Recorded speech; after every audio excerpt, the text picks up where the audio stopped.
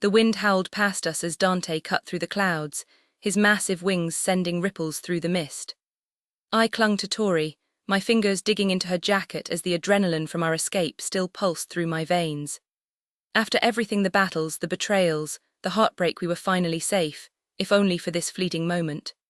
The stars above burned brighter than I'd ever seen them, as if the universe itself was celebrating our small victory. Dante's electric blue scales shimmered under the moonlight, a constant hum of power beneath us. The last time I'd ridden a dragon, I'd been too terrified to appreciate it, too focused on survival. But now I let myself feel the impossible thrill of it, the rush of cold air, the sheer scale of the beast carrying us, the dizzying height above the world. Me, a girl who'd spent years bouncing between foster homes, now soaring through the sky like some kind of warrior queen.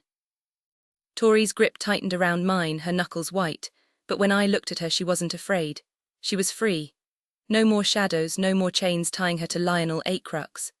The relief in her eyes mirrored my own. We'd fought tooth and nail for this, and somehow against all odds we'd made it. A laugh bubbled up in my chest, wild and disbelieving. Who would have thought our lives would turn out like this? Fighting tyrants, riding dragons, stumbling into a destiny we never asked for but refused to back down from. And yet, despite the chaos, despite the danger still lurking ahead, I couldn't help but think, this is where we're meant to be. Tori leaned into me, her voice barely audible over the wind. We're not done yet. I grinned. No, we weren't. But for tonight we'd won. We should have been lost today, yet somehow we'd escaped, carried to safety on the back of a mythical creature, hearts still pounding but alive. For now, at least. The frigid air bit at us, but my phoenix stirred within me, radiating warmth as Orion clung to me, his fingers pressing into my skin as he absorbed the heat I offered. I wanted to freeze time just for a moment with his arms wrapped around me, my sister's hand clasped in mine, the vast night stretching endlessly above us, a rare stillness in the midst of chaos. You actually took Lionel's hand, Tor, I said, admiration thick in my voice. My sister was fearless. She turned just enough to meet my gaze, her dark hair wild in the wind, and I saw the tears she refused to let fall. Relief and terror tangled together before the gale snatched them away. He took more than I gave, she muttered, shadows flickering in her eyes before she forced them down, glancing at the others around us. I burned to ask what horrors she'd endured since we'd last seen each other. Lionel wouldn't have let her defiance go unpunished. But even with a silencing spell, she wouldn't spill those wounds here, not with so many listening. Still, I noticed how tightly she gripped Max's hand beside her, the tension in his jaw mirroring the storm inside her. It twisted something in my gut. We'd all bled because of that monster, but right now we had to cling to the fragile freedom we'd stolen. Your rings, they're gone, I whispered, stunned. She nodded like she'd already known, like the absence was a phantom weight. Maybe he broke them so you could be together. Maybe, she said, voice hollow, but he married Mildred. Her gaze dropped, jaw clenched against the sting of it, and I squeezed her fingers until my own ached. Xavier had delivered the news when he'd landed on Dante's back, shifting back to his fey form to catch his breath. Tori had stared at the horizon, silent, while the rest of us bombarded him with questions. The only sliver of hope in his report was Gabriel's message urging the heirs to strike while Lionel was distracted, promising Darius was safe, but the bonds were shattered. No word from either of them since. I had to trust our brother's cunning to keep them alive. What has Darius done? Tori's voice was barely a breath, laced with dread, and I pulled her closer. We'll figure it out, I vowed. She leaned into me, and for a moment we just held each other, the wreckage of our lives momentarily forgotten. I half expected the curse to rear its head, but nothing came, just the wind and the steady rhythm of Dante's wings carrying us away. I can't sense him at all, Orion admitted, voice rough with fear. Tori met his gaze over my shoulder, her eyes blazing with conviction. I'd know if he was dead. Orion's grip on me loosened slightly, but the rigid line of his shoulders betrayed his terror. You're sure? He rasped. She didn't hesitate. Yes, and I believed her. Mate or not, if anyone could feel Darius's fate, it was her. I nodded, my fingers tracing Orion's arm where he held me, lingering over the smooth patch of skin where the Leo mark had once been. Every enemy we faced was at that battle, I murmured. He has to be okay. Yeah, Orion muttered, though the tension in his voice betrayed his doubt. He wouldn't relax until he saw Darius with his own eyes. But I trusted my sister. If she believed he was alive, then he was. Maybe he was already waiting for us at our destination. The thought of losing him was unbearable. Tori needed him, his friends needed him. And Orion had already suffered enough today, losing Clara. How much more could fate take from him, from us? Xavier let out a sharp whinny as he soared beside us, his wings slicing through the clouds, his mane scattering flecks of purple glitter in his wake. Dante responded with a low, rumbling growl before diving sharply, the sudden drop making my stomach lurch. Xavier raced after us, his hooves pounding through the open air as if it were solid ground. Beneath the thick blanket of clouds, an endless winter landscape unfolded, rolling hills blanketed in snow, a dense forest of snow-capped pines stretching to the horizon. Magic prickled against my skin as we descended, raising the hairs on my arms. Below us, an old farmhouse came into view, a weathered barn standing beside it. A crowd of fae moved toward the house, some still naked from shifting, others in torn, blood-stained battle gear. Hamish stood in the doorway, his massive frame impossible to miss, his bushy black mustache, mutton chops, and bald head standing out among the crowd. "That's right, get your sorry selves inside," he bellowed. "Hot showers and fresh bagels for all." I frowned as more survivors streamed into the tiny house. "How is this place supposed to fit everyone?" "Magic," Orion murmured against my ear. Just then Geraldine's voice rang out, dramatic as ever. "Behold, warriors, the true queens descend upon you." Heat rushed to my cheeks as the crowd turned to watch us land, cheers erupting from below. Then, without warning, Geraldine stood on Dante's back, stripping off her armor piece by piece and hurling it at Max, who cursed as he scrambled to catch it all. By the time she was done, she was completely bare and Max was shouting at her to cover up. She ignored him, leaping from Dante's back mid-descent and shifting into her massive Cerberus form. Her 3 heads tilted toward the sky as her paws skidded in the snow, and then somehow she began howling in what sounded suspiciously like a royal anthem. The rebels roared in approval, their cheers growing louder as they recognized us. Dante hit the ground with a shuddering impact, snow cascading from the barn roof as he folded his wings tight. We climbed down, most of us using air magic to soften our landing except Caleb, who just jumped with effortless grace. Xavier landed beside us in his Pegasus form, the shift rippling over him until he stood before us, fully fey and fully naked. "The Acrux spare," someone shrieked, pointing frantically. "Grab him before he betrays us." Orion flicked his wrist, sending a snowball straight into the man's mouth. The guy toppled backward, landing hard on the snow, and Tori burst out laughing. Not even trying to hide her amusement, those two were a chaotic mess together, bringing out the worst in each other, yet somehow their bond was oddly endearing. "He's with us," Orion snapped, shooting daggers at anyone who dared to give Xavier a wary glance. The nearby crowd exchanged uneasy looks, murmuring power shamed under their breaths like it was some kind of curse. My magic flared, heat rising in my chest at their blatant disrespect. Seth, ever the nuisance, chose that exact moment to appear beside Orion completely pantsless, thanks to the wind stealing his makeshift leaf cover. "Guess you're officially a ghost, man," he joked, slapping Orion's shoulder before getting shoved so hard he nearly knocked Caleb over. Tori stepped forward, silencing the murmurs with a single look. "Xavier is one of us," she declared, and the crowd instantly fell in line, heads bowing in reluctant agreement. Then Geraldine, ever the dramatic, decided to take center stage completely naked, her hoodie long forgotten in the snow. "He is our noble Pegasus ally," she announced, chest puffed out like some valiant herald, "a fae with a heart as pure as morning dew on a lily." Max groaned, scrambling to cover her up again, but she batted him away undeterred. "Yes, he bears the Acrux name, raised by that throne-stealing vagabond, and sure, one might assume he's spineless as a garden slug, but mark my words. He has fought for our queens, bled for our cause, and proven his loyalty beyond doubt." Seth, meanwhile, was too busy freezing to care about speeches. "Can we wrap this up? My junk's about to turn into an icicle," he grumbled, weaving new leaf pants with shaky hands. Caleb, ever the softy, reached out to warm him up with a pulse of fire magic, and the dopey grin Seth gave him was so painfully obvious, I couldn't believe Caleb hadn't caught on yet. Xavier, flushed and awkward, stood off to the side, arms crossed protectively over himself. The moment was interrupted by Hamish barreling through the crowd like a snow-covered yeti, arms piled high with sweatshirts and sweatpants. "Make way for the queens," he bellowed, and Geraldine abandoned her grand speech to tackle, hug him, her enthusiasm nearly knocking him over. The heirs, of course, acted like entitled princes, dumping their weapons onto some poor rebel who nearly collapsed under the weight. Caleb even tossed Orion's sword on top with zero regard, earning a strained squeak from the guy. Absolute jerks.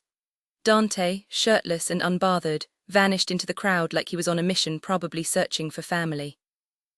Geraldine gushed over her father. "Oh, Daddy-pops, you fought like a shadow cat in the moonlight." Hamish beamed. "And you, my fierce Jerrikins, were a true Nagaluf warrior." Just then a woman's voice cut through the noise. "Xavier."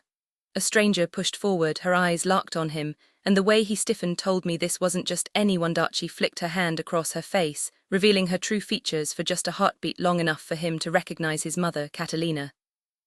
His breath caught as he sprinted toward her, and they collided in a fierce embrace that made my chest tighten. "Where's your brother?" she demanded, panic lacing her words. He hesitated, shaking his head. "I don't know." She pressed frantic kisses to his forehead, his hair, until his face burned crimson under the stares of onlookers. It didn't seem to matter to her who saw the disguise, the secrecy, none of it. Tori stepped forward, wrapping her in a hug, and Catalina's fingers trembled as she traced the absence of rings in Tori's eyes. A flicker of hope lit her expression, and for a second I ached at the tenderness in her touch, the way she cradled Tori's face like she was something precious. I swallowed the bitterness rising in my throat. She'd earned that love. I hadn't. Orion stood frozen nearby, his gaze locked on them with a hunger I knew too well, the kind that came from years of missing something you never really had. His mother might as well have been a ghost, bound to Lionel Acrux's will. Catalina noticed him then, her face brightening as she rushed over and pulled him into a hug so tight he stiffened, stunned. "I'm so glad you're all right," she murmured, fussing over him like he was her own. Orion's voice cracked when he spoke. "I owe you an apology." She cut him off with a sharp shake of her head. "You didn't know." "I should have," he growled, jaw clenched. "You weren't yourself, I failed you." Her palm pressed against his cheek, forcing him to meet her eyes. "Lionel did this, not you." The crowd's murmurs turned to gasps as Orion's fingers brushed mine, then recoiled at the glares aimed his way. My fists clenched, ready to tear into them, but Tori's voice stopped me. "Darcy," she waved me over, Catalina watching me with a warmth that felt foreign. "Xavier's still got the shadows," Tori said, her grip tight on my hand. "But together we can fix this." Our magic surged, twin flames intertwining like they'd been waiting for this moment. Xavier shifted uneasily as Tori pressed a hand to his chest. "Don't panic," I warned. He swallowed hard. Easier said than done. But we had no choice. Lavinia's shadows couldn't stay, not if we wanted to keep him safe. And not if we wanted to survive after purging the darkness from Orion. Something clicked inside me, like tapping into a wellspring of pure, radiant emotions and channeling them outward. It was love, hope, and everything Lionel couldn't steal from us. Tori's phoenix flames coiled around mine, blazing beneath her touch as Catalina hovered nearby, her worry for Xavier etched across her face. But his steady gaze reassured her, and moments later, fire surged through him, igniting his eyes as it hunted down every trace of shadow in his veins and scorched them away. As the fifth element left his body, he exhaled in relief, shoulders slumping the second Tori released her grip. "Thank you," he murmured, pulling us into a fierce embrace. Catalina joined in, her tears spilling freely. "You're a blessing from the stars," she whispered, and I ducked my head, cheeks burning. Max yanked my sleeve impatiently. "Move it, little Vegas, they won't let us through unless you two take point." The crowd's stares prickled my skin, their murmurs of reverence making my breath hitch. Hamish waved us forward, and Tori and I fell into step beside him, the rebels parting like a living sea. Orion lingered just behind me, his presence a silent comfort, yet every time I tried to close the gap between us, he retreated further. The deliberate distance twisted like a knife in my chest. Royalist supporters bowed as we passed, their whispers of gratitude thickening the air. Even the ASS Club's scrutiny paled in comparison to this. By the time we reached the farmhouse, my pulse was a drumbeat in my ears. Hamish dipped into an exaggerated bow, nose nearly brushing the dirt. "Welcome to the Burrows, your highnesses," he announced, sparking another wave of cheers. Tori's fingers tangled with mine, our connection humming with unspoken understanding. This moment felt monumental, like stepping onto a path destiny had carved just for us. And now that Lionel had planted his slimy hide on the throne, the fire to claim it burned hotter than ever. Tori leaned in, her whisper laced with mischief. "First decree as queens, no staring, solves your stalker issue too." I snorted. Huh, she jerked her chin toward Orion, who was practically breathing down my neck. What's the penalty then? He challenged. Hourly nut shots, Tori shot back, but her smirk faltered as her gaze drifted skyward, thoughts clearly snagging on Darius. Does he know the way? We'll message him, I said, turning to Hamish. Got an atlas we can use? Absolutely, he chirped. But first star vows inside. Our atlases are charmed locations, a total mystery unless you're one of the circle of covert keepers. The who? Elite royalists, they're the only ones who can guide others here. A gust of wind rattled the farmhouse shutters, and for a heartbeat the air smelled like ozone and possibility. Then Tori squeezed my hand, and we stepped forward into whatever came next. Our sanctuary remains hidden, known only to a trusted few to protect us from those who mean us harm. You're both welcome to join the circle, as are the heirs if they choose, Hamish announced as we stepped inside, his voice trailing behind us. Tori nudged me, whispering, "Are we really signing up with the COCKS?" I couldn't help but burst into laughter. The entryway was modest, with polished wooden floors and an imposing mahogany grandfather clock taking center stage. Hamish maneuvered around us as we gathered, the door sealing shut with a soft click, enclosing us in the cozy space. Orion crossed his arms. Sign me up too. Hamish barely glanced his way before dismissing him, earning a snort from Seth. My temper flared instantly. Don't brush him off, I snapped, and Hamish recoiled, covering his mouth in shock. But my lady, he's power-shamed, he stammered as if the words themselves were poison. Not to me, I shot back. Hamish fumbled for a response, but Orion had already made his move. With a quick bite to his thumb, he smeared blood across his forearm. The mark of the Zodiac Guild materialized like liquid silver beneath his skin, a sword wreathed in constellations, glowing faintly as if alive. Hamish let out a strangled squawk before his knees buckled, and he hit the floor in a dead faint. Well, that didn't go as planned, Orion muttered dryly as Tori, Geraldine and I rushed to help him up. When Hamish finally came to, he clutched his chest, gasping, "By the stars, forgive my language, my ladies. I haven't seen the Zodiac Guild's mark in years," and on a power shah he gagged mid-sentence, doubling over. Orion rolled his eyes while the heirs burst into laughter. Geraldine whirled on Max, jabbing a finger at him. You ridiculous buffoon, fetch my father a chair now." Max scrambled, nearly colliding with Caleb before bolting from the room. He returned moments later, arms laden with stools, and Hamish collapsed onto one, mopping his brow. "No more delays," he wheezed. "The star vows must be taken." He beckoned Tori and me forward, gripping our hands. "Do you swear never to reveal this place to Lionel Eightcrux or his followers? And do you vow never to harm those within the burrows?" We agreed, and magic crackled between us as the heirs followed suit. Hamish barely made it through Orion's vow without retching, finally turning to the grandfather clock, an ornate masterpiece twice my height, its golden face tracking not just time but moon phases, constellations, and equinoxes. It was like something from a forgotten legend, humming with secrets behind a glass panel shaped like the sun. An ornate pendulum swung rhythmically, its steady tick-tick-tick echoing through the chamber, growing more pronounced the closer you got. "To pass through," Hamish announced with theatrical flair, "you must declare your intentions toward the Vegas. The clock senses deception. No one with malice in their heart can enter our sanctuary." Geraldine strode forward first, tipping her chin up to address the golden clock face. "I wish no harm upon our rightful queens." With her father's reassuring nod, she pulled open the clock's hidden door, revealing a dim passageway illuminated by flickering wall torches. The moment she crossed the threshold, the door slammed shut behind her with finality. Tori went next, arching a skeptical brow at the mechanism like it was some ridiculous party trick. Still, she muttered, "No harm intended toward the Vegas," before yanking the door open and vanishing inside. I followed suit, repeating the phrase before stepping into the cavernous tunnel that stretched endlessly underground. The rough-hewn walls glowed amber in the torchlight, the air cool and damp against my skin. Drawn to the nearest flame, I let its energy replenish my magic as we waited for the others. When the heirs finally joined us, the darkness seemed to thicken with unspoken tension. Caleb broke it with a crooked grin. "Well, that settles it, official best friends now, right?" Seth bounced on his heels, eyes darting between us. "Never saw this coming," Max admitted, scrubbing a hand through his cropped hair. Geraldine sniffed. "That's because you were a conniving catfish when we first met. Frankly, Makesy, I'm still waiting for proof you've reformed." Give me a break, Jerry, what's it gonna take? He groaned. She tossed her hair. Start by not acting like a scheming sardine.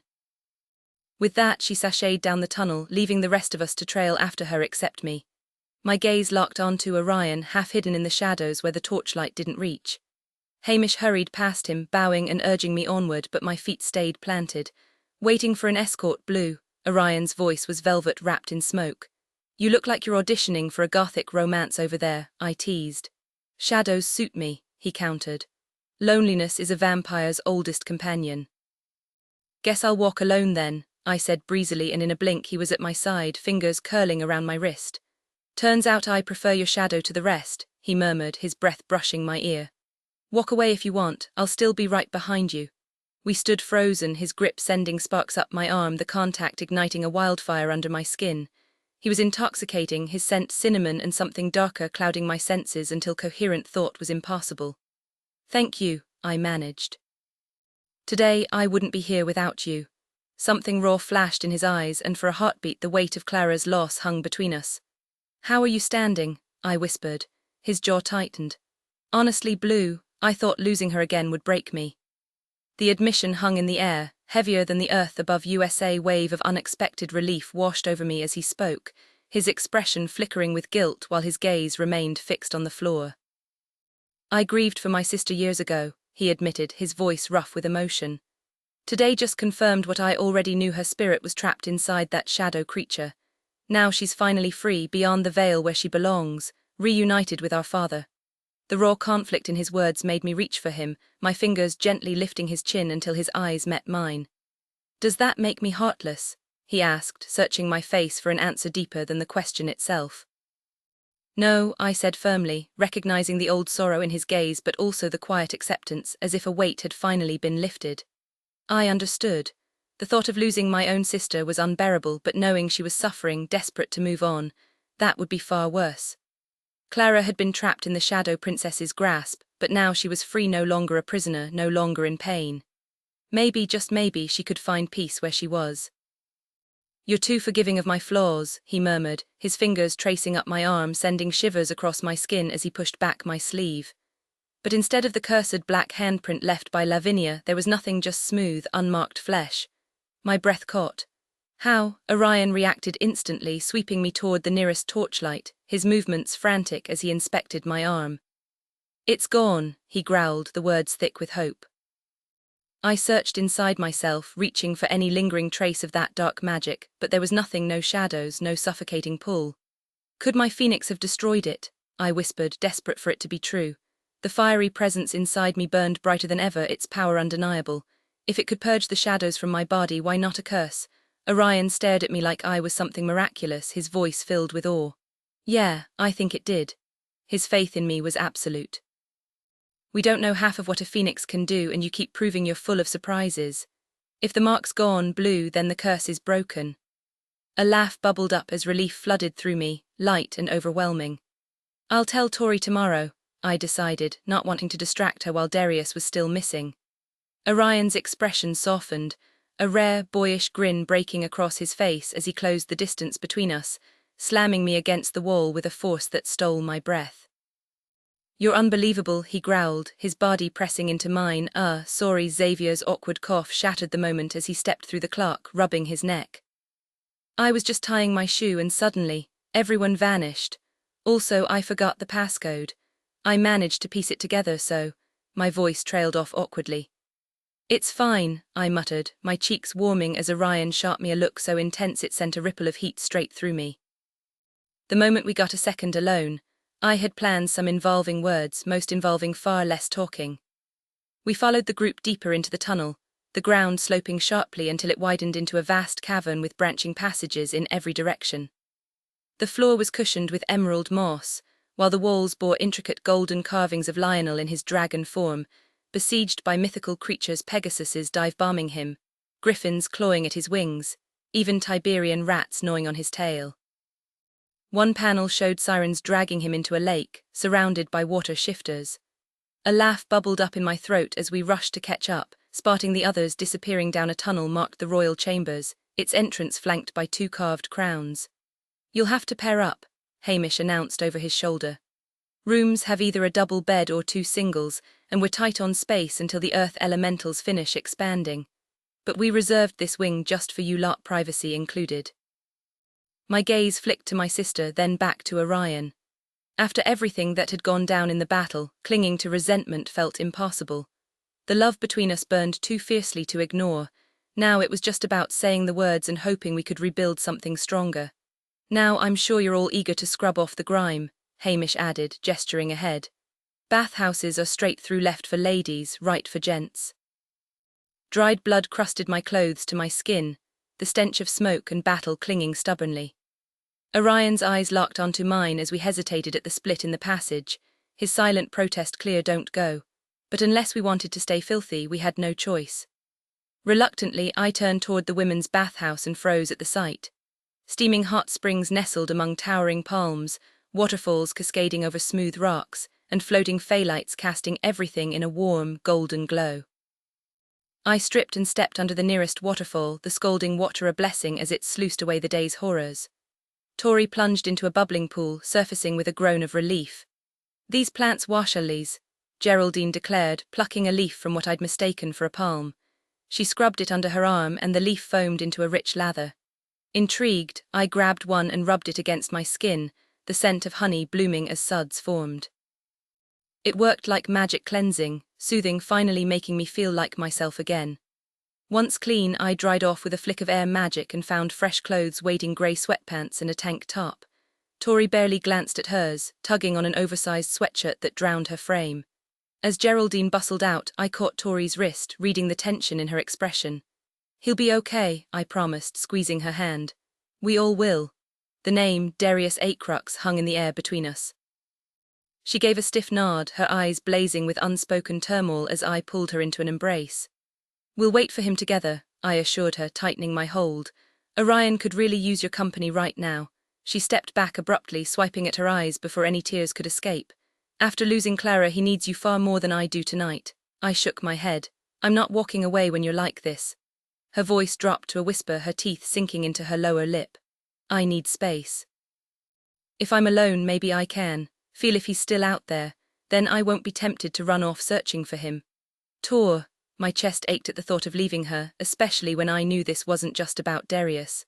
Lionel had held her captive while Orion and I were trapped, and the shadows in her eyes told me she was hiding the worst of it, but my sister had always processed things in solitude. She'd only talk when she was ready. "I don't want you by yourself right now." "You should be with him," she pressed, her grip firm on my arm. "You've been separated too long and tonight almost took him from you. You love him, don't you?" Before I could answer, Geraldine's voice erupted from beyond the bathhouse. "You nosy little weasel." A loud thwack followed her shout. Orion's irritated growl responded, "Back off, Gruss. If I catch you skulking around eavesdropping on royalty again, We stepped outside to find Geraldine whacking Orion with a conjured eggplant, each strike bouncing uselessly off his air shield.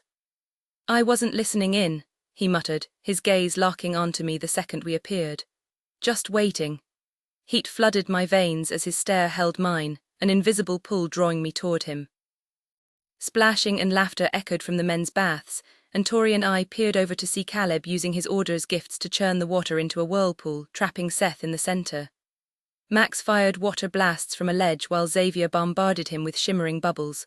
"Honestly," Geraldine huffed, though her lips twitched with amusement, "their antics would exhaust a saint. This way, my queens, you must be dead on your feet." She ushered us forward, Orion falling into step beside me. The brush of his fingers against mine sent sparks racing up my arm.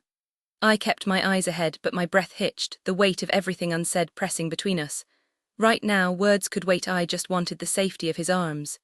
Geraldine guided us through the dimly lit sleeping quarters, the walls lined with arched wooden doors and flickering sconces. "The others may double up as they please," she announced. "Angelica and I will share once she arrives. But for you only the finest accommodations befitting your station." The murmur of approaching voices grew louder, Hamish's booming laugh leading the group toward the showers. "Ah, here we are."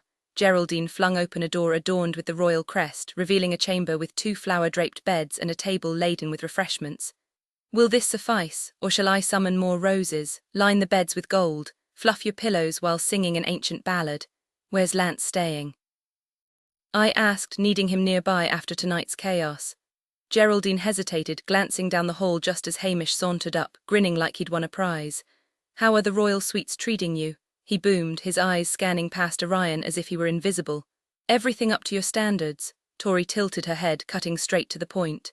"We were actually wondering where Orion's staying." Hamish choked like he'd swallowed something foul. "Forgive me, my ladies, but he's disgraced." The barn would suit him, or maybe the scullery. My stomach twisted as I shot Geraldine a look. She was wringing her hands like she was trying to squeeze water from stone. "Are you serious? He stays near me. End of discussion." Hamish glanced at Orion and promptly gagged, clutching his stomach. Tori rolled her eyes. "Forget it, just tell us which room is Darius's." Geraldine perked up instantly. "Of course, my lady, anything you desire is yours." She scurried to the next door, flinging it open with a flourish. "Will this suffice?" Hamish was biting his fist, looking seconds away from losing his lunch, while Orion just stood there, shoulders slumped like he expected nothing better. My patience was fraying fast. "Perfect," Tori said, barely glancing inside. "Anything else before we rest, or—" Hamish backed away hastily. "No, number sleep well, my radiant queens, until morning." He shot one last horrified look at Orion before bolting down the hall like the place was on fire. "Problem solved," Tori muttered, waving Orion toward the room she'd claimed for Darius.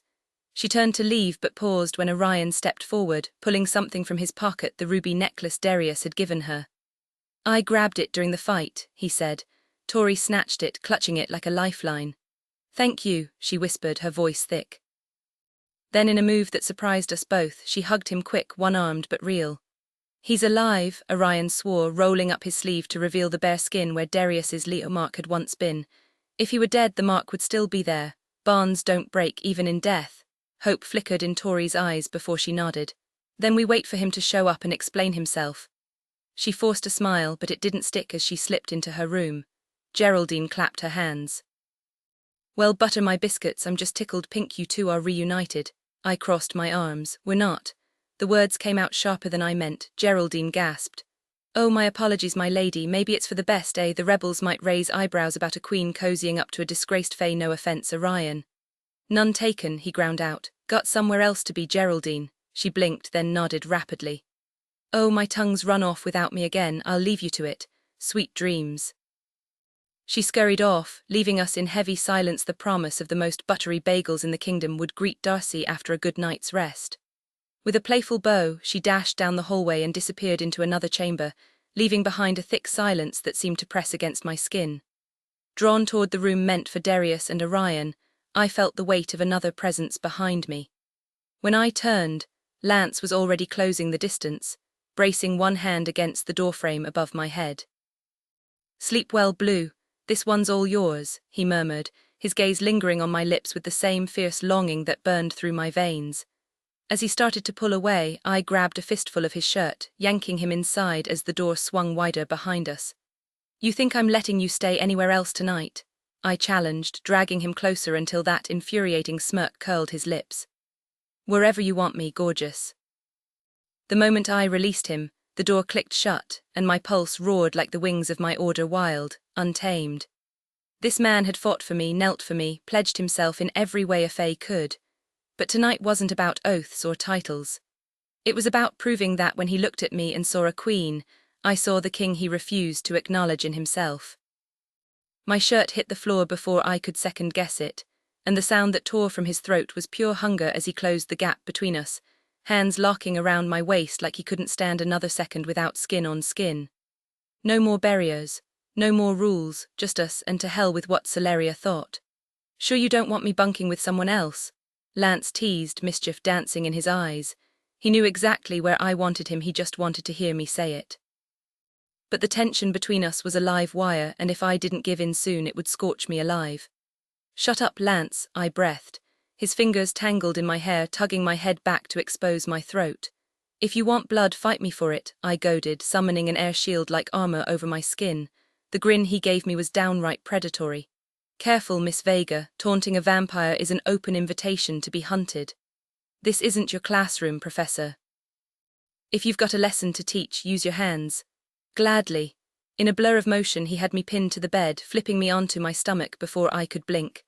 The sharp sting of his palm against my backside sent a shockwave of pleasure through me, drawing a moan I barely recognized as my own until the door burst open. Orion hauled me upright, shoving me behind him while I scrambled to pull my damn pants back on. Whoops.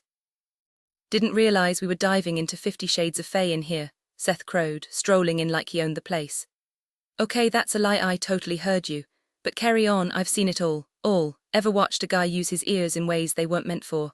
Peeking around Orion's shoulder, I glared as he snatched my top off the floor with vampiric speed and wrestled it over my head, trapping my arms like a straitjacket.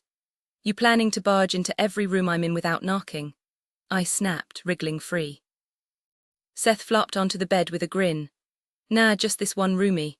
Orion didn't hesitate. He snatched Seth up and hurled him toward the door like a ragdoll, but Seth caught himself midair with a gust of wind, laughing like this was all part of the fun. Get out, Orion growled, his voice sharp with command, but Seth barely glanced his way. Instead, he spun around and conjured a makeshift bed from the earth, shaping solid stone before layering it with lush green moss. He flopped onto it with a satisfied sigh, bouncing slightly to test its comfort. You know, back on the moon, everything felt like this, weightless, like floating in a bounce house 24/7, he mused, stretching out lazily. Orion's jaw tightened as he stepped forward, his stance rigid. You're not staying here, he snapped, and I couldn't help but agree. After everything we'd been through, I just wanted a quiet moment with Orion, but exhaustion from the fight made even arguing feel impossible. Seth, however, had other plans. He cradled a mossy pillow against his chest, his wide eyes pleading.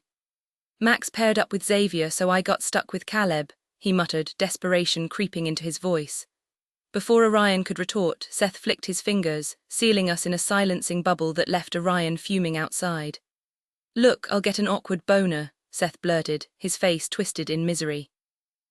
Last time we shared a room, I blamed it on his butt crack looking like a moon crater, but that excuse won't hold up forever. If he finds out, it'll wreck everything. I just need time to get over this. Please, Darcy, you're the only one who knows. I can't lose him. My resolve crumbled at the raw vulnerability in his voice, and I nodded before I could stop myself. Meanwhile, Orion was practically vibrating with rage, clawing at the invisible barrier between us. Seth smirked, mischief flashing in his eyes. Want me to keep riling him up? Wait, what do you mean keep making him jealous? I asked, bewildered, but Seth just laughed and dropped the bubble. Orion lunged between us, his fangs glinting. What were you two talking about? He demanded, suspicion lacing his words. I hesitated, glancing at Seth, who shook his head frantically. He needs to stay, I said finally, bracing for Orion's reaction. His expression darkened like I'd struck him. Why? He hissed, his control slipping as his vampiric instincts surged. He's got issues with Caleb, I hedged. Seth, ever the instigator, grinned. Or you could swap with me, bro, go have some vampire bonding time with Cal. Darcy and I will be just fine here alone, like old times, remember, those long months you were locked up. Orion moved faster than thought, his power crackling in the air, but I caught his wrist just in time. Seth, grinning like a fool, seemed determined to push his luck. Knock it off, Seth, I warned. If you stay, you don't get to be a jerk. But being a jerk is my whole thing, he whined, still grinning as Orion's glare burned into him. Finally, Orion turned to me, his gaze molten. He leaned in until our noses nearly touched, his cinnamon scent overwhelming. I want you to myself, Blue, he murmured, his voice rough enough to send shivers down my spine. He can find another place to sleep. Seth scoffed. Yeah, good luck with that, there aren't enough rooms to begin with. The tension in the room was thick enough to cut with a knife as Orion glared at Seth, who lounged carelessly on the narrow bed, arms tucked behind his head. Let's be real, you might end up with Wanda the Tiberian rat as a roommate if you kick me out, Seth teased, flashing a grin. She's got a thing for turning socks into nesting material. Me, I'll settle for moon stories and bad movie nights. Orion's jaw tightened as he spun toward him. You think I'd share a roof with the guy who was all over Darcy while I was gone? I rolled my eyes and jabbed Orion in the ribs. First off, I wasn't yours while you were Mia, that's how absence works. Second, if you accuse me of hooking up with Seth one more time, I'll let Tori rearrange your face again. Orion's gaze flicked between us before settling on Seth. I want to hear it from him. Seth stretched lazily, smirking. Well, Lance, it's complicated. Am I the type to take advantage if given the chance? Absolutely. Orion took a threatening step forward and I barely intercepted him before he could lunge. Have I imagined her screaming my name? Oh, definitely.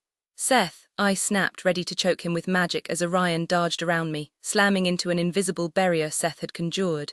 His fists pounded against it, fury radiating off him. Would Celeria throw us a parade instead of running for the hills? No question. Seth inspected his nails unfazed. But did we actually do the deed? That's where things get debatable. We didn't, I growled. Orion's fist finally shattered the shield and he tackled Seth, fangs bared. Seth just laughed, reinforcing a tighter barrier as Orion rained blows on it. Kinky way to ask for a threesome, Seth taunted. Enough, I yanked Orion back with a gust of wind, tossing him onto the bed. Seth, I swear if you don't cut the crap, I'll turn your fur into a rug. Tell him the truth or get out, Seth sighed dramatically. Fine, nothing happened. Orion staggered up, chest heaving, and pulled me close with a possessive growl. I gripped his chin, forcing his wild gaze to meet mine. His pulse raced under my fingers, the raw fear of losing me softening my anger but not enough to forgive his lack of trust. Yet, Seth whispered. Shut up, I barked as Orion tensed. He's messing with you. Orion nodded stiffly, still gripping my waist like I might vanish. He stays tonight. Tomorrow we find him another room. Or I solve the problem permanently, Orion muttered. Seth grinned. Sorry bro, Darcy and I are besties now, you wouldn't break her heart like that, would you? Orion's grip tightened but he held my stare, searching for confirmation. The truth was there whether he chose to believe it was another story. Just let it go, I pleaded, watching as resolve hardened in his gaze. In one swift motion, he scooped me up and tossed me onto the bed, pulling me tight against him like a vice. My face was angled away from Seth as he yanked the blankets over us. When I tried to adjust even slightly, he let out a low growl, his arms locking me in place. Okay, Mr. Overprotective, ease up, I need oxygen, I muttered, nudging his arm until he loosened his grip just enough. Seth launched into yet another exaggerated tale about his so-called moon adventure, and Orion flicked a silencing spell around us, cutting off the noise. You need to relax, Lance, I whispered. His breath was hot against my ear, sending a shudder through me as he replied in a voice rough with frustration. I'm starving, and now I have to tolerate the guy who nearly got us killed, all while recovering from a fight where I almost lost you. Well, I can fix one of those problems, I said, tilting my head to expose my neck and pulling him closer. His fangs sank in, drawing a gasp from me as pleasure and pain twisted together. The sharp sting of the bite, combined with the way his body enveloped mine, sent heat pooling low in my stomach. I pressed back against him instinctively, craving more, but with Seth still in the room, there wasn't much we could do. When he finally pulled away, his lips lingered on my skin, sealing the wound with a touch. Orion dropped the silencing spell and the quiet from Seth's side of the room suggested he'd finally dozed off. Good night, Lance, I breathed, and he pressed a kiss just below my ear, his fingers tracing the healed bite. Good night, Blue. Night, roomies, Seth mumbled sleepily. Later I stood outside, the cold winter air sharp in my lungs, my damp hair soaking into the oversized hoodie I'd thrown on. Geraldine had spotted me sneaking out, and immediately protested my unroyal attire before rushing off to find something more fitting Max hot on her heels, giving me the perfect chance to slip away. Navigating through the crowded tunnels of the burrows had been tricky, but a little shadow magic, and keeping my head down got me through. The rebellion guards posted outside the farmhouse had tried to stop me, but a sharp glare and a few well-placed words convinced them to let me go just for a little while. I'd been trapped for so long, my mind clouded by barns and cosmic nonsense, that I craved real silence. Okay, maybe I lied about staying within the fence, but the barn was still within the protective wards. I just needed space to think. Leaning against the rough wooden door, I exhaled, taking in the stillness. The full moon bathed the snow-covered mountains in an eerie silver glow, turning the landscape into something out of a dream. The cold bit at my bare feet, but a surge of phoenix warmth chased it away almost instantly. For the first time in forever, I felt free. A slow exhale escaped me, the breath curling into the cold air as my mind filled with vivid fantasies of Lionel's demise, each one more satisfying than the last. My fingers absently traced the unmarked skin where the Ares brand had once burned, a cruel reminder of the bond that had shackled me to him. Now it was gone. Just like the star-crossed curse that had haunted me for so long. The dim glow of the bathhouse mirror had revealed the truth. My eyes were green again. No gold, no lingering magic, just me. My pulse had hammered so hard I thought my ribs might crack, but I hadn't dared to hope. Not yet. Because if this was real, if Darius and I were finally free, what then? The idea sent a reckless thrill through me, followed by a wave of sheer terror. Darius Crux had seen past every sharp edge, every defensive snarl. He'd looked at me, the girl who thrived on chaos, who wore rudeness like armor and wanted me anyway, and now there was nothing stopping us. No curse, no fate, no twisted magic, just the terrifying reality of choice. But who was I without the barriers between us? A mess, a disaster wrapped in leather and sarcasm. I didn't know how to be loved, not like this. Not without Darcy anchoring me. What if he finally saw the truth, that beneath the fire and fury, I was just a girl who didn't know how to be enough? I squeezed my eyes shut, trying to push away the memory of Christmas Eve, the bite of restraints, the searing pain as Clara's blade found its mark again and again. Lionel's sickening gaze as he watched, hungry for my suffering. Vard's voice slithered through my mind, demanding an answer I refused to give. Who do you love, Roxania? Not him. Never him, and that defiance had cost me everything. But it had also set me free. Lionel seemed to relish my suffering, but I wouldn't let him claim my heart. Tell me, Roxania, who do you love? His voice was sharp as Clara stepped back, leaving me drowning in pain. They wouldn't allow me the mercy of unconsciousness. Every time I teetered on the edge, they'd force potions down my throat, stitching me back together just to tear me apart again. My head lolled forward, but Lionel caught my chin, his fingers digging in hard enough to draw fresh blood as he forced my gaze up. I could end this, he murmured, his eyes tracing the wounds that marred my skin, his handiwork, his sick trophies. But I was no one's pawn. I was Roxania Vega, daughter of the savage king, sister to the most radiant warrior I'd ever known, heir to a legacy of foresight and power. I wasn't made to kneel. I was made to conquer. I love him, I spat, defiance burning through the fear that coiled in my gut at the thought of Darius, his son, the man who'd claimed my broken heart. No matter what lies Lionel fed me, I knew Darius. Every shadow, every light, every flaw, he was mine, and no torture could change that. I was done playing weak, done with their games. Lionel's lips curled, smoke curling between his teeth as he leaned in. Love, he sneered. Fine, cling to it, but mark my words, I'll turn it into a noose around your neck.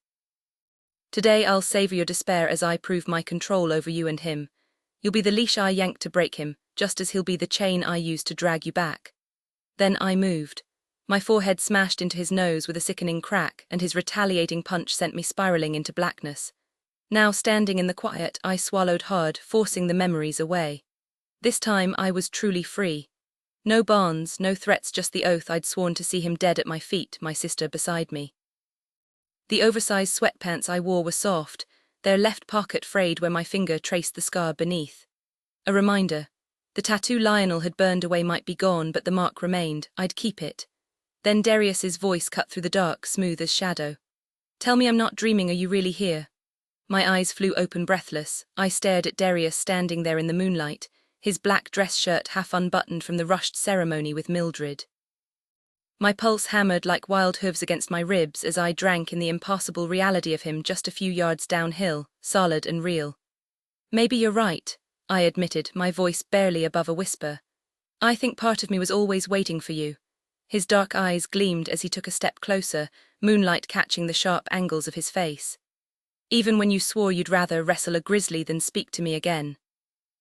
The deep rumble of his voice sent a tremor through me, my traitorous heart taking flight like some caged bird finally set free.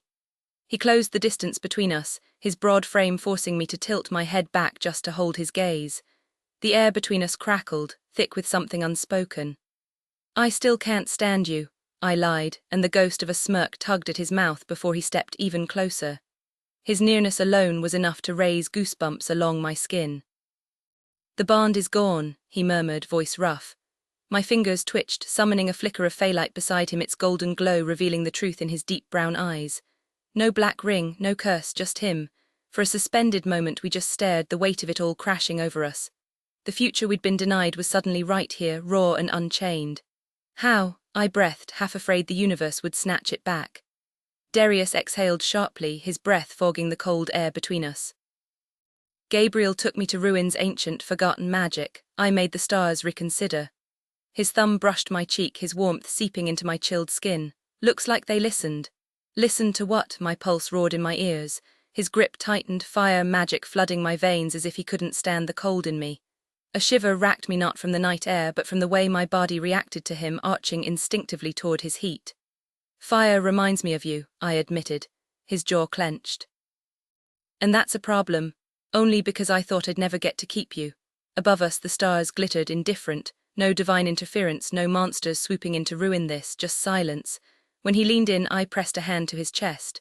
If you kiss me now, I warned, voice unsteady, I won't be able to walk away. So if this isn't forever, if you can't handle my chaos, walk away now. His lips brushed mine as he growled, I'm yours, Roxy, every damn second of it. Even when I'm gone, no matter where I end up, my soul will always find its way back to you. His lips crashed against mine before I could protest, swallowing my words as I surrendered to the heat of his kiss. A soft whimper escaped me as his tongue slid between my lips, moving with deliberate slowness like we had all the time in the world because for once, the stars weren't dictating our fate. My fingers dug into his shoulders as the phoenix inside me surged forward, flames licking through my veins as primal instinct took over. The fire within me blazed a trail beneath his skin, searing away every last trace of darkness until we were both left breathless, clinging to each other in the aftermath. Jesus, Roxy, Darius rasped against my mouth, his voice rough with awe. I tilted my chin up, meeting his darkened gaze. Lionel and his shadow puppet can rot, were done playing by their rules. The way he looked at me then like I'd hung the damn moon sent a shiver down my spine. His calloused fingers tangled in my damp hair as he murmured, You're terrifyingly perfect, before claiming my mouth again until my legs nearly gave out. We should go inside, I managed between kisses, thumb brushing the stubble along his jaw. The others are probably losing their minds and I need actual clothes, Gabriel's got it handled, he dismissed, his hands sliding down my back. And I happen to like you in my shirt. A laugh bubbled up despite the sudden knot in my throat. Here I was, drowning in borrowed fabric, hair a mess, looking like I'd been dragged through a storm, and he meant it. But then my grip tightened on the wrinkled cotton, reality crashing back. You and Mildred, I forced out, acid burning my tongue. Did you? The revulsion on his face was instant. Fuck no, had a whole illusion set up to fake it before Gabriel intervened. Not that it matters now, thanks to him, that wedding never happened. My breath caught. You're not married, not even a little, he confirmed, shoving the door's heavy beam aside with one hand. No vows, no bond to my father, no star-crossed bullshit, just you and me. I blinked, brain short-circuiting. Oh, Darius smirked, nudging the door open behind me. Yeah, oh, and just so we're crystal clear. His lips brushed my ear as he growled, I'm yours, only yours. A wild laugh escaped me as I shook my head, backing toward the barn while tugging him along by his belt. Let's not jump straight to marriage, I said, my pulse spiking at the thought. How about we survive a week without trying to kill each other first? Then maybe in 20 years we can revisit the idea. His expression darkened instead of laughing like I expected, something raw flickering across his face before he shoved the barn door shut behind us. The sudden darkness swallowed us whole, my phalite left outside, forgotten. Whatever you want, Roxy, he growled, his hands gripping my waist hard enough to make me gasp. My heart hammered, caught between panic and something far more dangerous want. Then his mouth crashed into mine, rough and demanding, stealing my breath. The kiss bordered on painful, but I didn't care. My back hit something solid, and before I could react, he lifted me onto a wooden platform, straw crackling beneath me. Moonlight spilled through a gap in the barn wall, painting his sharp cheekbones in silver. He looked like something out of a myth, too beautiful, too untouchable. But the heat in his eyes was anything but distant.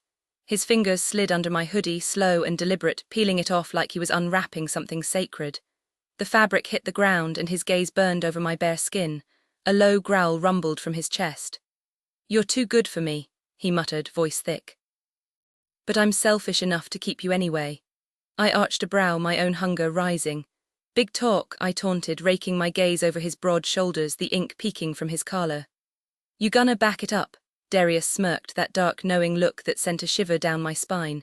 He took his time unbuttoning his shirt, revealing tattoos that told stories I wanted to learn by touch. My patience snapped.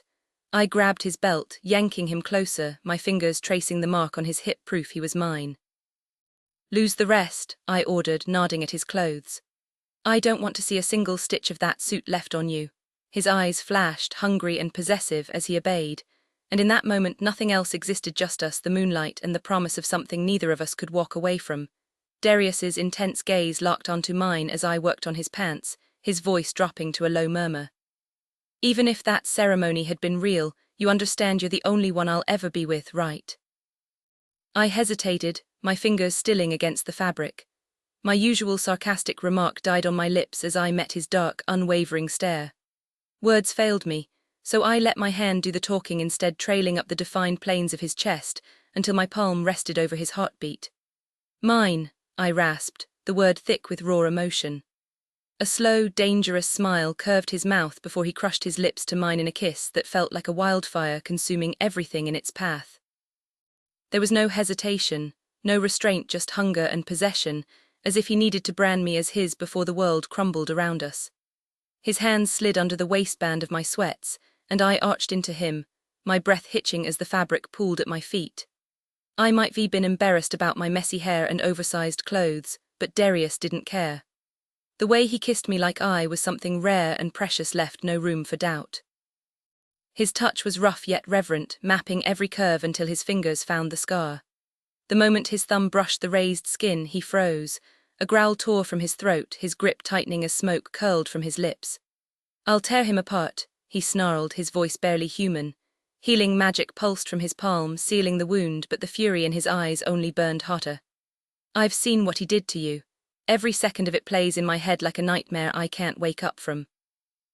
I watched the dragon in him rise, the lethal grace, the barely contained violence. He was every bit the predator I'd always known him to be. A smarter woman might have run. But when he tried to pull away, I grabbed his wrist, nails biting into his skin. "Roxy," he warned, the sound sending a thrill down my spine. I held firm, forcing his hand back to my thigh where the tattoo his mark now gleamed unbroken. "Lionel made his choices," I said, my voice steady. "Just like you made yours, and I made mine." The scar was gone, but the defiance in my gaze remained. This wasn't about fate or stars, it was about us. And I wasn't letting go. Darius might have tried to excuse his harshness by saying it was about discipline, but let's be real, that's a lie and we both know it. The truth, he's terrified of you. Deep down, he recognizes your strength, your superiority. If he didn't resort to manipulation and brutality, you'd crush him without hesitation. Never let him convince you his actions are your fault. His voice turned bitter. He molded me into his reflection, and I've shown time and again that I'm just as twisted as he is. Before I could stop myself, my palm struck his cheek. Darius bared his teeth, his dragon eyes flashing gold as they locked onto me. "You're nothing like him," I snapped. "Yeah, you've got darkness in you, but you're mine now, flaws and all."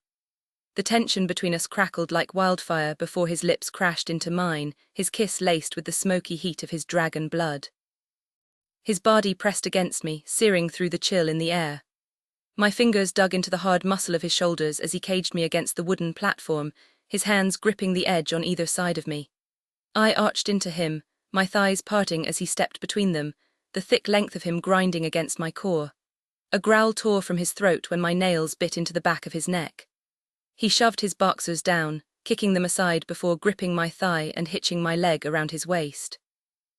The friction of his cock against my clit drew a whimper from my lips. "I love you, Roxy," he rasped, pulling back just enough to cut my face, forcing me to meet his burning gaze as he pushed inside me, slow and deliberate. "I love you too," I gasped, my breath hitching as he filled me completely. The groan that rumbled from his chest sent shivers down my spine. For a moment we stayed like that, breathless, connected, the cold air turning our exhales to mist between us. No stars, no fate, nothing could tear us apart now. Then he moved. I cried out as he thrust deep, each stroke sending waves of pleasure through me. My body clenched around him, my nails scraping down his chest as I matched his rhythm, demanding more. The wooden shelf beneath us groaned under the force of his movements, splinters biting into my skin, but I didn't care. Darius fisted his hand in my hair, wrenching my head back to expose my throat. His mouth found my breast, teeth grazing my nipple as he drove into me harder, faster. "More," I begged, my voice breaking as pleasure coiled tight in my core. He obeyed, his grip tightening, his thrusts relentless, owning me, branding me as his. Darius growled at the defiance in my tone, his grip tightening in my hair while his other hand pressed against my knee, bending me back until I was arching beneath him. His thrusts hit that perfect, mind-numbing spot inside me, and I came undone with a cry so loud it nearly masked the splintering wood as the shelf beneath us collapsed. Damn it, he muttered as we tumbled into a heap of broken boards and scattered straw. I couldn't help but laugh as he struggled to shift his weight, and I shoved at his shoulder, rolling him onto his back before climbing over him. Straw clung to his glistening abs like some cheesy romance novel scene, as if he'd swept me off my feet in some rustic barn while the world outside didn't exist. I love that sound, he murmured, plucking a stray piece of straw from my hair as I wrapped my fingers around him, stroking slowly. Oh yeah, I teased, rising onto my knees before sinking back down, relishing the way his breath hitched. Well, I love that sound. His hands gripped my hips, guiding me as I rode him, my body still humming from the pleasure he'd just wrung from me. You think 100 times is realistic? I taunted, but my words dissolved into a gasp as he drove up into me, stealing my breath. You're ridiculous, I managed, though the smirk on his face told me he knew I wasn't actually protesting. 100, he repeated, his voice rough. After what we've been through, I'll take every second I can get. Laughter bubbled up again, wild and unrestrained as his thrusts grew more demanding. His gaze locked onto my body, watching every movement with hunger. Show me, he demanded, his voice dark. Show me how you imagined me when I wasn't there. I moaned in response, my fingers working between my legs as he controlled the pace beneath me, refusing to let me take full command. The friction, the heat, the sheer need between us was overwhelming, and when he finally flipped me onto my back, pinning me down into the straw, I was already teetering on the edge. His mouth crashed into mine, swallowing my cries as he chased his own release with a ferocity that left me breathless. And when he finally roared my name, his body shuddering against mine, I shattered all over again completely.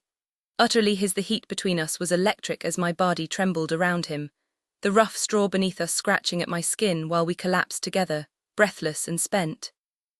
Darius pulled me against his chest, his heartbeat pounding against my ear as we lay tangled in the aftermath. Nothing will ever separate us again, I whispered into the quiet, the vow slipping from my lips like a prayer to the stars that had once torn us apart. He hesitated, his arms tensing around me before he finally spoke. There's nowhere else I'd rather be, he murmured, his fingers brushing a stray curl from my face. Just like this with you. A slow smile curved my lips, disbelief mixing with sheer joy. How could happiness find me so quickly after despair? In his arms everything felt right, as if I'd finally come home. Reluctantly I sighed. We should probably check on the others. Darius only smirked, rolling me back into the straw. Pretty sure I promised you 100 orgasms and we've barely scratched the surface. I laughed, shaking my head. That's biologically impossible. But the hunger in his gaze told me he had every intention of trying. Only one way to find out, he growled, his breath hot against my skin as he nudged my thighs apart. So why don't you relax and let me taste you until you're screaming my name? Because after I'm done, I plan on fulfilling every filthy fantasy I've had since the day we met, and trust me, that list is long enough to last until sunrise. Sunrise, I gasped as his mouth hovered just above me, teasing. You think you can handle that? He challenged, his dark eyes gleaming. I arched a brow. I think the real question is whether you can. My fingers twisted in his hair, dragging him down, and within seconds, I was lost in sensation all over again. Meanwhile, fury burned through me like wildfire as I stood atop the Palace of Souls, my dragon form racked with uncontrollable rage. The sky blazed with my fire as I roared, the pain from my severed foreleg nothing compared to the betrayal searing my soul.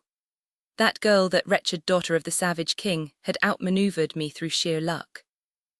After everything I'd done to secure her loyalty, she turned on me with the same viciousness as her monstrous father.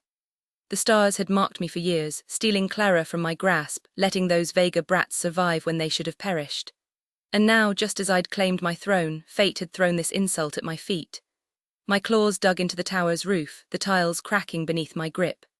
This wasn't just anger, it was fury, raw and unrelenting. The kingdom would pay for this defiance. And so would she. The agonized roar tore from my throat as my claws scraped across the broken tiles, my body swaying dangerously from blood loss. The mangled stump where my hand had been pulsed with searing pain, a wound far more devastating than my son's treachery. My fucking hand. Gone. Years of training wouldn't restore the precision I'd honed over centuries. Even if I mastered single-handed casting, I'd never wield magic with the same lethal efficiency as the other council members. All because of those wretched princesses' resurrected ghosts the world had happily buried. Fury ignited in my gut, and I spewed flames skyward, the fire a pathetic outlet for the acid churning inside me. Then pain, a needle-sharp sting. My body locked up as the shadows beneath my skin writhed, twisting with a will of their own. The world tilted. The tower ledge vanished beneath me as the darkness forced a shift I couldn't fight. I plummeted, screaming, until those same shadows coiled around me, softening the impact as I crashed onto the courtyard stones. Gasping, I rolled onto the bleeding stump, forcing myself upright just as the shadow princess materialized before me. No trace of Clara remained, only a nightmare draped in living darkness, her cruel eyes glinting with the power she now commanded. The obedient puppet was gone. This creature stood taller, her chin lifted in defiance, her smirk dripping with condescension. "Stop whimpering, Daddy," she crooned, the mockery in her voice sharper than any blade. The bond between us gone, just like the Vega girl's tether to my flesh. But this wasn't celestial interference. Clara had chosen to abandon me. "I don't whimper," I spat, staggering upright despite the dizziness. Healing magic flared from my remaining hand, sealing the stump's ragged flesh. No regrowing limbs, not hands, not hearts. One of magic's cruelest laws. All the while she watched, shadows slithering over her body, teasing glimpses of bare skin beneath. Disaster, absolute catastrophe. I stormed along the Palace of Soul's outer wall, naked, trembling with rage, craving violence. "Sire." Jenkins appeared, ever the loyal hound, robe in hand, the only creature in this wretched kingdom I hadn't yet strangled. Snatching the fabric, I snarled orders. "I want every traitor's name, their families, their dogs. If you can't find them, bring me whoever shares their bloodline. I'll decorate the gates with their heads." The executions would start at sunrise. Jenkins gave a deep bow as I marched forward, my eyes taking in the carnage around me, bodies strewn across the courtyard, the once pristine grounds now torn apart. This defiance couldn't stand. The people needed to understand the cost of rebellion, and I intended to make that lesson unforgettable. What good is a king without his right hand? I growled at the uncaring sky, the stars cold and indifferent as always. But it didn't matter. My will shaped this kingdom, and I alone would decide its fate. A chill crept up my spine as the shadow-cloaked figure who had once shared Clara's form trailed behind me. I refused to glance back, refusing to acknowledge the shift in her. The guardian bond was gone, replaced by something darker, something unpredictable. Yet I wouldn't show hesitation, not now, not ever. She would follow, she would obey, or she would break. A wounded man's scream cut through the night, his shattered limbs twisted at unnatural angles. His terror was almost amusing as he begged for mercy, his voice hoarse with pain. I stepped onto his throat, pressing down until his struggles ceased, savoring the fleeting triumph in his final moments. Behind me the shadow princess watched, her gaze sharp, searching for weakness. The absence of our bond gnawed at me. How had the guardian's influence vanished? And what did that mean for my control over her? Another figure, drenched in blood, reached for me as I passed. I nearly ended him too until I recognized Vard, my seer, gasping for breath. Useless, a failure. My fingers curled, flames flickering to life until shadows lashed around my wrist, freezing me in place. The shadow princess met my fury with a smirk. "We might still need him, Daddy," she purred, defiance burning in her eyes. My grip tightened. She had overstepped. And now she would learn her place. I needed to regain control over her before she turned into a real threat. But judging by the defiant glint in her eyes, trying to force her submission right now wouldn't be the wisest move. She possessed a kind of power I couldn't match, and with my hand gone, I was already at a disadvantage. Still, I wasn't stupid. She hadn't left my side yet, which meant there might be a better way to keep her in line than brute force. With a sickeningly sweet tone, I murmured, "As you wish, my love," the same hollow words I'd used when she was still bound to Clara. But that girl was gone now, replaced by something far more dangerous. The way she studied me, unreadable and untouchable, told me she wouldn't be so easily manipulated. Yet she accepted my words anyway, her power receding as she released her grip on my body. The shadows slithered away, and I barely resisted the urge to shudder. With a mocking tilt of her head, she watched as I grudgingly channeled just enough healing magic to pull Vard back from death's door. Then I turned on my heel, storming toward the palace. Gold, the throne, my damn crown, those were the only things that mattered now. Jenkins flung the doors open as I marched past guards and fib agents scrambling to contain the chaos. I ignored them all, my bare feet slapping against the marble as I headed straight for the throne room. This was where I'd once knelt before the savage king, forced to bow like a dog. But I'd ripped that throne from his cold, dead hands just like I'd crushed this pathetic rebellion led by his spoiled daughters and the fools who followed them. "Where is Darius?" My voice boomed through the hall as Vard collapsed in worship before the throne. The shadow princess drifted along the edges of the room, tracing her fingers over the gilded trim, lost in thought while shadows coiled at her feet. I watched her, calculating. Was Clara truly gone, or could I still pry that obedient version of her back to the surface? Jenkins cleared his throat. "He's likely still with his bride, my liege. Should I fetch her as well?" I barely suppressed a grimace at the thought of that wretched girl I'd saddled Darius with, but appearances mattered. The Dragon King and his newlywed heir standing united against a rebellion that was the image we needed. The press would eat it up. As for the other heirs who dared turn against me, easy enough to spin. I'd have the council declare them traitors, paint the Vega girl as some seductress poisoning their minds, and the unstable one as a madwoman whispering curses. The spares would take their places, and when this was over I'd hang every last one of them to ensure no loose ends remained. Settling the crown onto my head, I took a slow breath, forcing the fury in my veins to cool. I'd faced worse and won. The savage king and his arrogant queen had fallen by my hand. Their children would soon follow. With my enemies gone, no one would remain to oppose me, and Celeria would finally flourish under my rule just as I'd always envisioned. Order would reign supreme, the scourge of crossbreeding eradicated, and the kingdom would ascend to its rightful glory. As I plotted my next move, waiting for my son to return so I could weave him deeper into my schemes, an unwelcome interruption shattered my focus. "Sire." The shrill voice sent a ripple of annoyance through me as Stella Orion barged in, her dark hair tangled, her face flushed with frantic concern. "My love, I was terrified for you." She lunged forward, arms outstretched, but I flicked my wrist, halting her mid-step with a wall of air. "Did bedding your daughter in your stead not send a clear enough message?" I sneered, my disgust plain. I had no patience for her pathetic delusions, not when far more pressing matters demanded my attention. Stella's mouth gaped, her fingers twitching at her throat as if grasping for invisible pearls. Her wide eyes darted to the woman prowling the room, humming a haunting melody under her breath. Confusion twisted her features. She didn't realize her daughter was gone, replaced by something else entirely. Not that I had answers either, and I certainly wasn't in the mood to explain, not with the shadow princess lurking, absorbing every word. "You were useful once," I said coldly. "But your desperation has grown tiresome. Either kneel before your king or join the corpses piling up outside." Stella hesitated, glancing at Vard, who remained prostrate at my feet, wisely silent. "Where's Clara?" she whispered. "What happened? Why wasn't I at the wedding?" "Are you deaf?" I snapped. She dropped to her knees, pressing her forehead to the floor just as hurried footsteps echoed from the hall. "My king." Jenkins burst in, wheeling a breakfast cart behind him with Darius's bride hogtied atop it, her beady eyes darting between my face and the stump of my missing hand. "I found her stuffed in a closet," Jenkins panted. "No sign of Darius. Thought you'd want to interrogate her yourself." I tore the gag from her mouth, grimacing as her mustache brushed my fingers. "Talk." "I don't know anything," she sobbed, fat tears rolling down her cheeks. "I was just so happy to marry my darling." Pathetic. But perhaps she'd prove useful yet. The final thing I recall was preparing to slip into my wedding gown, then suddenly finding myself bound in a pitch-black closet, utterly alone. This occurred before the ceremony.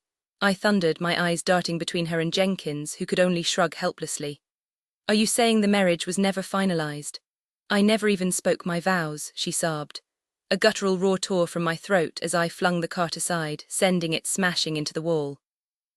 The impact sent her tumbling to the floor with a terrified shriek. My own son betrayed me, my only heir.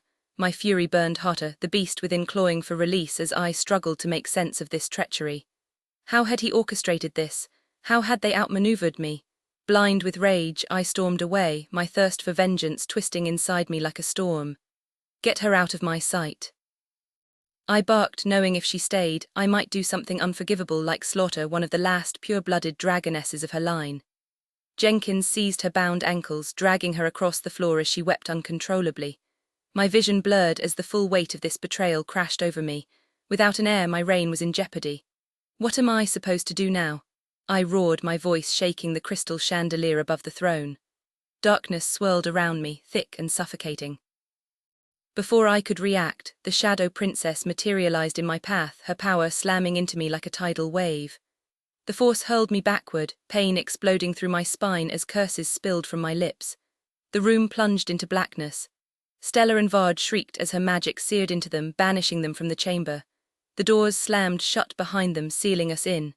She advanced, her eyes gleaming with otherworldly darkness. "Stop whimpering like a spoiled child and act like the king you claim to be," she sneered, curling a finger. Shadows beneath my skin writhed in response, forcing my right arm to rise toward her. Agony lanced through the ruined stump as something began to form slowly, tortuously.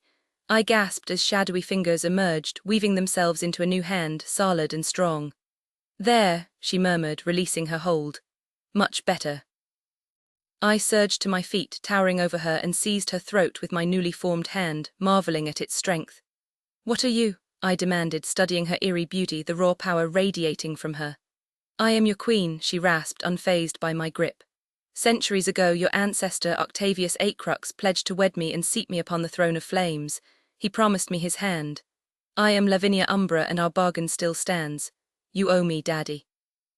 "That doesn't explain what you are," I growled, sifting through ancestral memories, searching for any trace of this forgotten pact. "I rule the Shadowborn," she replied, her voice dripping with ancient authority. "I am the sovereign of darkness, the one who was robbed of her empire and imprisoned in the Shadow Realm for eternity. And now an Aecrux king will fulfill his debt." "You belong to me," she whispered, her dark eyes burning with raw power as my fingers dug into her throat. Instead of fear, she met my gaze with a twisted grin, her lips curling in defiance. "And you need an heir," I scoffed, disgusted by the thought. "What kind of heir could something like you possibly give me? Your womb is nothing but shadows." Her laughter was sharp, edged with something dangerous. "Oh, but I'll give you a child unlike any other, a dragon born of fire and darkness, with loyalty as deep as the abyss and power as fierce as your own. He'll rule in your name, just as you've always wanted." A dragon-born heir. The idea coiled in my mind like smoke. She was cunning, I'd give her that, and beautiful despite the darkness writhing beneath her skin. Maybe this was the answer, binding her to me, forcing her submission. After all, even the wildest creatures could be tamed with the right leverage. But then her fingers closed around me with a grip that made my breath hitch. "I deserve to be queen," she hissed, her eyes alight with madness. "And if you refuse, I'll take what's owed to me another way, by carving it from your flesh or claiming one of your sons instead. So choose wisely, Daddy." The threat hung between us, sharp as a blade. I gritted my teeth and nodded. "Fine, you'll be my queen." She released me with a smirk, as if the whole exchange had been nothing more than a game. "Good, but first we secure the kingdom." I tightened my grip on her throat, watching the shadows retreat from her skin as she yielded. "As you command, my king." The night stretched on, silent except for distant, unwelcome noises, some idiot's drunken laughter, the rhythmic thumping of a couple a few doors down. A silencing spell would have been too much to ask, apparently. Exhaustion finally dragged me under, Darcy curled against me. But sleep was restless, haunted by the echoes of battle, Clara's lifeless body in my arms, the weight of failure pressing down. At least she was free now, beyond Lavinia's reach. That had to count for something. I stirred, pulling Darcy closer, inhaling the scent of her hair only to frown. That wasn't her usual fragrance. Something masculine clung to her, and the possessive fire in my chest flared. Mine. I needed to mark her, claim her before she slipped away again. My grip tightened instinctively as I shook off the last remnants of sleep, immediately sensing something was off. The body beside me wasn't just unfamiliar, it was all wrong. Too broad, too solid. My eyes flew open, a growl rumbling deep in my chest as adrenaline surged. This wasn't how I'd planned to wake up, but apparently my morning was about to start with violence. "Capella," I snarled, hurling him across the room before he even had a chance to react. He crashed into the wall with a yelp, landing hard on the floor, completely bare except for his stupidity. "You broke my damn nose," he whined, pressing a hand to his face as blood dripped onto his chest. I was already moving, lunging to finish what had started, but he threw up an air shield just in time. "What the hell were you doing in my bed?" I demanded, scanning the room. "And where's Blue?" The idiot had the nerve to look offended as he wiped blood on his arm. "It was freezing over there," he muttered, nodding toward his own bed. "And there was a draft under the door." "You control air, you moron," I snapped, pacing like a caged animal. Yeah, and I'm a damn werewolf, he shot back, scrambling into a pair of sweatpants. I need warmth. Darcy went for breakfast, so your arms were just lying there unused. Figured I'd borrow them for a minute, no big deal. I don't cuddle, I growled. Liar, he scoffed. You're all over Darcy and Darius, but me, nothing. Where's my affection, Lance? Huh, where's my snuggles? I was 2 seconds from breaking through his shield when a knock at the door cut through the tension. Gabriel's voice followed, sharp and urgent. Darius is back. Everything else vanished. I was at the door in an instant, yanking it open to find Gabriel grinning like an idiot. He pulled me into a rough hug, clapping my back. Where is he? I demanded. With Tori all night. All night, I stepped back, my pulse spiking. Why didn't you tell me sooner? Trust me, Gabriel said, grimacing. You didn't want to walk in on that. I had to distract myself just to avoid the mental images of my sister and an 8-crux. Stars, why would you even say that? I groaned. Because fate's got a twisted sense of humor. Now go, he'll be in the dining hall any second. Behind me, Seth perked up. Did someone say heirs? I didn't stick around to find out.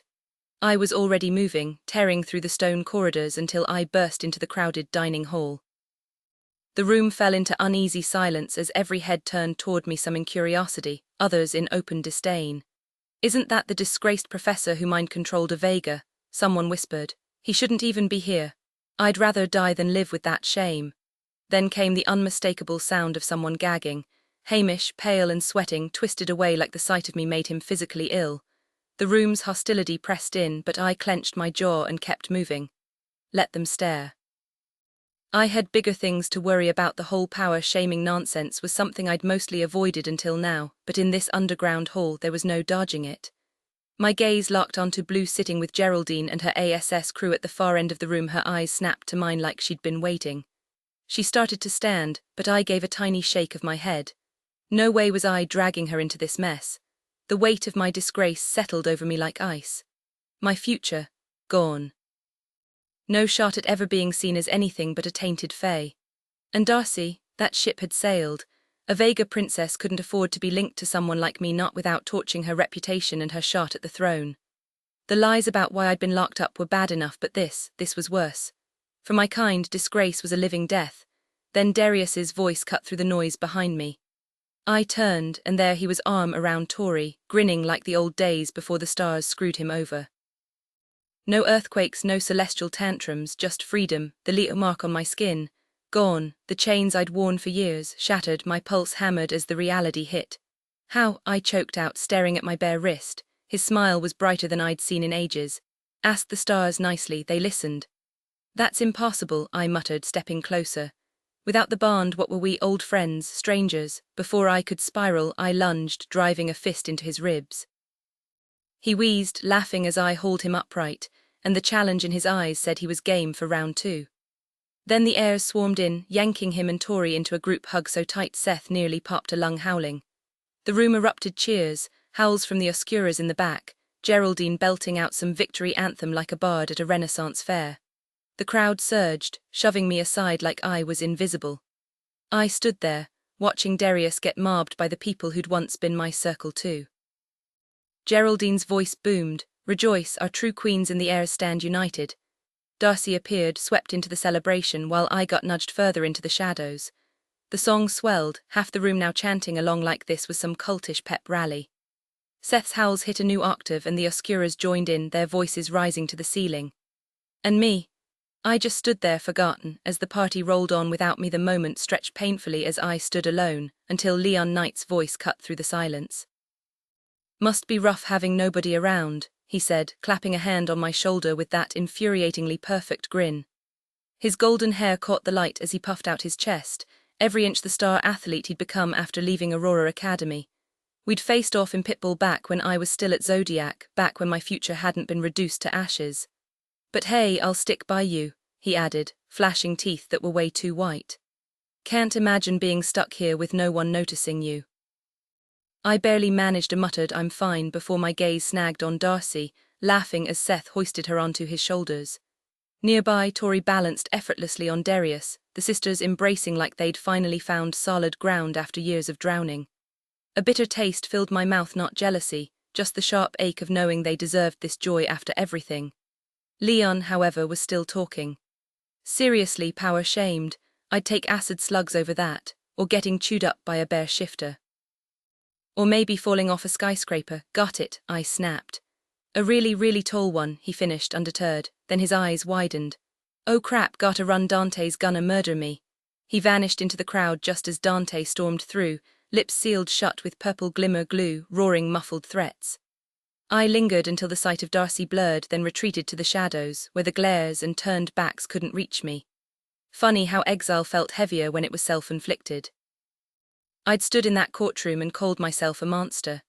Now I wore the consequences like a second skin. The room erupted again as Xavier and Catalina arrived, Catalina hidden behind her disguise. The reunion with Darius was all laughter and tears, a fleeting moment of peace before the storm we all knew was coming. I slipped out unnoticed, the tunnel's darkness a relief. Coffee, that's what I needed. Maybe I'd borrow a cup from the next person dumb enough to wander by. Then I could scavenge the Zodiac guild elixir ingredient, something to focus on besides the hollow space where my bond with Darius used to be. Gabriel found me anyway, because of course he did. Not exactly winning hearts and minds, Oreo, he teased, that sear smirk in place. Wasn't trying to, I said, his grin deepened. Sure about that, I wasn't, but Darius didn't need me now, and Blue, she was where she belonged, surrounded by the heirs, finally home. Where did that leave me? Nowhere. Just like I'd planned. Note, added details include Leon's exaggerated escape from Dante and the internal reflection on self-imposed exile. Shifted tone to more sardonic during Leon's monologue. Gabriel's voice was rough as he stepped closer, his gaze sharp enough to cut through my defenses. You're being way too harsh on yourself. I crossed my arms, slipping into my usual indifferent mask, but he just tusked at me like I was a misbehaving child. Don't even try, your energy screams louder than words. But fine, if you're not ready to talk, go do whatever you were about to do. I arched a brow. And what exactly was I about to do? He exhaled like carrying the weight of fate was a full-time job. The Zodiac guild elixir, you were heading to check the supplies. Right, the stores. Already handled that, he said, brushing past me. What you need now is Rothium grass from Wasted Mountain. Confusion knotted my thoughts. That's not due for weeks.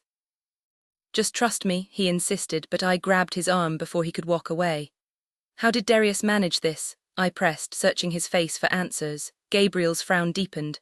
Honestly, no clue. The stars keep their secrets and Darius wasn't exactly chatty after sealing the deal. All he cared about was reuniting with you all.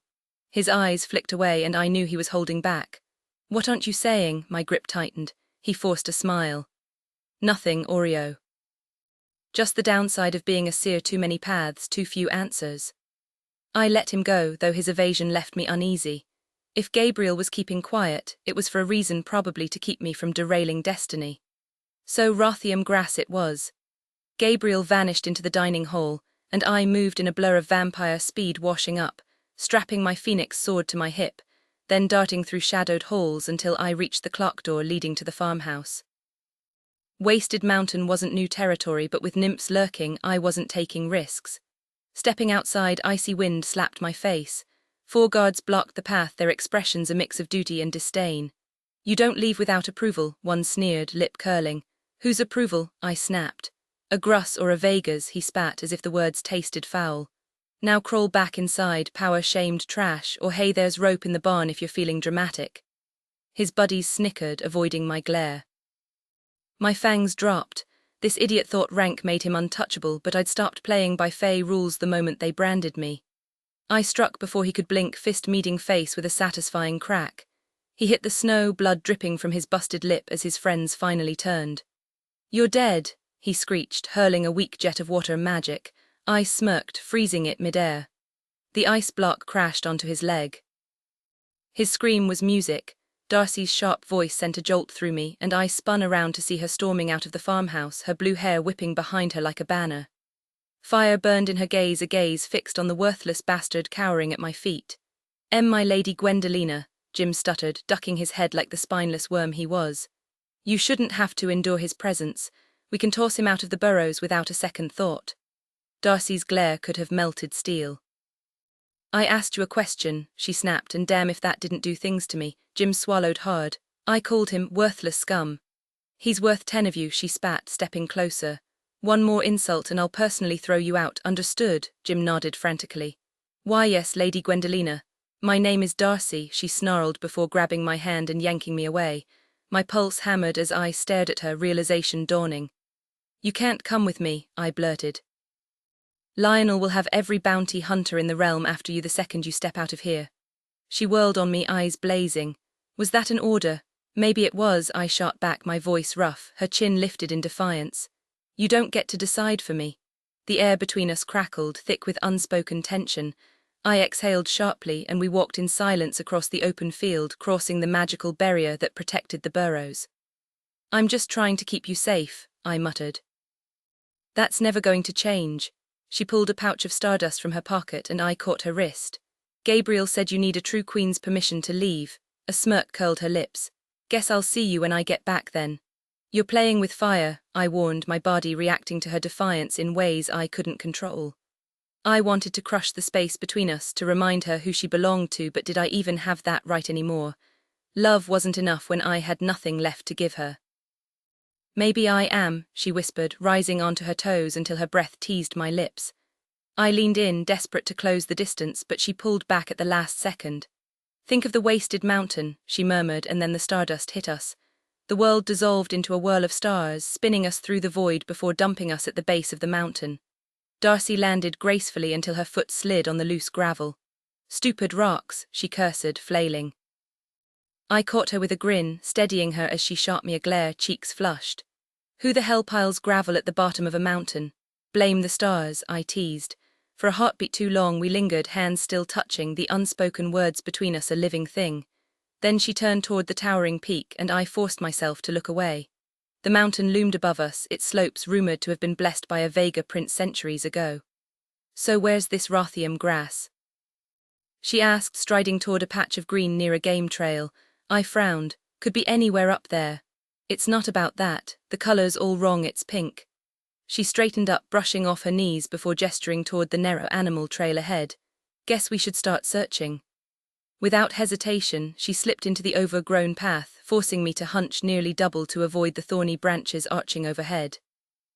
The bushes were so thick they nearly swallowed the trail whole, snagging my clothes at every turn until Darcy flicked her wrist. The foliage shuddered, then obediently peeled back under her earth magic, clearing a safe path. We climbed higher, scanning every rocky outcrop and tuft of grass for the elusive plant we needed. My focus kept slipping, partly because Darcy's backside was unfairly mesmerizing, and partly because the view from the ridge was breathtaking. Bet it's hiding right at the summit, she teased, pausing to admire the landscape. I muttered something about not minding a full day stranded on this mountain with her, but the wind stole my words. She glanced back, sunlight haloing her like some celestial vision plucked straight from my wildest daydreams. Then the rasping noise hit a wet, guttural rattle and my blood turned to ice. My hand flew to the phoenix sword at my hip, fingers already sparking with fire. Darcy's eyes locked onto mine, wide with recognition. Nymphs. Orion tensed beside me, ears twitching as he tracked their movements through the underbrush. I threw up a silencing barrier, muffling our retreat into the trees. How many? I whispered, pulse hammering. 3, he growled, pupils dilating to pools of ink. I smirked. We've handled worse. The thrill of the fight buzzed under my skin, a primal hunger I no longer fought. Maybe it was the fey blood in me, but danger felt like an old friend now. After surviving the arena, after nearly losing everything, these creatures were just pests.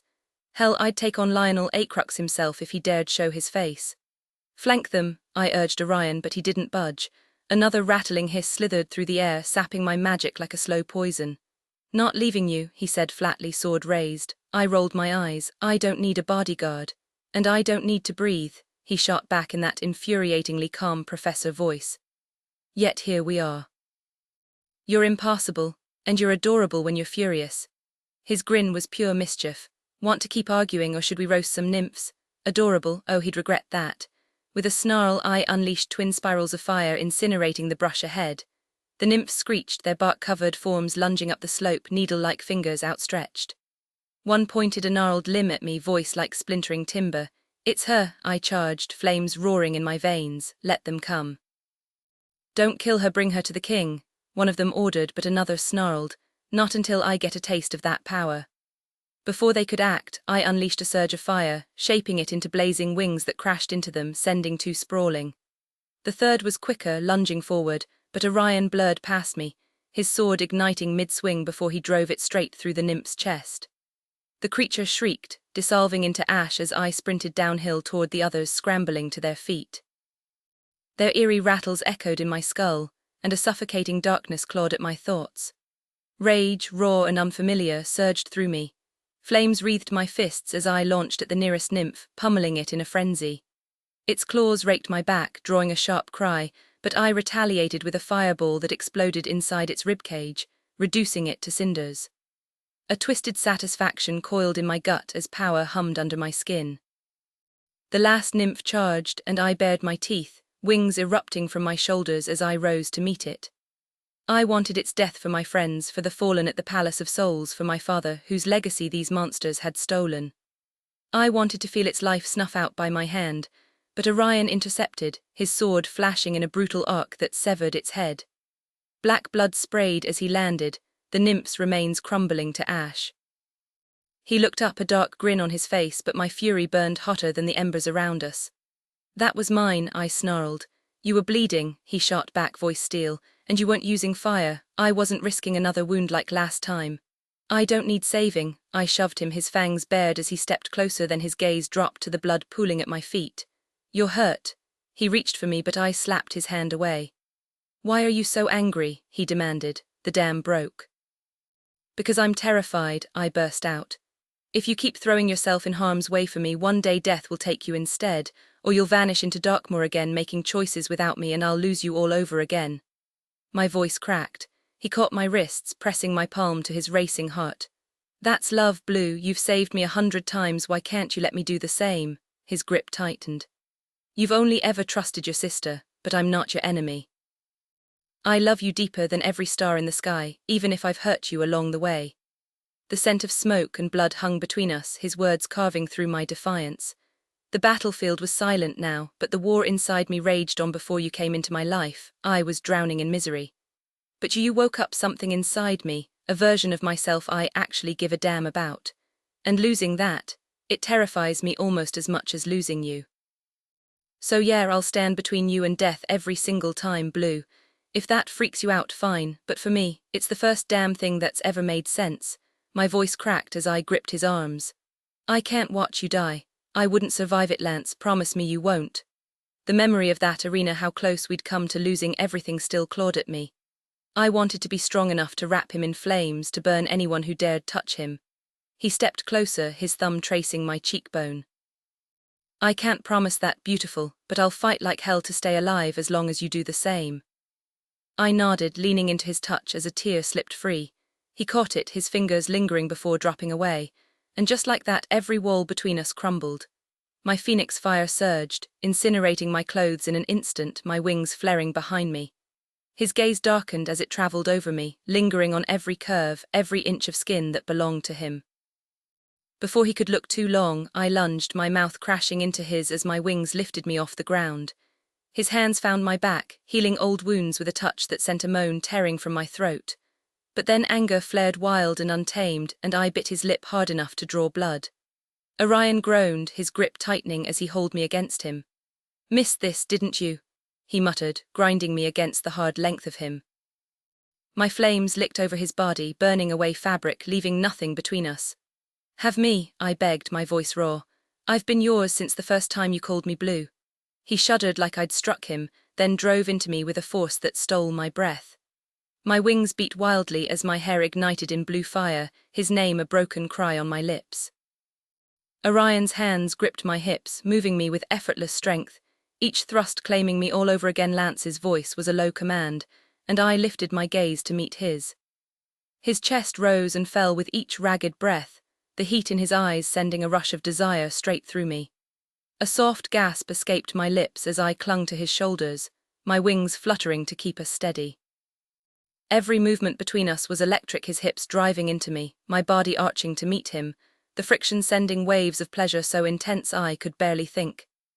His name spilled from my lips as I shattered, my body melting against his while he kissed me deeply, his tongue claiming mine as he pushed me through the aftershocks. Before I could catch my breath, he moved with inhuman speed, flipping me onto my hands and knees in the dirt. His palm landed sharply against my backside, the sting making me cry out. "Lance," I begged, my voice ragged with need. It didn't matter if it was pain or pleasure as long as it came from him, I craved it. My wings dissolved into embers that flickered around us as his fingers traced my spine, lingering between my shoulder blades until I shivered. "I've been too gentle with you, Blue," he murmured, his touch trailing over the mark he'd left. "But you've grown into the fiercest fae I've ever known." Another sharp smack landed, this time higher on my thigh, and I whimpered, torn between protest and pleasure. His smirk was wicked as he leaned in. "Still think you can handle what my order does best?" I glanced back, my pulse racing at the hunger in his eyes. "Yes," I breathed, my skin alight with anticipation. He didn't hesitate. In one smooth motion he filled me completely, stealing my breath as I adjusted to him. His hand slipped between my legs, water magic swirling against my clit, and I nearly sobbed at the sensation. His fingers moved with impossible speed, matching the relentless thrusts that had me trembling. "Look at me," he demanded, and I obeyed, drowning in the intensity of his gaze as pleasure coiled tighter inside me. "Brace yourself," he warned, amusement lacing his voice before he drove into me harder, faster, until I was coming undone again, my body shaking beneath him. Just as I thought I couldn't take any more, his palm cracked against my skin, sending another shockwave of ecstasy through me. "Again," he growled, and I knew I'd follow him anywhere.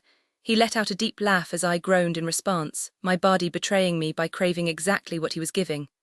My knees dug into the rough earth, fingers clutching at dirt to keep from collapsing under the intensity of it all. Every thrust had me begging silently for more, desperate to meet the challenge he set before me. When the climax hit, it tore through me like wildfire, my body tightening around him as he cursed under his breath, driving deeper until we both shattered.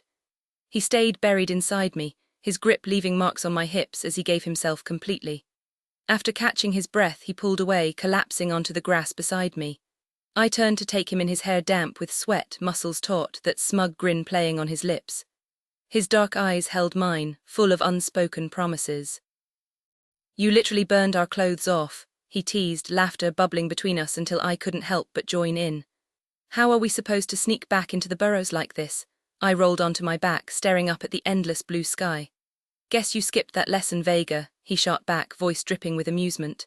"Vampire speed, remember. I'll have us back before anyone blinks." The taste of him lingered on my lips, sweet and intoxicating, washing away the fury that had been clawing at me. "We still need the Rothium grass," I murmured, but he just smirked, nodding toward a patch of vibrant pink blades hidden under a nearby bush. "Looks like we got lucky." I curled against him, soaking in the warmth of our bond, unwilling to let the moment slip away. After a quiet stretch, his voice turned serious.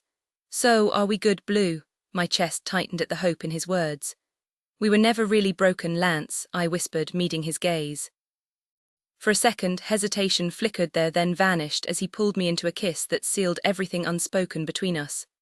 Sleep had been impossible after that. My mind raced through the chaos, our fight, fleeing for our lives, the rebellion now burning brighter than ever. This wasn't just defiance anymore. With the Vega standing against Lionel Acrux, we'd effectively declared war.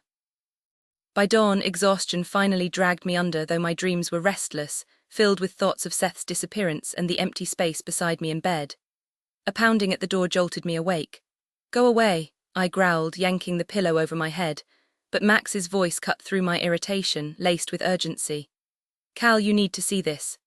The door swung open before I could move, and he strode in, gripping an untraceable Atlas Hamish's latest precaution to keep us informed without leaving a trail. Whatever news he carried, it couldn't wait. Lionel had already struck at our loved ones. His voice was a low growl as he shoved the device toward me, and my stomach twisted into knots. Fear for my parents and siblings surged through me like a live wire, sharp and unrelenting. My breath caught as I scanned the article from the Celestial Times, published mere minutes ago. A new era for Celeria. The headline blared, announcing the Celestial Council's endorsement of 3 new heirs, Hadley Altair, Ellis Rigel and Athena Capella, to replace the ones who had fallen under the influence of the infamous Vega twins.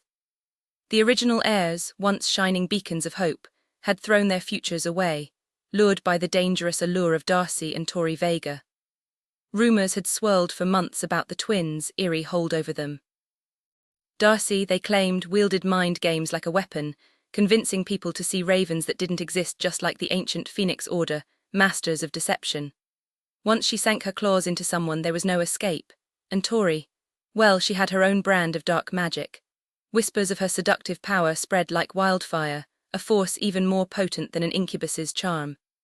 Every intimate encounter supposedly bound her victims tighter to her will, stealing fragments of their souls. The article painted them as monsters, twisting the airs into puppets, but the kingdom wasn't defenseless. The Celestial Council and the king himself had hand-picked new successors, symbols of hope in the face of this chaos. Of course, the rebels led by the savage king's daughters were still lurking in the shadows, threatening the peace. But the king, ever the valiant protector, had already crushed nymph uprisings. This new threat, just another challenge he'd conquer. Beneath the bold text were photos, some never meant for public eyes. My hands trembled as I took them in, the reality of Lionel's schemes sinking in deeper. The game had changed, and we were all just pieces on his board. The photos spread before us told a twisted story, grainy snapshots of Darius and me dancing with Tori at the club months back. Shots of us mid-hunt, even one where I had her bent over a table in the tarot classroom, my pants slipping and her skirt hiked up. No faces visible, just enough to imply something scandalous. Then came the curated shots of her with Darius in heated moments, Max caught in her siren's kiss, Seth whispering what was probably a threat but framed like intimacy. Whoever put this together wanted us to look like her personal harem. Darcy's section wasn't any better, candid shots of us laughing at pitbull practice, me kneeling like some lovesick fool, probably just tying my damn shoe. Seth dominated her photos too, lingering outside her academy room or sprawled on the ground after she'd wiped the floor with him. The worst, a glossy spread of our siblings, posed like Lionel's hand-picked replacements, as if power could be reassigned like seeding charts. My brother's stiff smile in his photo made my throat tighten. What had Lionel held over him to make him cooperate? I tossed the atlas onto my lap with a muttered curse, meeting Max's exhausted glare. My father wouldn't back Ellis for my spot unless he was forced, Max snapped. She's got one element, she couldn't take me down if she tried. This stinks of royal interference, I growled. We need Seth. Seth needs what? The man himself leaned through the doorway, grinning like he hadn't just walked into a disaster. I shoved out of bed, yanking on borrowed clothes, scratchy, ill-fitting, and absolutely not mine. My room, at least, was a testament to my magic. A wardrobe grown from oak, a bed woven from living cotton, even a mirror forged from heated sand. The ever-flame lamp above my bed cast flickering light over the grass carpet, soft as silk underfoot. Terror air or not, I wasn't living like some vagrant. Seth's gaze lingered a second too long as I dressed, sending an odd thrill down my spine until his howl of frustration cut through the room. He collapsed onto my bed, gripping the atlas like it might crumble. "How is this good?" he demanded, eyes blazing. I sat beside him, grip firm on his shoulder. "Because they're playing along," I said, low and steady. "And that means they're scared. I know my mother better than anyone, and she'd never side with Hadley against me unless he proved himself stronger. That's how the Fae operate, they seize power without hesitation. If she switched her loyalty to him, it wasn't by choice. She must have believed it was the only way to keep our family safe." Max nodded grimly. "He's got a point. Think about it, Lionel has the shadows under his control, plus that witch doing his bidding. Right now he's stronger than our parents. If they refused to obey, he wouldn't hesitate to eliminate them." Seth exhaled sharply. "Then maybe they should run too. They could come here, regroup with us. We need to reach them first," I cut in, my voice firm. "And we need Darius's take on this." "Where the hell is he?" Max rolled his eyes. "Probably tangled up with Tori Vega. Even if you're not a siren, the sheer amount of lust radiating off those two is impossible to ignore." I snorted, pushing to my feet. "They can't spend every second in bed. They've got to eat, sleep, something." "Sure, keep telling yourself that," Max muttered, heading for the door. I moved to follow but paused when I noticed Seth still slumped on my bed, staring at the floor like the weight of the world was crushing him. Without thinking, I grabbed a fistful of his hair, yanking his head up. "Cut the brooding, we'll handle this." His eyes flickered with surprise before a smirk tugged at his lips.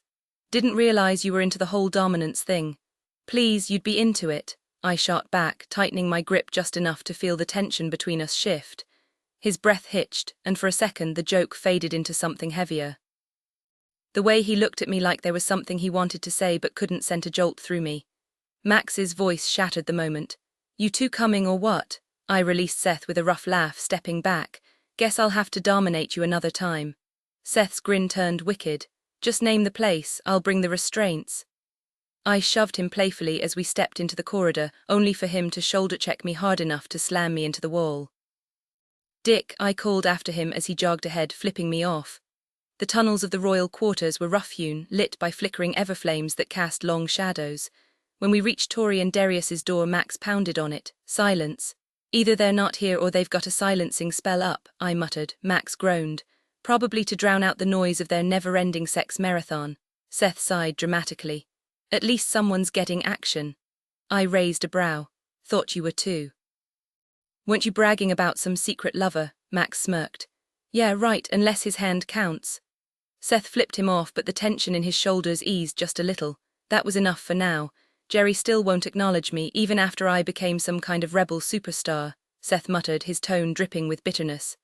I shot him a questioning look, but he avoided my gaze, striding toward Darius's door like he planned to break it down. Seth. I pressed, but he just smirked and said, a gentleman keeps his secrets, before focusing on the lark. Max barely glanced our way, too wrapped up in his own drama with Geraldine to care about Seth's late-night escapades. Whatever. It wasn't like I cared who he was tangled up with. With a triumphant click, the door swung open, revealing Darius and Tori curled up in bed, not in the wild, passionate embrace we'd all expected, but in something softer, more intimate. Tori was tucked against him, breathing slow and deep as Darius traced lazy patterns along her back, the sheets draped just enough to preserve some modesty. For a split second before he noticed us, his expression was pure, unguarded contentment, like he'd found something rare and precious. It eased something tight in my chest, knowing at least one good thing had come from this mess. Then reality crashed in. Darius's glare could be melted steel as he flicked away the silencing spell and yanked the sheet higher over Tori. What? He growled, voice low so as not to disturb her, though his muscles coiled like he was ready to throw down. Relax, nobody's dying, I said before he could fully lose it. But we do need to talk, Max added, crossing his arms. And since the rest of us aren't getting laid on demand, maybe spare us the show and come downstairs. Darius rolled his eyes but carefully disentangled himself, earning a sleepy protest from Tori. Thought I promised you a wake-up call, she mumbled, fingers curling around his wrist. Later, he promised, brushing a kiss over her hair before straightening. Tori blinked at us, yawning, while Darius positioned himself like a human shield between her and our prying eyes. His dragon flickered in his gaze, a silent back-off if I'd ever seen one. Do I need to get up, or is this a boys-only crisis? She asked, already grabbing a pillow to smother her face. Just the dragon, thanks, I said. Seth snorted as we backed out. And she says she doesn't want to be a princess. Darius followed, bare-chested and unconcerned about the underground chill perks of fire magic. As we walked, my attention snagged on the intricate tattoo spanning his back, a phoenix and dragon locked in what I'd always assumed was battle. But now, it looked more like a dance. Two apex predators who'd found their equal, fighting not for dominance, but for the sheer thrill of the challenge. We reached the cavern's makeshift dining area, where Seth claimed a seat at the rough-hewn stone table, the flickering torchlight casting shadows across the walls. The air smelled of damp earth and smoke, a reminder of how far we were from anything resembling normal. But then again, when had any of us ever been normal? The table was identical to all the others in the cavern, but something about its position dead center beneath the domed ceiling seemed to pull Seth toward it like a magnet. Maybe it reminded him of the orb's circular design. Before he could plop down, I flicked my wrist, sending a surge of magic toward the stone bench. In seconds, a high back formed from twisting vines and leaves, while plush crimson roses bloomed across the seat, their petals velvet soft. Seth's grin widened as he threw up a soundproof barrier around us, then flopped onto the now luxurious chair. I slid in beside him, nudging his ribs. Couldn't handle roughing it, huh? I teased. He shoved back. Says the guy who turned his cave into a penthouse suite, he shot back. Rebellion doesn't mean living like a sewer rat, I retorted, but before we could escalate into a wrestling match, Max wedged himself between us. Enough. Focus, he growled, killing the playful vibe with one sharp look.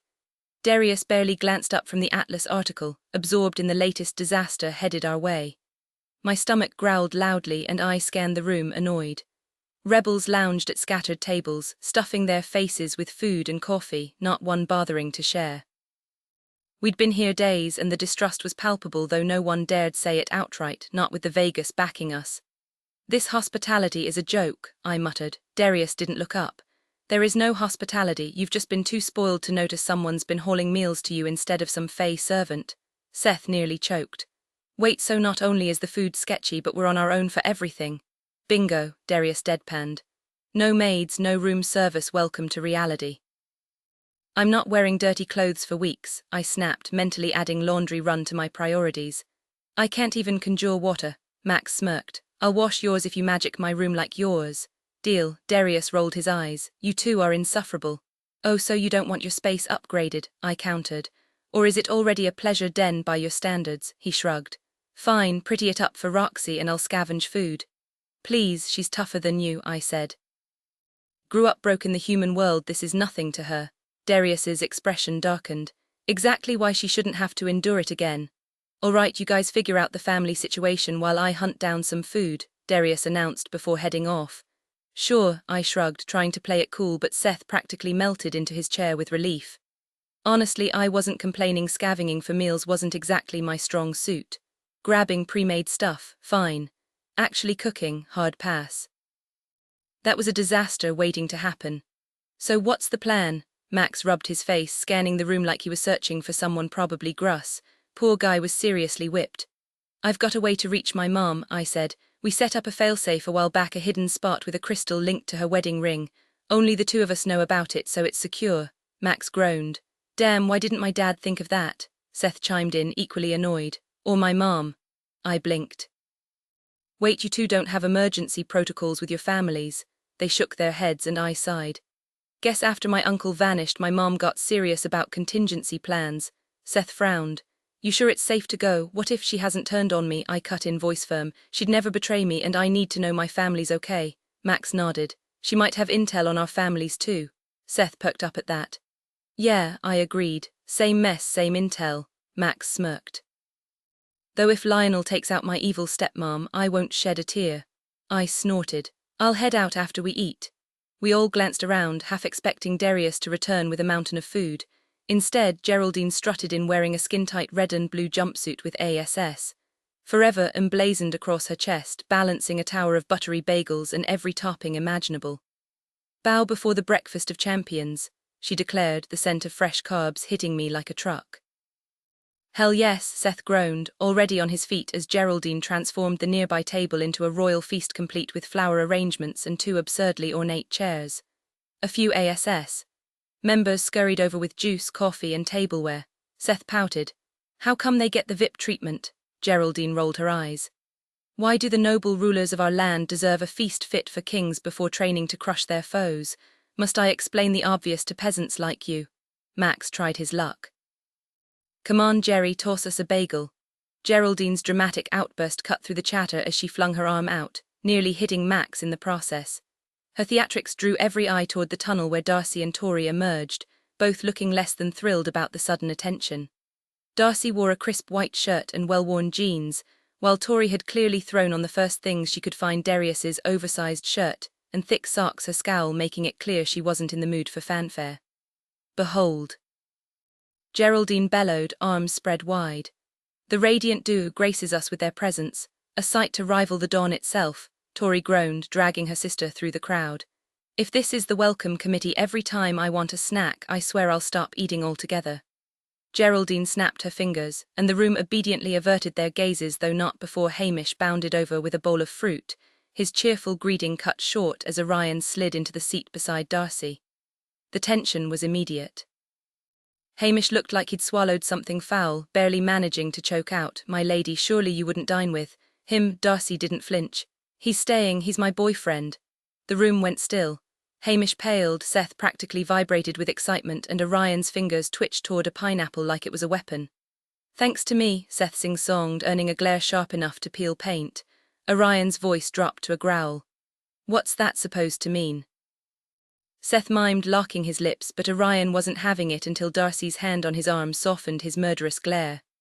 Their silent standoff was interrupted by Hamish's strained cough.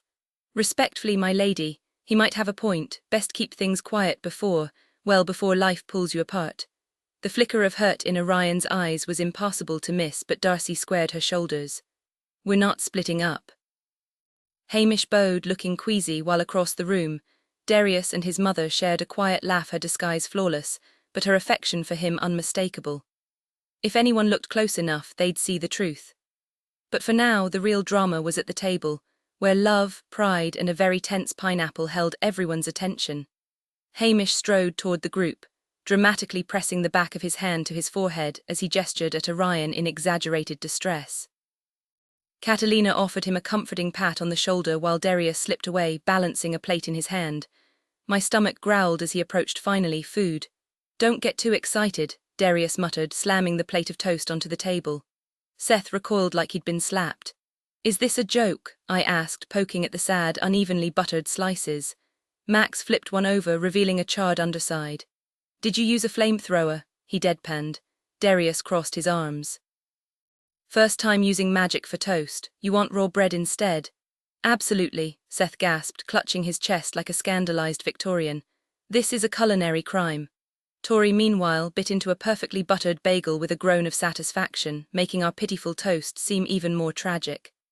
Darius poured her coffee just the way she liked it, kissing her hair before she yanked him back by his belt. With a grin, she plopped onto his lap, ignoring Seth's indignant squawk. He's earned it, Tori teased, while Darius's hand settled possessively on her thigh. Big night, gotta keep his stamina up. When Darius whispered something that made Tori blush and swat at him, Seth threw his hands up. So orgasms are the secret to good food around here, noted. Finish that sentence, Caleb, Darius growled, and your dick becomes sausage garnish. Seth perked up. Wait, there's sausage. I wisely shut my mouth. Poking the dragon about my past with Tori, bad idea. Seth switched to full pathetic mode, batting his lashes at Darcy. We're traumatized, starving, and tragically incompetent, have mercy. Darcy rolled her eyes. One bagel, one chance, act up and it's back to charcoal toast. We crammed into seats opposite Orion, who was deep in potion talk. Seth kept bumping my arm like an overeager puppy, and I let him pack instincts, even if I pretended not to care. The burnt toast was forgotten as Geraldine belted out a tune about a misbehaving tuna, and for a moment it almost felt normal. Almost being separated from my family, just like Geraldine was, left us both feeling isolated in this unfamiliar territory. It was only natural for our makeshift alpha pack to bond tighter as we adjusted to our new reality. After dinner, I explained my plan to Geraldine about gathering intel from my mom. Though she fretted over me venturing into what she dramatically called the untamed outside world, she convinced her father to give his blessing. Not that they could have stopped me, but keeping the peace mattered. Seth trailed me up to the farmhouse, concealing the entrance to the burrows, then walked with me through the snow-blanketed wilderness, shielding our hidden refuge. When we reached the enchanted border cloaking the sanctuary, he hesitated. Let me come with you, he urged, his concern obvious. I shook my head. No need to risk both of us, I'll be back before you miss me. He planted himself stubbornly, arms crossed against the biting cold. I'm not moving from this spot, he vowed. With a smirk, I conjured a flickering fire beside him to ward off the chill. As I turned to cross the barrier, he suddenly dragged me into a crushing embrace, his woodsy scent flooding my senses. Don't do anything stupid, he muttered into my hair. Love you, I chuckled, thumping his back. Love you too, you big softy. And the whole damn pack. Relax, I've got this. Cupping his face, I channeled warmth into his skin, but his haunted expression made my stomach twist. Quit staring like I'm already ghost, I joked, though the tension only thickened. His voice dropped to a raw whisper. Losing you would gut me, I wouldn't survive it. The weight of his words hit me hard. I'm coming back, I promised. He released me with a rough nod, and I stepped through the barrier's electric hum. Pulling a pouch of stardust from my pocket, I tossed it overhead. The world lurched, snow-capped peaks vanished as the cosmos hurled me through its grip. Then impact. My boots hit uneven ground, but my magic steadied me instantly. Blinking against the desert sun's glare, I scanned the barren expanse. No signs of life, just vultures riding thermal currents and endless dunes. Unsurprising. Mom would have died before revealing this spot, but with Lionel's dark persuasion skills, paranoia kept me alert. This was Valdrakia's territory now, a sun-scorched wasteland where even the Vegas dynasty had abandoned their roots. Miles of nothing. Yet beneath the sand, what I sought waited. The stardust never lied. Squaring my shoulders, I strode forward, the heat rising in shimmering waves as the desert held its breath. I reached out with my earth magic, fingers digging into the sand around me as I searched for the familiar hum of my mother's protective spells.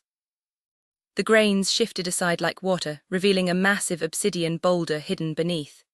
My palm pressed against its cold surface, the ancient wards recognizing my touch. Anyone else would have been repelled long before getting this close. With a surge of power, I called forth the treasure concealed within, a radiant white opal materializing in my grasp. One quick glance around, then I channeled my magic into the gem, letting it absorb my signature. It wouldn't take long for Mom to sense it. I braced for a wait, figuring she'd need time to fabricate an excuse, but stardust exploded in the air before I could blink. Suddenly she was there, crushing me in a hug so tight I could feel her trembling. "My boy," she choked out, her voice thick with emotion. The scent of jasmine clung to her grey council robes, and the way her braid was pinned too tightly told me she'd been in the middle of something important, probably arguing with that pretender they called a king. "I'm fine," I assured her, though the way her fingers dug into my shoulders made me wonder who was reassuring whom. Her laugh was sharp, edged with fury as she wiped her cheeks. "Council meeting, had to fake a bathroom break." My stomach dropped. "Are you insane?" I hissed. She waved me off. Easier to vanish under his nose there than at home. The man's paranoid, his eyes on every shadow. From her sleeve she produced a leather-bound journal, its pages blank until she tapped it. Linked to my scribing stone. "Whatever I write vanishes from my end and appears here. We'll feed you intel when we can." "Why not just run?" I demanded, her expression hardened. "Someone has to stay and sabotage him from within, and if we fled, he'd burn down the world to find us, starting with everyone we've ever smiled at." The steel in her voice faltered for a heartbeat. "But he's arrogant, thinks we're all obedient little puppets. Let him keep believing that while you build your strength." I gripped her wrist. "What if he forces a truth out of you? Or worse?" She smirked, that reckless glint in her navy blue eyes the same shade as mine. "Lionel Acrux isn't half as clever as he thinks. Shadows don't make a king." A distant chime sounded and her posture snapped back into councilwoman perfection. "Go," she whispered, already stepping into a swirl of stardust. "And for Star's sake, stop leaving your socks in the hallway." Then she was gone, leaving me clutching the journal and the faint scent of jasmine in the air. The truth was, Lionel was nothing more than a pale imitation of the man his brother Ratcliffe could have become if he hadn't met such a tragic end. Whispers had circulated for years about the so-called accident that claimed Ratcliffe's life, and more than a few people suspected Lionel had orchestrated it to seize power without a fight.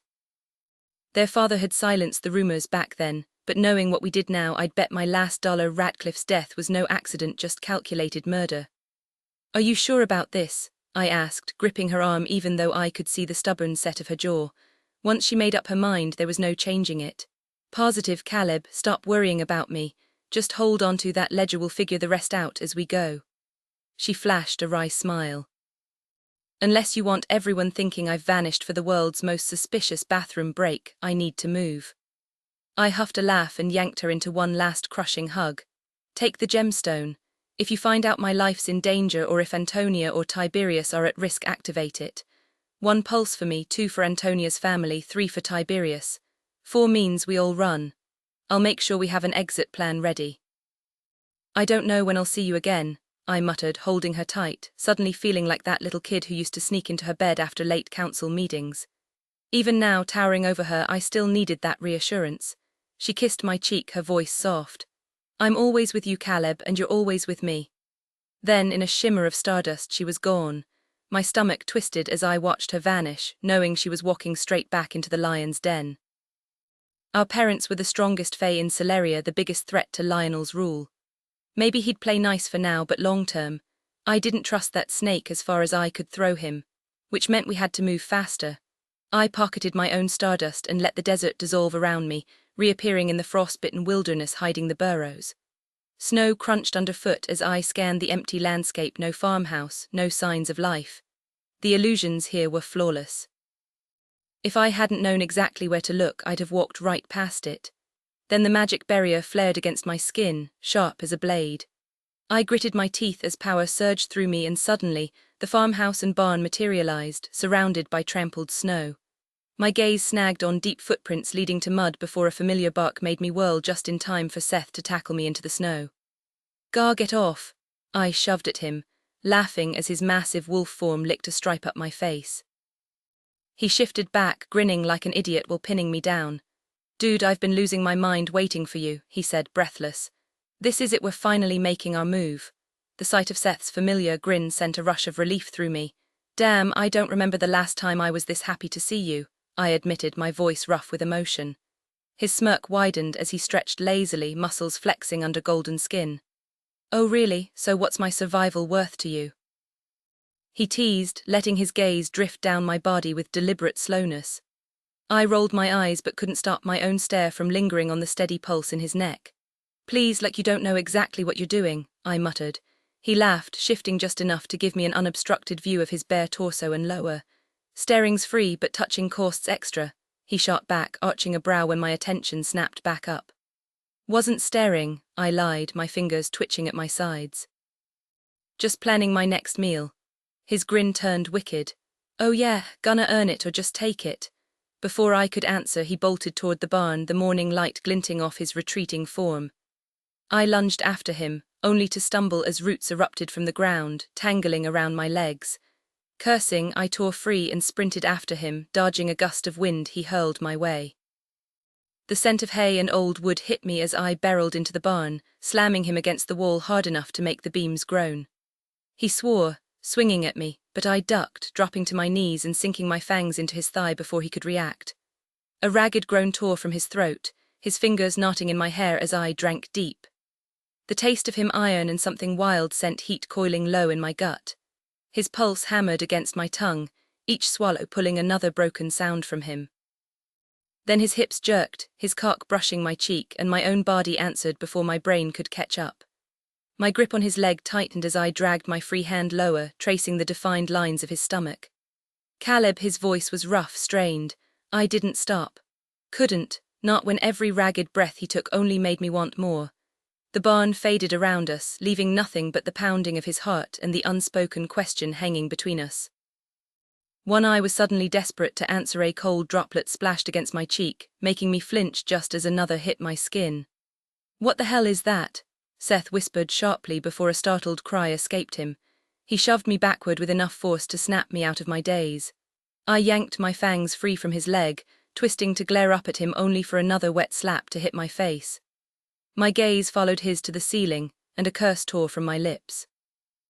A mangled corpse dangled from the rafters, limbs grotesquely twisted. As my night vision sharpened, I saw more scattered body parts, blood painting the beams above us. The hollow, screaming face of a fae stared down, frozen in terror.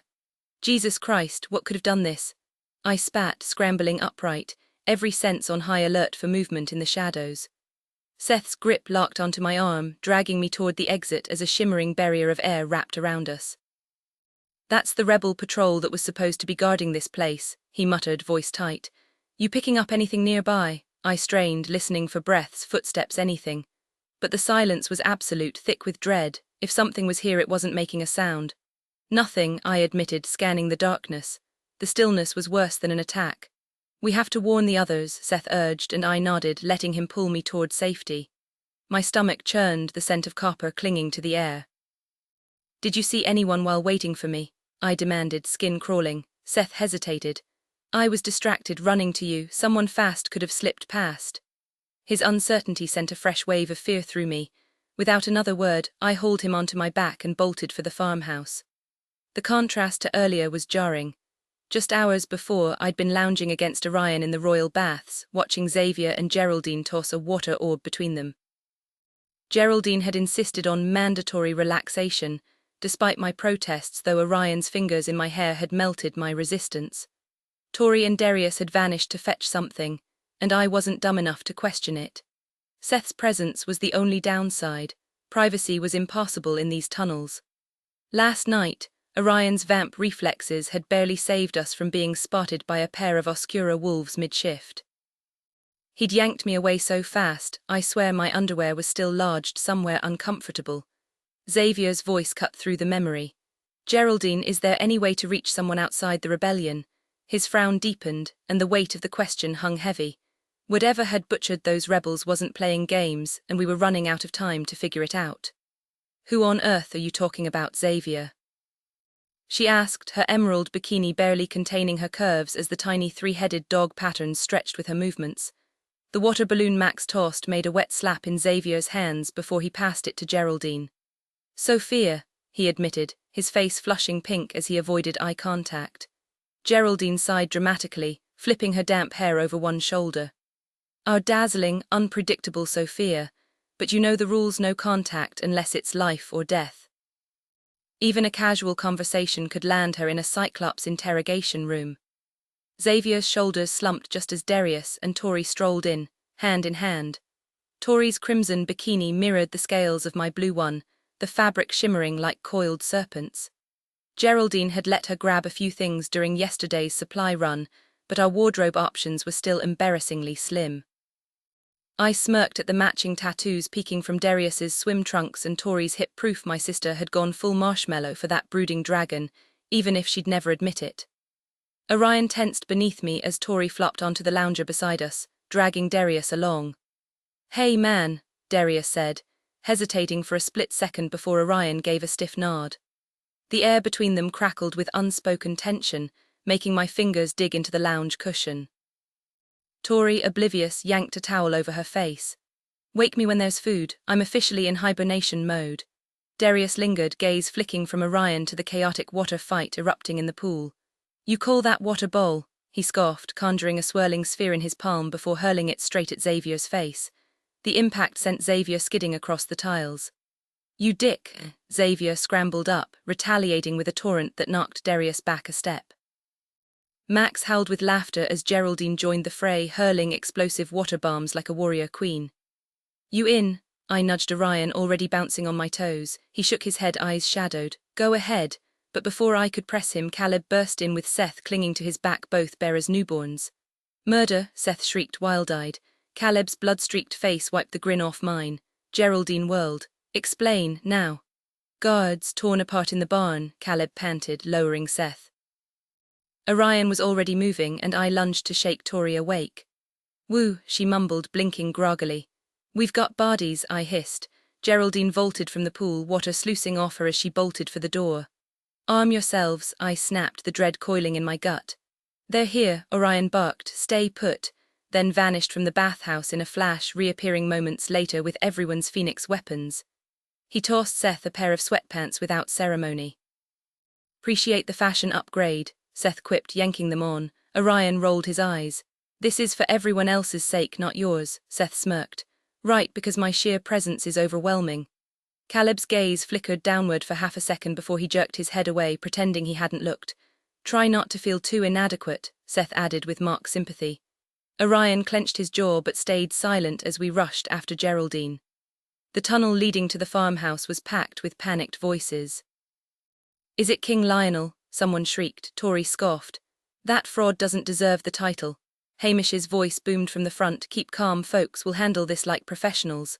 Orion, towering over most, guided me through the parting crowd, his grip tight like he expected an ambush. Geraldine murmured to Catalina, her hands trembling. When Hamish finally returned, his ashen face sent my pulse racing. "There's been an incident," he announced, magic amplifying his voice through the burrows. "Cyclops interrogation starts now. Everyone return to your quarters." I stepped forward. "Can we help?" Hamish shook his head. "Not this time, Lady Darcy, we'll handle it." Tori's fists clenched. "You sure Lionel's not behind this?" Catalina stiffened at the name. "No signs of another attack," Hamish assured, though his tone lacked conviction. Geraldine burst into tears. "I'd never knowingly lead you into danger." I squeezed her shoulder. "Nobody blames you." Orion tugged me away as the crowd dispersed. Before Tori could retreat to her room, I pulled her into a fierce hug. "It's not him," I whispered. She nodded, fire in her eyes. "If it is, I'll finish what we started." I grinned. "We'll feed him to the river." Darius appeared, guiding her down the hall straight to the room they'd been sharing since his return. I bit back a smirk. If Tori realized how quickly she'd moved in with him, she'd probably bolt.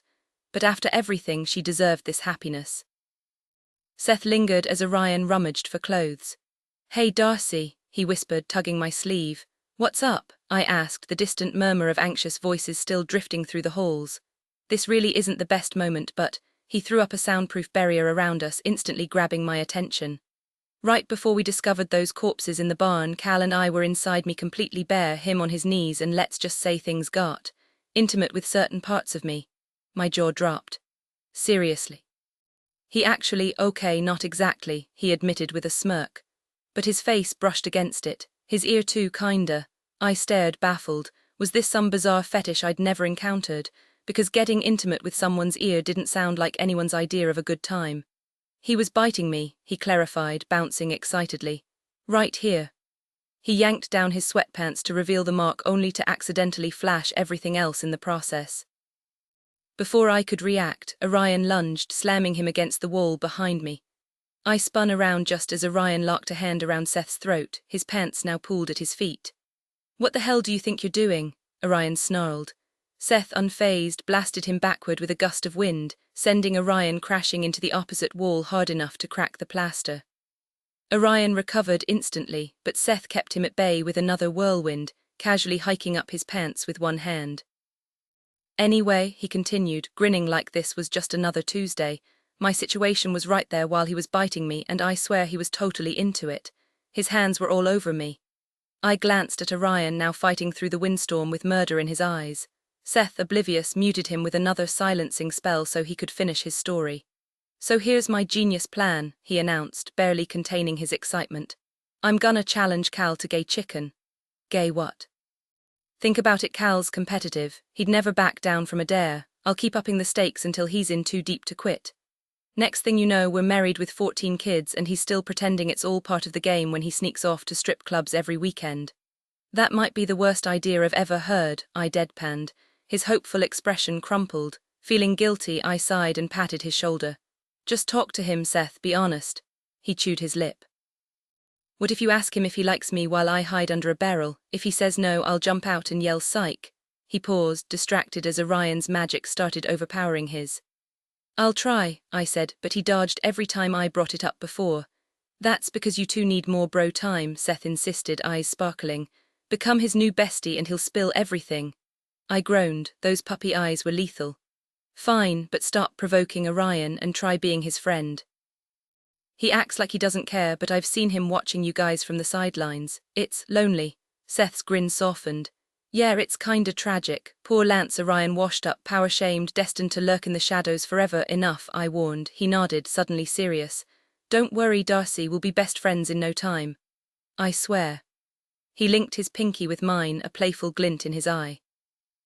But right now, I need to let him loose and bolt, so if you could step in and take the heat, that'd be perfect, sweetheart. With a quick wink, he released the magical hold restraining Orion, flinging the door open with a gust of wind before vanishing on a speeding cloud, his laughter trailing behind him. Orion lunged after him in a flash, but I summoned a tangle of vines, snagging him midair and tossing him onto the mattress. He hissed, practically foaming at the mouth as he ripped free, but I was already on him, pinning him down with my hips and sealing his protests with a kiss. I see your game, Blue, he growled, fingers tightening around the imperial star dangling from my neck, the pressure sending my pulse into overdrive as I deepened the kiss. Oh, I'm playing mine too, I taunted, rolling my hips just right to draw a curse from his lips. The world outside faded as he shoved aside the flimsy fabric of my bikini, fingers sliding into me with a possessive growl. Maybe the timing wasn't ideal, but with death breathing down our necks lately, and an interrogation looming, I wasn't wasting this chance to steal a moment with my man. I shoved Darius back against the door, my mouth crashing into his as my hands fumbled with his waistband, desperate to drown out the ghosts of past horrors. Roxy, he rasped, breaking the kiss, but I wasn't done. My lips traced his jawline, then lower as I yanked his shorts down. I want you to wreck me, I murmured, glancing up as my fingers wrapped around him. Damn it, Roxy, he groaned, catching my wrist and hauling me upright before I could follow through. His grip was firm, his expression unreadable. Talk to me. I saw that look when Hamish mentioned the Cyclops. I know, Vard, I jerked free, acid rising in my throat as memories of that night, his wedding night, threatened to swallow me whole. I've got my phoenix back, I muttered, grabbing one of his oversized shirts and tugging it on like armor. The fabric swallowed me whole, but it was better than feeling exposed. No one's getting inside my head again. His voice softened but didn't waver. That doesn't erase what happened. I know what they did, how it feels to have someone violate your mind. It's fine, I lied, my pulse roaring in my ears as I recalled that slithering presence, the way it had twisted every good memory of Darius into something poisoned. It's not, he snapped, spinning me around to face him, his grip unyielding. And we're not pretending it is. The moment Darius touched my cheek, electricity shot through me, flames erupting from my clenched fist as memories of forced submission flooded back. His fingers traced my jawline, but all I could feel was Lionel's grip forcing my chin up while chains bit into my wrists, phantom blood still slick between my fingers. Stop! I jerked away violently, fire magic roaring to life across my skin like armor protection I desperately needed that night in the dungeon when my phoenix had been silenced. The heat became unbearable as flashbacks overwhelmed me. Cold steel between my ribs, the coppery taste of blood, mocking laughter echoing off stone walls. Then suddenly, strong hands gripped my shoulders, real, present hands, and Max's voice cut through the chaos. His water magic flowed over me like a cool river, dousing the panic as Darcy appeared at my side, immune to my flames as she pulled me into a fierce hug. Breathe, Max murmured, his siren-like calm wrapping around me while I wrestled the memories back into their cage. This time I refused to let fear win. Those bastards had only broken me because they'd drugged me first. Without that advantage, they'd have been ashes before laying a finger on me. The realization ignited something fiercer than flames, vengeance, hot and sweet, curling in my chest until Max gently tempered it, his magic coaxing the fire into embers. Darius knelt before me, his clothes singed, soot streaking his face. Guilt flickered in his eyes, but I caught his wrist before he could retreat. Not your fault, I ground out, throat raw. Darcy elbowed between us, her glare sharp enough to slice steel. Save the brooding for Lionel, she snapped, or I'll kick your ass myself. A surprised laugh escaped Max, and even Darius' mouth quirked as he surrendered, pulling me close despite the lingering smoke. Fine, he muttered into my hair, but only because your sister terrifies me.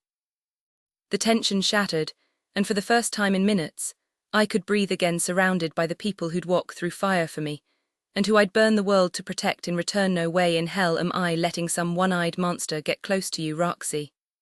I'll make sure Hamish understands. He'd better take your word about these killings, unless he's itching for me to add another body to the count. A laugh escaped me, and the corner of his mouth twitched up as he peeled off his shredded shorts and tossed them aside. With a flick of his fingers, water magic shimmered over his skin, rinsing away the grime. Darcy and Max averted their eyes, clearly not interested in the impromptu show, but I didn't look away. Watching him was like having my own private performance, and I caught my lip between my teeth as droplets traced the ridges of his abs. Then, like a bucket of ice water dumped on my thoughts, Max's magic snapped me back to reality. I shot him a glare, and he just shrugged. You need to cool off for a minute, he said, smirking. No undressing the dragon with your eyes. Darius shot me a look that promised payback later before yanking on a fresh shirt and jeans. He paused at the door. Keep an eye on her, Darcy, he said, and she clicked her tongue. Someone needs a reminder about his ranking on your favorites list, she muttered. I grinned.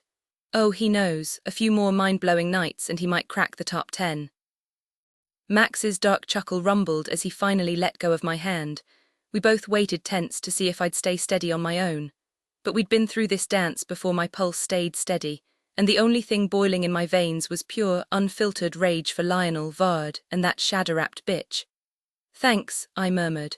Max flashed an easy smile, though the strain around his eyes betrayed the toll of siphoning my fear. Any time, little Vega. He stood, and as he stepped into the hall, Geraldine's dramatic wail echoed. Oh, you crusty old sea dog, she crooned. Beneath that grumpy shell you've got a heart of pure gold, don't you, Maxie? Sure, he replied, sounding lighter already. Come, let me whip up some snacks to restore your vigor. Her voice faded as they disappeared down the corridor. I lowered my voice. So who doesn't know about my meltdown at this point? Darcy pretended to think, tapping her chin. Well. No silencing bubble, so Lance and Caleb definitely heard. Seth bolted to get me even though I was already coming. And Geraldine, obviously. Let's hope it stops there, I muttered, though embarrassment was the last thing on my mind. Any jackass who judged me for cracking could try surviving 5 minutes with my tormentors and see how they held up. Darcy squeezed my shoulder. We could always start a rumor about a tunnel ghoul if it gets out. Her grip tightened, and I knew she was aching for me. I'm here now, I said, maybe more for myself than her. Free. I pointed to the bare patch on my arm where the Ares brand used to sit. A real smile broke across her face. Thanks to Darius, she agreed, glancing at the door before her expression turned serious. Did he tell you how he convinced the stars to break the bond? Just said he begged and they listened. I couldn't stop the grin. Guess our luck finally turned. Damn right it did, she said, but her frown lingered. What? I pressed. Hopefully nothing, she said too quickly. But, Darcy exhaled, sending a strand of blue hair fluttering, then she sighed. The Shadow Princess attempted to curse me in the middle of the fight, she admitted, her voice steady despite the bombshell she'd just dropped. My stomach lurched as I jerked upright, nearly knocking my head against the stone wall behind me. Wait, what? I choked out, my pulse suddenly racing. She launched into the whole twisted tale how the real Shadow Princess, Lavinia, had hijacked Clara's body, forcing Orion to stab his own sister to free her soul while the shadowy imposter took her place. But all I could focus on was that one terrifying word, curse. What exactly did she do to you? My fingers dug into my knees as dread coiled in my chest. Clara waved a dismissive hand, though her smile didn't quite reach her eyes. Relax, it's probably nothing. There was this weird mark on my arm when she cast it. She shoved her sleeve up, revealing flawless skin. But it vanished almost immediately. Lance thinks my phoenix burned it away like all the other garbage we've purged from our systems. I grabbed her wrist, twisting her arm under the flickering torchlight, not a single blemish. You're sure you're okay? Guilt gnawed at me for not pressing her sooner, but after the chaos of the battle, I'd just wanted one damn moment of peace. Better than okay, she scoffed, flexing her fingers. Honestly, I hope that witch is somewhere bawling her eyes out because her pathetic curse fizzled out. Serves her right. A wicked grin tugged at my lips. Obviously, you're basically fireproof at this point. Takes one to know one, she shot back, nudging my shoulder. Now are we gonna raid the kitchen for snacks or what? If Hamish's interrogations drag on much longer, I might actually perish from boredom. Only if there's chocolate involved, I groaned dramatically. Otherwise, what's even the point of existing? Clara barked a laugh. Headline, Vega twins found dead in tunnels, chocolate deficiency suspected. Please, our real problem is Seth sniffing out our stash before we even unwrap it, I muttered, eyeing the doorway like the white wolf might materialize at the mere mention of sugar. Then we move fast, she declared, springing to her feet. Because I swear on the stars, if that flea-brained mutt steals so much as a single square, I'm sixing every parasite in the kingdom on him. Darius eventually sprung us from the interrogations, and for the first time in days, it was just the two of us, no battles, no prophecies, just stolen chocolate and stupid jokes. We demolished 2 king-sized bars between reminiscing about simpler times, and I helped her hide the extras in her room, knowing Seth's nose would sniff them out in mine within seconds. The interrogations turned up nothing. No culprit. Either someone had trained their mind well enough to fool a Cyclops nearly impossible, or the killer wasn't even here, slipping past the wards like smoke. Both possibilities left me uneasy, a knot of unanswered questions tightening in my gut. Later, crammed between Orion and Tori at the dining table with the heirs, Geraldine and Xavier, we dissected every theory. But the most chilling one, that this tied back to Gabriel's prophecy, the man with the painted smile. We hadn't gotten to talk to our brother all day, too busy with interrogations, but now, as he caught my eye across the hall and slid into the seat beside Geraldine, I noticed Justin Masters watching her with a wistful frown, his bagel forgotten. Darius didn't waste a second. Any updates? He demanded, his rigid stance betraying the worry gnawing at him. Tori's fingers traced idle circles on his forearm as she turned to Gabriel, her expression mirroring the rest of us, tense, waiting. Our brother exhaled, the silver rings around his stormy eyes catching the dim light as he frowned. Nothing yet. If anything, that might be a good sign. Maybe this was just a local dispute, something personal between the guards and another faction. But then again. His voice trailed off ominously. What? I whispered, my pulse quickening. Orion's hand found my knee beneath the table, his grip firm and steady. Gabriel rubbed his temple. It could be tied to the nymphs. Their movements are unpredictable and shadows cloak them from my sight, but this attack was messier than their usual work. Still, we can't dismiss the possibility. If it is them, they've somehow bypassed the wards protecting this place, which shouldn't even be possible.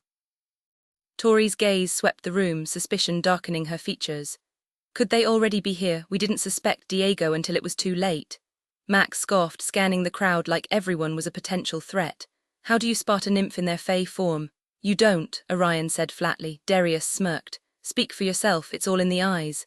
Oh please, Orion shot back. If you're so perceptive, how'd you miss Diego? Darius shrugged.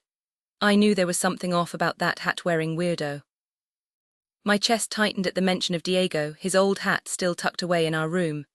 Maybe there were answers hidden in its fabric waiting for me to uncover them. Max groaned. I still don't get how he slipped past the stars' judgment at the reckoning.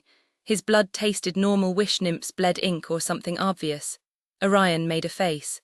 I just assumed he'd end up as some useless order like Heption toads. Caleb grinned. Or Grieven slugs.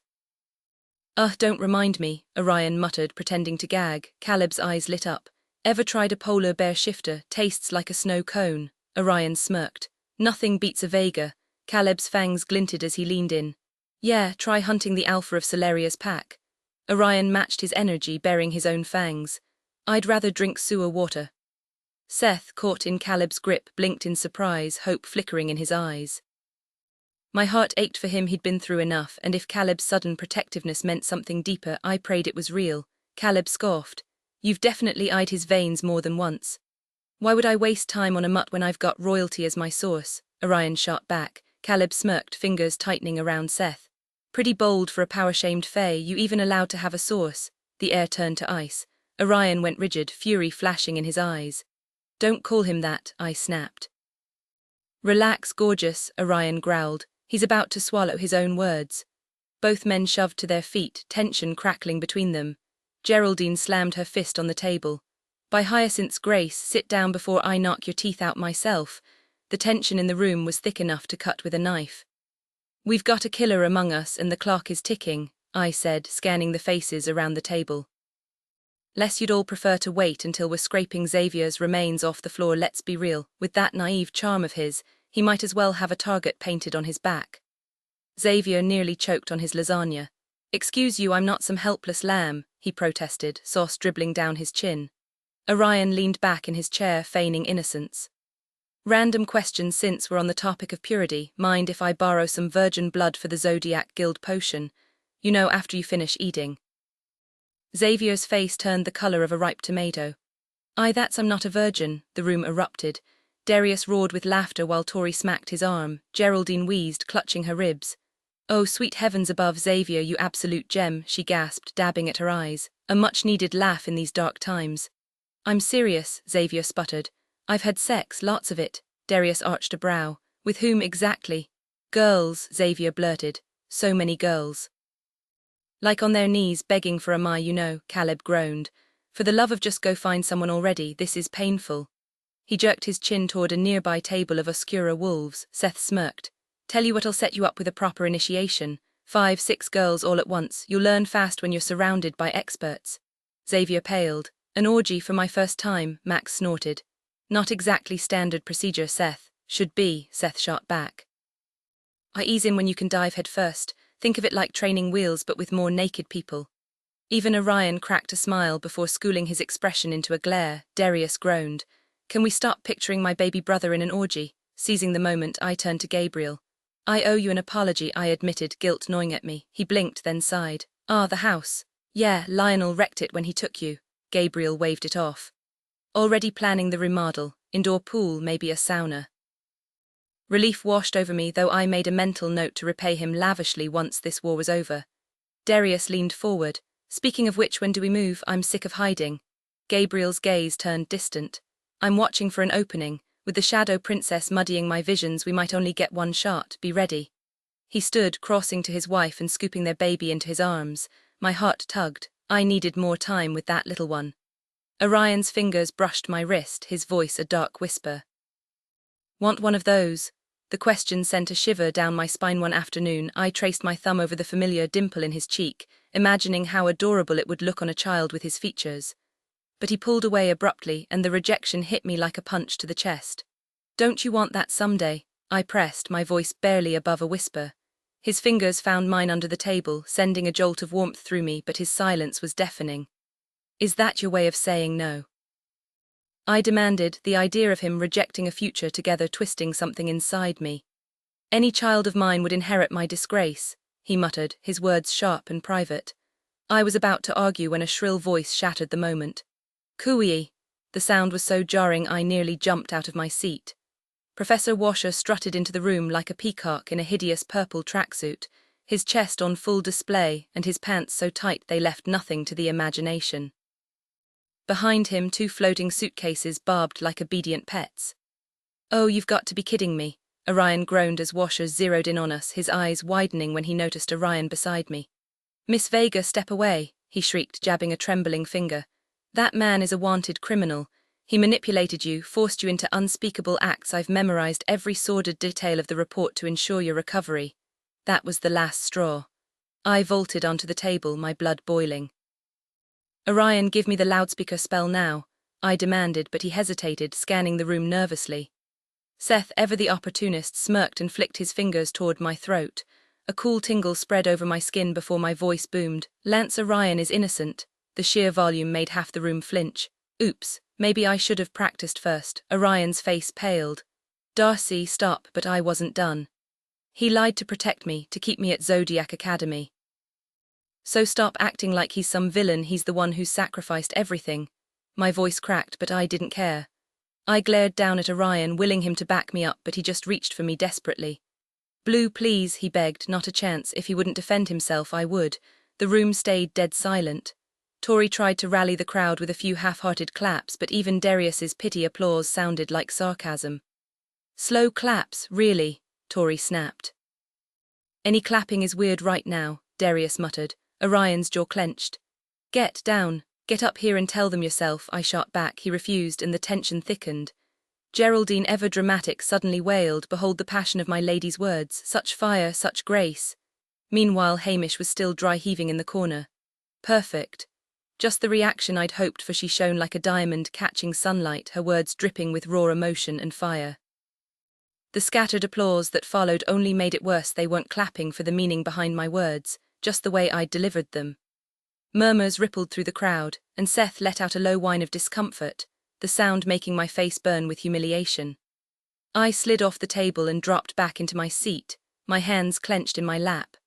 Orion reached for me under the table, but I jerked away, furious that he hadn't stood beside me, hadn't shown everyone who he really was. The room turned their backs on him again, and my throat tightened. Why won't you just tell them the truth? I whispered. Orion met my gaze, conflict swirling in his eyes. It wouldn't change anything. I'm sorry, Blue. His apology cracked something inside me. I stared at my hands, feeling like a fool for putting myself out there only to be left hanging. Then Washer slithered closer, his siren senses practically salivating over my emotions. If you ever need to unburden yourself, my dear, my door is always open, he purred, misstepping with his choice of words. Orion's growl cut through the air. She won't be going anywhere near you, Brian. Washer feigned innocence, waving a hand. No need for dramatics, I come bearing gifts, actually. He gestured to the suitcases behind him. I've brought all your belongings from the academy. Quit my job, 2 places, a sinking ship. Between you and me, I'm pretty sure Elaine was plotting my murder. So here I am. He grinned, then added with a wink, and I took the liberty of hand-washing your intimate garments, extra silky for your royal derrieres. Tori's eyes flashed. You did what? I groaned. Please tell me Nickies and Knackies isn't code for what I think it is. Washer tutted. Ladies, lace needs care, a little fraying here, a loose thread there, disaster. I use my own special soap, Washer's Essence. I'll give you a bottle. Darius snarled, smoke curling from his lips, and I gripped Orion's arm to keep him in his seat, though part of me wanted to let him and Darius tear Washer apart. It's a secret recipe, Washer chirped before flouncing off to hug Catalina and Hamish, his hips swaying obnoxiously with each embrace. I thought we'd seen the last of him. The room still refused to look at Orion, and my shoulders slumped. I don't get why they won't stop this power-shaming nonsense. Orion's gaze dropped. Because it's not just rules, Blue, it's ingrained. People don't want to be linked to it, and that won't change overnight. His shame cut deeper than my anger. I exhaled, frustrated. What was the point of being a queen if no one listened when it mattered? Seth sighed dramatically. Yeah, just you sitting here is tanking our social cred. He nudged Caleb, but we've got your back, right? Caleb's lip curled slightly as he eyed Orion. Hard pass. Orion stiffened, meeting the challenge in his stare. The tension crackled. And for the first time, I wondered if maybe some battles couldn't be won with words alone. The Order had always fostered a competitive streak in them. But I hadn't fully grasped just how intense that rivalry was until now, watching them side by side. Geraldine turned to me, her voice thick with conflict. My loyalty to you wars with my instinct to keep Orion at arm's length until he's nothing but a fleeting shadow in my vision. Yet for you, my queen, I'd conquer any challenge. Thank you, I murmured as she stood abruptly, circling Orion and wrapping her arms around him from behind. He tensed like he'd been zapped by a live wire. I see you, Lance Asriel Orion, she declared dramatically, clear as a golden apple perched atop the heavens. Orion cleared his throat. Appreciate the sentiment minus the fruit comparison. He awkwardly patted her hand, trying to peel her off without being obvious, and she retreated with a muffled sob. Tori leaned in, grinning. Want me to punch anyone who disrespects you? Classic solution. Is violence always your go-to? Orion smirked. She pretended to think. Pretty much, yeah. Darius frowned, almost pouting. Why haven't I gotten the legendary dick punch yet? Tori flexed her fingers near his waist. You really want to cash in on that backlog? Seth whipped out his atlas, hitting record. This is history in the making. Max chuckled, reaching for Geraldine's hand, only to get stabbed by her fork.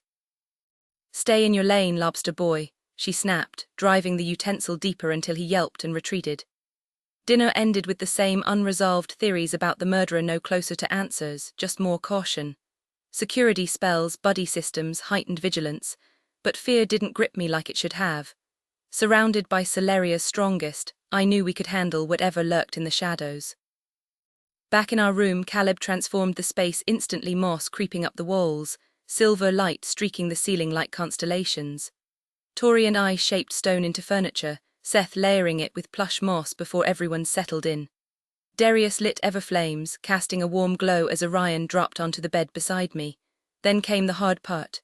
I shared everything we'd uncovered about Lavinia visions, secrets from Diego's hat before pulling the hat from the nightstand.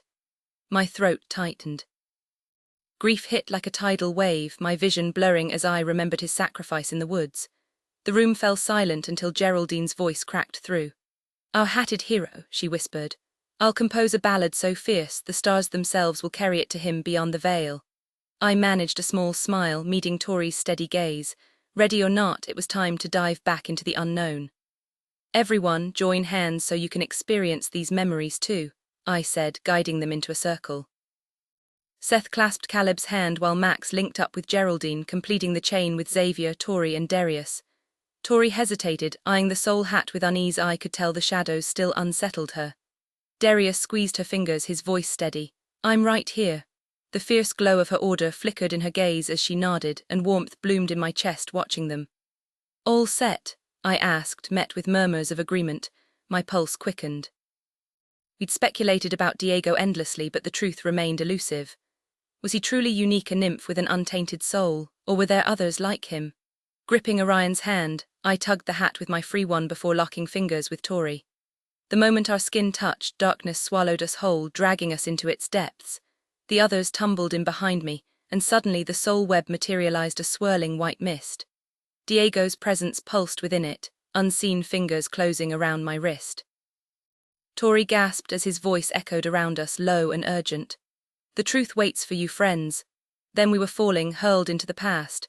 My vision cleared, and I knew this was Diego's memory.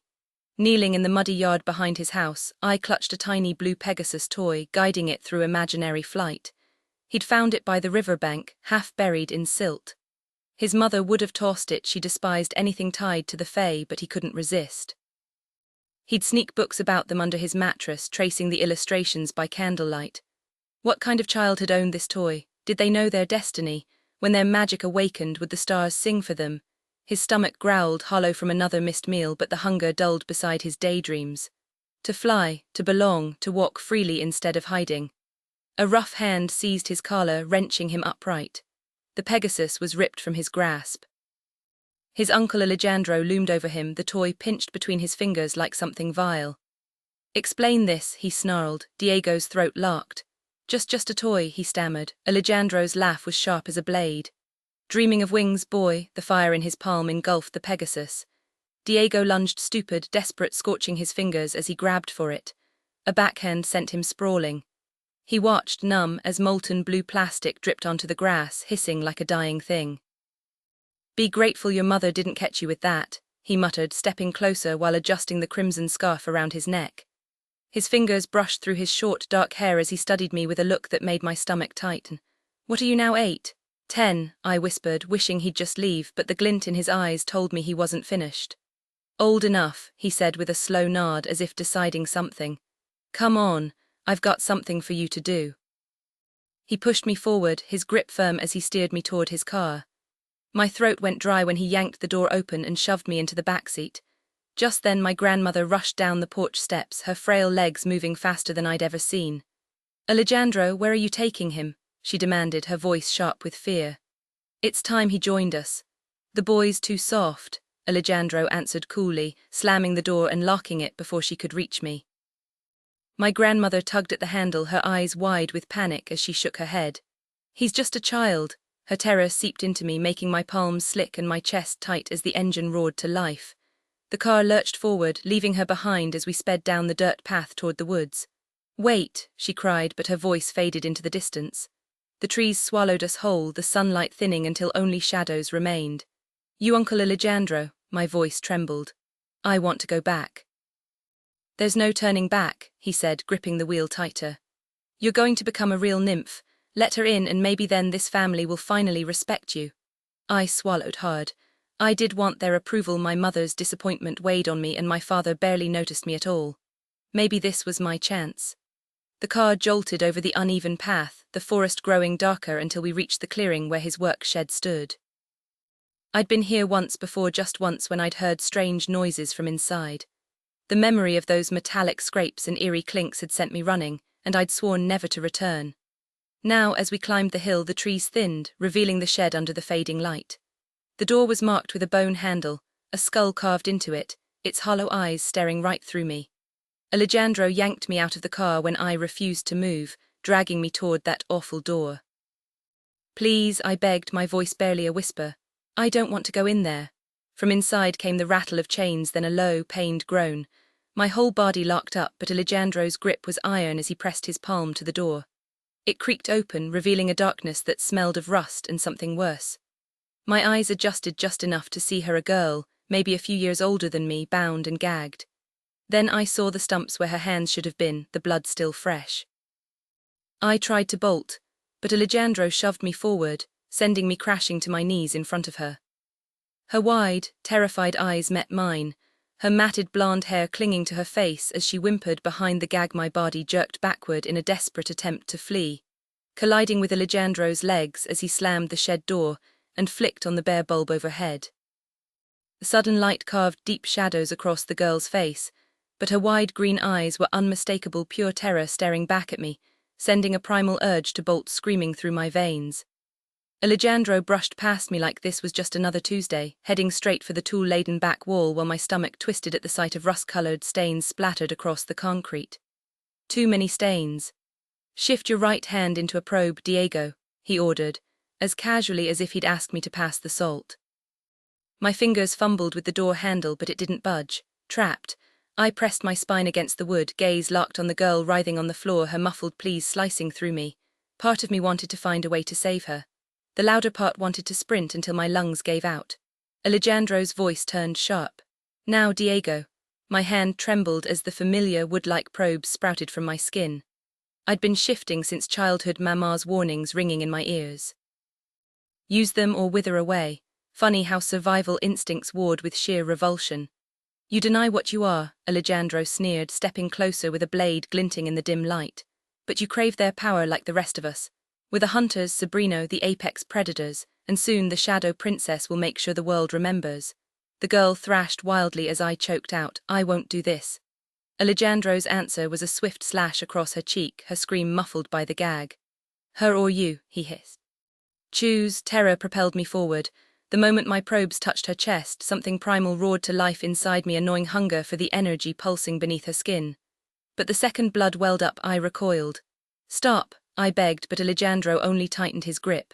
Then with a brutal flick of his wrist, he ended her. Hot blood sprayed my face. "Too late for mercy," he spat, forcing my probes deeper into her still warm flesh. "Take it or you're next." I squeezed my eyes shut as the connection surged, power flooding my veins like liquid fire. I don't want this, but the hunger, the need was louder. Alejandro's laugh curled around me. Feel that, this is just the beginning. Diego, you can't gather power from multiple fae at once, but you can trade for it when you're strong enough to take the element of a more powerful one. I fought the urge as long as possible, but then a whisper curled through my mind, a woman's voice, smooth and tempting. Take it, Diego. The fae have betrayed you. Claim it and stand with us. The words wrapped around me, impossible to ignore. My fingers dug into the fae girl's heart, and suddenly raw magic surged through me, flooding my veins like liquid fire. The sensation was intoxicating, overwhelming until I opened my eyes and saw her lifeless stare, the silent accusation in her gaze shattering something inside me. I jerked back, my hand slick with blood, the metallic stench thick in the air. My stomach twisted as I stumbled against the door, only for Alejandro to swing it open with a smirk. I barely made it outside before collapsing on the grass, gasping for air. Then it happened, the shadows slithered under my skin, binding me to something ancient and dark. The shadow princess, the one my family had warned me about, coiled around my soul. You belong to us now, her voice echoed, and I knew there was no turning back. The memory snapped away, leaving me reeling, but before I could catch my breath, I was thrust back into Diego's past. This time he stood at the gates of Zodiac Academy, his uncle at his side, his once innocent eyes now shadowed. Repeat your orders, his uncle demanded, sealing them in a silencing spell, one of the few tricks he could manage with his stolen magic. I'll learn everything about Fae power and report back to you and Mama, Diego muttered, his nerves frayed. What if they saw through him the second he stepped inside? His family wouldn't save him. He'd be alone, but part of him didn't care. Since his grandmother's death, he'd wanted nothing more than to escape to live among the Fae. The hat she'd knitted him, woven with protective spells, was the only thing keeping the shadows at bay. Without it, the whispers grew louder, the pull of the shadow princess harder to resist. Alejandro's voice cut through his thoughts. And the next command sent a chill down Diego's spine. If the Vegas are found and brought to the academy, I have to get close, deliver them to you. The Vegas, the most powerful Fae in the kingdom, how could he possibly pull that off? Alejandro's grin was sharp. And if you fail, Diego swallowed hard. You'll kill me. Slowly, his uncle purred, savoring the word like a promise. The man's cruelty was something I'd witnessed far too often, and the thought of being under his control again sent chills down my spine. No one will even notice you're gone because you'll just be another disappointment, he sneered. Lionel Acrux paid for your education, so don't waste this chance to finally prove yourself to your mother. My fingers twisted together as the weight of his words settled over me like a suffocating blanket. But if you pull this off, Diego, you'll earn your place in this family, he added with a cold stare. Don't mess it up. I forced a nod, though my mind raced with doubt. How was I supposed to pull this off? As Alejandro disappeared beyond the gates, I let myself get swept into the crowd of students arriving for their awakening. Glancing back, I watched his figure fade into the distance, and for the first time the chains of my past felt just a little looser. The towering Gothic spires of the elite Fae Academy loomed ahead, so breathtaking I nearly forgot to breathe. It was like stepping into a dream, one that might offer me a sliver of freedom, if only for a little while. The night air hummed with anticipation as we gathered in a vast meadow beneath a sky so clear the Milky Way painted it in streaks of blue and pink. Just as the crowd formed a circle, two girls and a tall man materialized out of thin air, stardust travelers, no doubt. Whispers erupted around me, naming them as the Vega twins. My pulse spiked as I studied their identical faces, a knot of guilt tightening in my stomach. If I succeeded, their fate would be sealed. Professor Zenith's voice rose in a chant, calling the elements to awaken. My hands trembled. I hadn't used my stolen air magic in years, but Alejandro had drilled me relentlessly to ensure I could fake it convincingly. As the command for air rang out, I forced a gust from my fingertips, rustling the grass like the others. Relief crashed over me when she declared us air elementals without suspicion, but the moment was short-lived. The truth settled like a blade against my throat. These girls had to die or I would. At least I wouldn't be the one swinging the axe. The memory dissolved, leaving me reeling. Diego had been planning to betray us all along. Before I could process it, another vision dragged me under, this time into the shadowy depths of the Wailing Wood. Moving silently between the trees, I searched for the one thing that could restore my fading magic. Years ago, I'd stolen power from a murdered Cerberus fae, binding myself to her dark legacy. Now, like her, I needed wolfsbane aconite to replenish what was draining away. The woods whispered with danger, but I had no choice. If I didn't find it soon, my magic would vanish completely. The forest was alive with unseen dangers as I moved through the shadows, my atlas casting a faint glow over the damp earth. Other fae prowled nearby in their shifted forms, but they kept their distance while I searched for the telltale purple blooms. When I finally spotted them, I dropped to my knees, shoving handfuls of the toxic flowers into my pockets. The bitter taste flooded my mouth as I chewed stems and petals, feeling my magic replenish with each swallow. This poison was my lifeline. A thunderous roar echoed through the trees, making my pulse spike. The raw power of the fae here was intoxicating and utterly terrifying. One wrong move, one slip of my true nature, and they'd tear me apart without hesitation. As I crept back toward the path, a lone figure caught my eye, a girl with blue-streaked hair, walking unaware through the darkness. Darcy, my stomach twisted. This was my chance. I could shift, ambush her, drag her away before anyone noticed. But then I remembered the way she'd laughed with me in class, how she'd shared notes when I pretended to struggle with a spell. Unlike the nameless fae I'd watched Alejandro butcher, she had a face I knew. A kindness I didn't deserve. My hands trembled as I tugged my hat lower, torn between survival and the sickening weight of what I'd been sent to do. A snapped twig gave me away. Darcy whirled, scanning the trees, and I barely dodged behind a trunk in time. Heart hammering, I darted across the path, retreating into the shadows. Not tonight. I wasn't ready, not for this. The memory shifted abruptly, throwing me into the neon haze of Andromeda's place. Sophia's laughter rang out, bright and unguarded, as she leaned in to gossip. "Washer's a total creep," she stage whispered, and I couldn't help but grin. There was something electric about her, the way her joy was contagious. Even Darcy's dry comment about our ridiculous swim uniforms made me snort, nudging her like we were just friends. And that was the problem. I was supposed to be hunting them, not laughing with them. But with every passing day, this life, the freedom, the jokes, the way Sophia's eyes crinkled when she smiled felt less like a mission, and more like something I wanted to keep. And that was dangerous. Having my own space at Zodiac Academy was everything, even if some professors acted like total jerks, like the one currently smirking at the bar like he owned the place. Despite their attitudes, this school was the closest thing to home I'd ever known. Maybe that's why I'd hesitated for so long, but tonight, hesitation wasn't an option. Every laugh I shared with the Vegas was genuine, but beneath the surface, dread coiled tighter with each passing second. Alejandro and my mother weren't known for patience, and their latest message made that painfully clear. I checked my atlas under the table, stomach twisting at my uncle's words. "I'm growing impatient." How much longer? My fingers trembled as I typed back, "Maybe tonight isn't the right night." His immediate reply sent ice through my veins. "It's the perfect night.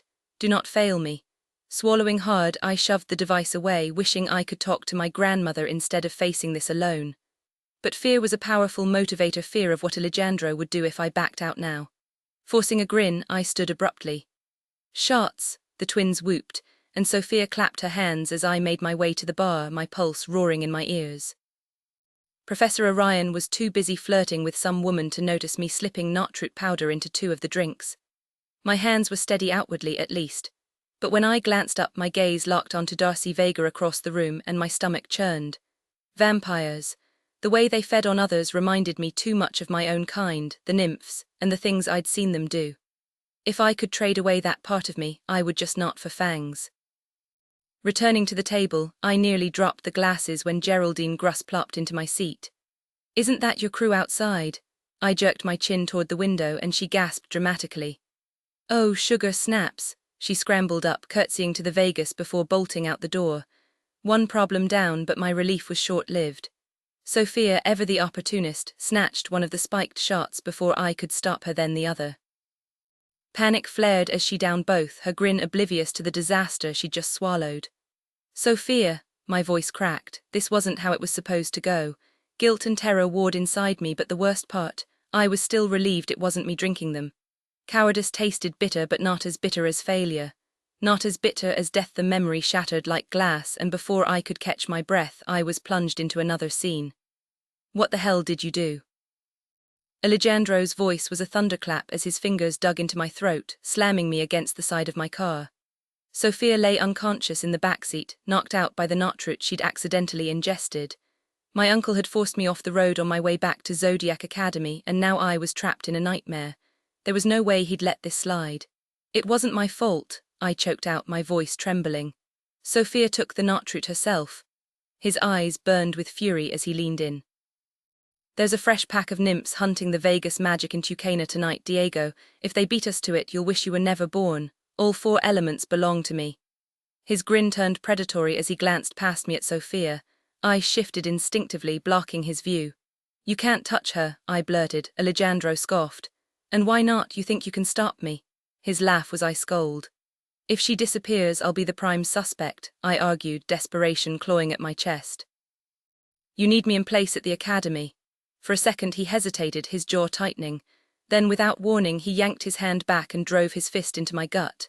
Pain exploded through me, and I crumpled against the car, gasping. Go, he snarled. I scrambled inside, my hands shaking as I turned the key. Don't disappoint me again, he warned before I peeled out onto the road, my pulse roaring in my ears.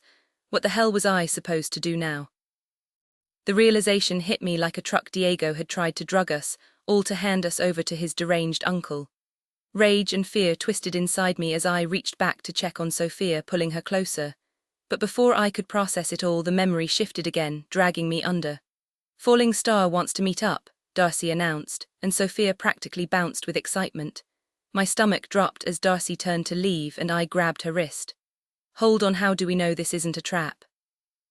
I had no clue who Falling Star was, but if they posed any threat, I couldn't let the twins walk into danger. I told myself it was just self-preservation. If they died by someone else's hand, my family would make sure I followed. But deep down, I knew it was more than that. I was starting to care. And as I glanced at Sophia, I realized I didn't want this fragile little group to fall apart. For once, things had been good. Darcy waved me off. Relax, Falling Staress helped us before. Why would they turn on us now? Tori rolled her eyes and stalked away. It's happening, Diego, deal with it. I scowled as Darcy gave me a half-apologetic look before following her sister toward the library. Just then Tyler Corbin sauntered over, flashing Sophia a grin, looking like a sunset on fire, gorgeous. My jaw clenched. I hated Tyler not just because he had everything I'd ever wanted, but because he didn't even appreciate it.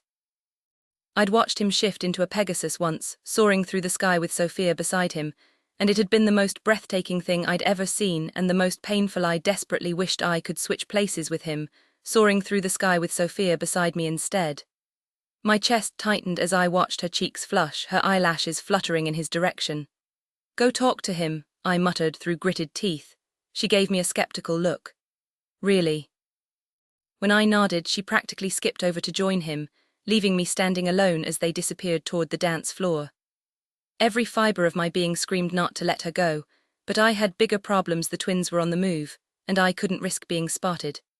Once the coast was clear, I darted toward the library, slipping inside unnoticed. The scent of old books and polished wood filled the air as I moved silently between towering shelves, following the faint echo of Tori and Darcy's footsteps. Reaching the wrought iron staircase at the back, I yanked off my shoes and sprinted up the metal steps, my bare feet barely making a sound. From the shadowy balcony overlooking the stacks below, I spotted them standing with Professor Astrum. No, not just Astrum. My breath hitched as realization struck. This was Falling Star. His gravelly voice carried through the quiet as he dropped a bombshell. Lionel Acrux had led the nymphs straight into the savage king's palace to slaughter their parents. My fingers trembled as I pulled out my atlas, recording every word. My uncle had always been tight-lipped about his alliance with Lionel, but this accusation, it rang terrifyingly true. Then came the wild accusations: Darius Acrux and Professor Orion controlling the nymph attacks. Please, the real reason the nymphs were emerging had nothing to do with them. The Shadow Princess's whispers had grown louder, tugging us toward her will. A floorboard groaned under my weight. Panic surged. I bolted, heart hammering, as I flew down the stairs and out the door, shoes in hand. Pressed against the cold brick wall outside, I shoved my feet back into my sneakers, mind racing. There was only one move left. I forwarded the video to my uncle, and within seconds his call came through. Good work, Diego, he rasped. Finally earning your keep. Use the amulet tonight, bury it by the eastern fence. Wait for my signal. The line went dead before I could ask what fresh nightmare he was planning. Gritting my teeth, I headed for Air Tower, the weight of the amulet in my pocket like a ticking bomb. Above me, the sky darkened, the stars glaring down as if they knew exactly how screwed I was. Later, as Diego's memories hurled me back into his body, I was running again, jacket whipping behind me, lungs burning, racing toward the eastern fence, dreading whatever twisted game my uncle was about to play. Reaching the fence, I spotted Alejandro emerging from the trees with my mother beside him, both dressed in black except for the knitted sweaters my grandmother had given them. "Move faster," my mother hissed, while Alejandro gestured sharply at the dirt by my feet. My fingers trembled as I pulled the amulet from my pocket, plunging it into the earth.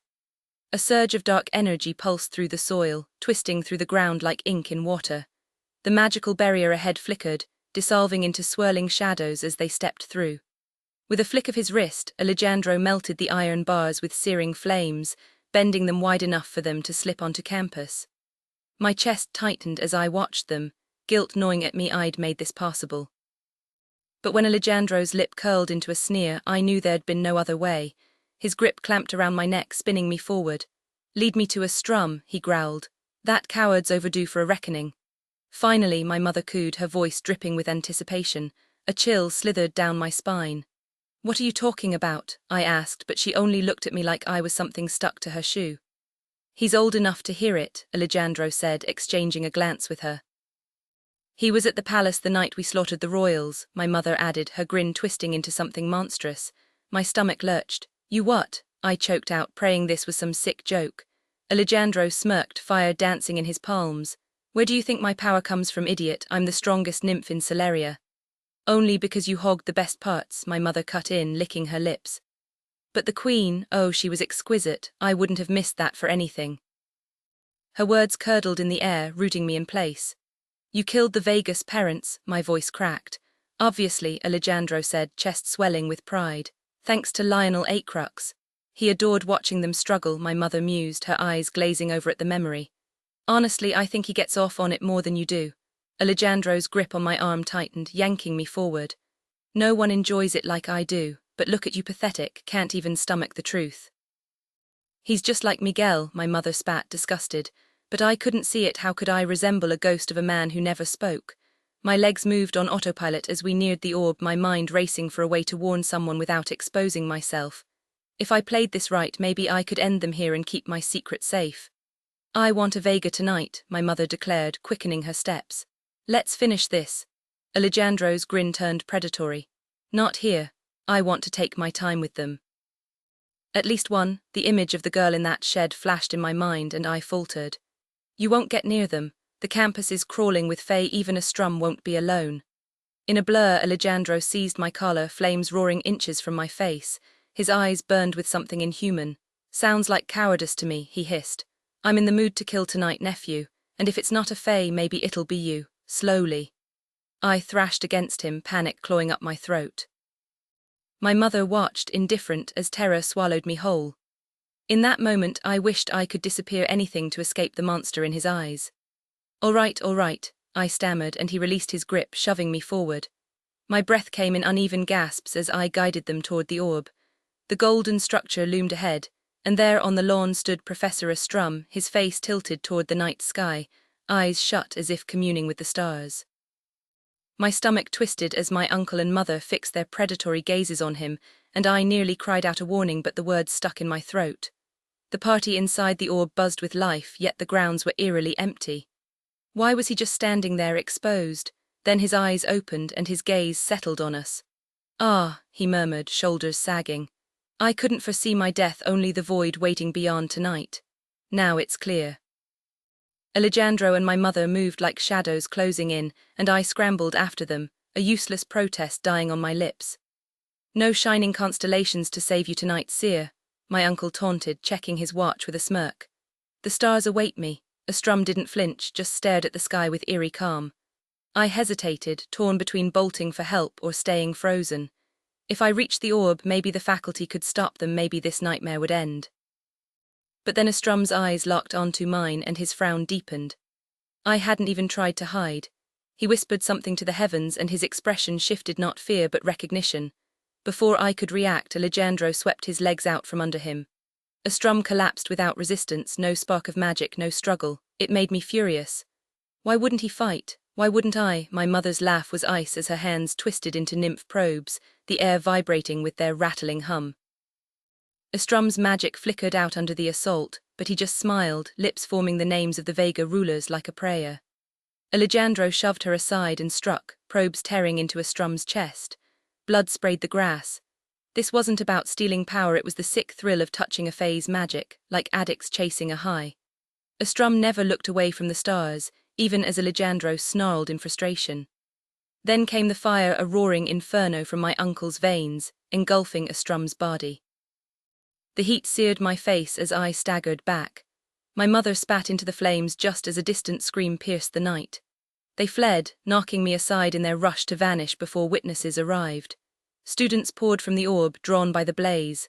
I melted into the crowd, heart pounding, clinging to the shadows like a ghost. My throat felt like sandpaper as I shoved through the swarm of terrified students, the stench of something foul clinging to the air. Make way. Professor Orion's command cut through the chaos as he bulldozed forward, Darcy and Tori scrambling behind him. Darcy's once long hair now ended in jagged edges, while Tori's wide eyes reflected pure terror. Whatever they'd witnessed had left them shaken. Murmurs rippled through the crowd. Was it a nymph attack? Someone hissed, and my pulse spiked. I needed to redirect their suspicion fast. That fire, it's not normal, Darcy breathed, staring at the unnatural blaze. Only dragon fire burns that way, I announced, loud enough for everyone to hear, twisting Astrum's words to shift blame onto Darius. The lie tasted bitter, but the alternative, betraying my family, was unthinkable. Maybe my uncle was right about me being a coward. Diego's memories crashed over me like a tidal wave. I saw him sneaking nymphs onto campus during the pitball attack, tossing a vial of knotroot into Air Tower's bushes to hide it from Fib agents. I felt his fury when Orion shattered his grandmother's gift, his humiliation when his crush on Sophia was exposed. Then came the night in the astronomy tower, our fight, his desperate plea for me to end his tormentor. The visions shifted to Alejandro choking him in the woods, demanding he deliver me and my sister. Diego's fear was a living thing inside me, his yearning to escape his family, his nymph blood, to truly belong with us, the people he'd grown to love. In his room he yanked off his hat, sleeves pulled low to hide bruises. Later in the woods, his fingers laced with mine as we headed to the ferry fair. Without the hat, the shadows under his skin writhed darker, the shadow princess hissing poison in his ear. He played his uncle's game, flirting, kissing me, but his heart ached over Sophia choosing Tyler. The shadows nearly swallowed him whole that night. They fueled his outburst, the cruel words he spat at me. But when he snapped back to himself, the regret was crushing. So was Alejandro's punishment for failing again, then the reckoning. Through Diego's eyes I stared at the stars, my stomach in knots. A glowing 3 hovered above me, a brutal reminder of my failures. This was it, expulsion or exposure.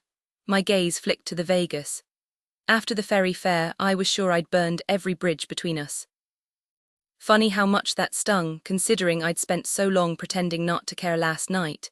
I had given in to Alejandro's demands, letting the shadows take over as I tried to betray the very people I cared about. Yet even then, I couldn't go through with it. The guilt twisted inside me, a slow poison turning my heart darker with every passing moment. How could I call myself their friend when I was nothing but a liar? If they knew the truth, they'd never forgive me, and maybe they shouldn't. Principal Nova's voice cut through my thoughts, ordering us to form a circle in the meadow, hands clasped like we had during the awakening. My pulse hammered as Zenith called out to the stars, and when I looked up, the sky itself seemed to warp, pulling me into an endless void. For a brief, terrifying second, I welcomed the emptiness. No more choices, no more pain, just nothing. Then the voice came, soft, ancient, woven from the cosmos itself. "Imposter," it murmured. "We see you, Shadow's child." The reckoning is here. I braced for punishment, almost hoping for it. Death would be easier than returning to a life where I was forced to be a monster, but instead the stars offered something unexpected, a choice. "A path of light and darkness lies before you," they whispered. "Which will you take?" I can choose," my voice cracked. "All who walk beneath the sky may choose." "But I'm not Fae," I argued, my throat tight. You are ours nonetheless. A flicker of memories flashed before me, laughter, warmth, a version of myself I barely recognized. Then just as quickly the vision twisted into nightmares, Alejandro's blade, my own severed hands, his smile as cold as the grave. I screamed, begging for it to stop. What does a fae do when cornered? The stars pressed. I don't know, I shouted, raw and broken. They fight, came the answer, not from me but through me. And what does a fae do with their heart? This time the answer came easier. They love. The darkness shifted, the weight of their final question settling over me. What will a fae do to earn their place in Celeria? I knew, and for the first time I let myself believe it, whatever it takes. The celestial voices released their hold on me, and for a breathless moment I couldn't believe it, I had actually passed their trials. Against all odds, Zodiac Academy had accepted me. The rush of validation was intoxicating, like catching a fleeting glimpse of what it truly meant to be fae. But the vision shattered, replaced by a whirlwind of Diego's memories flashing before me. I watched him wrestle with guilt, time and again facing his uncle Alejandro's fury. There he was, slipping something into Tori's drink at the orb, only to be thwarted by Darius. Strangely, the punishments that followed seemed to fuel him, each lash of Alejandro's anger hardening his resolve. He wasn't just enduring the pain, he was choosing it over obedience. And then the unexpected warmth, Diego laughing with friends, thriving at the academy, growing stronger right under my nose. Then came the memory that clenched my chest with dread. I was him now, stripping off his jacket, hanging his hat on a low-hanging branch near Stella's estate. The shift into my nymph form burned through me, the shadow princess's call slithering through my veins like a venomous whisper. Fight, kill, obey, but not tonight. Alejandro and Mama crashed through the underbrush nearby, locked in combat with Darcy and the heirs. The shadows coiled around me, hungry, demanding, yet I refused. For once I wasn't a puppet. My grandmother's words echoed in my skull. Strength isn't given, it's claimed. And tonight I claimed it. Darcy and Tori needed me. No more lies, no more betrayals. I moved like a wraith, closing in on the shadow princess just as Darcy snarled, "You're nothing but a shell filled with darkness." The shadow princess smirked, flexing her clawed fingers. "Pick your poison, Vega, shadow or death." Darcy's shield flared too slow, I saw it a heartbeat before she did. With a roar, I drove my probes into the shadow princess's spine, lifting her off the ground like a trophy. For the first time in my miserable existence, I fought back. The rush was golden, divine. Darcy's fireball shot past as the shadow princess twisted free, her grip on the shadows inside me yanking like a leash. She hit the dirt, then vanished in a blur of vampire speed. Panting, I turned to Darcy only to find her hands raised, suspicion darkening her gaze. I stepped back, dipping my head. She and Tori were the real queens here. And for once, I was ready to stand beside them, watching them grow into the most formidable fae I'd ever known. I would have gladly bowed before them, dedicating myself to their service without hesitation. They had unknowingly given me something priceless, a family, a place to belong, and I was determined to repay that gift with everything I had. But in a heartbeat, everything shattered. The shadow princess lunged at me with terrifying speed, her blade sinking deep into my chest before I could react. Pain exploded through me as she struck again and again, each stab sending me reeling until I collapsed in a pool of my own blood, the world spinning violently around me. Gasping for air that wouldn't come, I stared up at the stars as they seemed to lean in, whispering, "Son of the Shadowborn, do you remember what fae do with their fears?" Terror coiled around my heart as the shadow princess loomed over me, her voice dripping with venom. "You dare attack your princess?" But defiance flared inside me, because fae don't run from fear, they confront it. And in that moment, I realized I was more afraid of failing them than I was of dying. Darcy's phoenix fire erupted toward the princess, but darkness swallowed me before I could see if it landed. When I came to, the shift had stripped me bare, leaving me sprawled in the mud, my lifeblood seeping into the earth. The stars burned through the trees like daylight, their glow mocking my fading strength. Darcy's horrified face appeared above me, her hands pressing desperately against my wounds, but we both knew it was too late. There was so much left unsaid, but one truth clawed its way out through the pain. "I'm so sorry, Darcy," I choked, wishing I had time to explain. "I don't understand," she cried, tears streaking her face as she fought to keep me alive. But the stars were calling, their voices growing louder. I gripped her arm, pleading silently for her to stay. "Fae magic can't heal me," I murmured, her confusion twisted into heartbreak. How are you even here? The answer didn't matter now. What did was making sure she knew I'm not your enemy. Her fingers tightened around mine, and for the first time I didn't feel so alone. Someone cared. I had mattered. As my heartbeat slowed, I forced out the last pieces of the puzzle, the secrets that could save her. Take my hat, you'll see. Blood filled my mouth, but the pain was fading, replaced by icy numbness. Darcy wiped the crimson from my lips, her anguish tearing at me even as it warmed my soul. To be fought for, to be mourned, it was more than I'd ever dared hope for. Just hold on, she begged, but I shook my head. The stars had asked for courage, and now I understood. This was my fear leaving without knowing if I'd been enough. Did I do okay? I whispered, a tear slipping free. Was I a good friend? The best, Diego, she vowed. And as death finally pulled me under, happiness flooded through me. For one fleeting moment, I was a fae who had died for something greater than himself. For his queen daughter, as her face disappeared from sight, I drifted into a place that felt infinitely warmer and safer. My grandmother's hand closed around mine, pulling me into her embrace, her voice wrapping around me like a well-worn blanket. I am so proud of you, Diego, she whispered, and for a moment I was lost in the memory. Then reality crashed back as Orion yanked me from the shadows of the hat, my cheeks streaked with tears. I collapsed against him, my body shaking as the weight of that final goodbye hit me all over again. Behind me, Geraldine's sobs filled the room, her voice breaking as she cried Diego's name. Orion's hand moved in slow circles on my back, steady and grounding, but the grief in my chest was a knot I couldn't undo. When I finally lifted my head, the others were just as wrecked.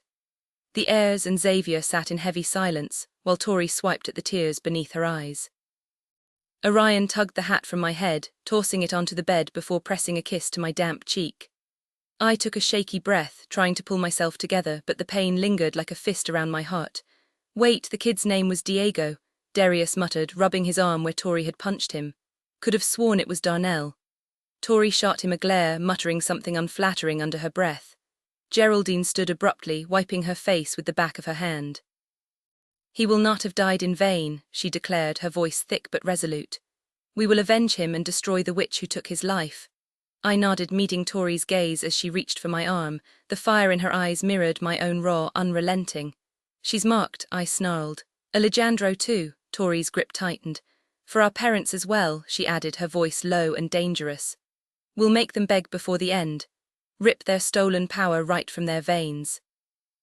Geraldine pressed a kiss to her fist and held it over her heart. For the true queens. Xavier leaned forward, elbows on his knees, his brow furrowed. So nymphs can be. Good. He looked to Darcy as if she held the answer, but none of us could deny what we'd witnessed. Diego hadn't exactly won me over, but seeing the wreckage of his past made it harder to hate him. Still, my instincts warred with the truth. He'd tried to drug the Vegas, had succeeded with Tori, and nearly handed them over to his deranged family. Threatened or not, that betrayal stung. Good is pushing it, Darius growled, smoke curling between his teeth as he gripped Tori's hand. He crossed a line. If I hadn't stepped in that night at the Orb, Roxy would be dead, Tori exhaled sharply. I knew I shouldn't have been that wasted, she muttered. But waking up in your room distracted me from asking why. Darius's jaw clenched, guilt flashing in his eyes. I should have questioned it too, Tori shrugged, though her fingers twitched against his. I was too caught up in everything else. Nightmares I caused, Darius admitted, the weight of his regret clear. Tori met his gaze, neither forgiving nor condemning. I don't drown in them anymore, she said quietly. Now they have a face, but I should have realized what Diego did sooner. Darcy reached for her, shaking her head as their hands linked. Some mistakes couldn't be undone, only repaid. Darcy's words hit me like a punch to the gut. He was forced into it, she said, and I clenched my fists, my entire body tensing. She meant everything to me, yet all I could picture was her lifeless in the dirt because of Diego. The thought unleashed something primal inside me, a rage darker than anything I'd encountered in Darkmoor. My chest burned with the need to shield her, to erase the memory of Diego slipping knotroot into her drink, into her sister's. Excuses didn't matter, threats didn't either. If he'd been standing in front of me right then, I wouldn't have hesitated to end him. Tori arched a brow at Darius, her voice sharp. You of all people should understand doing things against your will under threat. Darius dragged his tongue over his teeth, muttering touché, while Seth, Caleb and Max exchanged glances. Seth, ever the provocateur, mused, I never liked his hat. Now I know why it was practically radiating evil. Caleb rolled his eyes. You didn't sense anything. I did, Seth insisted. That thing gave me the creeps. Max frowned, rubbing his temple. Honestly, I barely noticed the kid. 1 second he was there, the next poof, like my brain just erased him. Weird, right? I can picture that stupid hat clearer than his face. He squinted at the hat lying nearby as if trying to conjure Diego's features from thin air. Seth leaned in, lowering his voice. Maybe it was a nymph thing. Maybe he made us forget him so he could, I dunno, sneak into our rooms at night. I scoffed. Or maybe you're all so wrapped up in your own egos you wouldn't recognize half the students at Zodiac Academy if they bit you. Seth grinned, unfazed. Fair. Once a girl worshipped the ground I walked on, mixtapes, tattoos, the whole deal. Called her Blowy for a week because I couldn't remember her name, to her face. Caleb snorted. You're a special kind of terrible. Names aren't my thing, Seth said with a shrug, then smirked when Max called him out for reciting every Solarian Pitbull player's name and Zodiac sign the night before. 10 auras is 10 auras, he shot back. I'd do a lot worse for less. Max folded his arms. Prove it. Enough, I snapped before Seth could attempt some reckless stunt. The point is, not all nymphs might be monsters. Darius dragged a hand down his face. I've killed plenty. So have we, I said grimly. Max nodded. And every one of them wanted us dead. If they'd been coerced, I'd have known. Darcy exhaled shakily, rubbing her temples. She looked exhausted and the sight twisted my insides. If that damn hat had hurt her, I'd tear through the spirit world myself to finish Diego. So what now? She whispered. Does this change anything? Tori shrugged. Maybe not. Maybe Diego was different. The shadows were corrupting him and the hat was his only defense. The sight of a nymph wearing a hat was so unusual it made me question whether the rest of them had fallen to corruption. Darius, ever the voice of reason, countered with a thought that unsettled me. What if the shadows were twisting them and they weren't evil by nature? Geraldine let out a mournful sigh, her head dropping as she whispered Diego's name. The weight of uncertainty settled over us, thick and suffocating. Darcy rubbed her tired eyes, her face losing color, and I knew she was running on empty. I think I've had enough hats for one day, she mumbled, her voice barely above a whisper. I pressed a kiss to her temple, trying to lighten the mood. Hat-induced exhaustion, I teased, earning a weak chuckle before her smile faded, her thoughts clearly drifting back to Diego. One by one the others began to leave, Xavier and the heirs muttering theories about the nymphs, while Geraldine dramatically snatched Max's shirt to dab at her teary eyes. I grabbed the hat from the bed, shoving it into my pocket before Blue got any bright ideas about wearing it again. She was practically asleep on Tori's shoulder, and the silent exchange between the twins told me they needed a moment alone. Darius caught on too, pressing a quick kiss to Tori's lips before following the others out, pausing just long enough to lock eyes with me. I moved toward him instinctively, but Seth yanked him into the hallway before I could react, the door slamming shut between us. My fangs lengthened, irritation flaring until I turned back to Blue. Her exhaustion was palpable, her steps unsteady, and before I could blink she swayed into me like a leaf in the wind. My hands shot out, gripping her waist as panic spiked. Whoa there, she yawned, blinking up at me with heavy-lidded eyes. What's going on? I demanded, scanning her face as Tori took her hand. Just tired, Darcy murmured, her voice thin. That hat really did a number on me. Tori frowned, guiding her toward the bed. You look like you're about to collapse. Darcy didn't argue, curling up like a kitten the second she hit the mattress. Tori stretched out beside her, wrapping an arm around her sister, and the sight of them so perfectly in sync eased the tightness in my chest. I'll let you rest, I murmured, backing toward the door. Darcy hummed sleepily, then whispered, love you, just as I reached the threshold. Those 2 words hit me like sunlight breaking through clouds. I love you more, I replied softly before stepping out. The hallway was chaos. Darius and the heirs were roughhousing, Geraldine nowhere in sight, while Caleb zipped around them at impossible speeds, dodging their half-hearted punches. Seth spotted me and whooped, Lance, get in here. But I just crossed my arms, watching their antics with amusement. Caleb smacked Seth mid-run, sending him spinning, and Xavier's laughter rang out like a horse's whinny. Seth lunged after Caleb, swiping at air while the speedster taunted him with playful slaps. Max smirked in my direction. Orion's too dull for fun, he goaded, but I just shook my head, content to watch their ridiculous unbreakable bond from the sidelines. As I turned to leave, a new thought struck me. Maybe I'd find Noxie and see if he was up for something quieter. But before I could slip away, Seth's laughter echoed down the hall, pulling me back into their orbit if only for a moment. 5 seconds to win, where's the fun in that? I shot back and Max let out a snort. Put your money where your mouth is, he challenged, but my attention snagged on Darius. He stood there, lips parted like he had something to say, but the words never came. A cold knot twisted in my stomach. Was I intruding? Maybe he was itching to tell me to get lost but couldn't bring himself to say it. Maybe every night we'd spent tangled together under the covers had been nothing but obligation to him, another chain his father had wrapped around us both. The idea that we might fade into strangers made my chest ache. He'd been trapped with me for years. The least I could do was step back without making it harder.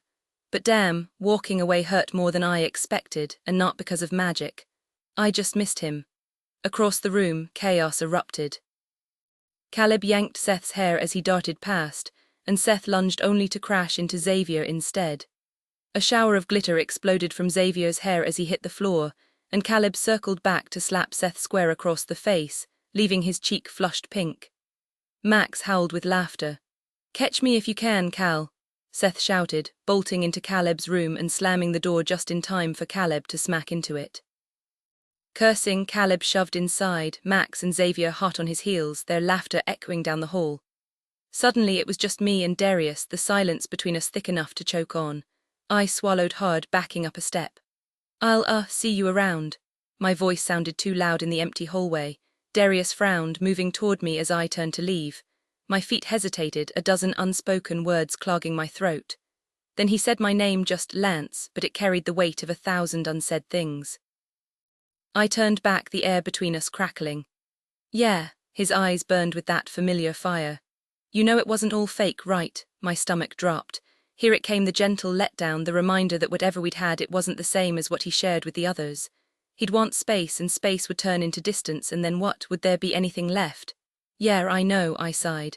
"But I'm still the ghost of your father's control, so go enjoy your freedom, you've earned it." Something raw flickered in his gaze as he closed the gap between us. "Is that really what you think, brother? Don't you?" The question tore out of me, sharp as glass. He shook his head, stepping so close I could feel the warmth of him. And God, I wanted to pull him in, not because of any bond, but because of him, just him. "Come on, Darius." Max's voice carried from down the hall, but Darius didn't even glance away. "They're waiting," I muttered. Darius held my gaze. "Think I'm gonna take a nap?" The words hit like a punch. That old code, one I knew better than my own heartbeat. My breath caught. "Oh yeah?" I asked, searching his face for the truth. Was he really suggesting what I thought he was? With a quick nod, he brushed past me, moving down the hallway toward his room. I hesitated just long enough to see him glance back, tilting his head toward the open door in silent invitation. A smirk tugged at my lips, one he instantly matched before I hurried after him, my bare feet padding against the floor as I followed him inside.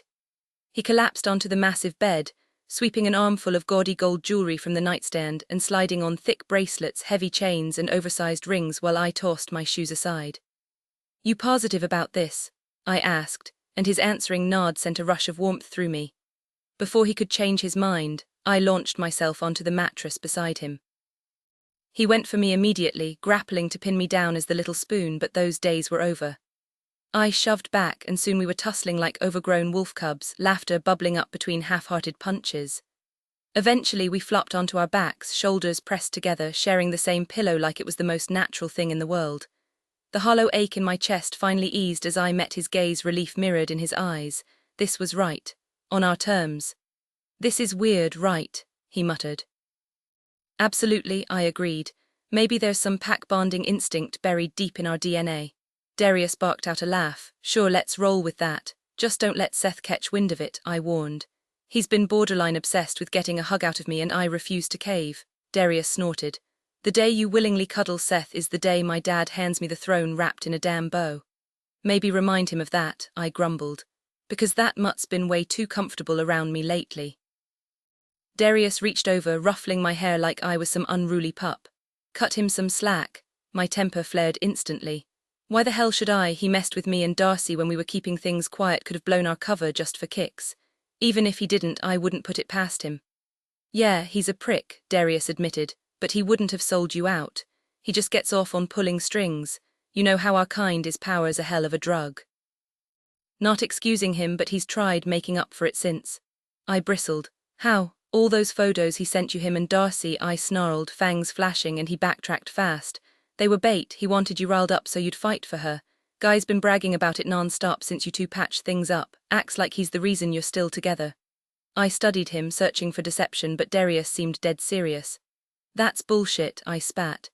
And even if it's true, you think I owe him gratitude? For screwing with my head, for making me think. Rage choked me at the mere thought. Darius just smirked. Well, it worked, didn't it? How long have you known? My voice turned razor sharp. Since you asked me to dig into them, he said with a shrug. A beat of silence, then I lunged. We crashed into the sheets, wrestling like feral things, my vampire strength pinning him down before he landed a solid punch to my ribs. The bastard was laughing. You're insufferable, I growled, but the sound of his joy, real, unfiltered, made something in my chest loosen. After everything, he was finally happy. And so was I. My energy drained away, and I collapsed beside him instead of fighting back. Screw you, I muttered half-heartedly as his laughter filled the room. Soon, I couldn't help but grin, my own laughter mingling with his. For the first time in what felt like forever, there was a fragile peace here, something almost surreal after everything we'd endured. Sure, the world outside was still crumbling under Lionel's iron grip, but down in this hidden sanctuary, I was surrounded by my closest friends and the one person who meant everything to me. That was enough. No more hiding in the dark corners of my own thoughts. I was done with that. So you set me up, huh? I nudged Darius as he turned to face me, his smirk unapologetic. Seth did the heavy lifting, I just didn't stop him, he said with mock innocence. So are you gonna kiss his ass or kick it? I'd rather shove a cactus up there, I grumbled. Darius rolled his eyes. Come on, he's not that bad, a little twisted maybe, but decent deep down, more than most anyway. Yeah, well, I'm not digging for buried treasure in that psycho's soul, I shot back. I've got enough people in my life. Especially now that you're here. You never lost me, he scoffed, my voice softened. Felt like it for a while. I hesitated before adding, I'll never be like the heirs for you, but I'm not going anywhere, ever. His brow furrowed. Same goes for me, Lance, and for the record, you're not as different from them as you think, you just hate them too much to admit it. They're spoiled brats with guard complexes, I muttered. Darius smirked. And yet, here you are putting up with me. He pinched my cheek, and I swatted his hand away, though he wasn't entirely wrong. My fingers brushed against something cold on the bed, and I glanced down to see the silver coin hiding my father's journal. It must have slipped from my pocket. I picked it up, dissolving the concealment spell until the worn leather book materialized in my palm. When's the next full moon? I asked absently. Darius grabbed the ornate clock from his nightstand, its face etched with lunar phases. Tonight, he said, eyeing the journal. You planning a reread? Yeah. I'd been drilling the Imperial Star's power words last time, but there were still gaps in my memory. The twins needed to learn them soon just in case. Darius's expression darkened slightly, and I knew he wasn't thrilled about my new role, but we couldn't leave things unresolved. So, I ventured, you still dead set on challenging Lionel? His eyes burned with determination. The second Gabriel gives the signal, I'm taking that bastard down. Smoke curled from his lips as he spoke. And then what? You take his throne? My tone sharpened. Darius avoided my gaze. The heirs and I will handle it. Either their parents step aside or we force them to. Either way, we're rebuilding the council, one that actually brings peace to Celeria. And the twins, I growled, his jaw clenched. I'm Faye, Lance. What else would you have me do? You want me to grovel like some spineless coward after everything my father put us through? I snapped, my voice dripping with venom. Spineless, I shot back, my blood boiling. Is that really how you see me? His expression twisted in disbelief. You actually bent the knee to them, as if he hadn't seen this coming. But what did he expect? I was the master of the Zodiac Guild, bound by duty and love to a Vega princess. I knelt for Darcy in that arena, I admitted, holding his gaze without flinching. She is my queen, whether the stars ordained it or I carved that destiny myself. Kneeling for her was never a question. Darius squared his shoulders, defiance hardening his features. Roxy is my queen too, but she isn't Celeria's. The distance between us suddenly felt like a canyon, impossible to bridge. Work with them, I urged. This isn't some children's story where the lost royals waltz in and fix everything with a wave of their hand, he countered, his tone sharp with impatience. Be realistic, they don't even know the first thing about our world. Could they name 5 major cities, recite the ancient laws, navigate the delicate balance between the orders? Number ruling takes decades of understanding, something the heirs and I were bred for. Then teach them, I insisted. Between the two of us we could mold them into the leaders Celeria needs. His jaw clenched. I'm not saying they shouldn't learn, but years of lessons won't replace a lifetime of training. This isn't about power, it's about what's best for our kingdom. The Vegas might have the bloodline, but that doesn't make them fit to lead. The heirs have spent our lives preparing to rebuild Celeria. Should we toss all that aside because tradition says they get a shiny crown and we don't? I exhaled sharply. Use your knowledge to guide them. Sit beside them on the council, shape their rule. His eyes flashed, pupils thinning like a predator's. The heirs need real authority to enact change, not to be leashed by monarchs who can't grasp the weight of their decisions. The Vegas ignorance isn't their fault, but it is a liability. The council won't bow to girls who don't understand the stakes. His voice dropped to a hiss. My father stole this kingdom. He stole me, he stole you, and what he did to Roxy. I'll make him pay for all of it. And when I rip that throne from his hands, he'll realize he forged his own ruin in me. I gripped his arm, the heat of his fury searing through me. I understood better than he knew, but vengeance didn't have to come at the cost of the throne. Is there more to this? I pressed, studying the wildfire in his gaze. Darius looked away, frustration tightening his shoulders.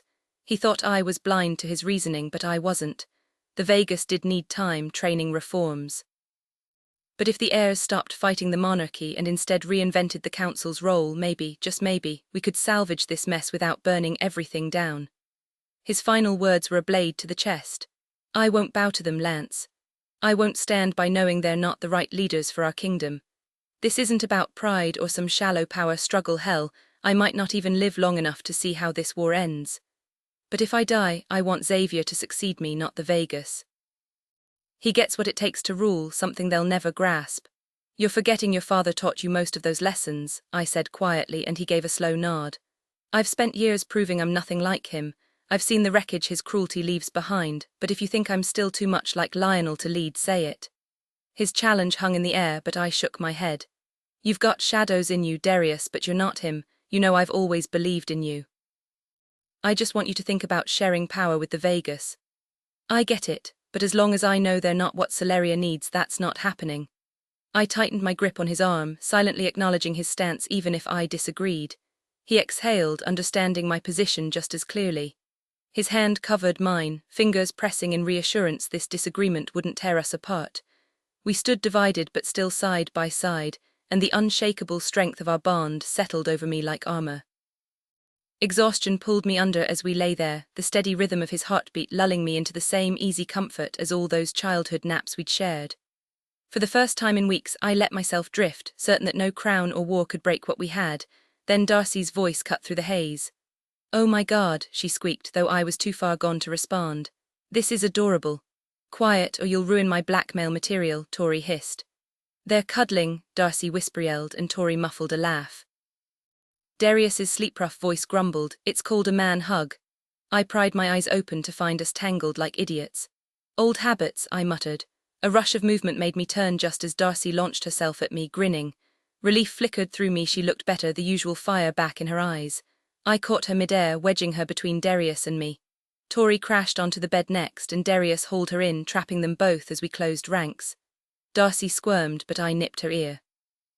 Stay put, was that an order? She elbowed me, laughter bubbling up. Tori smirked. Need another warning shot to the dick, Lance, Darcy gasped. No, don't break it, I have plans for that thing. Tori tilted her head. Fine, if I break his, you get to break Darius's. Deal. Our cocks practically recoiled in terror. Absolutely not, Darius growled as they linked pinkies. We tore their hands apart before they could sign our doom. The door burst open. Seth's voice rang out, cuddle pile. He barreled in like an overexcited golden retriever, and the chaos officially tripled. Stop, I growled just as he launched himself onto the bed, showering everyone with affection including me, which wasn't going to slide. Ugh, I shoved at his face as he playfully bumped his head against mine, but before I could toss him aside like a forgotten toy, 2 more bodies crashed onto the pile, sending the girls into fits of laughter. Max and Caleb joined in, pinning us beneath them while Seth whooped with delight. Group hug, Max declared, flooding the room with contagious amusement until even I couldn't resist a smirk, though I quickly reinforced my mental barriers. Seth's rough stubble grated against my cheek, and I muttered a curse before snatching Darcy's wrist and dragging her free from the tangle of limbs. Tucking the diary back into its coin form, I slipped it into my pocket and checked the time. "The moon's out," I murmured, watching her smile fade. "Come with me." Her lips curved in a way that sent heat straight to my core, and I fisted the waistband of her sweats, hauling her against me. Dark fantasies flickered through my mind, just the two of us, hidden under the night sky, no witnesses. I'd encase us in ice if I had to, trapping her there until she was gasping beneath me, begging for more. "The moon," Seth bolted upright as Max's playful influence faded. "I'm coming too." "Fresh air sounds good," Max chimed in. "Hell no." "Agreed. This place reeks like a campfire. Darius must have been sleep smoking again," Caleb added, nodding at the hazy tendrils near the ceiling. Tori kissed Darius and he exhaled a wisp of smoke against her lips, making her grin. "Not happening," I said flatly, hoisting Darcy over my shoulder and bolting for the door before anyone could argue. I raced through the tunnels, bursting outside before setting her down with a smirk. She didn't return it, lips pressed tight. "That was unnecessary," she chided, but I closed the distance, tangling my fingers in her hair. "And," I nipped at her lower lip, but she pushed me back. "You could try being civil for once." In a flash, I was behind her, my hand at her throat, tilting her head to bare her neck. "Or," I murmured, fangs grazing her skin, "I could drain you dry and then find a quiet corner to ruin you." My teeth met an invisible barrier and I growled. Testing me blue, hunger coiled tighter as I traced her throat, searching for a gap in her defenses. Damn, she'd gotten sharper with her magic.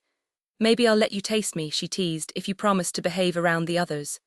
A humorless laugh escaped me. Nice isn't in my vocabulary. I circled her like a predator, savoring the challenge in her eyes. The game was too tempting, and as long as I didn't cross the line, the vampire code couldn't touch me. "You're nice to me," she countered. "Am I?" I bared my teeth. "Do I kiss you gently? Do I take you softly? Do I touch you like you're something fragile?" I paused behind her, gripping her hip as I leaned in, my voice a rough whisper. "Or do I make you burn?" The intensity between us crackled like wildfire as I closed the distance, my voice dropping to a rough whisper. "Tell me, do I make you feel like the last spark in a dying world? Like every touch is your salvation?" My fingers traced the curve of her hip, lingering just long enough to remind her who held the reins. "Or should I leave marks so deep you remember who you belong to?" She twisted away, defiance flashing in her darkened gaze, but the hitch in her breath betrayed her. "No one owns me," she breathed, though the challenge in her eyes begged me to try. I smirked, stepping closer until the flickering light from the sconce cast shadows across my face. "Funny," I murmured, "because I'd let you chain me without a second thought. But don't mistake submission for obedience. I'll unravel every hidden craving you've buried, give them back to you one sinful piece at a time. I'm the embodiment of your darkest fantasies, blue, and damn if I won't make sure you're drowning in them." Her back hit the farmhouse door with a soft thud, my arm caging her in as I dragged my thumb over my lip, imagining the taste of hers. Her chest rose and falling faster now, and guards, I wanted to wreck that rhythm until my name was the only prayer on her lips. Keeping my hands off her around the others had been torture, and with Seth constantly underfoot, moments like this were rare. Tonight, though, I wasn't letting her slip away until the sun forced my hand. "Outside," I growled, my gaze locked on her mouth, already plotting the ways I'd ruin her. "Hey, moon buddies." Seth's voice shattered the tension like a hammer to glass. I clenched my jaw so hard my teeth ached. "Wanna go commune with lunar vibes? The others said they'd give you space, but honestly, why drag us along if you're just gonna sneak off?" "We didn't drag you," I snapped, resisting the urge to throttle him as Darcy peeked around my shoulder. Seth grinned, undeterred. "Denial is very moon buddy behavior, Lance." "It's not a thing," I ground out. Darcy tilted her head. "What's a moon buddy?" "Nothing," I growled.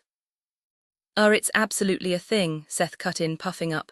"I'd know I've been to the moon." My eye twitched. "Shocking, you've never mentioned it." "Last summer," he continued, ignoring my sarcasm. "Cal hooked me up.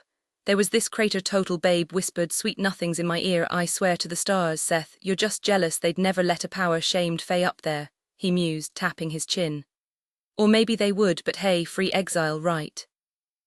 Darcy's grip on my hand tightened, yanking me toward the door before I could commit murder. Seth trailed behind, still rambling about lunar conquests as we crossed the threshold, the wards humming against my skin. The farmhouse loomed ahead, but all I could focus on was the way Darcy's fingers laced with mine her silent plea to let it go. For now, stepping out into the cold night, the guards materialized before us like shadows given form. I slipped my hand from Darcy's grip, falling back a step as she shot me a sharp look over her shoulder. "Get comfortable with it, Blue, I won't drag you into my mess." The nearest guard, a smarmy bastard named Barney von Bondeville, dipped into a bow. "Princess Darcy at your service. Allow me to escort you away from this disgrace." His lip curled in my direction, disgust plain on his face. Rage simmered under my skin, but I forced myself deeper into the darkness near the farmhouse, letting Darcy and Seth step into the glow of the guards' phthalites. Every insult was another ember in my chest, but if I started cracking skulls over words, the rebellion would crumble before it even began. Darcy's voice cut through the tension like a blade. "He's not a disgrace." My chest tightened at her defense, equal parts pride and frustration. She needed to stop before they started questioning her judgment. "My apologies," Barney simpered, bowing lower. "How may I assist you?" "Just keep everyone away," she snapped, striding past them.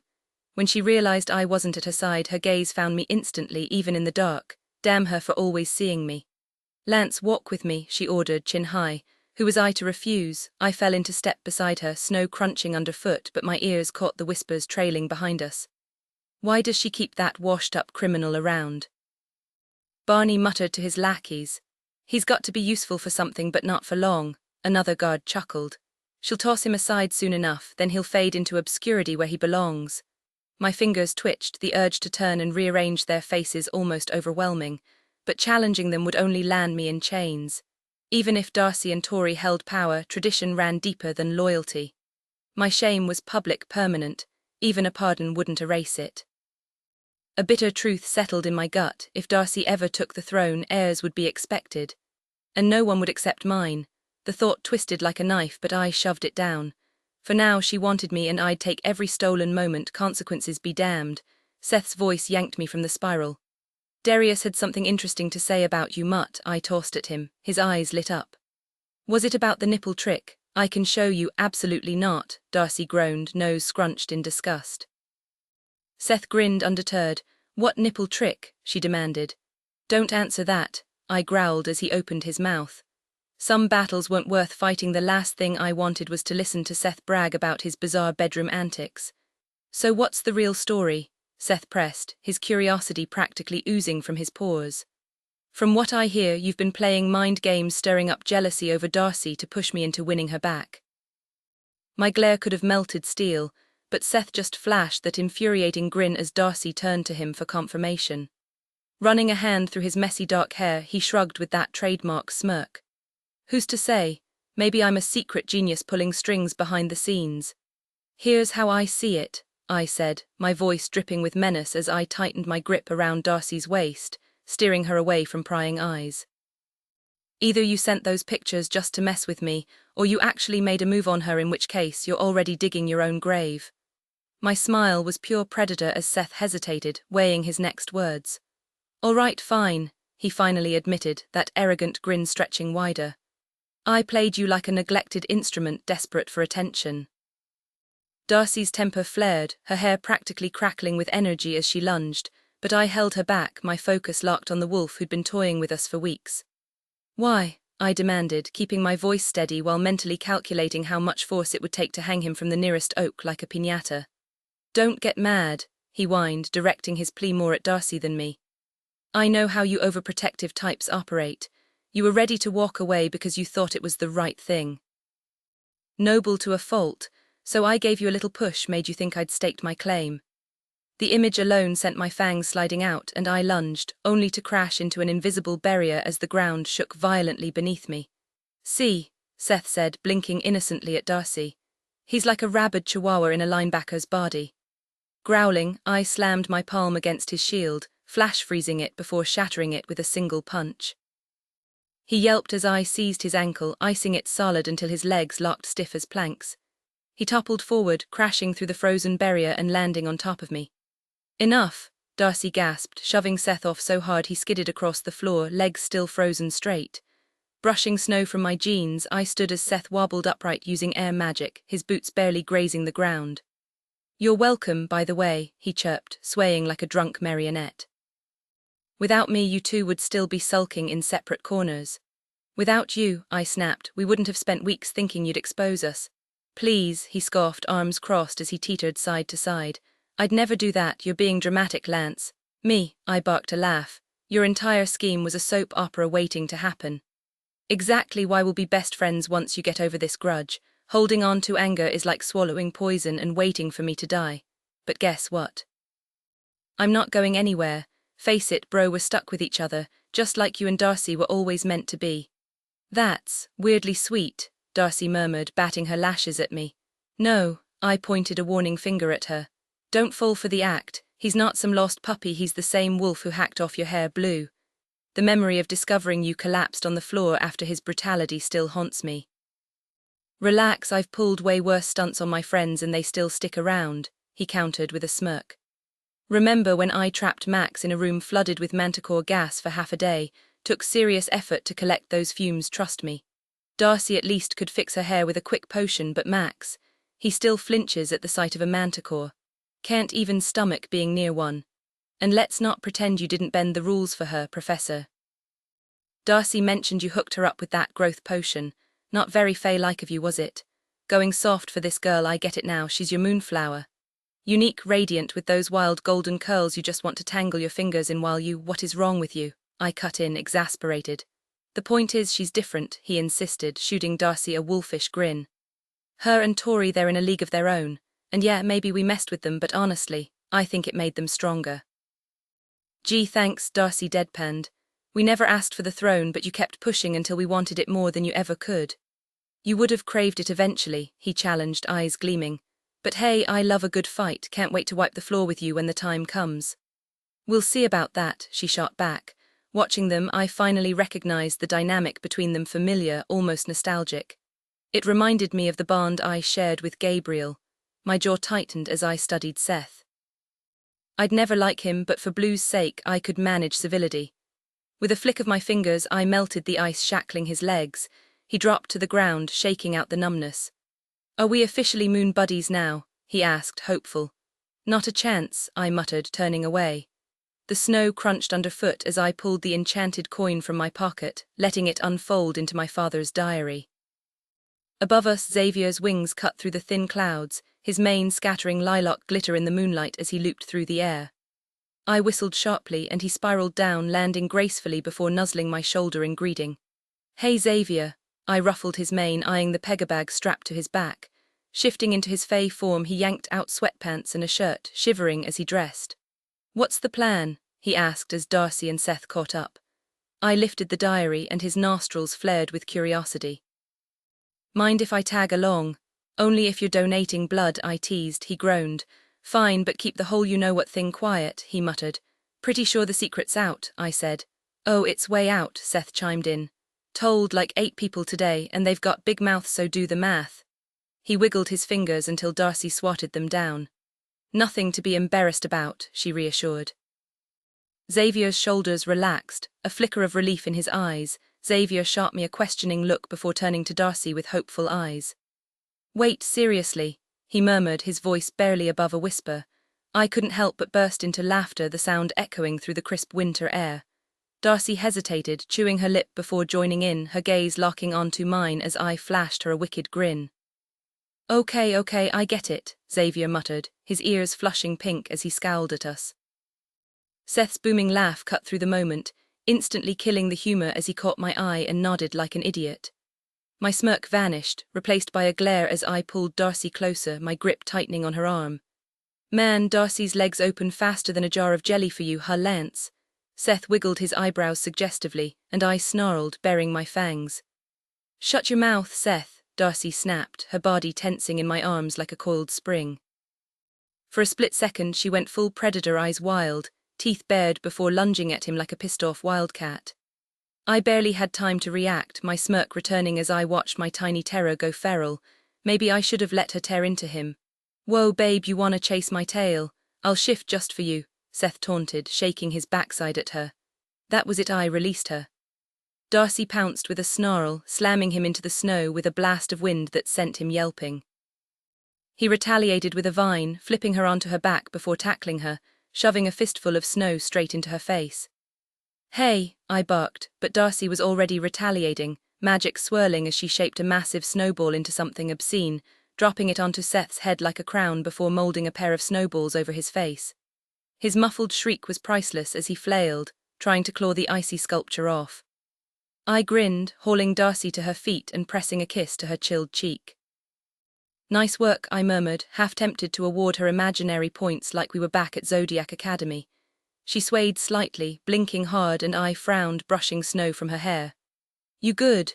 Xavier asked, stepping closer as Darcy's flickering phalite cast wavering shadows over us. "She's a damn menace," Seth gasped, staggering upright with a manic grin. "And it's awesome." Darcy's smile eased my worry as heat radiated from her skin, melting the last traces of snow. A sudden rush of wind snapped my attention away. Caleb appeared, balancing Darius, Max, and Tori like a circus act. "Told you I could carry all of you," he bragged, setting them down. "You nearly shattered my leg against that wall," Tori grumbled, summoning flames to warm her hands. "Nearly," Caleb countered, dodging Darius's punch. "Break her leg and I'll rearrange your face." "Jealousy doesn't suit you, Darius," Caleb teased, dancing out of reach before sidling up to Seth. Max checked his atlas, eyes bright. "Jerry's meeting us soon," Caleb smirked. "When are you finally asking her out?" Max groaned. "I've asked 50 times already. She keeps calling me ridiculous names like silly seabass before slipping into this bizarre ocean-themed babble that makes zero sense yet somehow turns me on so intensely I can't think straight." Tori and Darcy exchanged identical smirks before bursting into laughter. "What?" Max snapped. "You two suddenly fluent in dolphin or something?" "Not a clue, bro," Tori managed between chuckles. "But it's comedy gold." Darcy tilted her head thoughtfully. "If she's comparing you to marine life, it's probably her weird way of flirting." Max perked up at that. "Oh, she's into me, but is she into me enough to actually do something about it?" he groaned, running a hand through his hair. "You could always just ask her," I pointed out. Max shot me a dry look. "Yeah, because relationship advice from an ex-con who banged a student and got publicly shamed is exactly what I need right now. No offense." "Try all the offense," Darius muttered, but I barely reacted. If the heirs hated me, I'd sleep just fine like I'd chugged a gallon of melatonin and passed out on a memory foam mattress. Seth suddenly leaned forward, mischief in his eyes. "Dude, you need to hit her with the Capella smallduction." Max blinked. "The what now?" "Total bullshit," I said flatly. Seth scoffed. "It's legit, half smolder, half seduction, watch and learn." He yanked Caleb closer, their faces inches apart, his fingers trailing down Caleb's chest with theatrical slowness. The room went still, even Darcy's eyes widened as she watched, fascinated. Caleb stiffened, his hand hovering near Seth's hip like he might pull him in before shoving him back with a rough laugh. "Save that garbage for your fan club, Seth doesn't work on me." Seth actually pouted. What the hell was that about? "Not that I cared. Can we please focus on the actual mission now?" Darcy cut in, bouncing on her toes. Right on cue, Geraldine came sliding across the ice like some winter sprite, her hair whipping in the wind. "Fear not, my bookish brethren, your guide has arrived." With a flick of my wrist, I encased us in a dome of ice for privacy while Darius lit a fire at our feet. Caleb, of course, had to turn the place into a damn nature retreat, conjuring moss-covered seating like we were in some enchanted forest. I rolled my eyes but sat anyway, flipping open my father's journal as moonlight spilled over the pages. For the next hour, I recited the Imperial Star's power words while Geraldine scribbled notes on her weird, plant-based parchment. Tori and Darcy echoed each phrase, but the heirs were memorizing them to their focus sharp, their expressions unreadable. A knot twisted in my gut. That star belonged to the Vegas. And the Zodiac Guild mark on my arm burned at the thought of anyone else wielding ITI, turned the last empty page of my father's diary, my thumb tracing the blank space as if I might somehow feel his presence lingering there. The ache of knowing these were his final words for me settled heavily in my chest. Nearby, Geraldine rolled the ancient papyrus with care, tucking it into a sturdy wooden case before sealing it shut. "Well, that was a night to remember," she declared, stretching her arms. "But these old bones need rest, and Lady Petunia won't water herself before dawn." Max crossed his arms, sulking. "Why can't I take care of Petunia?" Geraldine whacked him playfully with the case. "Because you've got the attention span of a goldfish, makesy boy. Maybe if you spent less time daydreaming and more time focusing, you'd earn the privilege. With that, she carved a door into the ice wall with a flick of her wrist and vanished into the night. Max scratched his head. "What's a noli?" he muttered, more to himself than anyone else. Darcy leaned in close, the scent of strawberries clinging to her as she pointed to the diary page beneath my thumb. "Is that a zodiac sign?" she asked, her voice low with curiosity. I blinked, momentarily distracted by the way the moonlight caught in her dark lashes. Then I looked down. 2 tiny Gemini symbols had materialized at the top of the page. "What the hell?" I whispered. Darcy brushed her finger over one symbol and it flared to life with a soft glow. "Tori, come look at this," she urged. Tori moved to my other side, and as Darcy guided her hand to the second symbol, the entire page ignited with light. A breathtaking zodiac ring unfolded before us, constellations intricately woven around a rising sun. Delicate lines connected each sign, and beside them gemstones shimmered, each one tied to a specific zodiac. I knew these stones. I'd lectured about their magical properties, how they amplified a sign's natural gifts. But these weren't just any gems, they pulsed with an energy that raised the hairs on my arms. Beneath the artwork, my father's handwriting appeared, sending a jolt through me. It was like he was right there, whispering over my shoulder. Darius stepped closer. "What's it say?" I read aloud, my voice steady despite the tightness in my throat. 6 were found and 6 were lost. These are the stones of the original 12. All must be united to restore balance to the kingdom and reform the Zodiac Guild. Find the 6 we recovered within the chalice of flames. Tori frowned. "What does that even mean?" Without hesitation, I nicked my thumb on my fang and traced a crescent through the air, summoning the chalice from the night itself. Moonlight glinted off its silver surface as it materialized in my grasp, Latin script curling along its side. "Ego meum sanguinem confirmo in Vega regalia Sci," I translated. "I pledge my blood to the Vega royal line." My father had written about this ritual, the initiation oath for the guild. The thought of reviving it sent a thrill down my spine. I turned the chalice over, searching for hidden compartments, but found nothing. Then Darcy plucked it from my hands, tilting it upside down, and 6 radiant gemstones tumbled into the snow. "Ooh, sparkly," she cooed, scooping up a glimmering diamond. Darius let out a possessive growl, dropping to his knees to gather the rest. "Mine," he muttered, clutching a deep blue sapphire like it was the last treasure on earth. Darius lunged for the gems, but Tori was quicker, snatching them away with a smirk. His eyes darkened with that familiar, greedy glint, fingers twitching like a kid denied candy. "Hand them over," he demanded, voice tight. Xavier snorted as Darius made another grab, only for me to intercept, lifting the diamond high into the flickering campfire glow. "Aries alignment," I noted, flipping it upward. He fumbled, dropping the rest moonstone for Gemini, cool against my palm while he face-planted into the snow, chasing the diamond. Darcy tapped a blood-red stone. "This one." The heirs crowded closer as I turned it over. "Ruby Cancer's mark." Darius whipped around, pupils slit like a cat's, but Seth and Caleb yanked him back by the shoulders. "Guild property," Tori sing-songed, dangling the sapphire just out of reach. "No membership, no playtime." Like hell, Darius spat. I rolled the peridot between my fingers, forest green, warm as sunlight. "Leo Stone, mine," he finished, voice guttural. Smoke curled from his nostrils. Xavier's chill man did nothing. Tori passed me the last gem sapphire, Virgo's icy blue, and Darius lost it. The heirs piled on, Seth pinning him while Caleb pried the diamond from his white-knuckled grip. "Bad dragon," Tori cooed as Max lobbed it to me. The chalice swallowed the gems whole under the moon's gaze, vanishing seconds before Darius barreled into me. We crashed into the snow, his claws scraping my empty hands. "Return them." Gold eyes burned. I dusted off, grinning. "Recruitment's open. Keeper of the Stones has a nice ring, yeah." "Dick," he muttered, but the frenzy faded as the diary on Darcy's lap caught my eye. The zodiac circle gone, page blank. "Now we hunt the rest." Tori crossed her arms. "How, these aren't exactly Walmart finds." "Stones of the sky," I mused. "Rarest compendium in Celeria lists every enchanted rock back to the Fey Wars. Of course, it's in my office at Zodiac." Darcy smirked. "Naturally," Caleb groaned. "So we're road-tripping to campus." "Gabriel might know a workaround," I said, though Dad's inscribed first edition would be irreplaceable. The fire crackled, shadows stretching as Darius finally slumped by the logs, sulking but subdued. "For now. If he went through the trouble of giving me that book, there must be a reason he wanted me to find those stones, I muttered, turning the thought over in my mind. Max scoffed, crossing his arms. Seriously, mystical rocks, what's the point of the guild if they can't even handle this kind of thing? Feels like outdated nonsense to me, and let's be real, the Vegas aren't exactly running the show anymore. Tori's fist connected with his shoulder before he could dodge. You sure about that, tough guy? She challenged, a smirk playing on her lips. Max just grinned, letting water trickle through his fingers as he met her gaze.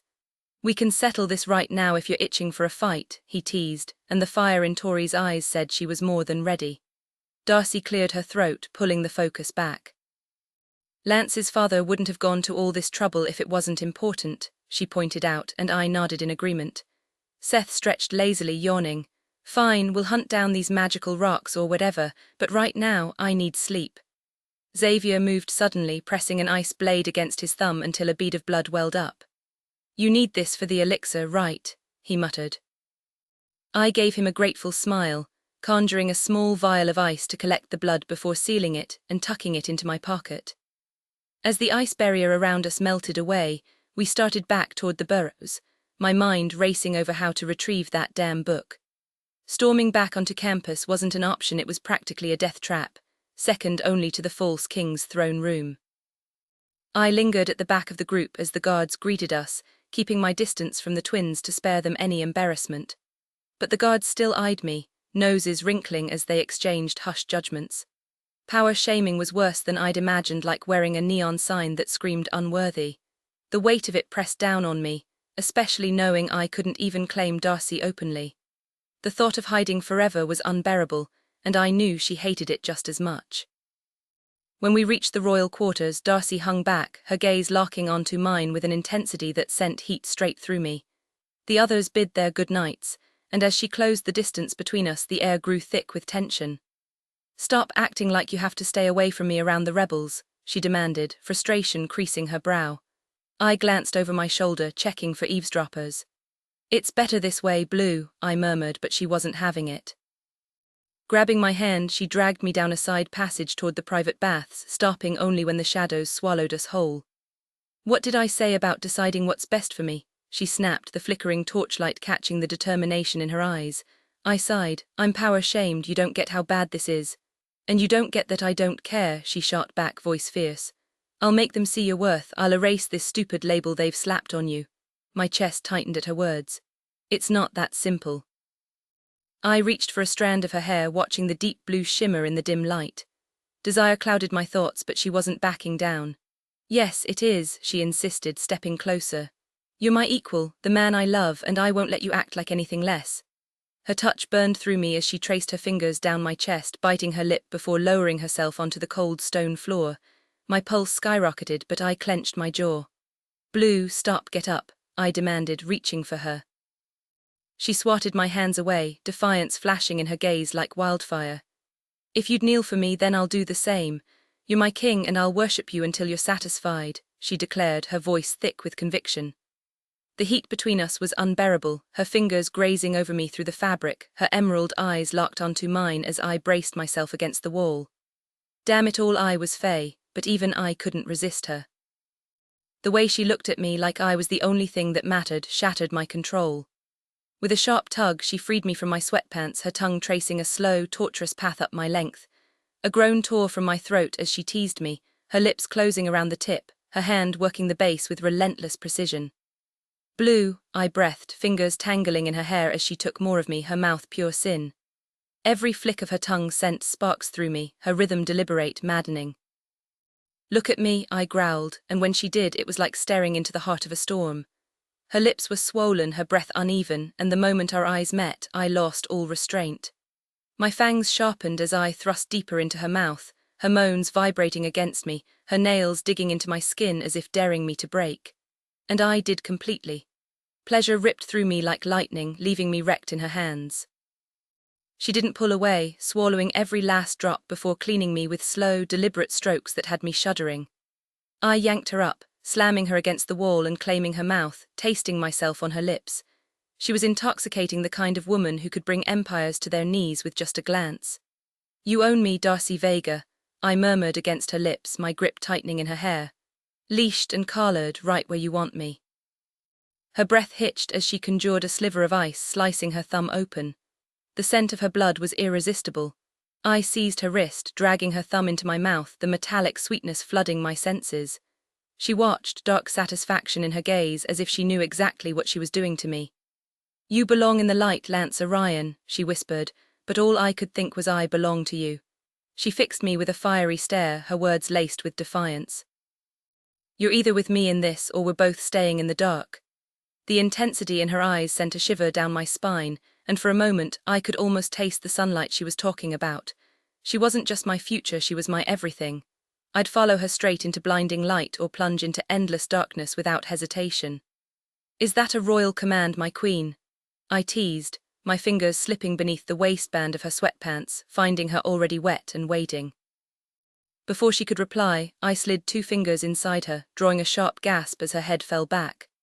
The sound alone had me hardening again, and I knew I'd spend the rest of the night worshipping her body, making sure she felt every ounce of pleasure she gave me. Yes, she panted, her voice breaking as I worked her with my hand. Consider it a damn order, my king. The classroom buzzed with restless energy as Seth bounced in his seat, his voice cutting through the hum of conversation. Come on, teach us the angry words of the day. It's not the same without them. I scanned the room, a hidden cavern transformed into a makeshift school just off the royal quarters.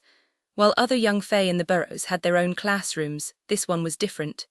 It was mine, reserved for a select few I was determined to educate, no matter how little time we had. Washer handled other classes, and rebel volunteers made sure no one missed out on learning, but this group was under my watch unless they needed water magic training. The space itself was a marvel of earth magic. Each desk had been crafted from petrified wood, hardened to stone and engraved with the names and elemental affinities of the students. The high, domed ceiling held a shimmering pool of water, phalites suspended within to mimic sunlight in our underground refuge. Pale tiles covered the dirt walls, each etched with zodiac signs or carvings of fae in their order forms. At the back, a training arena stood shielded by enchanted vines, while elemental stations filled the corners, a glittering pool for water, a roaring fire behind my desk, a lush garden for earth magic, and a breezy corner where windmills spun in an endless gust. The burrows were evolving, thanks to bored elementals with too much time on their hands. What was once a refuge was now a subterranean palace, complete with lavish touches. Caleb and Tori had raided supply runs, leaving our group dressed like royalty. Not that I minded, especially when Darcy started requesting delicate lingerie just so I could tear it off her. Most mornings, she'd pout dramatically as she tossed the ruined scraps into the trash, but I had no regrets. I flipped through my lesson notes, determined to give these kids the education they deserved, while we waited for our chance to strike back at Lionel. Every moment counted between his own teaching sessions. Gabriel would disappear into the amplifying chamber we'd constructed together, searching for ways not just to reach Lionel, but to uncover the gemstones my father had tasked me with finding. The endless waiting was driving us all up. The walls being trapped underground felt like drowning, no matter how much effort we put into making the place livable. If not for Gabriel's stubborn insistence that charging out to confront Lionel would get us all killed, I was certain someone would have snapped and done it by now. Seriously, for the last time, this isn't an actual school, and you don't need to call me sir, I snapped, rubbing my temples as frustration boiled over. Tori was perched on Darius's desk, his fingers creeping up her thigh while she played with his hair, completely oblivious. Meanwhile, Max, Xavier and Caleb were lobbing an ice ball back and forth like this was some kind of playground. Darcy was gnawing on a pencil, staring at me with enough heat to melt steel, while Seth kept rambling about nonsense that had zero connection to the lesson. The only one actually paying attention was Geraldine, spine straight as a ruler, her textbook open and ready. Enough, my voice cracked like a whip, freezing everyone in place. I hadn't wanted to resort to this. I'd tried keeping things casual, leaving my old professor habits buried.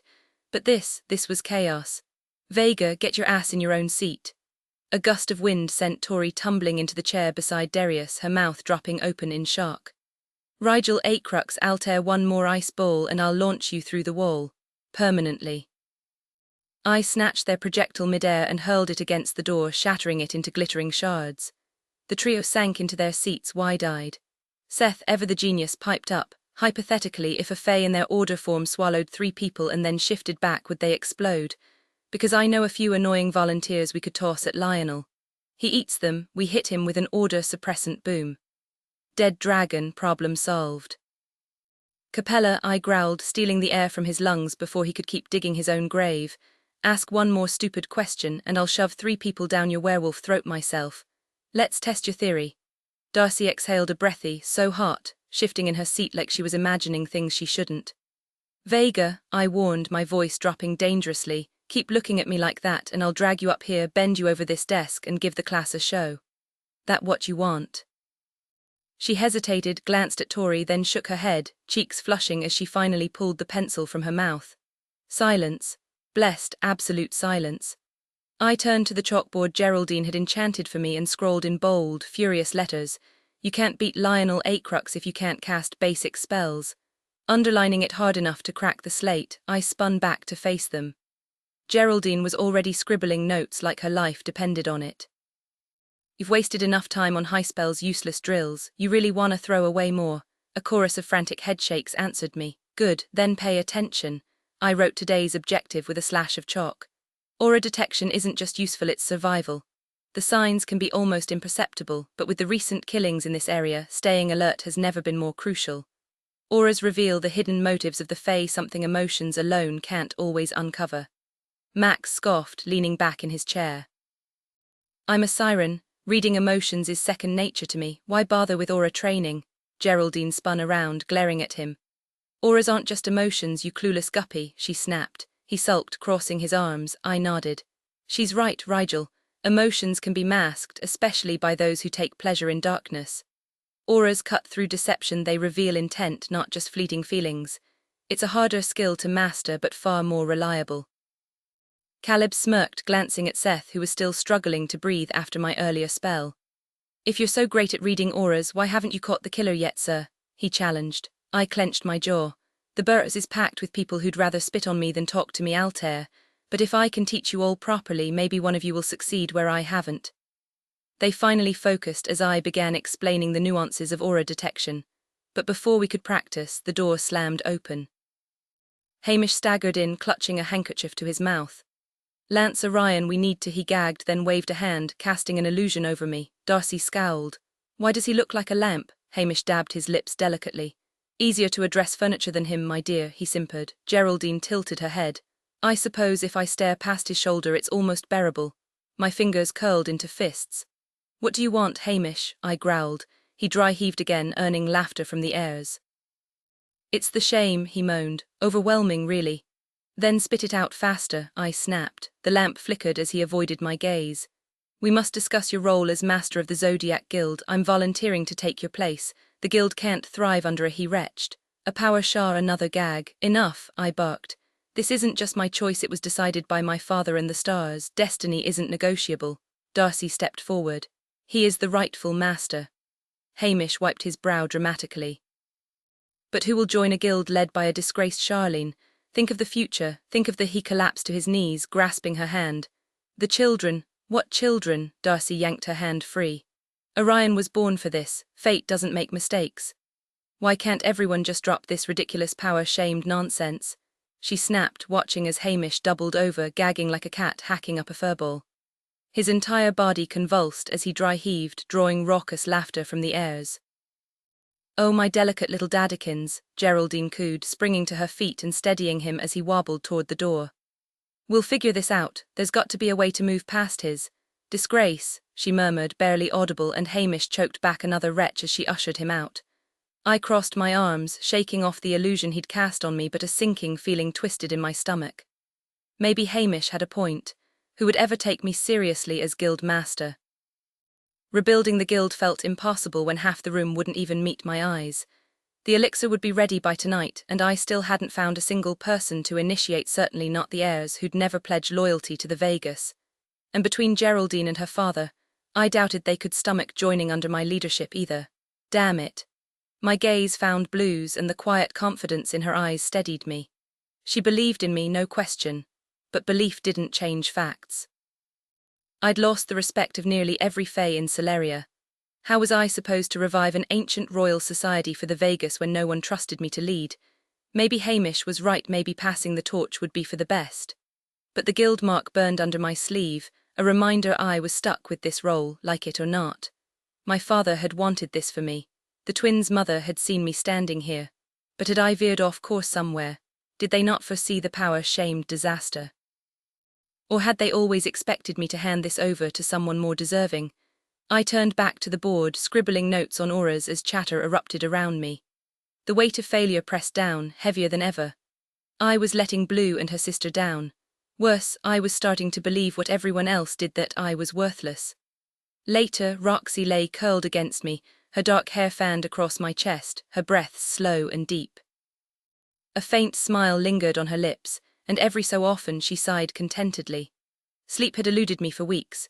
Between alertness spells and wakefulness potions courtesy of a rebel ally, I barely shut my eyes.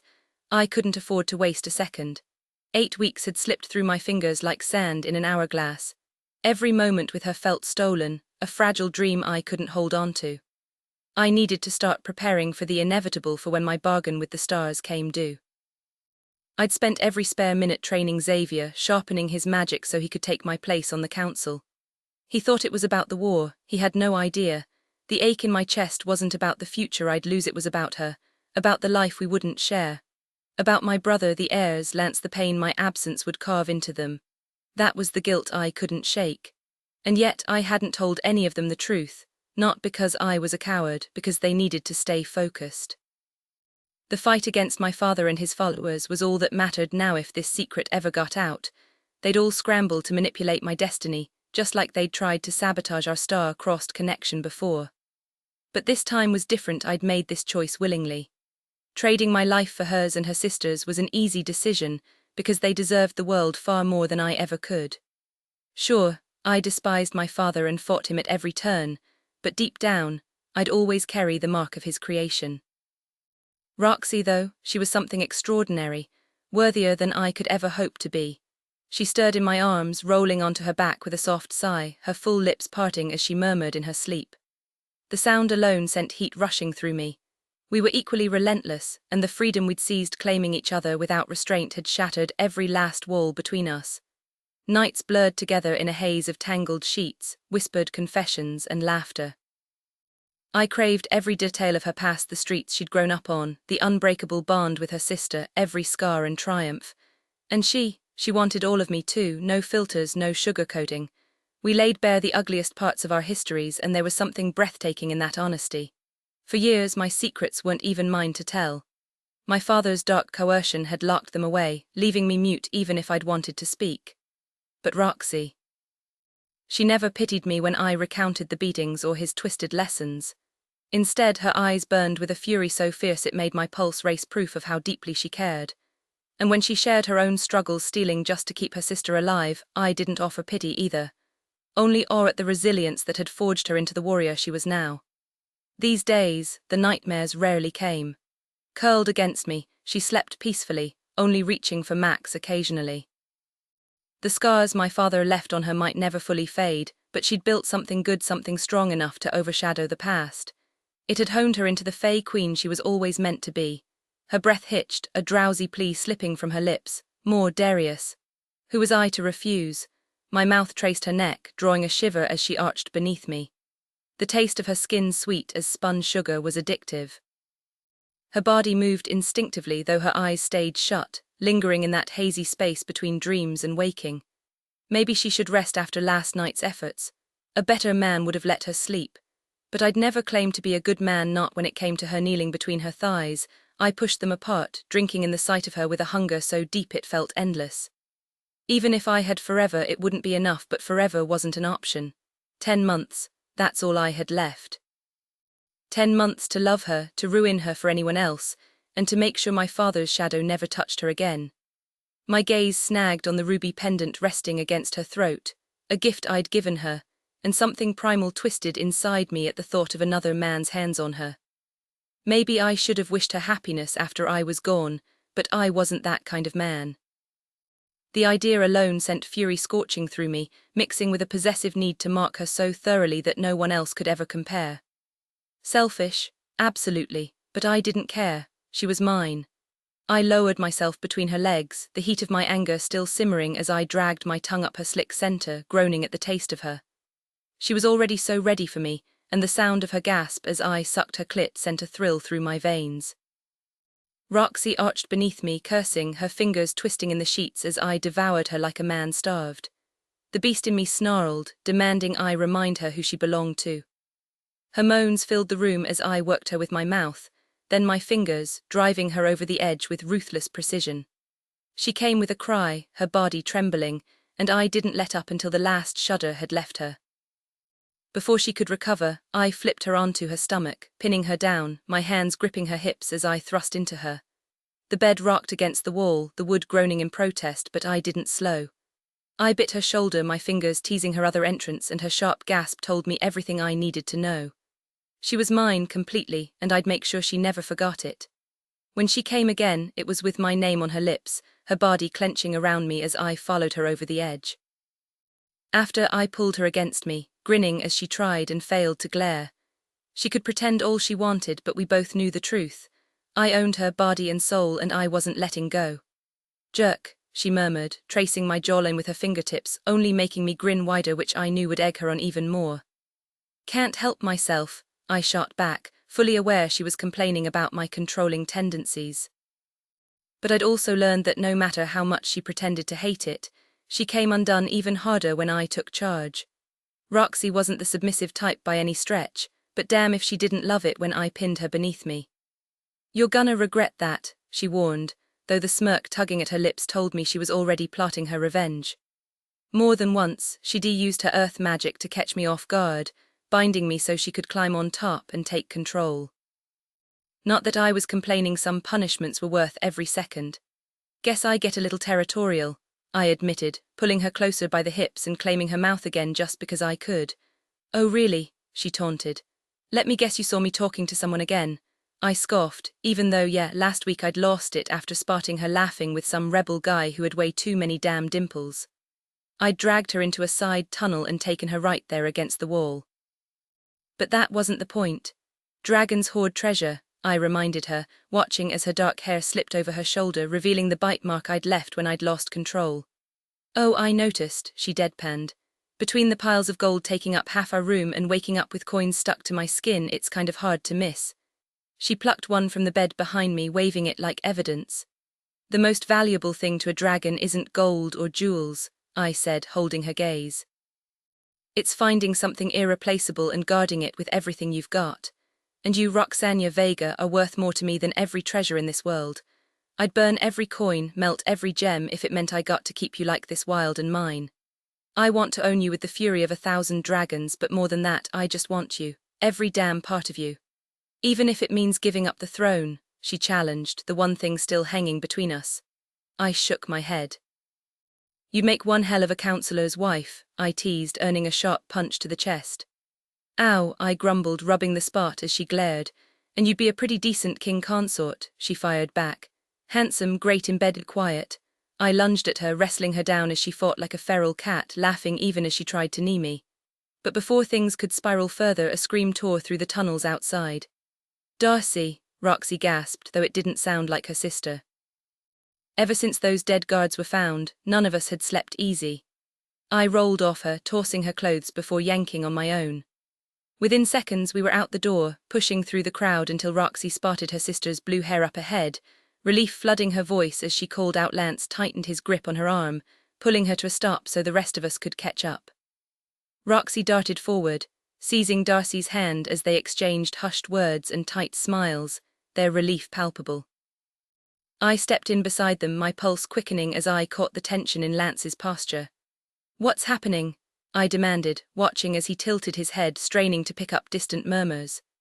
Another body, he muttered, his voice grim, eyes locking onto mine with a shared dread.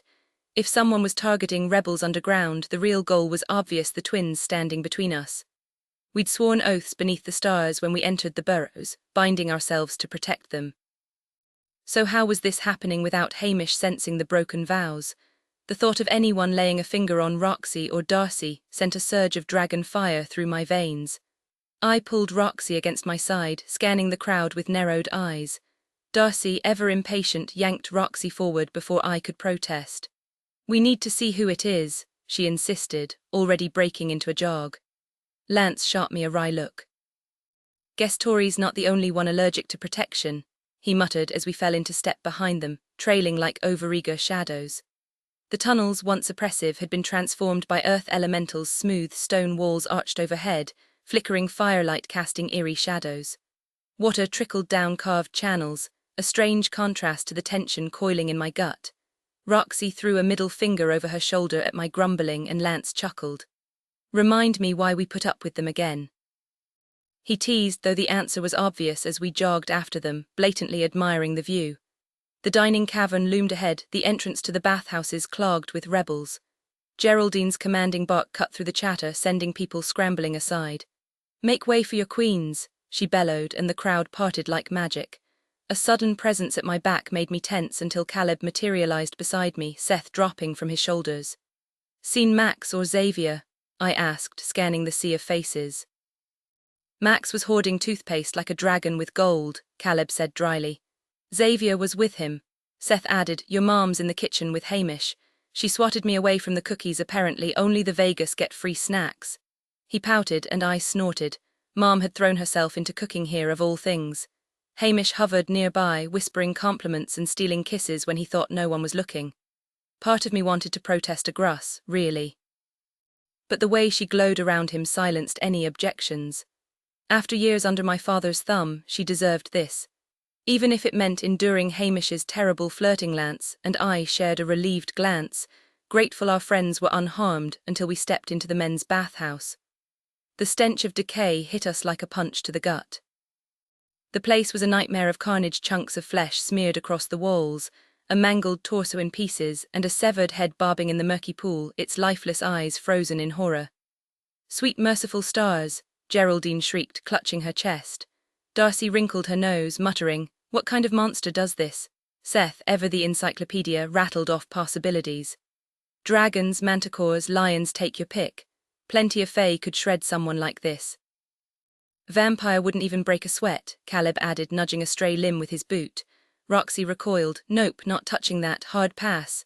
Geraldine snapped into investigator mode. "No one disturb the scene, we need to analyze this properly." Darcy's breath hitched as she leaned closer to the floating head. "Wait, is that Barney, the guard from Wasted Mountain?" Lance squinted. "Oh yeah, total jerk." Geraldine gasped, scandalized, but a rebel's wail cut her off. "Barney von Bondeville knew." The girl collapsed into sobs, and the rest of us took that as our cue to leave. We retreated to the dining hall, where golden stalactites dripped from the vaulted ceiling, glinting like treasure. A waterfall cascaded into a shimmering pool, its edges lined with star sign carvings glowing under blue phthalites. The water was littered with coins and crystals, wishes tossed in by hopeful rebels. I fought the urge to pocket a few, though my inner dragon practically salivated at the sight. The room was a mix of elegance and tension. Stone tables dotted the space, with a grand rectangular one reserved for the so-called true queens. Behind it, a phoenix statue loomed, wings spread, flames flickering at its base where more offerings burned. The floor sparkled with jeweled constellations, and a sprawling map of Celeria covered one wall, still being painted by artistic fae. But the atmosphere was thick with suspicion. Everyone eyed each other, wondering if their neighbor was the killer. Just what we needed: another crisis while preparing to overthrow my father. His latest decrees had more fae fleeing daily, and the rebels were stretched thin, expanding the burrows to shelter Tiberian rats, sphinxes, and minotaurs. Seth and the others were practically living underground, carving out new tunnels with their earth magic. And now, with a murderer loose, trust was crumbling faster than ever. Eugene Dipper had firmly established himself as the leader of the Tiberian rats, their living quarters consisting of narrow underground passages only accessible in their shifted forms. The rats didn't mind transforming to sleep; it saved space, but their obsession with collecting nesting materials, particularly stolen underwear from the laundry caverns, had become a constant headache. As the group moved deeper into the cavern, I barely took 2 steps before Gabriel Knox grabbed my arm, his bare chest and spread wings making him impossible to ignore. His scowl deepened as I shot him a look, unimpressed by the interruption. "We need to talk," he said, his tone leaving no room for argument. Just then Roxy glanced back, and Gabriel flashed her a charming grin, waving like we were just having some friendly chat. The second she turned away, his glare returned, sharper than ever. "Did you just lie to my sister?" I snapped. He leaned in, voice dropping to a venomous whisper. "Maybe you shouldn't be pointing fingers, Darius, not when your future ends right after Christmas." My stomach twisted. I shot a look at Caleb and Lance, praying their vampire hearing hadn't picked up his words. Was this bastard bluffing, or did he actually know about my deal with the stars? I'd been dodging him since we reunited, terrified he'd peek into my fate, but of course with Roxy in the picture he'd seen it anyway. Not wanting an audience, I threw up a silencing spell and jerked my head toward a shadowed tunnel. "You're talking out of your ass," I growled, stepping into his space, but he didn't flinch. His smirk only widened. "Cut the crap. What did you trade to break those bonds on you and Roxy?" he demanded, like he had any right to my secrets. I clenched my fists. God, I hated this guy, always laughing with Lance over their inside jokes, acting like his damn visions made him untouchable. And yet he'd saved my life back with Mildred. If he hadn't dragged me to that cursed cave, Roxy and Darcy might not be breathing right now. I turned away, pacing into the darkness as I dragged a hand down my face, forcing my dragon's temper down. The truth was, he had seen it. My future gone in 10 months. A year should have felt like a gift after a lifetime under my father's thumb, but now, it was a cruel joke. 8 weeks of freedom and already the clock was ticking too fast. I'd barely tasted what life could be, and now I had to swallow the fact that it would all be ripped away before I was ready. I turned to Gabriel, my chest tight with agony as I finally admitted the truth I'd been avoiding. "They were going to die," I confessed, my voice breaking as the visions flashed through my mind. "The stars showed me exactly how that battle would end, Roxy or her sister, maybe both, gone forever, just like you warned me unless I intervened." Gabriel stiffened, bracing himself. "What did you do?" he demanded, his voice sharp with dread. I hesitated, knowing once the words left my mouth there was no taking them back, but they spilled out anyway, heavy with regret. "I made a deal, my life for theirs, 1 year to show Roxy the world, then the stars take me away from her." His shock was palpable, his expression crumbling as the weight of my words hit him. "You idiot," he whispered, his voice raw. "Do you have any idea what this will do to her?" A bitter laugh escaped me. "Of course I do, but tell me, Gabriel, what was I supposed to do? Let her die? I thought I was saving her, but now," my voice cracked. "Now I realize I've only made it worse. I should have stayed away, should have let her forget me, but I'm selfish. She's the only one who ever looked past my name, my power, and saw me, and now I've doomed her to lose that." Gabriel exhaled sharply, his eyes glazing over as his sight kicked in. He shook his head as if trying to shake off the inevitable. "Damn it, Darius, there's no way out of this." The finality in his voice shattered me. I knew it was hopeless, but hearing it from him made it real. "Just don't tell the others," I pleaded. "They'll waste time trying to save me when we have bigger problems, my father, the nymphs, that shadow traitor working with him. They can't afford distractions." For the first time since we'd met, Gabriel pulled me into a rough embrace. I froze, stunned. "You're a fool," he muttered. "But I get it." And in that moment, I realized this wasn't just about saving Roxy. It was about making sure she had a world worth living in, even if I wouldn't be there to see it. Gabriel stepped back, his brow furrowing as he considered my words before finally nodding. "You're not wrong," he admitted, his voice heavy with reluctant agreement. "They'll prioritize saving you over stopping him, and let's be honest, I'm a lost cause either way, aren't I?" I snapped, half hoping he'd argue, though I knew better. His silence was answer enough. "I'm sorry, Darius," he murmured, shaking his head. "I'll keep searching for another path, but—" "Yeah," I muttered, shoving down the bitter taste of all the things I'd never get to do. No point dwelling on it now, I had to focus on what little time I had left. Gabriel studied me, then cut straight to the point. "So what does this mean for the throne?" I exhaled sharply. "Honestly, I don't know anymore. I was raised to rule, but fate had other plans. That doesn't change the fact that the Vegas have no clue how to run a kingdom. Power doesn't equal wisdom. They've spent their lives in the mortal world, clueless about our politics, our people. My brothers, they've been trained since birth. We had strategies, reforms, ways to actually fix Celeria. The Vegas wouldn't even know where to start." "So you'd back Xavier instead?" Gabriel asked, carefully neutral, though I could guess where his loyalties lay. Still, he had to see the disaster waiting if the throne fell to unprepared hands. Absolutely, I said. I've been training him whenever I can, sharpening his magic, reinforcing what he already knows. He's had the same education I did, and frankly, he's a better man than I'll ever be. Gabriel gave a slow nod. That's one possible future, the heirs and your brother ruling together, but there are others, most of them ending in bloodshed. Right now, the likeliest outcome is your father slaughtering us all and tightening his grip. Not happening, I growled, fury igniting in my veins. Before I die, I'm making sure that traitor pays with his head. Gabriel suddenly froze, his eyes glazing over as visions flooded his mind. When he snapped back, panic laced his voice. We need to move, now. What, are we under attack? Not us. The Pegasus heard your father's calling them rebel sympathizers. He's ordered a purge. A what? Fire surged through me, my dragon roaring for battle. Find Xavier, go straight to the academy. Every second counts, people are dying now. Where is he? I demanded, already moving. With your mother and Hamish near the kitchens.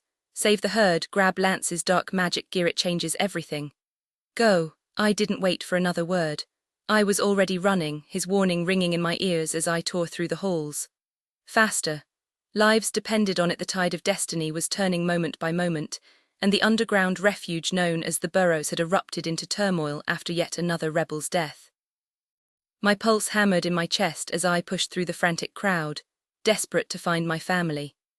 Then I spotted my mother, her appearance disguised by a flawless illusion spell that masked her striking features, leaving only an ordinary woman with dark hair tied back. But her eyes, warm and familiar, gave her away.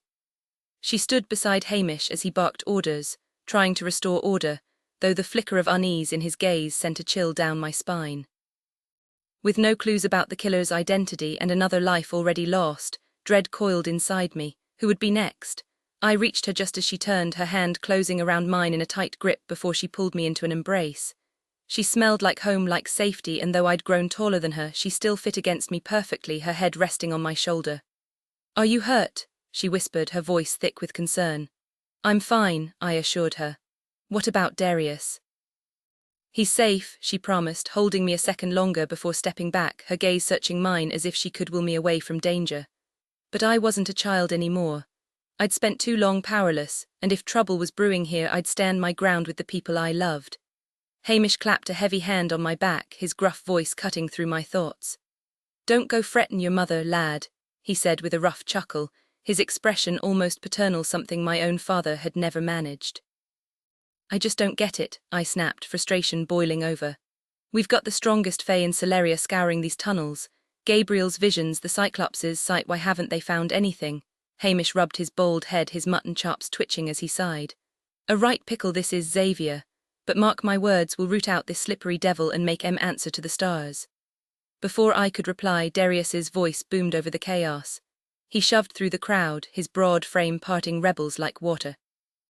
Our mother yanked him into a quick hug while Hamish shielded us from prying eyes. What's happening? I asked, catching the storm brewing in my brother's expression.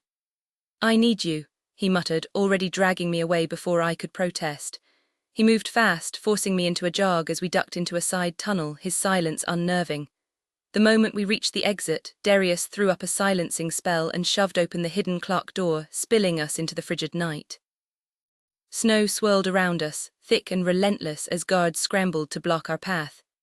You need clearance, one began, but Darius blasted him off his feet with a surge of water, snarling at the others until they backed off. We bolted past them, and before I could demand answers, he yanked a pouch of stardust from his coat. One step past the boundary, and he flung the dust over us. The world dissolved into streaks of light, the cosmos spinning around us before we crashed into damp earth, hidden between towering bushes. Gabriel saw something, Darius finally said, his voice low and urgent, and we're running out of time.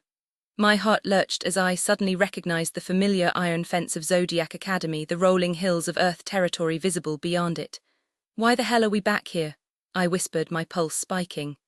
Darius moved closer, his expression dark with intensity. Gabriel's vision showed your herd being executed today, branded as traitors. We've got minutes to save them. His jaw tightened. And you know Father's already set detection spells around the academy. The second we cross that fence, he'll be on us. A panicked whinny tore from my throat at the thought of Sophia. Even that pain in the ass. Tyler and Darius clamped a hand over my mouth. Scream later. Right now we move. Can you handle this? I swallowed hard, remembering the Pegasuses who'd sheltered me despite their fear of my father. But it was Sophia's face that burned brightest in my mind, her quiet strength, the way she'd kept me sane during those suffocating months at Acrux Manor. She'd been my light. Now I'd be hers. Let's go, I snarled, my voice roughening with the edge of my dragon. Darius gave a sharp nod, shoving me toward the fence. The bars were an illusion. One step and we were through, my skin prickling as father's detection magic scraped over me. I knew that signature anywhere. He'd be coming, and this time I'd rather chew off my own wings than let him drag me back. We bolted across the grounds, Darius flinging concealment spells like confetti. Where would they be? He barked as we vaulted down a slope, weaving through a thicket of oaks. No students out here, but that wouldn't last. Then it hit me, the schedule. Order enhancement class, I gasped, swerving left toward the eastern hills. Of course, Darius spat. Father picked the perfect time to corner them all together. Rage burned through me as we ran harder, legs pumping. Then the air split, a roar so deep it rattled my bones. Father, Darius didn't hesitate. He shoved a pouch of stardust into my chest. I nearly dropped it and started stripping. Get them out, I'll hold him off. Wait. But he was already leaping off the path, his body erupting into a massive golden dragon. His answering roar shook the ground as he launched skyward, hellfire blazing from his jaws. For a heartbeat, his shadow swallowed me whole before he vanished into the clouds. I sprinted toward the hills, lungs burning. There my herd half-undressed mid-shift, some already pointing at the sky where Darius and father clashed above. Two roars tangled in the air, a sound like tearing metal. I risked a glance back just as father's obsidian form banked hard after Darius, their wings shredding the clouds. No time. I charged uphill, stardust clutched tight. One way or another this ended today. The colossal jade dragon that was my father surged forward, flames erupting from his maw as he vanished into the stormy sky, his silhouette illuminated in a hellish orange glow. Sophia! I screamed, my voice raw as I sprinted toward my herd, frantically waving my arms to get their attention. She was nowhere in sight, but Tyler spun around, his shirt clutched in one hand, his brown hair tousled from yanking it off.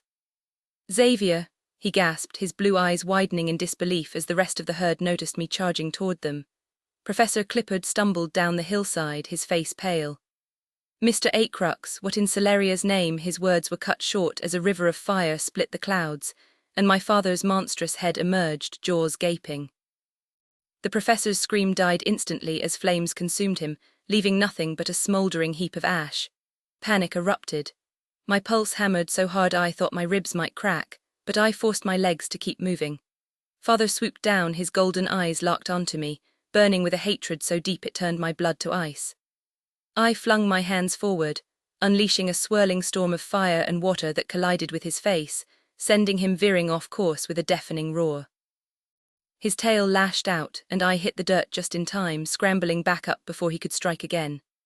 Darius plummeted from above, hurling a torrent of fire that forced father back, buying us precious seconds. Run, Lionel's here to slaughter you all, I shouted as Tyler gaped at me, then shifted into his massive silver Pegasus form with a commanding whinny. The herd transformed in a blur of wings and muscle, but my stomach twisted, still no Sophia. I vaulted onto Tyler's back before he could protest, gripping his mane as he reared in protest. The stardust goes off the second we cross the boundary, I snapped.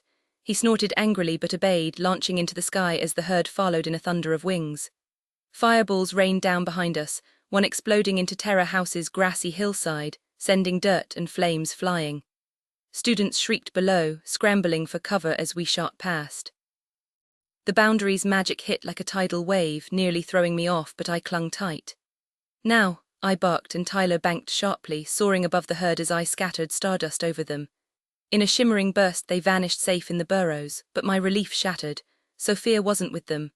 Where is she? I wrenched Tyler's mane, forcing him to turn back. His eyes mirrored my terror as we plunged through the boundary again, straight into the raging battle between Darius and father. Darius was faster, but blood streaked his side, and his leg bore the brutal mark of father's flames. The fight was far from over. Lionel was barely holding his own, his muzzle dripping blood and his tail shredded to pieces, yet he refused to back down. A flicker of movement caught my eye, and my breath hitched as the shadow princess emerged atop a writhing column of darkness, scanning the battlefield like a predator. "Get down now." I barked at Tyler and he plummeted from the sky, landing hard in the wailing wood. My pulse hammered as I slid off his back, pressing a finger to my lips while shadows slithered overhead, the princess riding them like a nightmare given wings. Tyler huddled close as we melted into the forest's gloom, my lungs burning as she drifted past. "Change back," I urged, tossing him his clothes. He yanked them on, raking a hand through his hair. "What the hell is this?" he whispered, throwing up a soundproof barrier around us. "My father declared our herd enemies. He's here to slaughter everyone," I rasped, throat tight. "We need to get Sophia out." Tyler's jaw set. "She's locked up in Jupiter Hall with high spell." "Damn it," I spat. "That witch will sell her out in a heartbeat." Tyler yanked out his atlas, firing off a message to Sophia. I peered over his shoulder, reading, "Tyler, Lionel's here, coming for you." Sophia, high spell tossed me in Orion's office, working on the door. "Tyler, stay put, we're moving." He jammed the device back in his pocket and bolted into the trees. I matched his stride, our shoulders brushing as adrenaline scorched through me. The distant thunder of the dragon battle faded, and I sent up a silent plea for my brother to hold out just a little longer. Tyler wove concealment spells around us, and I lent what magic I could. Darius and Orion's drills were finally paying off. The shadows clung to us like a second skin, but doubt gnawed at me. Would it be enough? Above, the fight raged on. I banked sharply, claws slashing toward my father's throat, the beast in me roaring for dominance. He countered with a guttural challenge, his jade wings pounding the air. My stomach dropped when I saw at the shadow limb where Roxy had severed his foot. A twisted workaround, but one that made him falter. Seizing the hesitation, I dove left, wings tucked tight, and sank my fangs into his wing. Blood flooded my mouth, metallic and thick, as we spiraled toward the earth. He retaliated, teeth gouging my hind leg, but I kicked free, raking my claws down his chest. Scales split, raining crimson onto the canopy before we smashed through it. The impact shook the forest, trees collapsing around us as we rolled, a tangle of teeth and fury. I planted my feet against his ribs, snarling. This wasn't just a fight, it was vengeance. And I wasn't letting go. I jerked back violently, his wings still locked between my teeth as a guttural scream tore from his throat. With every ounce of strength I had, I wrenched at the limb, nearly tearing it clean off his body. My father shifted just in time, his smaller fey form slipping through my claws before I could crush him underfoot. Blood streamed down his ruined back as he barely escaped the devastation I'd planned for his dragon form. Snarling, I whipped my head toward him, unleashing a torrent of fire as he used air magic to fling himself backward. He barely managed to throw up a shield, deflecting my flames with a furious shout before hurling a spear of shadow and fire straight at my chest. I shifted mid-motion, hitting the ground running as I threw up an ice dome, gritting my teeth when his attack slammed into it. "You could have been something great, Darius," he spat, his voice dripping with contempt, "but you're just as weak as your mother." "The only weakness I have is the blood you gave me," I shot back, bracing against another strike. "Oh, I'll beat that defiance out of you yet," he sneered. "Not a chance," I growled, hurling a storm of fire and ice down on him, feeling the impact shudder through his weakening shield. "You've got nothing left to threaten me with, old man. And before this fight's over, I'm going to tear your throat out and end this war for good." Dropping my defenses, I charged with a battle cry that morphed into a roar as I shifted mid-stride, my golden dragon form crashing into his shield with enough force to crack it. His eyes widened in panic as I bore down, slashing with claws and fury until his magic gave out. The shield shattered, forcing him to shift in desperation, his jade scales barely absorbing the brunt of my attack before he lashed out with shadow-clad claws. Agony seared through me as his strike landed, shadows burrowing under my scales like acid. I roared and slammed into him, using my size to pin him beneath me before lunging for his throat. Blood filled my mouth as my teeth sank deep, his screams muffled beneath my jaws. He thrashed wildly, but I held on, shaking my head to tear deeper. Every scar, every betrayal, every ounce of suffering he'd inflicted on me and everyone I loved flashed through my mind. He deserved worse than death, he deserved to burn. Just as victory pulsed through me, a shriek split the air. A blast of pure darkness hurled me backward, sending me crashing through the trees like a rag doll. I hit the ground hard, wings tucked tight as I skidded to a stop. When I looked up, Lavinia stood over my father's bleeding body, shadows writhing around her like living things. "Naughty, naughty," she cooed, her grin sharp and bloody. "I can't let you kill my king, darling. Think you can take his place?" I shot back, digging my heels into the earth before unleashing a torrent of dragonfire straight at her. Flames engulfed the surrounding trees, turning the forest into an inferno as tendrils of shadow erupted from the ground, twisting upward into the canopy. The fire died down just as she lunged from the treetops with a manic laugh, her eyes alight with battle lust. I twisted, snapping my jaws, but she dodged, landing squarely between my wings and driving shadow-forged spears straight through my scales. The pain was blinding. I rolled hard, slamming us both onto the scorched earth, then hurled a blast of fire magic at her face. Shadows lashed out to meet it, and in that split-second clash, I flicked my wrist ice blades shot toward her exposed back. But her shadows were faster, swatting them aside like flies. She cackled, redoubling her assault, and I barely raised an ice shield in time. The impact shuddered through me, my magic buckling under the sheer force of her darkness. Blood seeped from my side, my father's parting gift, as I staggered back. Gritting my teeth, I pulled every last shred of strength into my fist, flames roaring to life around it. One shot, that's all I had. The shield dropped, shadows crashed into me, and I unleashed everything. Fire met darkness in a deafening explosion, the backlash hurling me through burning trunks until I collided with an oak, agony radiating through my ribs. Magic spent, I slumped to the ground, breath ragged. "Pathetic," Lavinia's voice taunted from the smoke. "Is this the best the dragon's heir can do?" I forced myself up, fury burning hotter than my wounds. Her bond to the shadow realm made her relentless while I was running on fumes. Shadows slithered between the trees, hunting. I spat, then took to the sky with a defiant roar, wings tearing through the smoke. If I had to retreat, I'd make it count. Xavier needed time. Lavinia gave chase, her dark form cutting through the clouds. I pushed harder, climbing higher, claws flexing. Magic might have failed me, but I still had teeth, fire, and sheer spite. Let's see how she handled that. We broke free of the wailing wood unnoticed, but the exposed stretch to Jupiter Hall loomed ahead. My stomach clenched until I spotted her. The shadow princess hovered near the orb, scanning the skies, hunting. For me, I turned to Tyler, my pulse hammering. "Think you can keep up?" He flashed a reckless grin, rolling his shoulders. "Faster than that nightmare in a crown, at least." The shadow princess loomed above us, her silhouette blotting out the stars as I stripped off my jacket. "Damn, we're actually going through with this," I muttered, feeling the first prickle of transformation under my skin. Tyler barked a laugh. "What's wrong, Xavier? Getting cold feet?" I shot him a glare, my fingers already twisting into claws. "In your dreams," I growled. The moment the shadow princess turned away, we moved. Tyler winked, that infuriating, cocky bastard, before launching forward in a blur of motion. My bones cracked as I shifted, our hooves tearing up the manicured lawn of Jupiter Hall's courtyard. The wind roared in my ears, but I didn't dare glance back at Lavinia. Every ounce of focus was locked on the arched doorway ahead, on Sophia trapped somewhere inside. By some miracle, we skidded into the atrium unscathed, shifting back mid-stride. The marble floor chilled my bare feet as we paused, listening. "Silence, clear," Tyler breathed, and we bolted for the stairs, taking them two at a time. Orion's office door loomed ahead, and I didn't hesitate. I slammed my palms against the wood, earth magic surging through me like a live wire. "Sophia, move." The door detonated inward, shards raining across the room. She was on me before the dust settled, her arms vice-tight around my neck. Tyler crowded in behind her, nosing at her hair like an overgrown puppy, and for once I didn't shove him off. Relief burned through me, sharp and sweet as her lavender shampoo. Then I saw the books. A smouldering pile in the corner, spines curling to ash. Sophia's hands trembled as she pointed. "High spells orders," she whispered, starting with the Phoenix texts. My gut twisted. Orion's prized collection, the very books we needed to crack the Zodiac secrets. I snatched a satchel off the wall, stuffing the survivors inside.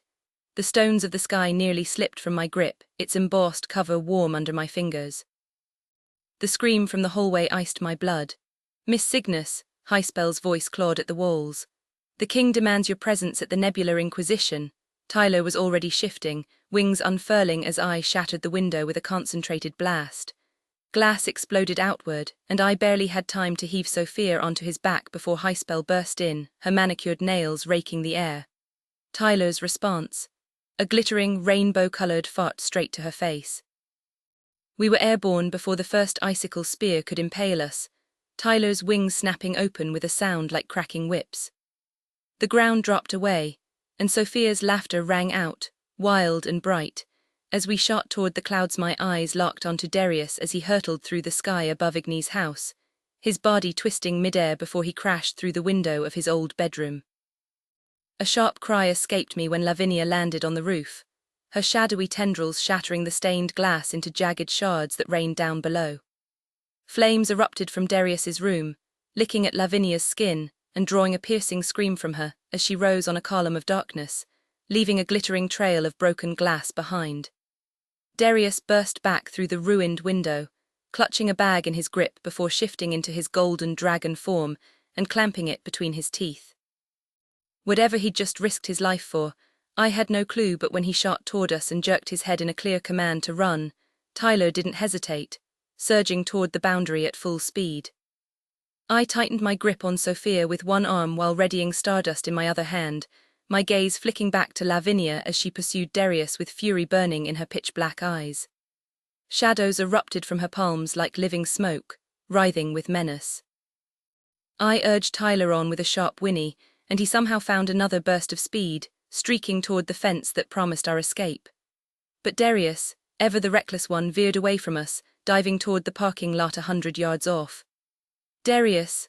I shouted, my voice raw with panic as Lavinia swerved after him, murder written in her expression. He moved like lightning, his talons ripping through the parking lot's roof and snatching up a gleaming superbike just as chunks of debris crushed the luxury cars beneath.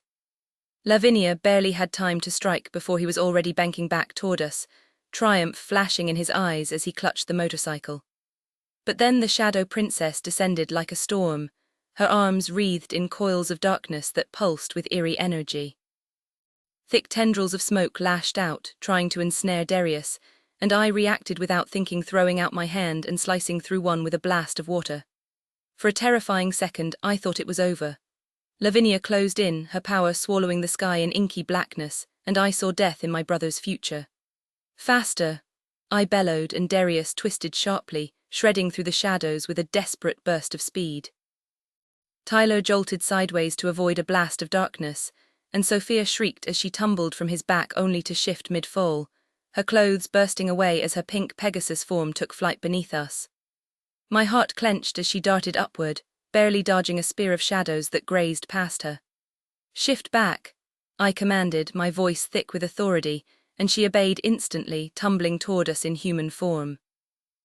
I caught her just in time, her bare skin pressed against mine as she stared up at me, breathless and wide-eyed. "Go," Sophia gasped, and I felt the heat of Darius's breath at my back as we finally crossed the boundary. Magic prickled over my skin as I hurled the stardust behind us, making sure enough reached Darius. The world twisted violently, spinning us into chaos before spitting us out into a silent, snow-filled sky. Darius roared in relief, gliding beside us with a golden eye locked on me, checking I was unharmed. A laugh of pure exhilaration burst from my chest. We'd made it. Barely Sophia spun toward me, her wind-tossed blonde hair framing her face as her wide eyes locked onto mine. "Jesus, Xavier," she breathed, and the raw admiration in her voice sent heat surging through me. I moved without thinking, drawn to her like a moth to flame, but Tyler chose that exact moment to buck beneath us. My lips smashed into her eyebrow instead of her mouth, and she jerked back with a startled laugh. "Damn winged traitor." Tyler snorted in amusement, his wings beating harder as I shot him a glare. Below us, Darius touched down in the snow, his stolen motorcycle gleaming beside him like some kind of war trophy. The rest of the herd gaped at our arrival, their confusion palpable. Why the hell had I led them to this frozen wasteland instead of the safety of the burrows? I hit the ground right after Sophia, scanning the group with relief. Everyone was accounted for, though their bewildered expressions said they weren't thrilled about it. As Darius and Tyler shifted back into their fey forms, my fingers instinctively tangled with Sophia's. After nearly dying together, I wasn't ready to let her go. She shivered against the biting cold before summoning her fire magic, warmth radiating off her skin. I forced my gaze upward, ignoring the distracting way her shirt clung. "Where are we?" she whispered. "Rebel territory," I said. "You're staying here," Tyler whooped, grabbing Sophia's other hand and yanking her into a spin. "We're officially fugitives," he crowed, but my attention snapped to Darius. Blood seeped between his fingers where he clutched his side, his face pale. Rage flared in my chest, not just at Tyler's antics, but at the reckless stunt Darius had pulled. "You idiot," I snarled, stalking toward him. "You almost died for a damn bike." Darius opened his mouth, but his knees buckled instead. He hit the snow with a thud. "Shit," I lunged forward, skidding to my knees beside him. My hands pressed uselessly against the gash, blood slicking my fingers. Tyler dropped down opposite me, his healing magic flaring to life, but the wound resisted, the edges blackened like burned parchment. "Why isn't it working?" I demanded. "Shadow wound," Darius gritted out, his voice strained. "Takes more than usual." Without hesitation, I grabbed Tyler's shoulder and pushed my magic into him. The connection sparked between us, raw and electric. Tyler gasped, his eyes flying wide. "Holy hell," he choked out. "You're a damn battery." "Still weaker than me," Darius wheezed, because even half dead he couldn't resist the jab. I rolled my eyes. "Yeah, but I've got 3 elements, beat that." Darius coughed a laugh that turned into a groan. Tyler redoubled his efforts, our combined magic finally forcing the wound to knit slowly, stubbornly. "Good enough," Darius muttered, though crimson still welled between the closing edges. Sophia hovered nearby, her fire magic flickering nervously in her palms. "You guys are insane," she said, but there was something new in her voice, not fear but fierce determination. Like she just realized she was all in, no matter how crazy things got. And hell, if that didn't make me want to kiss her all over again. Lance would have to handle the rest later, but for now he was stable. "You sure you're okay?" I gripped his arm, my fingers digging in as the fear of losing him finally started to fade. The thought alone was unbearable. Darius wasn't just my brother, he was the only solid ground I had left. "Yeah, I'll live," he muttered, though the pain was still written all over his face. At least some color had returned to his cheeks. "Don't ever pull that crap again," I snapped, shoving him lightly. He winced but managed to sit up, shooting me a tired smirk. "Thanks, Tyler," he said, and Tyler just shrugged like it was no big deal before motioning for Sophia to join them. I hated how much that guy got under my skin, but right now I owed him. Big time. "You'd figure things out without me," Darius said, and I let out a sharp noise of protest, shaking my head violently. "No way." "I'd be a wreck," I admitted, my voice cracking. "You can't just say that like it's nothing." "You're tougher than you think," he countered, grabbing the back of my neck and yanking me forward until our foreheads touched. "You're the one who stayed clean. Dad didn't ruin you." "Neither did he ruin you," I shot back, my voice low. "You're the best damn person I know." He let out a rough laugh, releasing me. "You sure you didn't take a hit to the head back there?" "Listen," I insisted, "just because you've done messed up things doesn't make you messed up. It's why you did them that matters." He exhaled, looking like he wanted to argue, but then he just draped an arm over my shoulders instead. "Fine, but if I die, don't put saint on my grave, make it something real like legendary pain in the ass." I shoved him off, scowling. "Not funny." Darius rolled his eyes and grabbed the bag he'd snagged from Igny's house, tossing it onto his motorcycle before wheeling it toward the burrows. "What's in there anyway?" I asked, falling into step beside him as we followed the Pegasus herd. "Orion's cursed junk and some crap the twins forgot in the mortal world," he said, then nodded at my satchel. "What you grab?" I grinned, flipping it open to show off the books I'd salvaged. Pulling out a heavy volume covered in what looked like crushed gemstones, I held it up. "Stones of the Sky."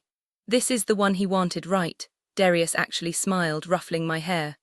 "Nice work, idiot. He's gonna lose his damn mind when he sees these. Bet you 50 auras he squeals like a kid on his birthday."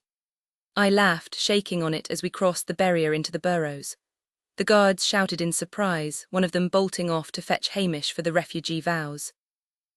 Up ahead, Sophia walked with Tyler, their heads bent together in quiet conversation. But when she glanced back at me, that familiar warmth spread through my chest, and I couldn't stop the stupid grin on my face. Seeing her again alive, unharmed, hit me harder than I expected. Today could have gone so differently. And suddenly, keeping my feelings locked up felt like the dumbest risk I'd ever taken. Yeah, she might choose Tyler, but at least I'd know. And this time, I wasn't going to half-ass it. I needed to make it count. I wanted to be the perfect Pegasus for her, and deep down, I knew exactly what that required.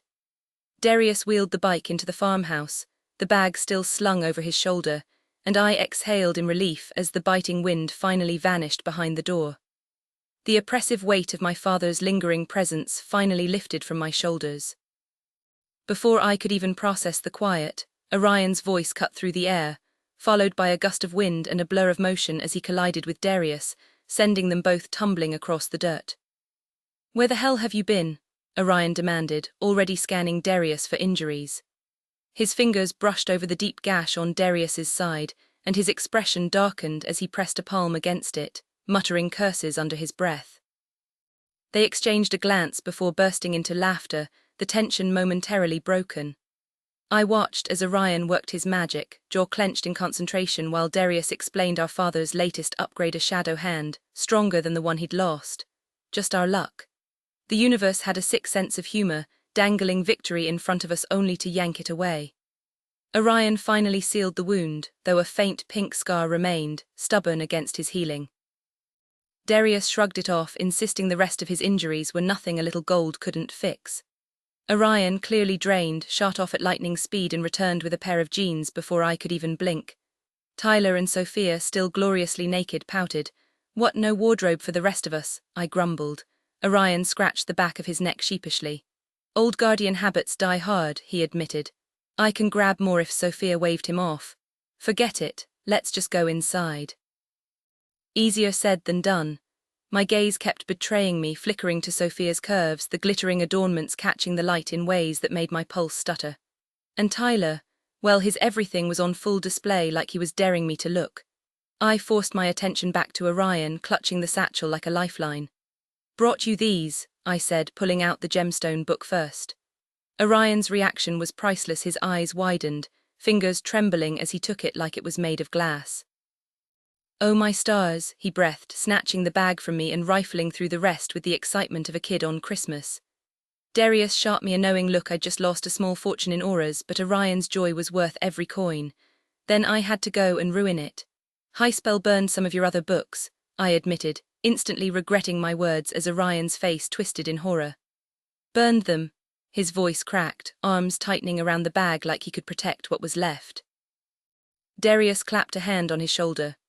"We'll make her pay," he promised, and the murderous glint in Orion's eyes told me he wasn't just talking. That witch had no idea what was coming for her. Darius pulled a hefty wooden chest from his bag and passed it to Orion, whose face lit up with anticipation.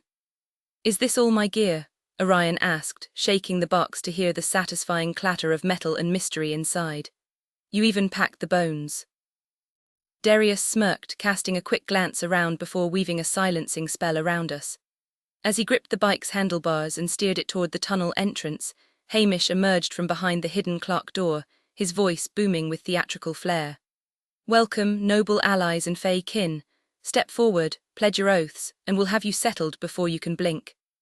Tyler moved ahead with a warning snort, the other Pegasuses clearing a path as he led Sophia toward the vow ceremony.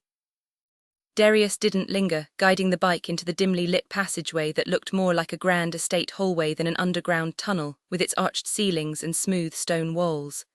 The deeper we ventured into the burrows, the heavier the silence grew.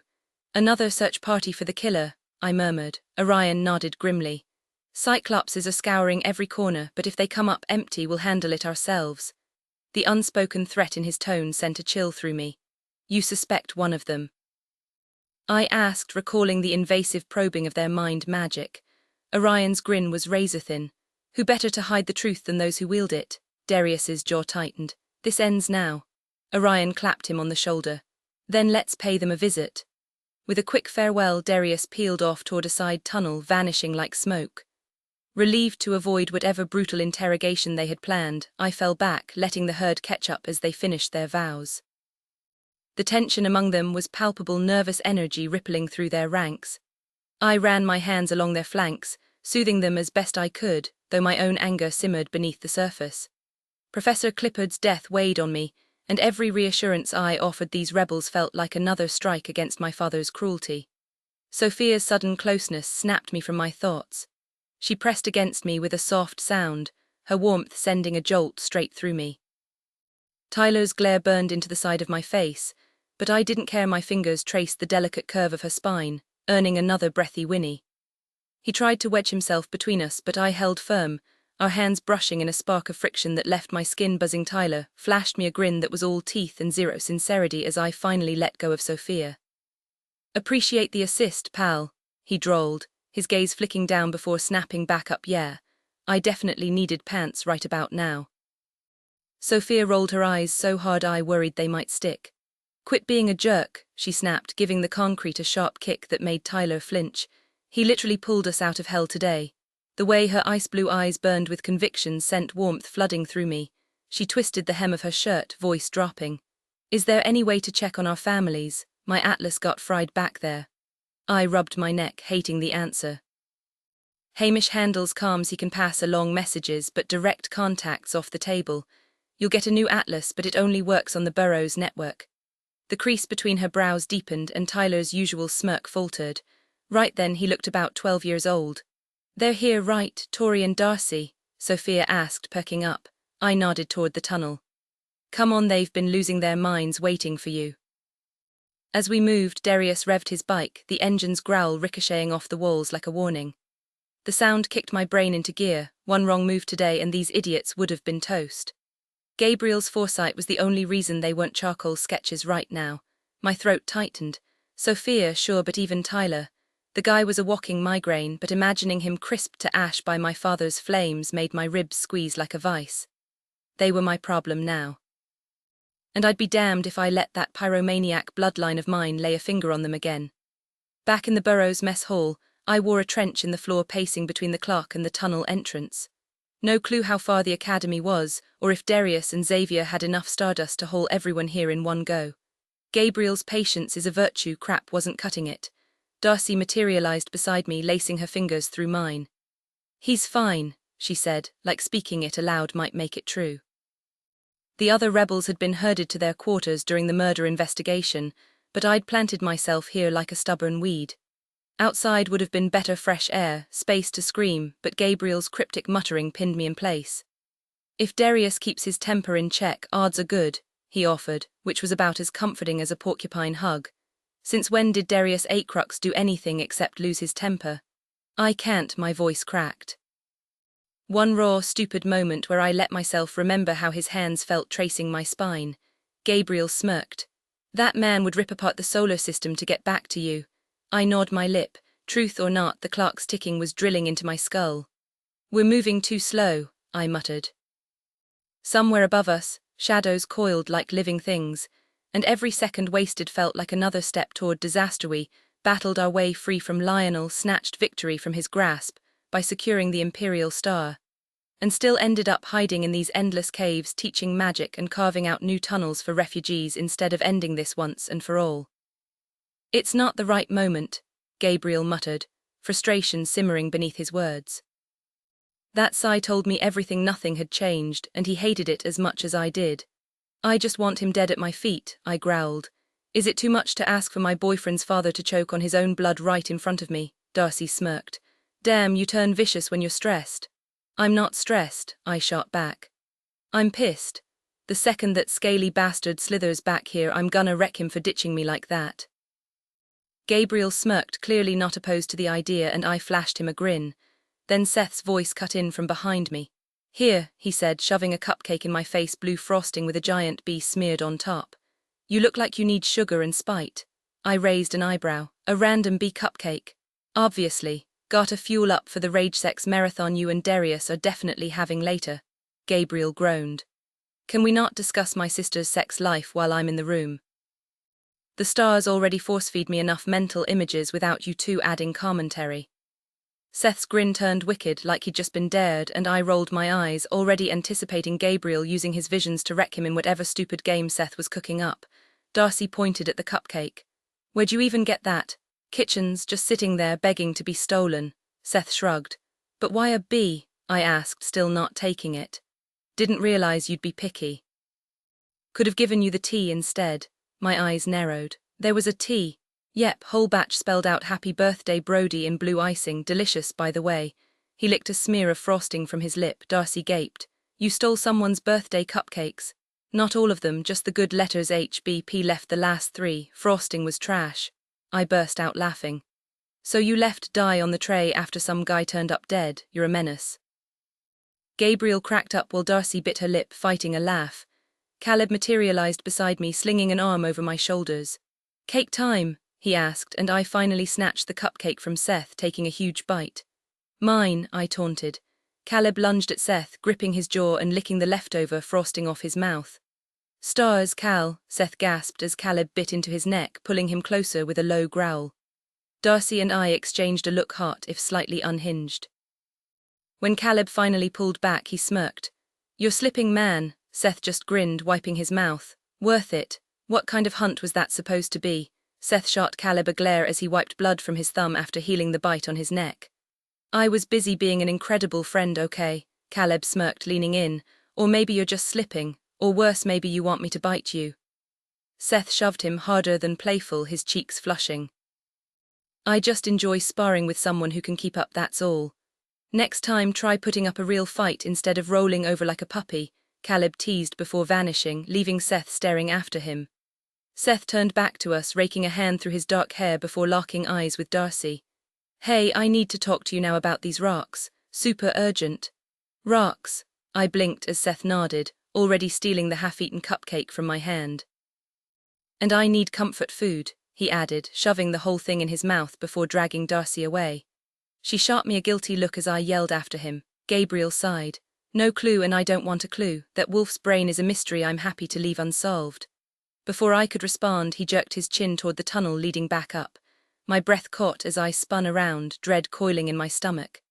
Gabriel had insisted they go alone, but that didn't mean I had to accept it quietly.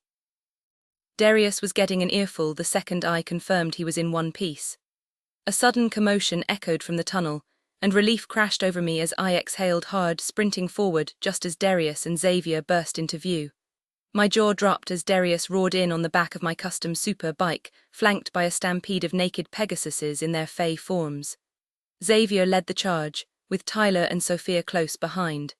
My heart leaped at the sight of them.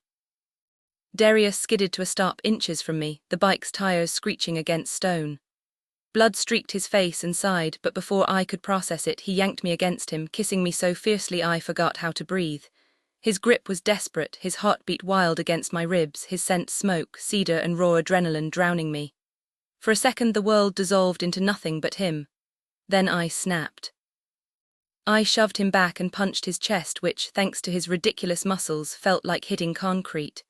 "Don't ever scare me like that again," I growled before turning away to greet the others. "Roxy," Darius called, but I just flipped him off without looking back. Geraldine swooped in, a tornado of floating clothes trailing behind her. "Never fear, Grussie is here," she announced, snapping at a group of rebels to help distribute garments to the bare Pegasuses. One of them, a lanky guy with blue streaks in his hair, tripped over his own feet, sending a pile of shirts tumbling. Typical. The moment I arrived, I saw Catalina locked in Xavier's arms, his skin smeared with blood, proof of whatever hell they'd just survived. My stomach twisted at the sight, but before I could react, Sophia shrieked my name and launched herself at me, completely bare and unbothered. I caught her, laughing as she nearly knocked me over. "Damn, I've missed you," I muttered into her hair, my grip tight. She let out a half-laugh, half-sob. "Zodiac's been a ghost town without you guys," she admitted just as Tyler's arms circled me from behind, sandwiching me between them. "If that's not your belt buckle digging into my back, we're gonna have problems," I warned, though I couldn't keep the grin off my face. Relief drowned out any real annoyance. They were here, they were alive. Tyler snorted. "Relax, princess. My junk's strictly reserved for the lady on the other side of this group hug." The moment shattered when a furious snarl ripped through the air. I barely had time to warn Tyler about Darius before Darius yanked him away with dragon strength, sending him skidding across the floor. Darius advanced, murder in his eyes. Tyler blinked up at him, then at me, realization dawning. "No way, you two actually," Darius lunged, but I threw up an air shield, stepping between them.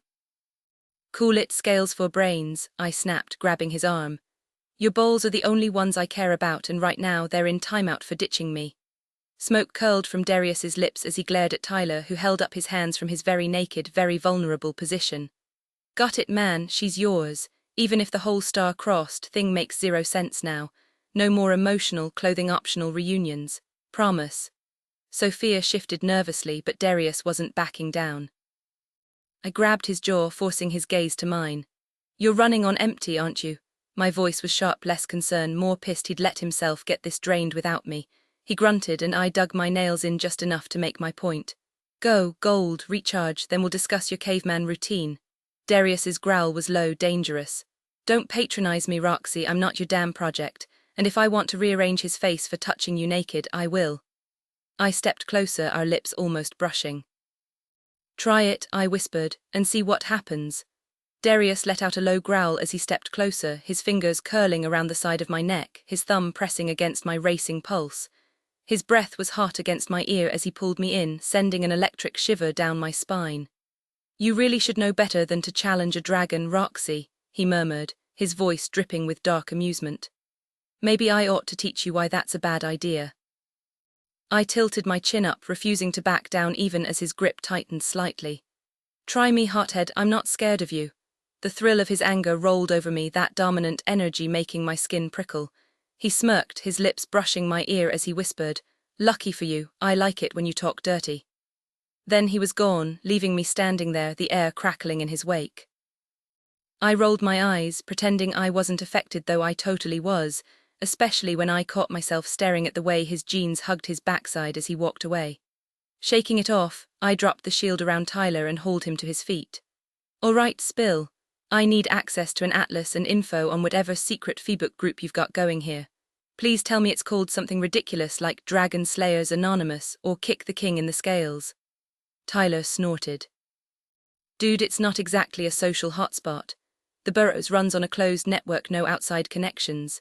Mostly I've been stuck training with Orion and the heirs, so wait, hold up, I cut in. Orion's here, the same guy who got power shamed. Oh, this is gold. Tell me there's drama. Tell me there's detention-related scandals. Tell me the Vampire King put him in timeout. No hashtags, I said, slapping a hand over his mouth before he could make it worse. My gaze flicked to where Darcy, Sophia and Xavier were tangled in a reunion hug, Sophia sandwiched between them, looking equal parts relieved and overwhelmed. Tyler followed my stare and let out an irritated groan. Oh, come on, he's already making moves on my girl, he glared at Xavier. Look at him, flexing like he's been doing nothing but bench-pressing boulders under a damn rainbow. Unbelievable. With an exaggerated huff, Tyler stormed toward them, and I followed, biting back a laugh.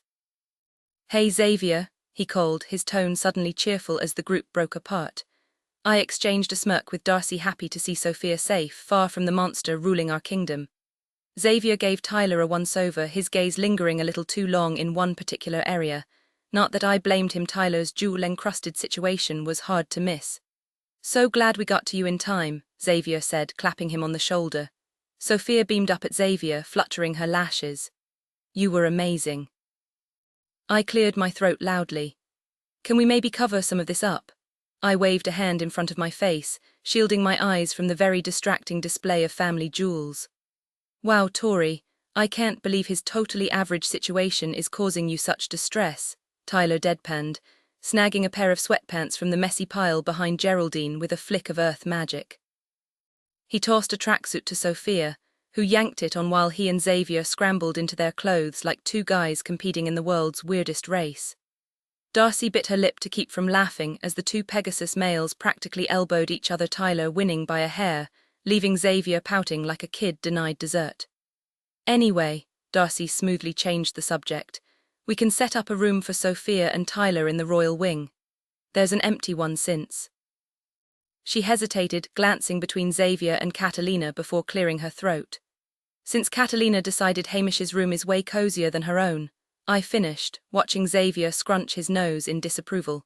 She thinks Darius and I haven't noticed, he muttered, eyeing his mom as she helped Hamish distribute clothes to the rest of the herd. But good luck getting her to admit it. Might as well assign them a room in the new tunnels at this point. His gaze flicked to Sophia, and I could tell the idea of her being that far out unsettled him. The burrows had expanded so much that the newest sections were practically underground neighborhoods, complete with their own bathhouses and kitchens. If they ended up down there, we'd barely see them. I'll handle Catalina, I said. You guys give them the tour and I'll catch up once it's settled. Xavier shot me a look that screamed, yeah, good luck with that, and I just flashed him a smirk before heading toward Catalina and Hamish. They were finishing up, standing way too close, their fingers brushing like they thought no one would notice. Great job, kiddie, Hamish murmured, his voice soft as his hand lingered at her back. The warmth radiating off her was almost tangible. Sorry to crash the moment, I said, stepping closer. They jumped apart like I'd caught them red-handed. Sweet mother of pearl, you scared the daylights out of me, your majesty, Hamish gasped, clutching his chest dramatically while I grinned. What, because you two were being so stealthy with your little lovey-dovey whispers? Hamish actually blushed, and Catalina's lips parted in surprise. Gone was the polished, restrained woman from before. Now she wore simple dresses that hugged her curves without screaming for attention, her dark hair loose and woven with tiny flowers she'd coaxed from the earth. The illusion masking her true appearance was still there, but Orion had taught us to see through basic glamours last week, and knowing it was there made it easy to spot the real her. Her smiles weren't practiced anymore, they were real, bright and frequent. She doted on her sons, on me, on Darcy, even Lance and Geraldine, like she'd been holding back a lifetime of affection and now couldn't stop herself from giving it away. And though I'd never admit it out loud, I loved it when she mothered me. The way she'd braided my hair a few times, her fingers gentle, had left my chest weirdly warm. I didn't know how to say it, but damn if it didn't feel good. I had a hunch she already knew, maybe because she'd gone without that kind of love for so long herself. She could spot it in others without even trying. Do the boys know? She asked, scanning the room, but Darius had already slipped away, and Xavier was doing his best to act like he hadn't heard a word. Oh, everyone knows, I said dryly, and Hamish dramatically clutched his chest. By the stars, I've ruined your reputation, my lady, he exclaimed, playing it up. Catalina just rolled her eyes. Pretty sure Lionel took care of that years ago when he started trading me off like a bargaining chip, she muttered, and the bitterness in her voice made my stomach twist. Well, last I heard, Lionel's still figuring out how to use his left hand, so let's hope he's too busy failing at that to bother anyone, I shot back, and Hamish gasped like I'd just cursed in church. Catalina actually laughed though, so I leaned into it. I'd never been the prim and proper type anyway, and my sharp tongue was the least of my issues. Look, the real point is, Xavier would lose his mind if Sophia got a room near his. He's got that whole dominant thing going with her. Plus, he's been stuck here without his Pegasus herd for months. He needs that connection. So I was thinking they could take your room since you're basically living in Hamish's pocket these days. Sweet mercy, spare me, Hamish groaned, looking like he wanted the floor to swallow him whole. Faye weren't usually this squeamish, but he was acting like we'd just stripped him naked in public. What's the problem? I asked. Hammy's fine with casual fun until feelings get involved, and since we dropped the L word, he thinks we should be married if we're going to keep, you know, Catalina admitted, cheeks turning pink. It was downright adorable. So you wanna get married? I asked, unsure if she was hinting at a proposal or dodging one. Technically, since I never actually died, my marriage to Lionel is still binding. If I tried to remarry, the stars would reject it. Polyamory's allowed, but they'd see right through me, she explained, her smile fading. Hamish pulled her close, kissing her temple. I only wish to honor you properly, my love. Never think I'd judge you for that wretched man's mistakes, he murmured. What would it take to cut ties with the Lizard King for good? I asked, already scheming. Legally, a Fae divorce requires paperwork, which means Lionel would find out I'm alive. We're safe here, but I won't let that monster near my kitty again unless she's ready, Hamish growled, his voice taking on a protective edge. Any other options? I pressed. Death, she said simply. I frowned. The Savage King couldn't dissolve marriages. I racked my brain. Weren't mortal kings supposed to have that power, or was I mixing up my history again? My lady, I think he could, Hamish said suddenly, eyes lighting up. Then maybe his daughters can too, I suggested, grinning as Catalina's face lit with hope. Oh my stars, do you really think so? Hamish practically squealed, bouncing on his toes like an overexcited puppy. Not sure. What exactly do we need to do? I asked, scanning the room before motioning for Darcy and Geraldine to join us from where they'd been chatting with Gabriel. Gabriel claims it'll work, Darcy announced as everyone turned toward her, though he didn't bother explaining how. A grin spread across my face as the reality of the situation hit me. Did he at least give you any details? I pressed. Darcy shrugged. Just something about combining our magic, calling out to the stars and declaring it done, whatever that means. Geraldine blinked between me and her father, who still cradled Catalina protectively. Would someone kindly explain what in the blazes is happening here? Hamish practically vibrated with excitement. Their royal highnesses are attempting to sever my darling kitty from that wretched throne stealer's grasp, They'll break her bonds and restore her freedom naturally, of course. Darcy shot me a skeptical look as Geraldine burst into tears. Translation. We're trying to give Catalina a celestial divorce, I clarified. Darcy's face lit up. Well, all right then, let's get to it. She grabbed my hand and I immediately channeled my magic, waiting for hers to meet mine, but something felt off. Usually our powers collided instantly, hungry to merge. This hesitation was downright bizarre. Everything all right? I murmured as she clenched her jaw. Fine, she muttered through gritted teeth. Just running low on energy today. The moment her magic finally crashed into mine, the force of it stole my breath.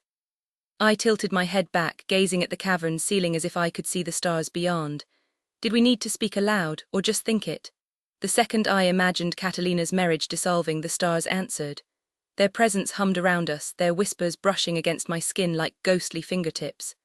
Darcy and I locked eyes, our intentions crystal clear. Then, like a sudden storm, the magical bond shattered. The stars seemed to chuckle at the relief flooding through me before vanishing as abruptly as they'd appeared. I pulled my magic back, separating from Darcy. She staggered but caught herself, laughing sheepishly. Sorry about that. Did it work? Geraldine shrieked, wringing her hands. Hamish and Catalina stared at us, hope blazing in their eyes. I couldn't suppress my grin. You're free, I told Catalina. Hamish howled like a wolf, scooping her into his arms and dipping her into a dramatic, movie-worthy kiss. Geraldine dissolved into sobs. When they finally broke apart, Hamish dropped to one knee, fumbling a ring box from his pocket. Inside sat a rose quartz the size of a chicken egg, but before he could even ask, Catalina screamed, "Yes," and tackled him to the ground, the ring lost somewhere in the chaos. We scrambled back, laughing as they rolled across the floor. The wedding shall be at the new moon for maximum celestial blessings, Geraldine declared before sprinting off, arms flailing like an overexcited bird. Darcy flashed me a mischievous grin as we edged backward, putting more distance between us and the amorous spectacle of Hamish and Catalina going at it like hormonal high schoolers. Isn't the new moon coming up in, 48 hours? She quipped. I rolled my eyes, steering us toward the royal wing. If anyone can throw together a legendary wedding on zero notice, it's Geraldine. That woman could organize a coronation during an earthquake. Darcy nudged me with her elbow, her smirk widening. So what's your game plan for Darius? Gonna make him regret ditching you like that? I feigned innocence, though the glint in my eyes probably gave me away. Just enough to remind him who he's dealing with. He's got this delusion that I've mellowed out since we got serious. Someone's gotta set the record straight. She snorted. Fair warning, if you two start going at it, give me a heads up so I can evacuate. I swear the way you clash, you'll bring this whole mountain down on our heads. I didn't argue. She wasn't wrong. We parted ways at the royal quarters, where Geraldine's dramatic sobs and ecstatic babbling echoed down the halls. I veered off, my pulse quickening as I stalked toward our room, ready to unleash hell on my wayward dragon. The door swung open with a flick of magic, and there he was sprawled across a hoard of treasure like some mythic beast, gold chains draped over his bare chest, rings glinting on his fingers, and a couple of crowns tilted precariously on his head. Blood still smeared his tattooed skin from unhealed wounds, his magic clearly drained. Then I saw them, 4 jagged pink scars along his ribs. My throat tightened. They matched the mark Clara had left on me when she tried dragging me into the shadows. Questions burned in my chest, but the sight of him alive here, breathing, doused my anger in a wave of relief. He was okay. He was mine. The room, despite being carved into stone, felt oddly cozy. Caleb's handiwork was everywhere, a crackling hearth, moss underfoot, even a tiny waterfall trickling down one wall. White flowers clung to the rocks, softening the edges. It was ours. A sanctuary. Darius lay motionless, his face unguarded for once, the usual tension gone. I'd never seen him sleep like this usually. He was the one watching over me, waking me with kisses or other distractions. My chest ached just looking at him. Quietly I sealed the door behind me, casting a silence spell before creeping closer. Maybe I was going soft, or maybe, just maybe, he'd earned a pass this time every morning. We'd rise and head topside for our usual run, just endless circles around the secure perimeter before grabbing breakfast. Without fail, he'd always bring me coffee, a small ritual I'd come to rely on. But one thing always nagged at me: I never saw him sleep. Not until now anyway. Watching him like this, it struck me how unusual that was. Did he ever rest? Back home, I'd never noticed, but here it was impossible to ignore. He never dozed off before me or slept in after. Carefully, I climbed onto the bed, my silencing spell muffling the clink of scattered coins as I settled onto his lap. Darius stirred, murmuring something unintelligible, his hands drifting to my thighs, pulling me closer. His grip was light, his breathing deep, but the tension in his brow made my chest ache. My fingers traced the tattoo on his hip, the one he'd gotten for me, where the ink disappeared beneath his jeans. There is only her. Damn, I loved him. I let my hands glide up his chest, healing magic pooling in my palms as I worked. The gash on his temple, the bruises, even a cracked rib, I mended them all. The fire behind us fueled my magic, replenishing it almost as fast as I spent it. When I finally exhaled, my eyes fluttered open to find his locked onto mine, his grip tightening like he was afraid I'd vanish. Shit, didn't mean to pass out, he muttered, scowling like it was some personal failure. I laughed, running my fingers along his stubbled jaw. You're seriously apologizing for sleeping? But the unease in his dark eyes didn't fade. I don't want to miss anything, he said, swiping a hand over his face. A burst of golden magic like sunlight sank into his skin, sharpening his gaze instantly. What was that? I asked, tilting my head. He looked wired now, like sleep was the last thing on his mind. Just something to keep me awake, he said dismissively. Ran out of juice earlier, guess I crashed. I traced the flames inked across his shoulder, the hidden letters beneath the soot and blood from whatever fight he'd dragged himself through. He didn't answer my question, just watched me, the silence stretching until it nearly snapped. I wish we could freeze time, he finally murmured, voice rough. Stay right here forever. I smirked, shifting over him, feeling the heat of his body answering mine. That's not living, I countered. His hands tightened on my hips, and for once he didn't argue. Darius looked up at me with desperate hunger in his eyes, and my chest ached seeing the damage Lionel had carved into him, both the visible marks and the deeper wounds no one could see. Then what does matter? He pressed, his voice rough. I brushed my fingers along his jaw, answering softly, squeezing every drop out of life. A real existence should be wild and reckless and burning with feeling. His mouth curved into that smirk I loved as his hands slid under my shirt, fingertips branding my skin. So basically our entire relationship, he murmured, pulling me closer. I laughed, tangling my fingers in his hair. Guess we're doing something right. Now about that mysterious bag of yours. His grip tightened briefly before he exhaled, nodding toward the duffel by the bed. Don't freak out. Not promising anything, I shot back, and he rolled his eyes. You're impossible, he grumbled. You haven't even heard what I did yet. The fact you're preemptively apologizing tells me everything, I said, shrugging. He growled in frustration but finally relented. Remember when the heirs and I went to the mortal realm to rearrange your ex's face? A wicked grin tugged at my lips. Oh, you mean my personal highlight reel for months? Yeah, I remember. Darius choked on a laugh. You're terrifying. Focus, Prince Charming, I said, swatting his wandering hand. He sighed dramatically before continuing. After we finished with him, we may have swung by your old place. My breath hitched as I spotted the frayed edge of a familiar sweater peeking from the bag. Suddenly, the cramped apartment I'd shared with my mom flooded my mind, the peeling wallpaper, the second-hand furniture, the constant hum of worry. Darius cupped my face, forcing my gaze back to his. We weren't snooping. Just thought it'd be funny to take some dumb photos there for you. But then we saw. His throat worked. Roxy, I didn't get it before, not really, not until I stood in those rooms.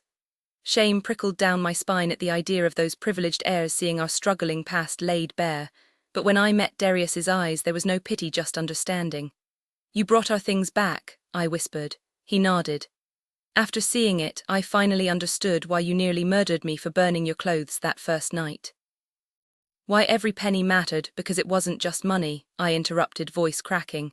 It was survival. For a heartbeat, tension crackled between us. Then I exhaled, leaning into him. However humiliating, part of me was glad he'd seen it. The realization in his eyes now was worth it. Thank you, I murmured. Darius blinked. That's it, no screaming, no threats. I save those for special occasions, I deadpanned, poking the fresh scars along his ribs.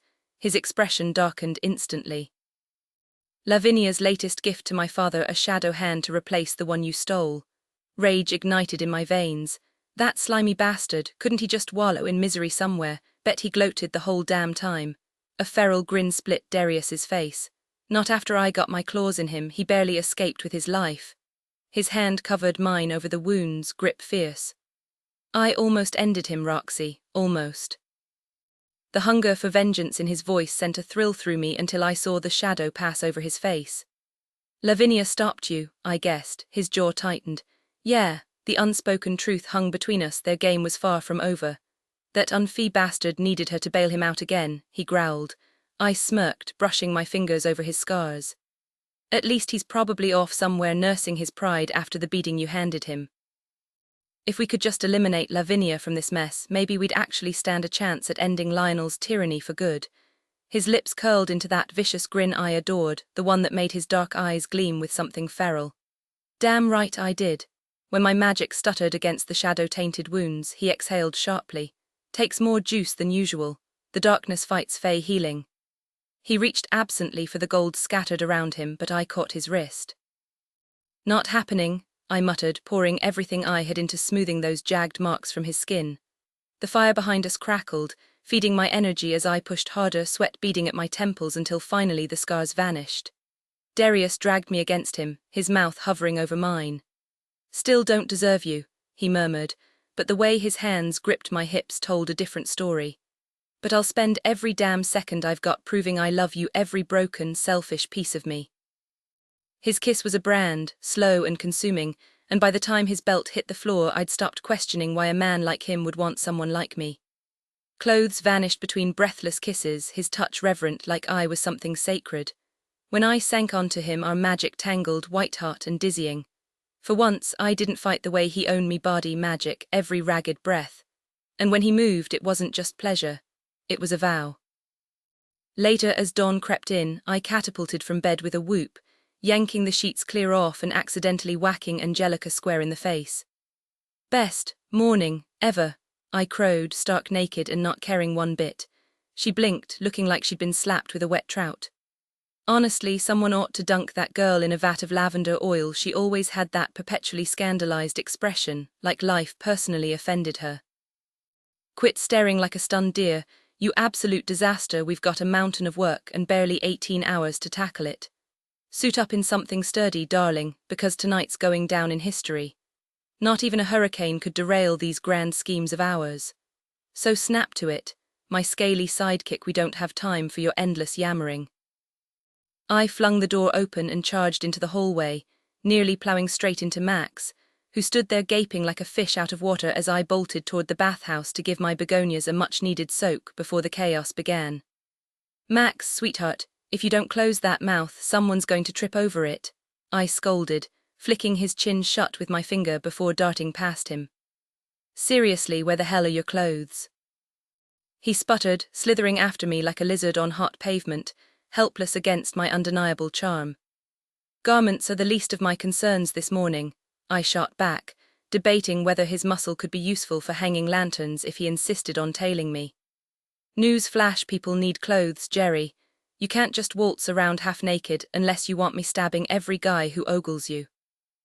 And then there's the bloodstains, the paperwork. I spun on my heel so fast he barreled right into me, his hands flying to my waist to steady himself. Naturally, I socked him in the nose. Keep your mitts to yourself until after the vows, you overeager octopus, I snapped, summoning a few well-placed leaves for modesty's sake. I don't have time to deal with your wandering hands or your nonsense. I wasn't groping you, I was falling, he protested, rubbing his nose.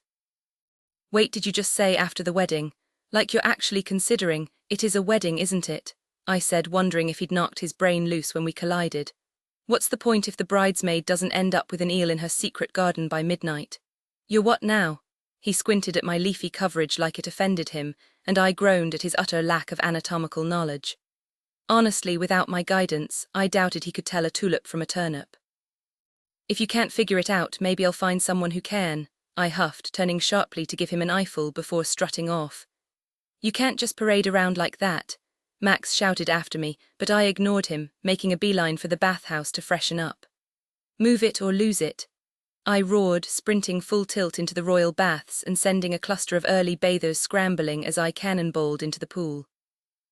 I surfaced like a goddess reborn, scrubbing myself raw with a bar of soap before blasting off the suds with a frosty spell. 2 petals and a leaf drifted behind me as I marched out, dripping and determined. Of course, Max was lurking in the hallway when I emerged.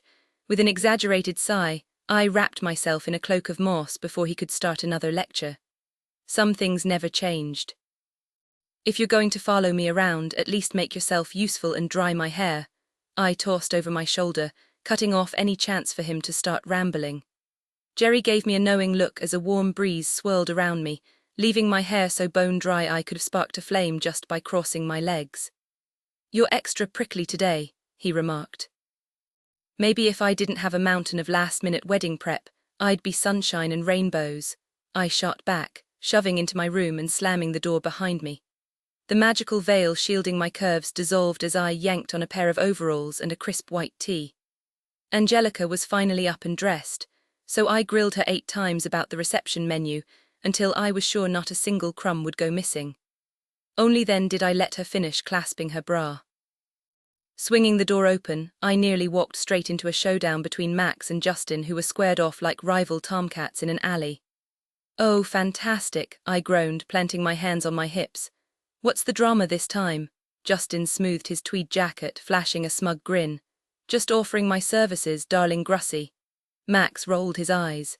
"Pretty sure she needs actual magic, not just your specialty of turning things to ash, unless you're volunteering for dish duty." "Perfect," I announced, clapping my hands. "Justin, you're on kitchen duty with Angelica. Max, you're stuck with me and the decorations." I bulldozed between them, nearly gagging on the thick cloud of male ego clogging the hallway. Max looked way too pleased with himself, while Justin sulked like a grounded child. Honestly, someone needed to flick him with a wet towel every now and then. As we marched toward the dining hall, Justin piped up, "So about being your +1 for the 100th time," I snapped. "It's invite only, no randoms, no Justins." He grabbed my arm, yanking me to a stop. "But I'm your fiancé. Hamish is basically my future father-in-law." A guttural snarl cut him off. 1 second, Justin was whining, the next, he was plastered against the wall like a bug under a shoe. Max prowled forward, all coiled menace, the air itself pinning Justin in place. "Touch her again," he growled, "and I'll redecorate this hallway with your teeth." And okay, maybe the whole primal display thing sent a thrill down my spine, but I'd never admit it. She made it clear you weren't welcome, so take the damn hint before I knock some sense into you. Justin's perfectly styled blonde hair was now a tangled mess, falling into his furious eyes as he shot back. "I belong right beside her. You're the one who's lost sight of your place. What's your deal anyway? You've got no loyalty to the Vegas." Max smirked, releasing the air magic that had Justin pinned to the wall. "My loyalty's to Celeria," he said, cracking his knuckles. "But if you've got an issue with me, I'm more than happy to settle it the old-fashioned way." Flames erupted in Justin's hands, and Max flashed that same infuriating grin he'd given me more than once, usually right before causing trouble. My pulse raced like a stampede of wild horses as the fight erupted, fireballs clashing with torrents of water, filling the air with steam. The two of them lunged at each other, fists flying, magic crackling, and I couldn't help but savor the chaos. Stepping out of the swirling mist like some dramatic jungle queen, I left them to their brawl. A loyal ASS member waited by the exit, holding my warm, buttery bagels. I thanked him with a smile, reminding him to make sure my ladies got their usual royal breakfast before heading down the tunnel toward the farmhouse. Behind me, the sounds of their scuffle echoed, and I couldn't suppress a smug little grin. Sure, it wasn't exactly proper to enjoy 2 idiots brawling over me, but the mental image of Max wiping that lovesick smirk off Justin's face was too satisfying. Not that I hated my fiancé, he just wasn't the kind of man who could ever compare to the thrill of the open sea. If only Max would get his act together, maybe pick up a hobby that didn't involve starting fights, I might have considered ditching this whole arrangement. But promises were promises, and Mama had raised me to keep my word. The crisp March air greeted me as I emerged from the tunnel, the scent of thawing earth and early daffodils on the breeze. Snow still clung to the northern slopes, but spring was creeping in. My gaze landed on the spot I'd chosen beyond the barrier, where the mountains gave way to a breathtaking view. A delighted laugh escaped me as I took it all in, my earth magic humming beneath my fingertips, still buzzing from last night's moonlit harvest of aconite. The rhythmic thud of sprinting footsteps caught my ear, and I turned to see Lady Tori darting along the perimeter of the shimmering protective dome. her delighted shrieks echoing as the notorious dragoon gave chase. There was something beautifully chaotic about watching him try to sweep her into his arms, only for her to twist mid-tumble and deliver a well-aimed knee to his most vulnerable area. The resulting howl of agony from the usually fearsome dragon was music to my ears, especially when paired with Tori's unrepentant laughter. Honestly, if the brute had any sense, he'd drop his ridiculous bid for the Celestial Council right now and embrace his true calling, being her doting house-husband, raising their future royal heirs, while she and her sister ruled the kingdom as destiny demanded. Shaking my head with amusement, I refocused on my task, kneeling to channel my earth magic into shaping the perfect wedding venue. The ground trembled as I coaxed a flowering pergola to rise from the soil, its arched frame stretching toward the starry sky. Behind it, I sculpted 2 neat rows of stone benches, intimate seating for the select few who'd witnessed this union. Daddy had insisted on the Vegas presence, while Catalina demanded her sons and the other heirs attend. There'd been talk of inviting that disgraced ex-professor too, but after Daddy nearly concussed himself fainting at the mere suggestion, we agreed the man's shame might taint the ceremony. A familiar, heavy footfall made me glance over my shoulder just as Maximus strode up, looking like he'd wrestled a wildfire shirt half incinerated, one eyebrow singed, but wearing that infuriatingly smug grin. "You ditched me," he accused, looming behind me with all the subtlety of a storm cloud. I rose, brushing dirt from my knees before swatting his chest, my fingers lingering on the warm, firm planes of his torso. "Some of us have actual responsibilities," I chided. But do tell, did Justin squeal like a stepped-on toad? Max's chuckle was dark as he leaned in, his breath hot against my ear. "Begged for his mama and pissed himself for good measure," he rumbled, lacing his fingers with mine and flooding my mind with the memory. A thrill shot down my spine as I watched through his eyes the moment he'd crushed Justin with sheer force, then twisted the knife with his siren gifts until the man sobbed like a child. "You're a menace," I breathed, trailing my hand down his abdomen just to hear his breath hitch. "He's not stealing you," Max growled, possessive even though we both knew this dance led nowhere. I pulled away with a sigh. "You can't steal what was never yours." "Keep lying to yourself, Jerry," he shot back undeterred. "I've staked my claim, you're just stubborn enough to pretend otherwise." I glared, ignoring the traitorous flutter in my stomach. "I don't have time for your theatrics today." "Fine," he said, following my gaze to the half-finished venue.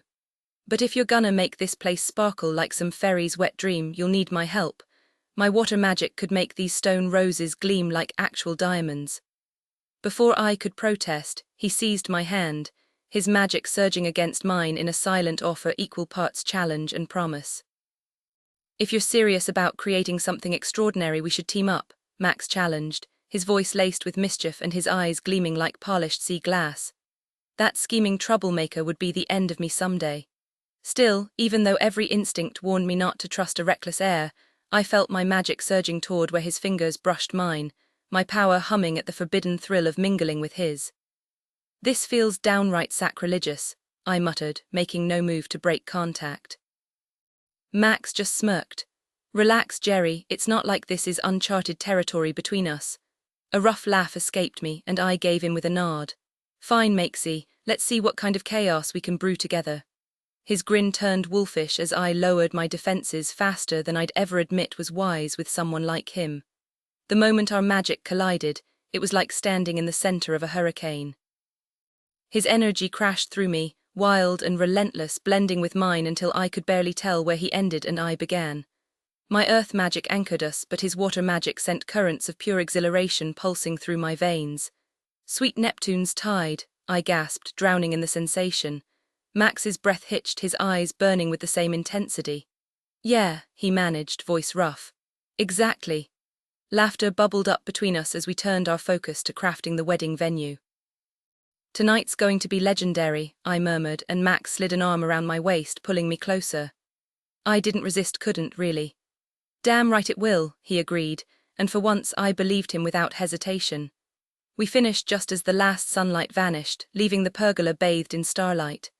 Delicate frost spirals shimmered across every surface, each one etched with the entwined initials H and C. Above the ivory benches, cascades of lilac and blush flowers glowed under the rising moon. My throat tightened. It's perfect, I whispered, my voice cracking. Max's arms settled around my shoulders, steadying me as I melted against him. You did this, Jerry, he murmured, pressing a kiss to my hair that sent warmth flooding through me. I just handed you the brush. This masterpiece is yours. You really think my father will love it? I asked, tilting my face up. His thumb brushed away a stray tear, his smile softening in a way that made my pulse stutter. Too bad he was such an insufferable charmer. Without a doubt, he promised, his gaze lingering on my lips before he stepped back with a cough. Now go get ready, wouldn't want to keep the happy couple waiting. Stars above, you're right, I yelped, scrambling as the moon's position reminded me how little time remained. I barely have time to get ready. I abandoned my prized fish dish in a flash, bolting through the winding tunnels of the burrows at breakneck speed toward my chambers where the royal sisters awaited. The passageways buzzed with activity, but I barreled forward, shoulders set, shouting for clearance as I plowed through the crowd, leaving a trail of startled onlookers stumbling in my wake. When I threw open my chamber door, my breath caught at the sight of the Vega twins, radiant in the custom taffeta gowns I'd designed for tonight's event. Tori scowled at the cascading layers of emerald fabric pooling around her, and I waded through the sea of silk to tilt her chin up. Darling, you're not drowning in that dress, you're commanding it. Own it like the queen you are. That wasn't their incredible Geraldine, Darcy interrupted, flashing a grin so bright it could have lit up the night sky. Her fiery orange gown made the sapphire streaks in her hair pop, and for a second I thought my heart might burst. Tori tugged at her skirt with a smirk. Pretty sure we'll have to disassemble the doorframe to leave. Maybe I'll just take some scissors to, I cackled, maneuvering through their voluminous skirts to grab my own blush-pink masterpiece. I may just be a humble servant, I admitted, slipping into my dress while avoiding their eyes, but standing beside you both tonight, dressed as equals. It's the closest I've ever felt to having sisters. Tori groaned. Now you've done it. Next thing you know, I'll be ugly crying into this monstrosity of a hat. She wrestled her way through the fabric to hug me, Darcy joining in from the other side. We'd be lost without you, Darcy murmured, and my chest tightened like a constellation had taken up residence there. If Lionel Acrux himself showed up and stabbed me right now, I sighed dramatically, I'd die the happiest woman alive. Geraldine, Tori smacked my arm. That's basically begging the universe to drop a chandelier on us. Next you'll say, what's the worst that could happen? Darcy snorted. Yeah, don't poke the cosmos. Last night, I swear 2 stars side-eyed me and Lance like we owed them money. I giggled, but nothing could dim tonight's magic. Fate had already stamped this union with approval. All that was left was the I do. Once dressed, we fumbled through makeup applications, laughing as our skirts formed a pastel battlefield. Finally, we crammed in front of the mirror, a 3-headed taffeta hydra of glittering absurdity. Tori blinked at our reflection. We look unreal.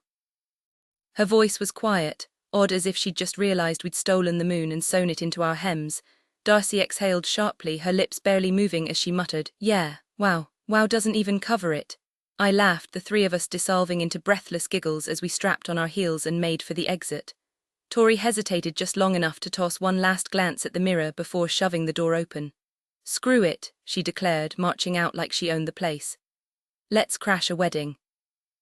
I threw my hands up as we strutted down the tunnel, shouting for the crowd to part for the real royalty, my voice bouncing off the stone walls until the whole underground seemed to vibrate with it. And part they did. People gasped, whispered, some even breaking into nervous laughter at the sight of us, looking every bit the regal figures we were pretending to be. I think I might die happy today, I managed between breaths as we swept through the caverns toward my father's future. Darcy squeezed my shoulder as we emerged into the farmhouse, leaving the murmurs of awe behind. Stepping outside, I gasped. The pergola was alive with starflowers, their delicate glow lighting up the night. The heirs and Xavier stood waiting, sharp in their tuxes, their stunned expressions priceless as we approached. Holy hell, Seth blurted, eyes wide. You all look like— Caleb clapped a hand over his mouth before he could finish whatever ridiculous line was coming.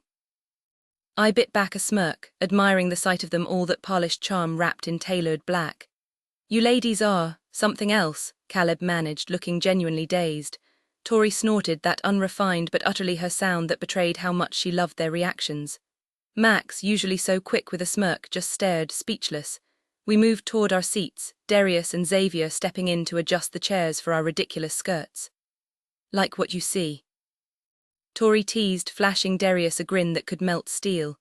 He exhaled sharply, dragging his gaze over her. Damn, Roxy, if I can see you in that dress and still want to rip it off you, that's love. Try not to set it on fire while you're at it, she shot back, and Darcy and I stifled laughter behind our hands. They were perfect for each other. Even if fate had screwed them over before, maybe the stars would give them another shot. Before I could dwell on it, footsteps announced Dad's arrival. I sprang up, arms flinging wide, only to accidentally clock Xavier in the face. Son of a, he yelped, staggering back.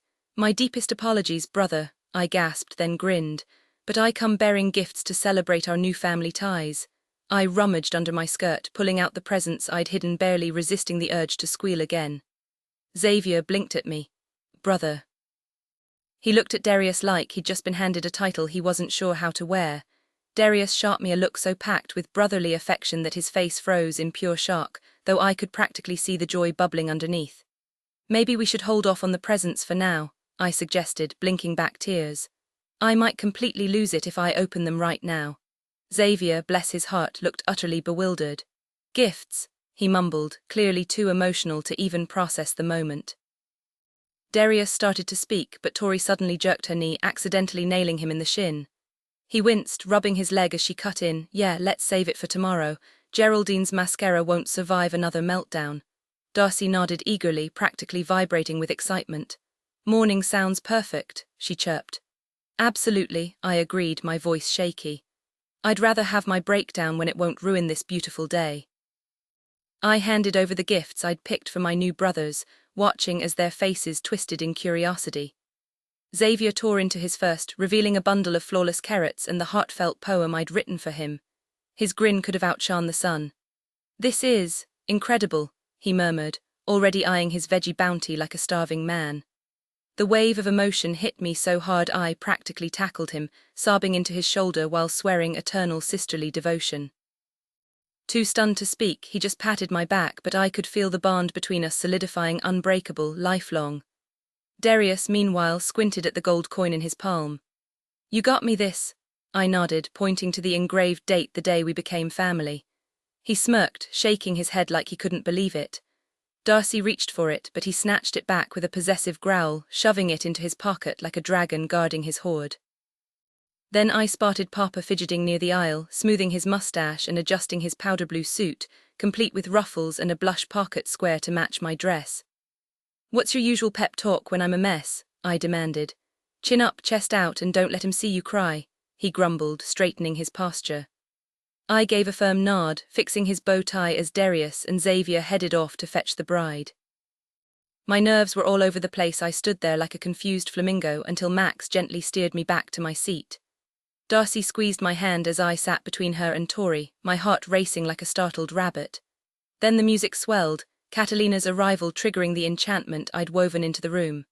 I shrieked, spinning to see the woman who'd soon be my stepmother. For a fleeting second, I felt my late mother's presence a whisper on the wind, the ghost of her touch on my cheek. A single tear slipped free, but it wasn't just sadness. It was peace, too. I was certain she was present in some way, watching from the other side as my beloved Papa found happiness again. Catalina moved gracefully between her sons, her smile glowing like the first light of morning, her skin luminous as if touched by the legendary fountain of youth. Her delicate pink wedding dress, stitched by hand, was both modest and breathtaking, hugging her curves while exuding elegance. Lost in the moment, I squealed with delight as she reached my father, forgetting I was meant to stay quiet. Clapping a hand over my mouth, I barely noticed Darcy's muttered curse as she shook out the fingers I'd squeezed too tightly. Tears welled in my eyes as they exchanged vows, their love so genuine it was like staring into the sun, impossible to turn away from. It was more beautiful than a rainbow after a summer storm. When the stars sealed their union, I couldn't contain myself. I leapt up, screaming with joy, throwing my arms around them in a crushing hug. Later, as the wedding dissolved into a raucous celebration, I bolted through the tunnels, tongue lolling, clutching a bottle of bourbon like a trophy. Sure, everyone else was wasted but me, totally sober. Okay, maybe not. My shoulder smacked into the wall, sending me stumbling like a newborn deer. Who was I kidding? I was absolutely hammered, and I had a scheme brewing. Bursting into our room, I found Orion sprawled on the bed, his precious gemstone book resting on his chest, hope flickering in his eyes until he saw it was me, not Darcy. I smirked, swaying slightly as I hid the bourbon behind my back. "Party's wild out there," I announced. "Fantastic," he deadpanned. "And yet here you are disturbing my peace like a hyperactive raccoon." I crawled onto the bed, keeping the bottle just out of sight. His eyes narrowed. "I was enjoying solitude until a certain nuisance barged in," he grumbled. Reaching for his book, I missed as he snapped it shut with vampire speed, tucking it away. Honestly, I hadn't paid much attention earlier when he'd rambled about his sparkly rock research. I'd been too busy eyeing the chocolate bar poking out of Tori Vega's pocket. A chocolate bar now safely hidden under my pillow. Adorable how she pretended not to want me to find her snacks. "What do you want, Seth?" he growled. With a mischievous grin, I thrust the bourbon at him. "A peace offering." "Is it poisoned?" he asked, skeptical. I gasped dramatically, clutching my chest. "You wound me, moon buddy," he lunged, clamping a hand over my mouth. "Shut up and go back to the party," he muttered, shoving me off the bed. Undeterred, I scrambled back up, shoving the bottle at him. "Darcy sent me to get you," I lied smoothly. This was all part of my master plan: butter up Darcy, maybe get some intel on Cal. "And hey, bonding with Orion, bonus." "She did," his expression brightened. "Yep," I said, waving the bourbon, "but you've got some catching up to do. Everyone's 3 sheets to the wind." Hesitantly, he took the bottle, unscrewing the cap to sniff it. The game was on.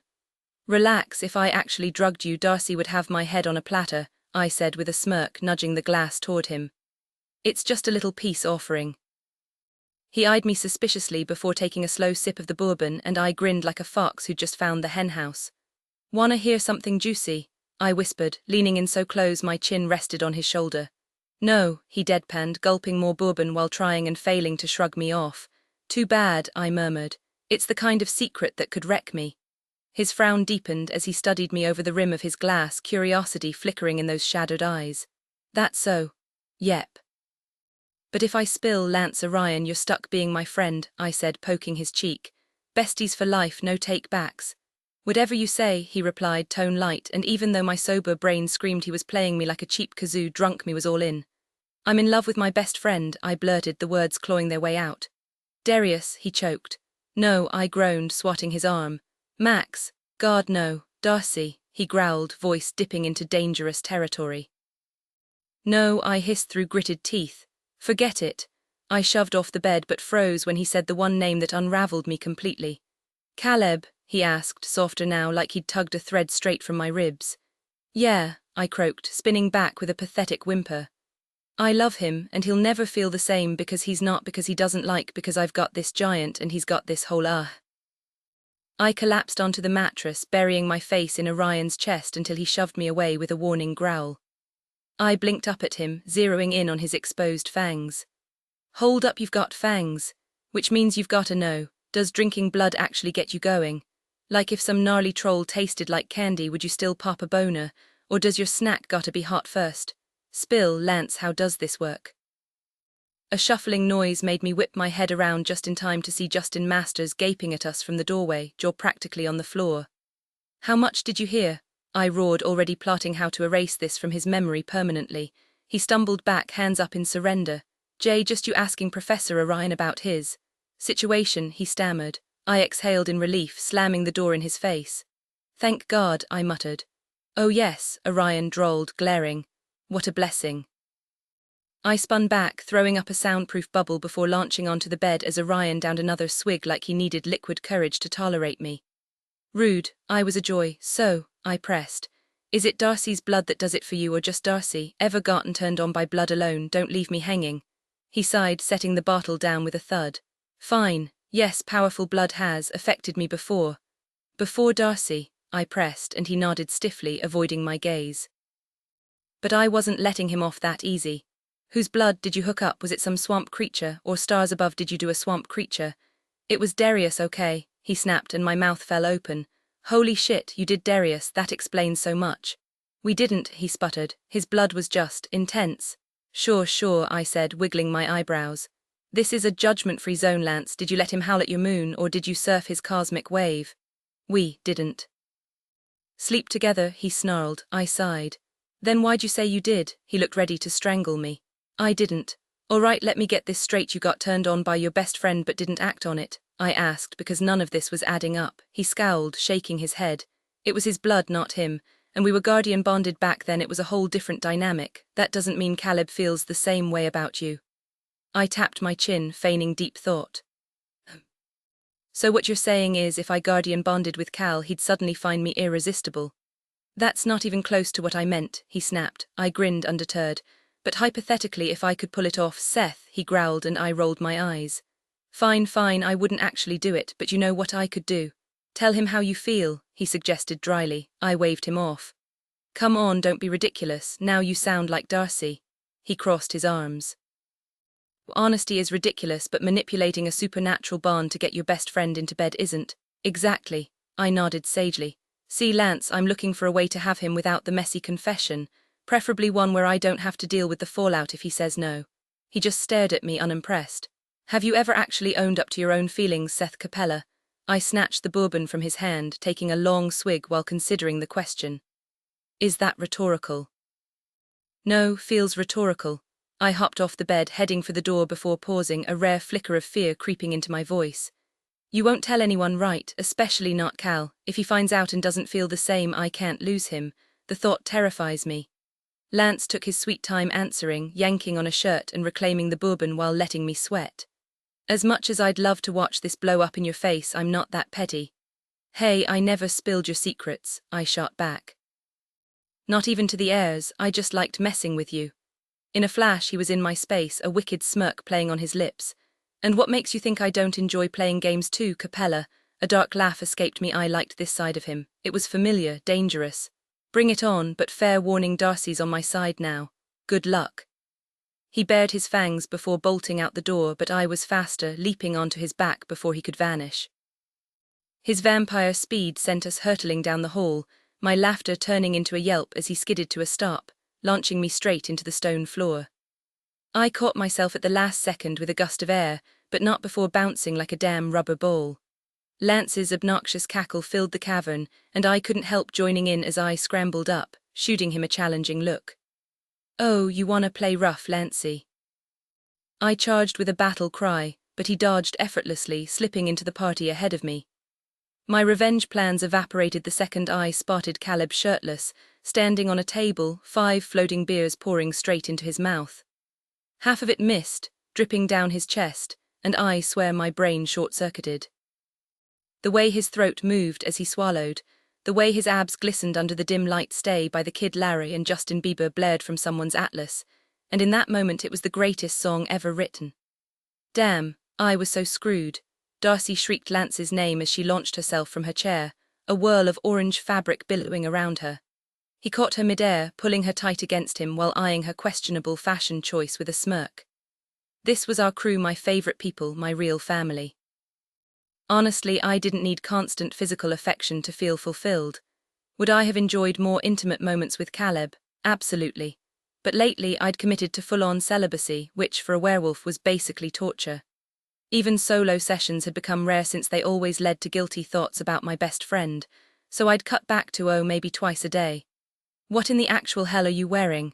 Orion teased, tugging at Darcy's dress as she giggled into his chest. It's my Royal Celeria gown, she protested, voice muffled by his shirt. Geraldine clapped her hands. Fit for a queen, Orion snorted. Looks more like a pumpkin exploded on you. Geraldine smacked the table in outrage. You have the aesthetic sense of a soggy potato, Lance. Orion. She could wear a trash bag for all I care, Orion shot back, flashing Darcy a wicked grin. As long as I'm the one peeling it off later.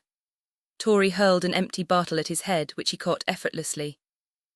Got a problem? He challenged. Yeah, stop being disgusting with my sister, Tori grumbled. Orion gestured to where her hand rested dangerously close to Darius's thigh.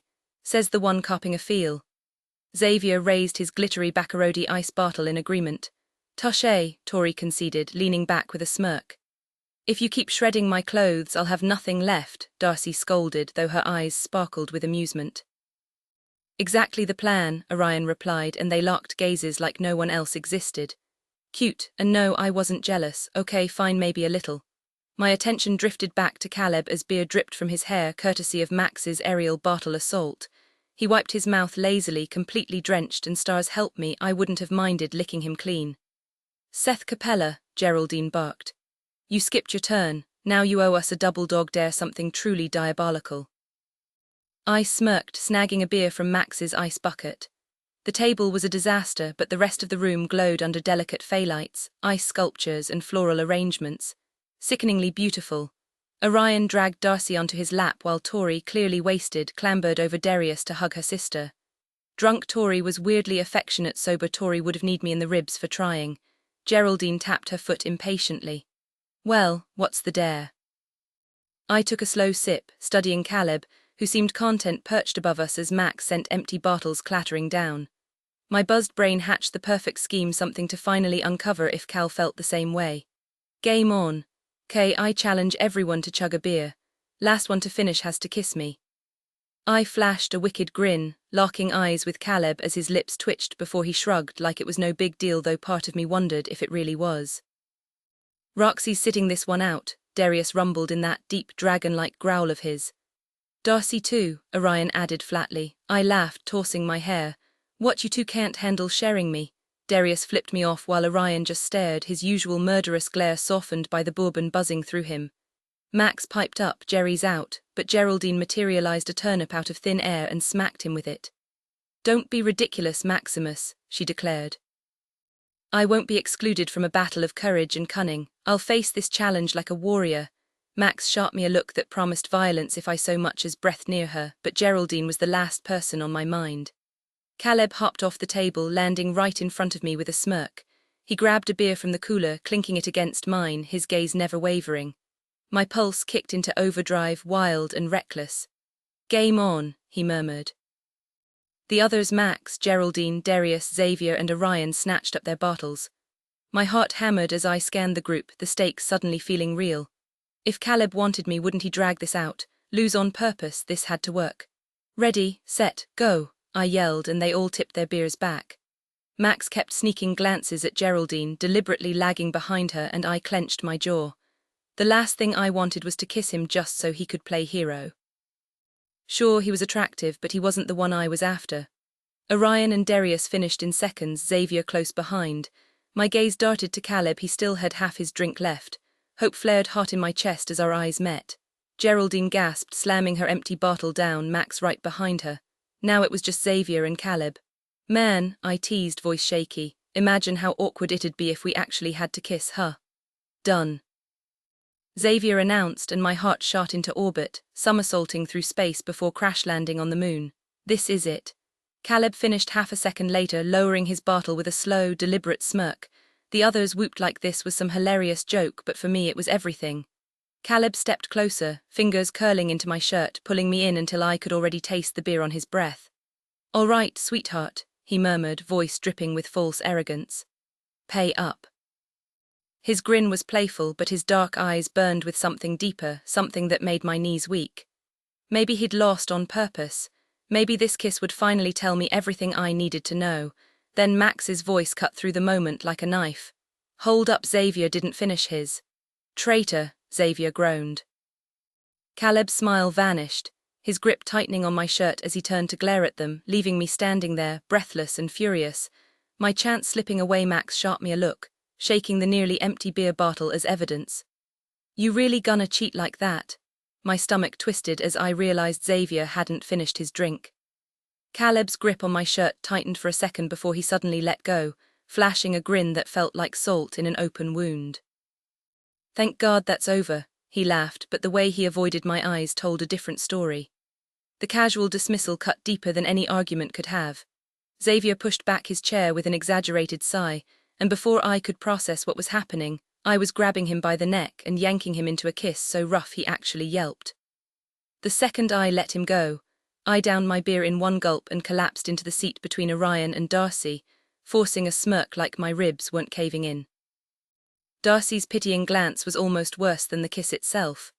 Geraldine suddenly pointed at Orion, grinning like a cat with a canary. You've been dodging this game too long time to pay up, Orion groaned as she declared her dare. He had to wear every ridiculous piece of ASS gear she could haul back from her room. The others howled with laughter while he reluctantly agreed. Fine, bring it on, he muttered, rubbing his temples like he already regretted it. As Geraldine dragged Max off to gather her supplies, Caleb grabbed another beer, his gaze flicking to me for half a second before he looked away. I raked my fingers through my hair, pretending I wasn't seconds from imploding. Xavier dabbed at his lip, wincing. "Damn dude, you kiss like a feral dog." I smirked, leaning in. "Or was that your first time getting mauled? Need some pointers?" Darius shot me a warning glare, but I just shrugged. "Hey, play stupid games, win stupid prizes."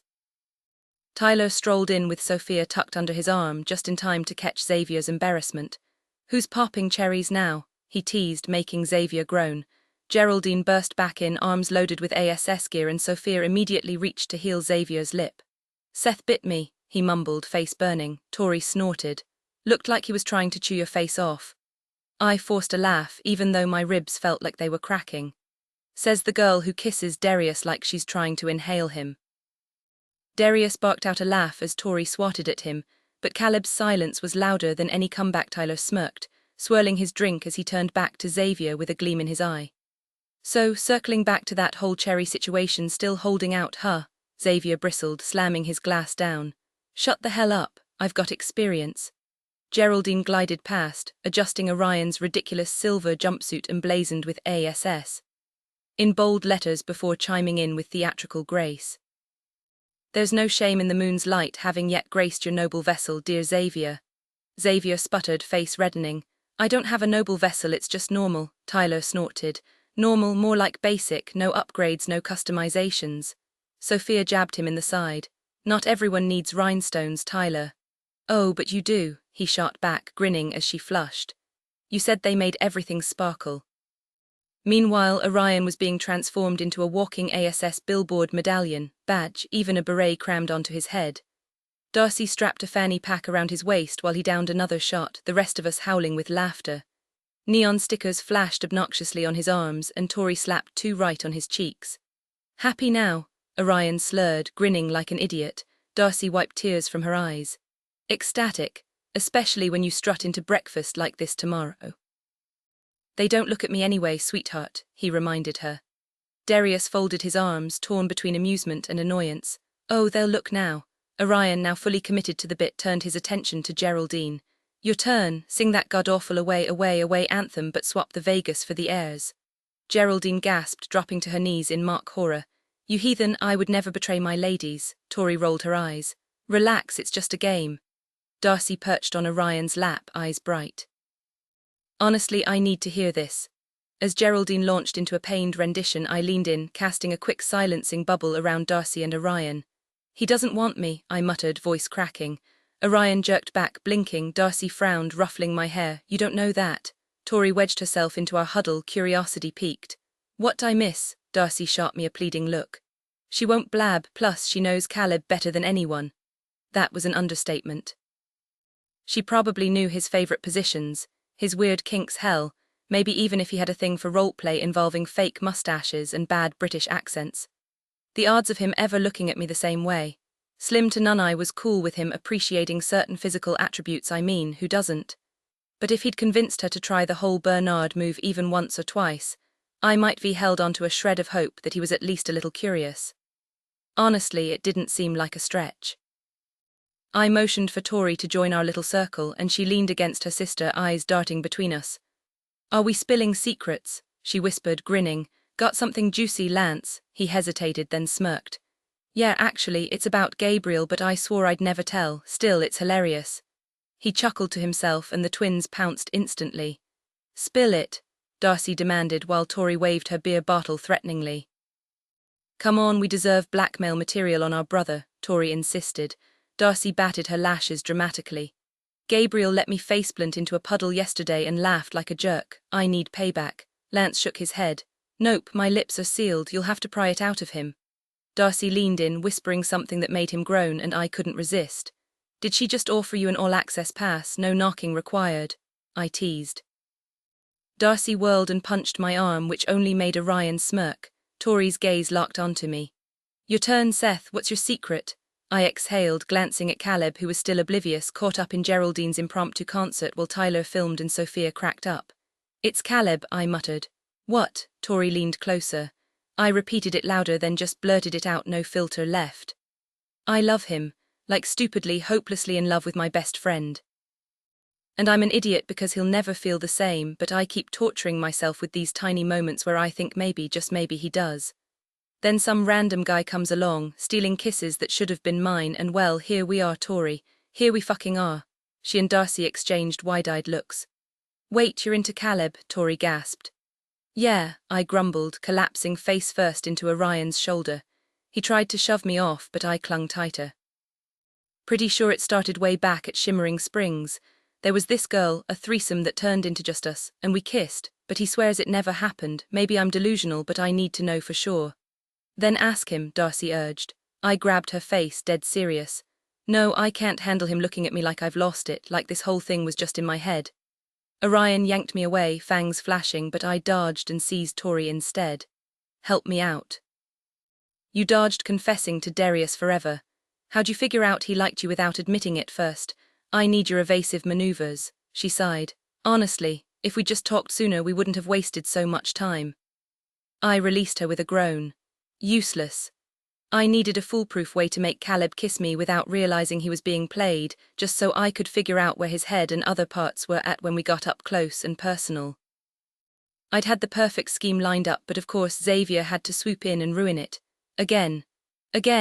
Tori perked up, but before she could dig deeper, Caleb pulled up a chair beside me, his presence sending my pulse into overdrive. What's the gossip? He asked, and I dropped the soundproofing spell, scrambling for a cover story. Lance has a weird rash situation going on, I blurted, and Orion's glare could be melted steel. His fist clenched like he was ready to knock me into next week, but Darcy caught his wrist, shooting him a don't you dare look until he reluctantly backed down. Tori snorted while Caleb's eyebrows shot up. Damn, that's rough, he muttered awkwardly, and if looks could kill, Orion would have turned me to ash on the spot. I leaned in, lowering my voice. Yeah, it's bad.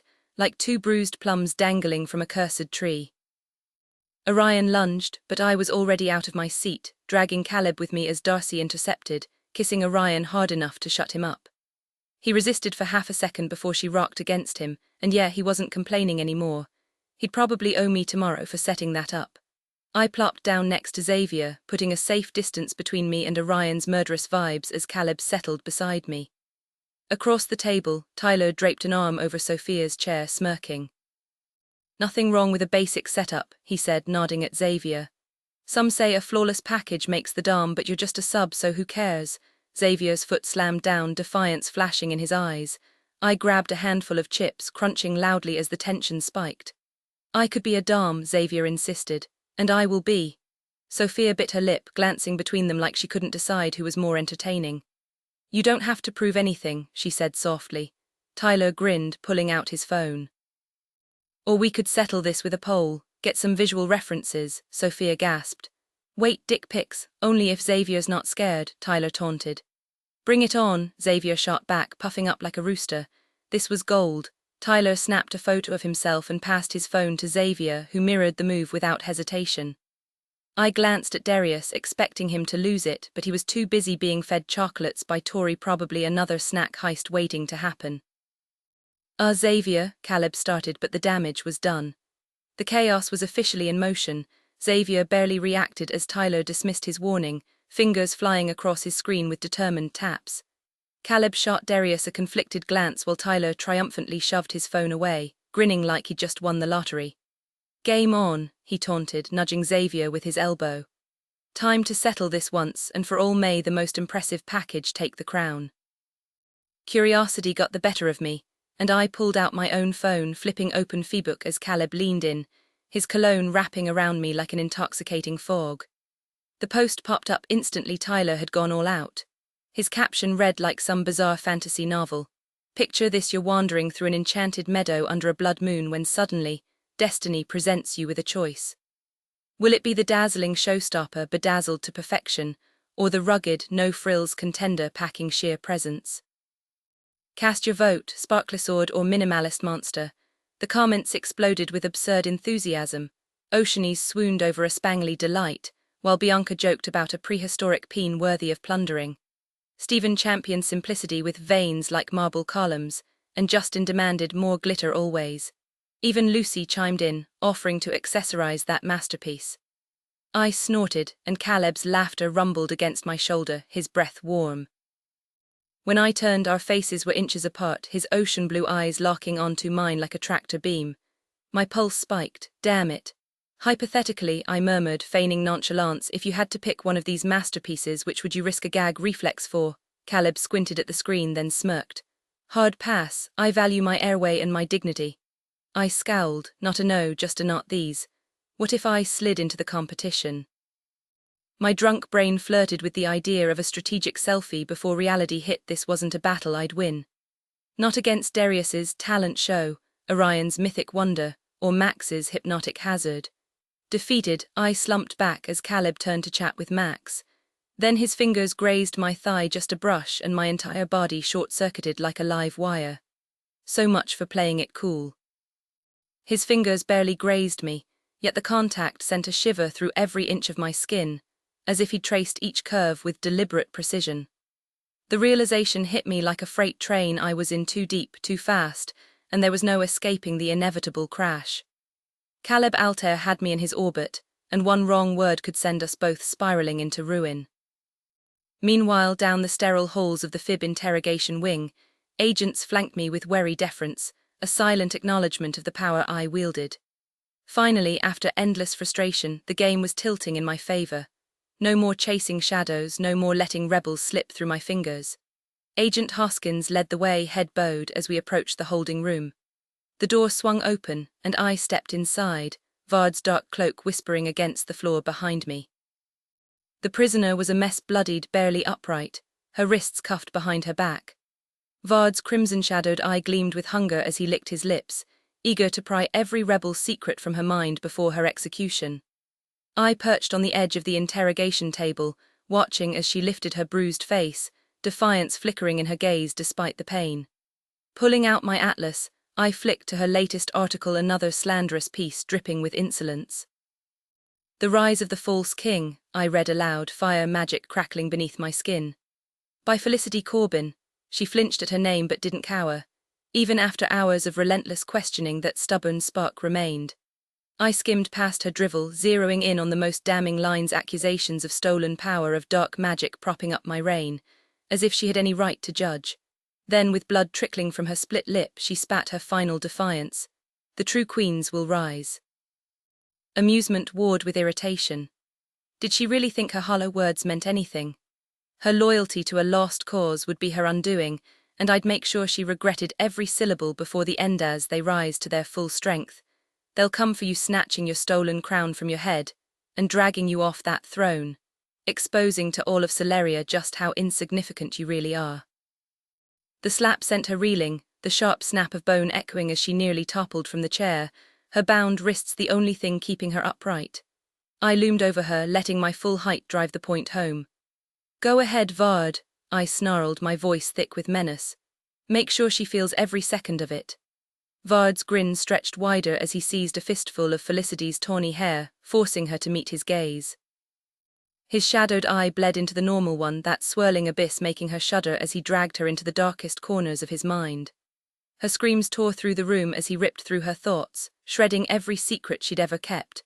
But even as he left her mind in ruins, I knew she had nothing left to give, just wasted breath in a worthless body. Impatient, I shoved Vard aside and summoned fire at her feet, the flames licking up her legs as she arched back in agony. Still think I'm small? I taunted, hovering above her so my face was all she could see. The fire climbed higher, charring flesh, but defiance still burned in her eyes. You're nothing but a rat hiding in the palace of the true queens, and when they slit your throat, may their reign last 1,000 years. Rage flared in my chest.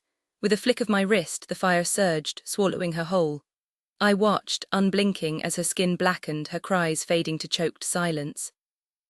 Only when she was ash and bone did I extinguish the flames, snatching the golden locket from her ruined neck with a sharp tug. The craftsmanship was fine, but the diamond Pegasus on the front ruined it.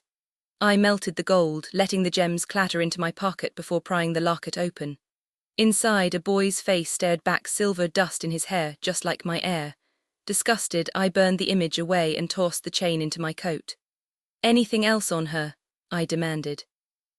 Just a pouch of stardust, my lord, Vard said, Seems she's been dodging the fib for months, hopping between hideouts with her little band of rebels.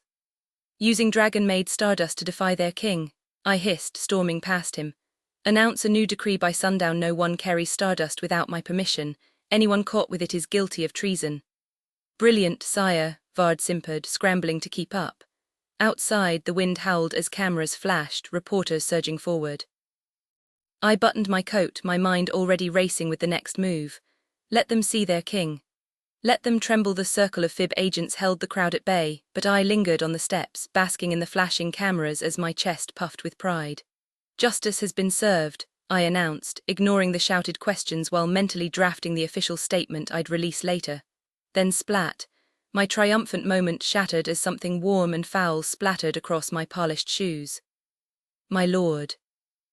Vard lunged forward, only for me to shove him aside just as another rancid projectile smacked his shoulder, spraying my jacket. I barely had time to register the burning stench before looking up. There she was, that infuriating lilac-haired brat perched on a griffin, yanking its tail like a lever. Another steaming payload rained down. Magic flickered uselessly at my fingertips. Damn the fib's anti-spell wards before the putrid mess smacked me full in the face. The crowd erupted as I staggered, shit dripping from my eyebrows. Long live the poop monarch, she crowed. My roar of arrest them was drowned out by camera shutters. By the time the agents mobilized, she'd already vanished in a glittering cloud of stardust. I stormed toward my limo, scrubbing at my stinging eyes while Vard floundered behind me. The moment the door slammed shut, I tore off my ruined coat only to freeze at Lavinia's giggle. Daddy dearest, she cooed from the shadows. Imagine if she'd thrown a knife instead of griffin droppings. You'd be crowning me widow queen by sundown. My shadow hand, her cursed gift, lashed out before I could think, seizing my own throat. As I choked, her power flooded the car, pinning me to the seat like a bug. Mind your tongue, she whispered, her smile razor-sharp. I thrashed as shadows slithered under my collar, her magic peeling my shirt open with a pop of buttons. Pathetic little king, she murmured, dragging claws down my chest. When my shadow hand suddenly slapped me hard enough to taste copper, her laughter turned unhinged. Mine, she crooned, pressing closer as the shadows tightened. Every struggle only fed her glee. This wasn't control, it was humiliation, and I'd make her regret it. You will submit to your king, I bellowed while she bounced relentlessly on my lap. Ah, your majesty, Vard's hesitant voice drifted from the driver's seat. What now? I snapped. Reports indicate a rebellion is forming in Nostria. They plan to protest your coronation by sundown, he murmured, his distant gaze revealing the vision unfolding in his mind. We could intercept them before they rally. His eyes remained fixed on the rearview mirror, deliberately avoiding the compromising position Lavinia had me in. Her grip slackened just enough for me to straighten up, my unease growing as I studied my shadow hand, proof of how effortlessly she overpowered me. I needed to reclaim control, and as she slid down between my knees, her tongue darting out in anticipation, I took grim satisfaction in her renewed obedience. Drive me to the palace, I ordered, fighting the sting in my eyes and the stubborn stench clinging to my skin. But forget capturing rebels today, Vard. Any traitor I touch won't live long enough to regret it. Later, I skimmed through endless Facebook comments under Tyler's post. Apparently, a bedazzled dick was all the rage. At least a few admirers had praised my size, salvaging what remained of my pride. Not that I wanted a boring, unadorned piece of meat down there. Hell, I'd planned to deck it out in gold and jewels before war dragged me away from such luxuries. Now, stuck in this mess, I hadn't even had time to brainstorm how to glam up my crown jewel. With a groan, I shoved my atlas into my pocket and stomped toward the dining hall, done torturing myself over Tyler's flawless photos. Sophia had slipped back to his room again last night, another reminder I was losing at this Pegasus game. But my instincts roared louder, claim dominance, take Sophia, rule the herd, and I would. Just not with this plain, unremarkable weapon between my legs. No, my dick needed a throne-worthy upgrade, something to make Tyler's look like a peasant's trinket. Then we'd see who the herd truly feared. Spotting the tattooed Fey artist ahead, I quickened my pace. The guy was massive, his Disney-covered arms flexing beneath a loose tank top, his top knot swaying as he walked. Everything about him screamed don't mess with me, but desperation outweighed caution. Clearing my throat, I called, hey, wait up. He didn't flinch. Excuse me, I tried again, jogging to match his stride. He side-eyed me like I was a bug on his boot. You do body mods right, I pressed. Depends, he grunted. You looking for ink? I swallowed hard. Piercings, actually, you handle those. His gaze raked over me, lingering. Aren't you that eight-crux brat? Yeah, I shot back, squaring my shoulders. Got a problem with it? He smirked, sizing me up. Ears, nose, my face burned. Lower, his brow furrowed. Huh, leaning in, I hissed, my dick okay? The bastard burst out laughing. Heat flooded my cheeks, but I held my ground. Can you do it or not? He cracked his knuckles, still grinning. Kid, you've got guts, but no way in hell. I could help you out, but I'm not going to. His refusal made me stomp my foot in frustration, earning me a sharp look. Why not? I demanded. He shrugged, quickening his steps, but I grabbed his arm, forcing him to face me. The icy glare he shot my way made me let go, but I wasn't backing down. Name your price, I insisted. I'll pay you and I'll owe you a favor, whatever you want. He considered that, a slow smirk forming. Anything, he repeated, and I nodded. Absolutely anything. After a pause, he leaned in. You know Gabriel Knox? I frowned. Yeah, what about him? His grin turned wicked. He's an old friend who loves using his sight to mess with me. Just yesterday he warned me I'd choke on my last pancake, then stole it right off my plate, played me like an idiot. I crossed my arms. And you want me to, what, get revenge? Exactly, he said, eyes gleaming. He'll see me coming a mile away, but not you. I need you to hit him with something he won't forget. I scoffed. You realize he could be watching this whole conversation, right? He waved a hand dismissively. Nah, he's occupied, so do we have a deal?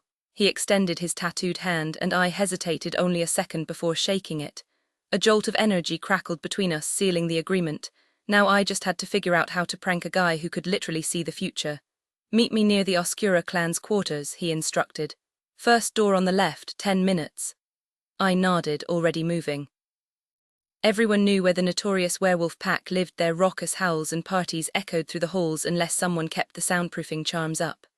I'd partied with them a few times myself, and it was always a wild ride. Grabbing a snack from the buffet, I hurried through the winding tunnels, excitement bubbling under my skin. The room he'd mentioned was cozy, with moss-covered furniture that looked like it had grown straight from the earth. I munched on an apple, kicking my feet up as I waited. When he finally walked in carrying a small box, I sat up straight. I never got your name, I said cheerfully. Carson, he replied, setting the box down. Inside was a needle that made my stomach flip. All right, let's do this. Lose the pants, lie back, he ordered. Nerves prickled down my spine, but I obeyed, keeping my shirt and rainbow socks on. What about the jewelry? I asked. Don't I get to choose? Carson smirked. Pick whatever you like. I'm an earth elemental. I can shape metal and gems however you want. I knew exactly what I wanted before he even finished his question. A Jacob's ladder, I declared without hesitation, but make it rainbow-colored. Carson's dark green eyes sparkled with amusement as he studied me. You're serious, the entire damn thing? Every inch, I confirmed, nodding firmly. From base to tip, as flashy and vibrant as possible. He rubbed his stubbled jaw, then pulled out a thick needle from his kit. This is gonna hurt like hell. Can't you just heal it as you go? I protested, my voice pitching higher. Nope, not how I work. His smirk was downright sadistic as he shoved my legs aside, settling onto the couch beside me. He gripped me roughly, making me yelp in surprise. Ready, on 3. I clenched my teeth as he positioned the needle, bracing myself for the inevitable agony. He didn't even count, just drove it straight through. My scream shook the damn walls. Finally, after what felt like an eternity of torture, Carson's healing magic finally soothed the fire in my nerves. I stayed buried under the pillow, questioning every life choice that led me here.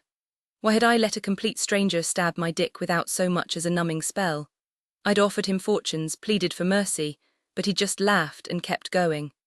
When I finally dared to peek, I was half expecting a mutilated disaster, some grotesque, unrecognizable mess. Instead, I was met with absolute perfection. A glittering ladder of rainbow gemstones ran the length of my shaft, with delicate bars woven beneath. The headpiece, adorned with diamonds, caught the light like it was made of starlight. Holy shit, I breathed, tracing the intricate details in awe. This wasn't just a piercing, it was a masterpiece. Carson grunted, arms crossed. Well, I lunged at him, nearly knocking him over in my excitement. He stiffened, muttering about overly affectionate idiots, but I didn't care. I love it, I gushed, pulling back to admire my new adornment under the lamp. It sparkled like it held its own galaxy inside. How much do I owe you? I demanded, already calculating how much gold I could scrounge up. He just smirked. Screw with Gabriel for me and we're even. Deal. Now I had to go show this off to Sophia and Tyler. They wouldn't believe their eyes. I couldn't resist rubbing it in Tyler's face. My confidence was at an all-time high. And I was convinced I had the most impressive cock on the planet. Laughing like an idiot, I conjured a dense mist around my bare lower half before bolting from the room, my rainbow-striped socks slipping on the polished floors as I zigzagged through the tunnels. Bursting into their room without warning, I let the fog vanish, proudly displaying my fully erect cock, each embedded gemstone glinting under the light. Check this out, Tyler, bet you've never seen anything like it. But the triumphant moment shattered instantly. Tyler and Sophia weren't alone. Tori and Darcy stood beside them, comforting Tyler while Sophia clung to him. Even worse, the heirs were there, along with Orion, Hamish, my mom, Geraldine, and her ridiculous ASS pals, Angelica and Justin, all gathered for what looked like a grim meeting. Sophia's tear-filled eyes locked onto me as she whispered, "Xavier, Tyler's mom just died." The words hit me like a punch to the gut. My cock, still on full display, immediately lost its enthusiasm, wilting in sheer humiliation as the room erupted into chaos. Sweet merciful stars. Geraldine shrieked, throwing a hand over her eyes. "Must you unveil your long Sherman at a time like this?" "Xavier," Darius growled through clenched teeth. "For the love of God, put it away." My mom snatched a pair of sweatpants from the bed and hurled them at me. I fumbled into them, nearly tripping over my own feet as the weight of my idiocy crashed down on me. No, this couldn't be happening. Tyler had just learned his mother was dead, and here I was, barging in with my junk out like some kind of deranged peacock. Worse, it wasn't just a death. My father had killed her. The realization made my stomach twist. "I'm sorry," I choked out, rushing toward Tyler as shame and regret flooded me. "I didn't know, I swear I didn't." Darcy wiped her eyes and gently tugged Tori toward the door. "Let's give them a minute," she murmured. The others followed, Darius trying to pull me with them, but I shook him off. I couldn't just leave, not after this. Once the room cleared, I moved closer as Sophia stroked Tyler's back in slow, soothing circles. "What can I do?" My voice was raw. "Nothing," Tyler muttered, his voice hollow. A distressed sound escaped me, and without thinking, I climbed onto the bed beside them, wrapping my arms around them both. Tyler lifted his head, his red-rimmed eyes meeting mine. The rivalry between us still simmered, but in that moment it didn't matter. He exhaled shakily, leaning into me as I pressed my forehead against his. The scent of Sophia's lavender shampoo mixed with Tyler's musk, grounding me as grief thickened the air. My hatred for my father burned hotter than ever. He'd hurt my herd, and I wanted him to pay. But right now, all I could do was hold them, offering whatever comfort I had. Tyler might have been my rival, but he was more than that too. Somewhere along the way, I'd started caring about him in a way I couldn't explain. And no fight for dominance would ever change that he was family, the kind I'd chosen for myself. My own pack, and that bond with him meant as much to me as my loyalty to the Order. No one, not even my father, could ever break that. I leaned into Darius, our foreheads touching as our breaths tangled together, still heavy from what had just happened. A smug grin tugged at my lips as I remembered how I'd frozen him to his chair, just long enough to climb into his lap and take control, riding him until the heat of his dragon magic melted the ice and left us both soaked and breathless. By the time he broke free, growling as he buried himself inside me, pleasure had already left me dizzy, his magic humming under my skin like a second heartbeat. We stayed like that, my hands resting on his chest, his fingers tracing my waist, neither of us in a hurry to move. It had been nearly a month since Darius and Xavier rescued the Pegasus herd from the academy, and since then we'd been busy freeing more of their kind from nebular Inquisition centers, using every lead to dismantle Lionel's cruel campaign. Meanwhile, Gabriel and his family had been testing Vard's site, showing up at rallies and press conferences just to mess with Lionel.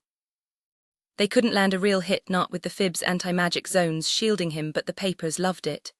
Photos of the so-called king splattered with griffin droppings, cake, even Pegasus glitter glue. I didn't know what Gabriel was learning, but watching Lionel's dignity crumble was its own kind of victory. We were supposed to meet the others in Darcy's room to plan our next move, but then Darius had smirked, slapped my ass, and promised to own me later.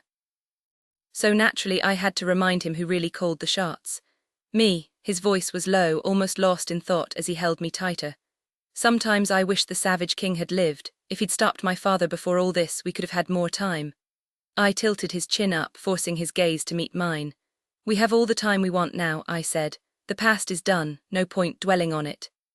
His fingers trailed up my spine, teasing the hidden wings beneath my skin, drawing a soft moan from me. Roxy on Christmas, when I thought a sharp knock cut him off. If you're done screwing and moved on to the cuddling crap, Max called through the door, then quit stalling and get in here. We've got work to do. I laughed, unapologetic. After everything we'd been through, I wasn't about to rush this. Darius tightened his grip and I met his eyes, savoring the moment. Give us 10 minutes, I shot back. Max snorted. Darius will be ready in 5. The tension in the room was thick enough to cut with a knife as I imagined yet another endless evening of Jerry droning on about every landscaper who'd ever touched her precious yard. If I had to hear one more story, I might just lose it completely. Darius shot me a grin from across the room, his voice dripping with amusement. You keeping track of my recovery time now, real classy.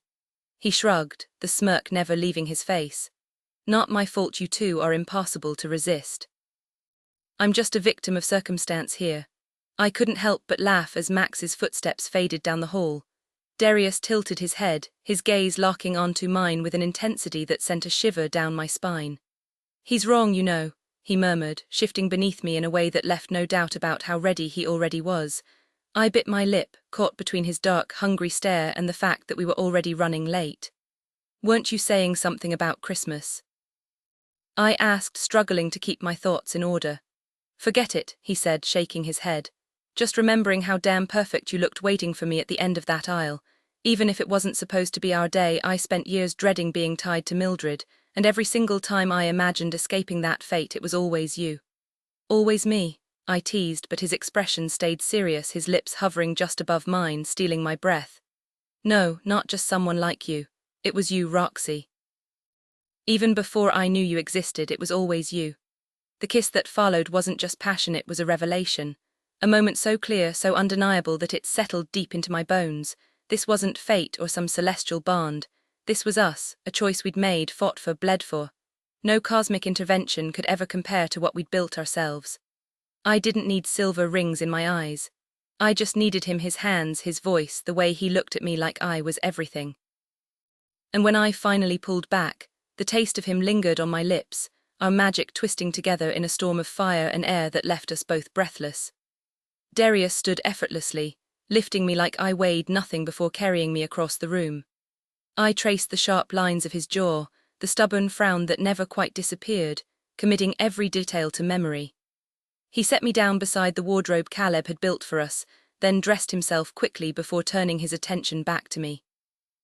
The way he slid my panties up my thighs was deliberate, his gaze promising retribution later. He helped me into my jeans, his hands lingering just a little too long, tugging me close to steal another kiss. His fingers teased my nipples through the fabric of my crop top, leaving me aching before he finally pulled away. I see what you're doing, I accused, watching as he carefully freed my hair from the collar. Oh, his voice was a low rumble against my ear. And what's that? You're trying to wind me up so you can pin me down later and go full alpha on me. His grin was pure sin. Don't act like you don't love it, Roxy. You always fight the most when I've got you pinned under me. He dodged back before I could swing at him, that deep laugh of his making it impossible to stay mad, though I still considered whacking him with my shoe just on principle. Instead, I settled for flipping him off, yanking on my high tops and storming out ahead of him. Darius only grinned wider at my attitude, and I mentally scolded myself for letting him get away with so much. But staying angry at him wasn't as easy as it used to be, not when he had a habit of derailing my fury with mind-blowing distractions. Just last week, I'd been screaming at him, calling him every name in the book, including a few creative ones involving Jupiter's moons, only for him to drop to his knees, push his head under my skirt, and make me forget why I was even mad. The memory of that particular distraction still had me too dazed to recall what had set me off in the first place. I shoved open the door to Darcy and Orion's room, where my twin shot me an exaggerated eye roll.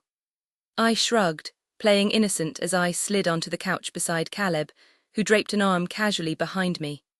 The others muttered about how long we'd kept them waiting, but Darius just smirked from across the room. I'd apologize, but I'm not sorry, he said, his gaze flicking between me and Caleb with a low growl probably aimed at Caleb's arm. Caleb ignored him, his lips quirking as he turned to me instead. We were just talking about the nymphs being corrupted by the shadows, he explained, nodding toward Seth, who was sniffing Diego's hat like a bloodhound. If Diego wasn't a mindless monster when his hat kept him grounded, then maybe the shadows are why the nymphs have lost their damn minds. Max, sitting beside Geraldine, scoffed. Doesn't change the fact they're killers, they steal magic by draining us dry. Geraldine sighed dramatically.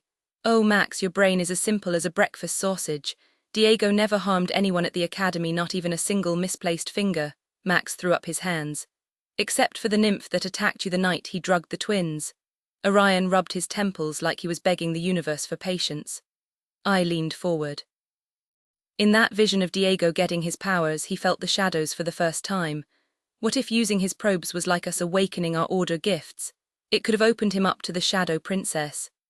Orion tapped the emerald-studded book in front of him. Darius and I have tracked nymphs for years. They've been collecting dark objects, things tied to the shadows. His expression darkened. And it's getting worse. Diego had talked about his family treating the Shadow Princess like some divine figure, which made me wonder what if they were responding to her summons. Maybe those strange objects they carried weren't just trinkets, but tools to strengthen their connection to the shadows, letting them hear her whispers more clearly. It would have bound them tighter to the being they worshipped while giving her more control over them, all while she searched for a way back to the Fey realm. Darius scoffed, crossing his arms. There's no way it's that simple. Every time we've caught them with those objects, they were on the move. What if they were transporting them somewhere? Darcy twisted a strand of her deep blue hair around her finger, frowning. But how do we find out where? Geraldine shot her hand up like an eager student, practically vibrating with excitement. Orion, slipping effortlessly into professor mode, gestured for her to speak. We nab one of those sneaky nymphs and our resident mind-bender here, she declared, pointing at Max, digs around in its leafy little brain. Max arched a brow, looking equal parts intrigued and wary. You want me to interrogate a nymph? Seth bounced on the bed, grinning. Hell yeah, go full siren on its wooden backside and yank out every secret it's got. Caleb shifted forward, his knee brushing mine, prompting a warning growl from Darius. Our parents tried that. Didn't exactly go well. Geraldine rolled her eyes dramatically. Because they had all the subtlety of a sledgehammer, you don't just yank answers out of a nymph, you lure them in, make them want to spill everything. Max blinked. Trout don't have tentacles, she groaned, nearly elbowing him in the face. For the love of, it's a metaphor, you literal-minded oaf. Orion chuckled, stepping in. What she means is, you charm the nymph before it even realizes what's happening. No force, no resistance, just pure persuasion. Darcy bit her lip. It won't hurt them, right? Bless her heart, after everything she's still worried about collateral damage. Orion's gaze softened. Not a scratch, darling. I smirked at Max. So you're gonna seduce a nymph? He shot me a glare. Fuck no, Darius smirked. Doubt you could, Max bristled. I could steal you from Tori if I wanted, you arrogant prick. Prove it, I challenged, then glanced at Seth, who was still bouncing like an overexcited golden retriever. Actually, scratch that, make Seth and Caleb hook up instead. Seth's jaw dropped, torn between outrage and amusement. Caleb stiffened beside me. Max waved a hand. Too easy. And just like that, my brilliant plan crumbled. Typical Orion cut through our banter with his usual authoritative tone, demanding, are you actually going to get us the intel or just keep joking around? I couldn't resist firing back. Is it intel or nymph tell? My terrible pun sent Darcy into a fit of laughter while the rest of the group just stared at us like we'd lost our minds. Come on, that was gold, I muttered when nobody else cracked a smile. Seth rolled his eyes, patting my head like I was a sad, misguided puppy. Hate to break it to you, but comedy isn't your strong suit. Stick to sarcasm, it's way more your vibe. I was about to argue when Darius stepped in, shoving Seth with a warning glare. Don't tell her what she can or can't do, idiot. Seth smirked, locking eyes with Darius. All right, then answer me this, did you actually laugh? The room fell silent as Darius hesitated, and I feigned outrage while the others lost it. Caleb was the first to crack, shoving me playfully until Seth piled on, and suddenly I was buried under a heap of idiots. Darius yanked them off me one by one, tossing them aside before claiming Caleb's spot and pulling me onto his lap. Geraldine, ever the strategist, leaned forward with excitement. Papa's been tracking nymph movements apparently, the false kings housing a few troublemakers near the Palace of Souls. We could ambush one like sneaky little foxes. Orion shot Max a pointed look. Maybe you should go without Gruss. Less distraction, more focus on the mission. Geraldine gasped dramatically, clutching her chest. Oh, you're absolutely right. I shall remain here, a noble sacrifice for the cause. Max grunted, already heading for the door. So, who's coming, or am I flying solo? Darius stood, depositing me back in my seat with a firm hand on my shoulder, though he didn't need to worry, since watching Max flirt with nymphs wasn't exactly my idea of fun. Have fun, boys, I called as Seth and Caleb joined them, already grinning like they were off on some grand adventure. Darius glanced back at Lance, who was already nose-deep in a book. You in? Lance barely looked up. Found something interesting, gonna keep digging. I stretched, turning to the girls. I'm thinking a swim then a nap, you two in? Darcy nodded instantly, while Geraldine gasped like I'd offered her the crown of Celeria. Fluff my tail feathers, how could I refuse? As we headed out, Darcy pulled out her phone. I'll text Sophia and Angelica. For a moment, walking down that quiet corridor, everything felt suspended like the war above us didn't exist. Here, with my sister, Darius, and my friends, it was easy to pretend time had stopped. And damn, if I didn't want to freeze that moment forever. The imperial star glimmered between my fingers as I lounged in the steamy bathhouse pool, bubbles tickling my skin. My mind drifted to the aerial games I'd play later with Tori and Gabriel, dodging fire rings mid-flight, hurling playful hexes to knock each other off course. Gabriel's smug claims of victory never held up under scrutiny, though his foresight made him a slippery opponent. Still, Tori and I had learned to outmaneuver him by leaning into chaos. Our crowning achievement, that enchanted shirt he'd worn for hours before noticing, Crabby Gabby, glowing across his shoulders. His dramatic vow of revenge still made me snort. Across the pool, Sophia's voice pulled me back as she fidgeted with the water's surface. Tyler's managing, she murmured when I asked, though the tremor in her words betrayed her. Xavier's constant support had become a lifeline, but it also unearthed something deeper, a longing for the fragile harmony they'd found. When it's just the three of us, she confessed, glittering tears blending with the bathwater, it feels like we're meant to be this way. Tori, ever the provocateur, arched a brow. So is this a love triangle or a Pegasus power dynamic? Sophia's answer was a whisper soaked in heartache. Both, and it's tearing me apart. The confession hung heavy until Geraldine, draped over the pool's edge like a regal sea lion, cleared her throat. Darling, if you're asking whether two stubborn dames can share a stable well, even the juiciest oysters won't fix that math. Sophia burst into laughter, swiping at her tears. Exactly. But stars help me, I want to try. Tori fist-pumped the air. That's the spirit, who needs rules when you've got wings? As the steam curled around us, I caught Sophia's hopeful smile, fragile but fierce, and knew this bathhouse gossip session had tipped into something far more daring. Geraldine dramatically waved her hands. Does your precious Lady Petunia have to dance the cha-cha while fastening your buttons? Sophia blinked in confusion. I'm sorry, Geraldine, I don't quite follow. My darling pink-winged companion, Geraldine huffed, are these two suitors good for your soul? I jumped in, certain that was her real question. Sophia sighed, her voice tinged with melancholy. They might be, but I can't decide. How do I choose? Angelica shrugged. Flip a coin, Geraldine splashed her indignantly. Nonsense. The destiny of Sophia's tender heart and delicate affections cannot hinge on the careless toss of a coin. No, she must brave the tempest of her emotions, ride the waves like a valiant unicorn through the storm, and emerge victorious with her heart steeled and her choice unshakable. A soft voice interrupted. Hey guys. We turned to see Catalina stepping in, balancing a plate of cookies.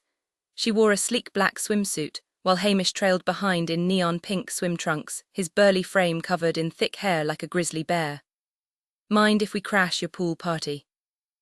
Brought snacks, she said, offering the plate. We shifted to make room as they settled in. Catalina perched beside me, passing out cookies while Hamish set the tray on the pool's edge. These are my sister Brenda's famous recipe, Hamish announced proudly. Taught my little Jerrikins how to bake them when she was just a wee thing, didn't I, sweet pea? A pang of longing hit me, imagining a childhood filled with that kind of warmth. Geraldine beamed. Oh yes, Papa. Every Christmas we'd make special bagels, cinnamon eggnog, spiced brandy. I can't wait to do it again. Hamish turned to Angelica. What about your family traditions? She smiled wistfully. Every Christmas Eve, my mom drags us onto the roof to stargaze. We bundle up in blankets at midnight with mulled wine. It's magical. My chest tightened as I exchanged a glance with Tori, seeing the same bittersweet ache in her eyes. Sophia brightened. My family goes caroling in ridiculous Pegasus pajamas. Half the fun is trying to wiggle into them mid-shift. The last one dressed has to wear a pegadunce hat, she giggled.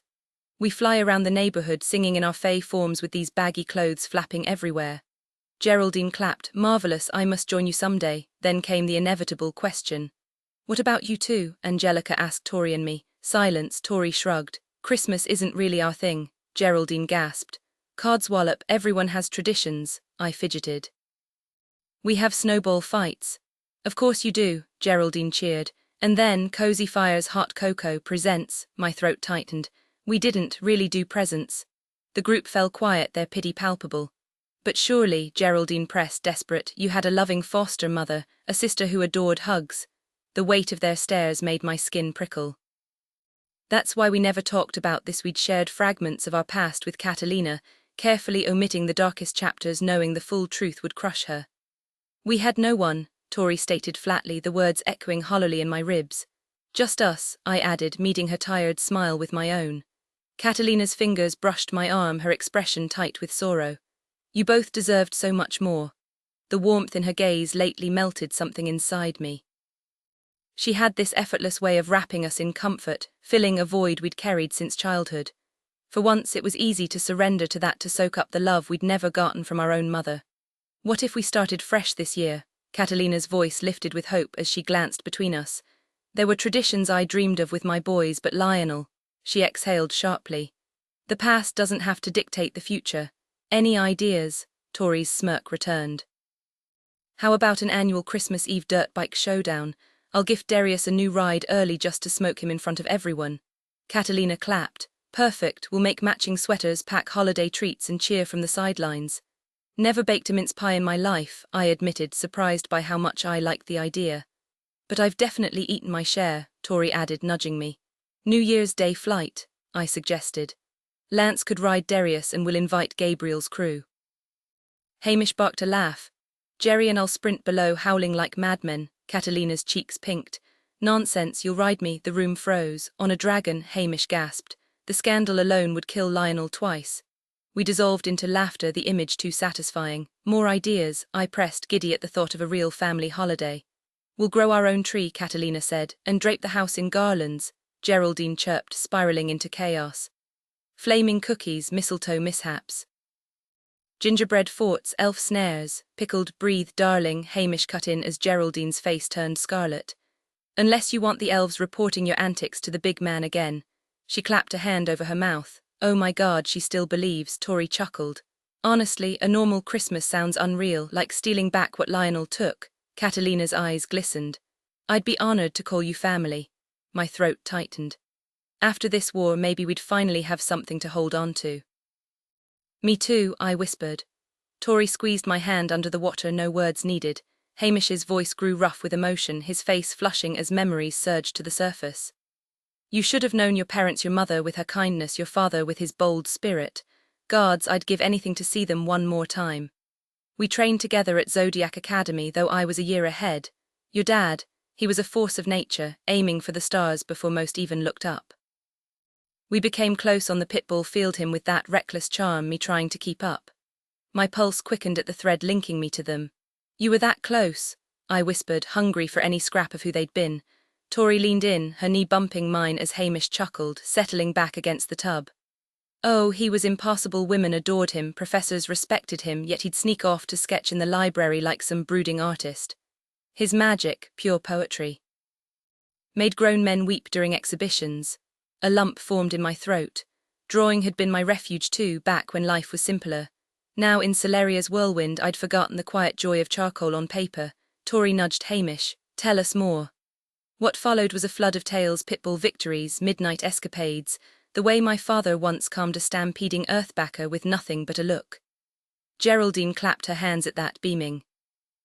With every story, the ghost of him took shape in my mind, not just a legend but a man who loved fiercely, laughed loudly. The ache of his absence sharpened, fresh as the day I'd learned I'd never hear his voice. The room grew heavy when Hamish and Catalina left. Geraldine sniffled. He'd be proud as a lion watching its cubs today, my queens.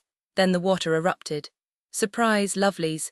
Washer sprang up like a deranged dolphin, scales glinting before melting into skin. Been doing underwater squats. Excellent for the glutes. Tori shrieked, kicking away as his leg grazed mine. How long were you lurking down there? Long enough to count every tile, he grinned, flexing. The pool's deeper than your tempers, perfect for aquatic exercises. Out now, I hissed, sinking lower as his gaze slithered over me.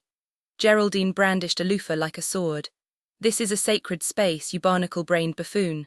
Washer winked, hauling himself onto the ledge in scandalously small swim trunks. Wards are more like suggestions if you wiggle just right. He lunged toward the door, fabric riding up unforgivably. Ta-ta, remember hydration is key.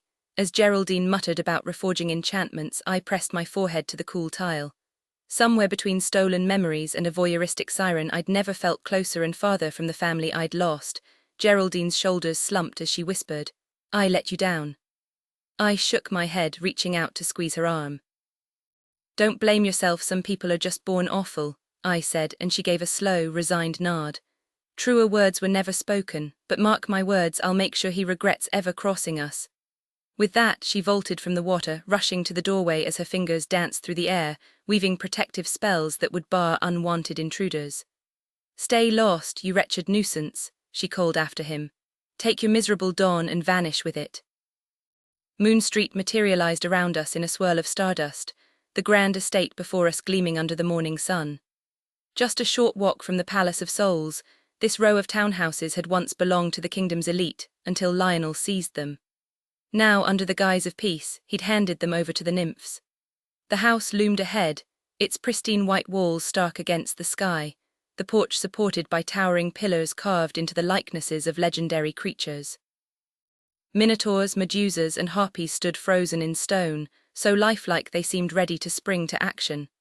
Birds chirped in the blossoming trees, the air thick with the promise of spring. As we moved, the illusion spells we'd cast shimmered around us, bending light to keep us hidden.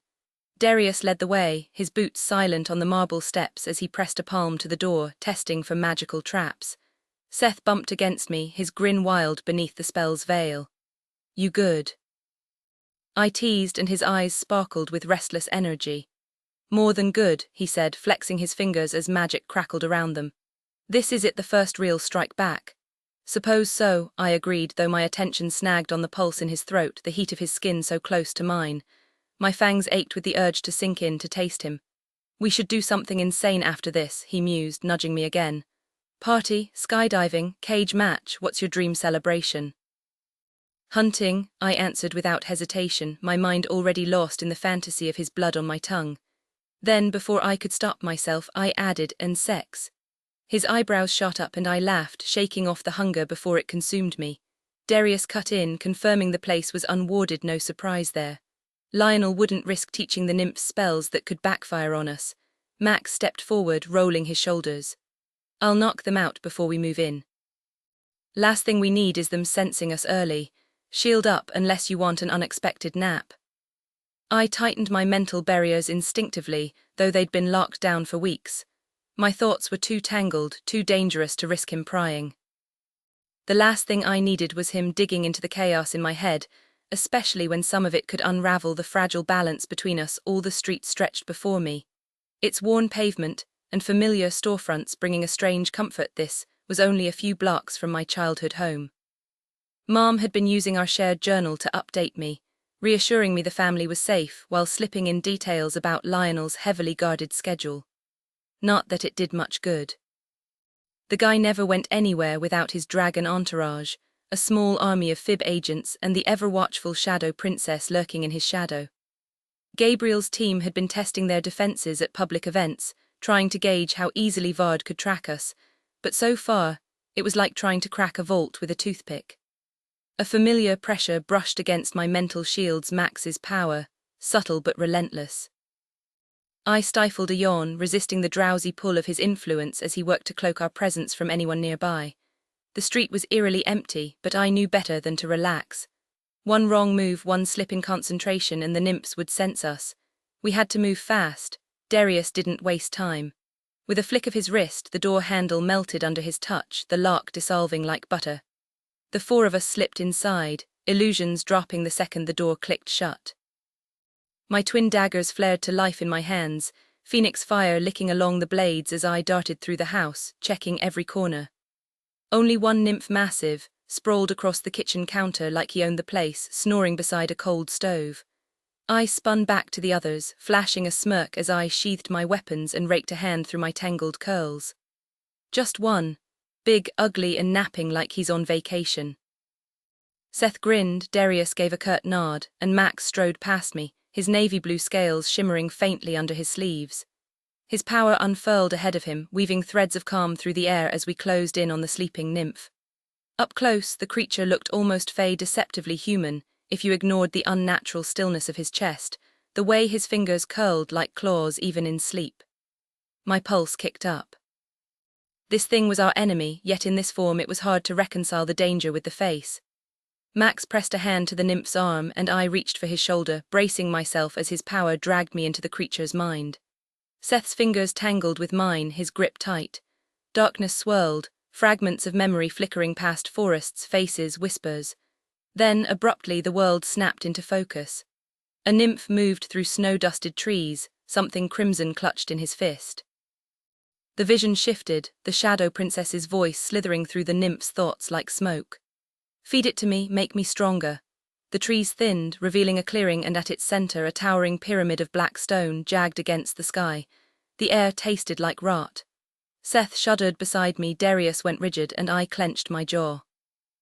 Whatever they were planning, it was worse than we thought. The scene shifted around us, and I found myself immersed in a fresh vision, as the nymph placed an ornate red and gold platter onto a massive obsidian altar inside the pyramid's shadowy chamber. The altar's surface was etched with intricate carvings of a familiar woman, Lionel's shadowy companion, depicted in scenes of battle and twisted passion. As the platter settled, the air thickened with a sinister energy, the space above the altar writhing as darkness seeped through a rift, the shadow princess's whispers growing louder in the nymph's mind. Other objects littered the altar, each tethered to the rift by tendrils of shadow that soured the air, making my stomach churn. Max's voice cut through the vision, smooth and hypnotic, demanding answers I didn't have. The nymph obeyed, flooding us with fragmented memories, journeys to this forsaken place in the kingdom's eastern reaches, the slaughter of innocent fae, their homes invaded, their lives drained by nymphs hungry for power.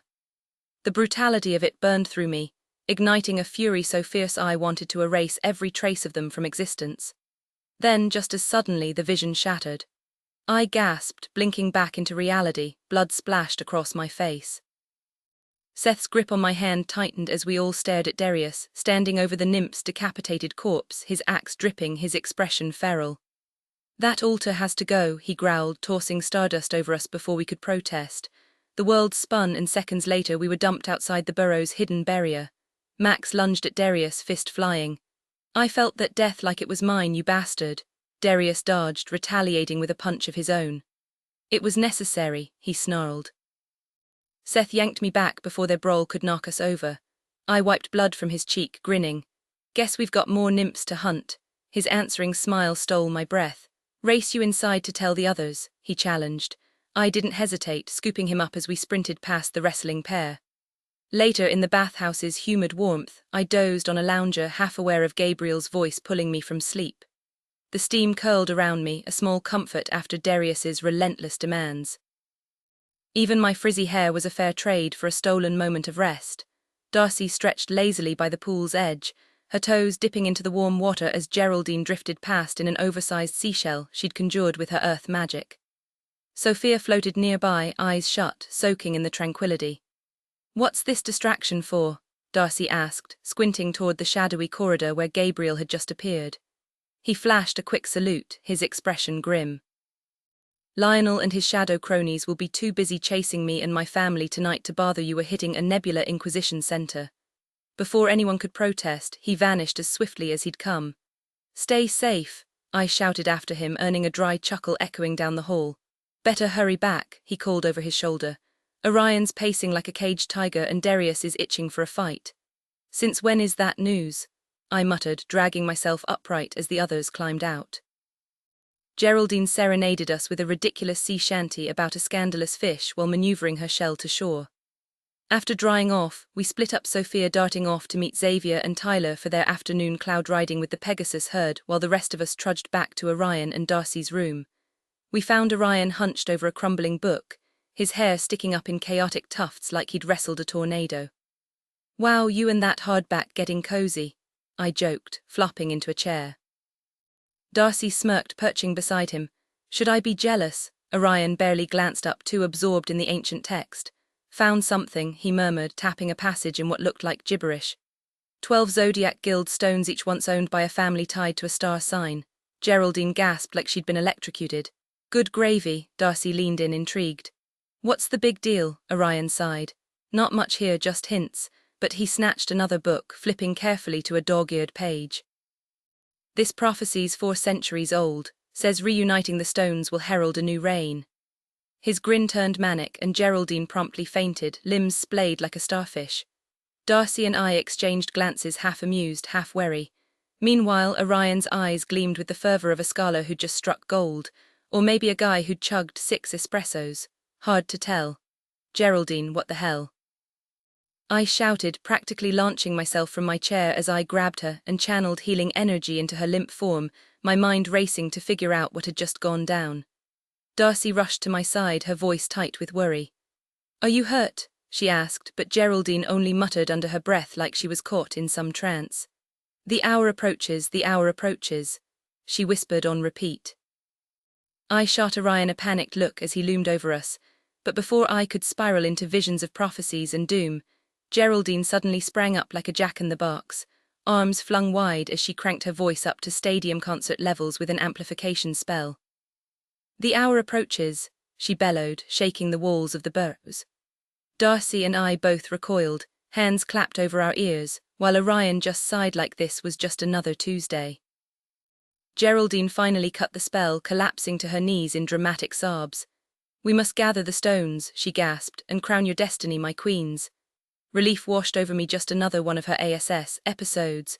"You nearly gave me a heart attack," Darcy scolded, while Orion wandered back to his books like nothing had happened. "So where are these stones anyway?" I asked, half expecting another cryptic rant. "Gone. Missing for centuries," Orion muttered, flipping through a dusty tome. "But I've pieced together clues. 12 legendary stones known by different names across history. The most famous, the Gems of Larium, belonged to a dragon named Hermiad who supposedly loved them more than his own life. The stars cursed him to lose them for his greed. Sounds like a fairy tale, but if there's even a shred of truth..." Darcy leaned in, scanning the pages. "Has anyone actually tried finding them before?" "Oh, everyone," Geraldine chimed in, finally off the floor. "The Gems of Larium are the ultimate fool's errand, chased by dreamers, mocked by scholars. They call it the endless chase, the quest of the deluded, the madmans. We get it," Orion snapped. "But we've already found 6, maybe the timing's finally right." Before Geraldine could launch into another monologue, the door burst open. The heirs strode in, looking like they'd just brawled in a back alley, Max with a busted nose, Darius sporting a split lip, all of them splattered with blood. My stomach dropped. "What happened?" Seth waved it off. "Darius killed a nymph. Max took offense, they threw hands, no big deal."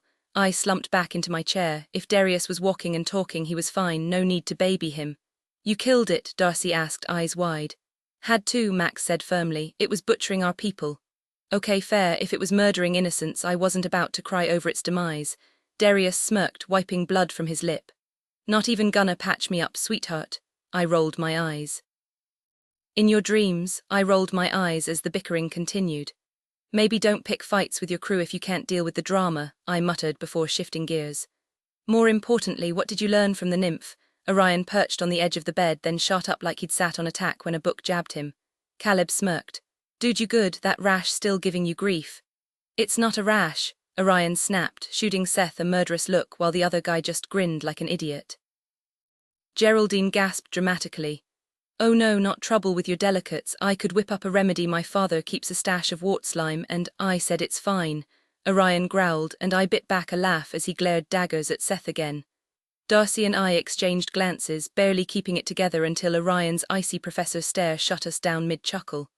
The guy had a talent for silencing a room, even if he'd hated teaching. "Focus," he ground out. What did you find? Darius grabbed an atlas from the table, flipping to a map of Celeria. He zoomed in on a dense forest in the Eastern Kingdom, tapping a marked spot. There's a rift between the Fae and Shadow realms fueling Lavinia's power. Nymphs are helping her widen it using dark artifacts, this temple here, crawling with them. Seth dropped into a chair. So how do we shut it down? Dark magic, Orion said, dead serious.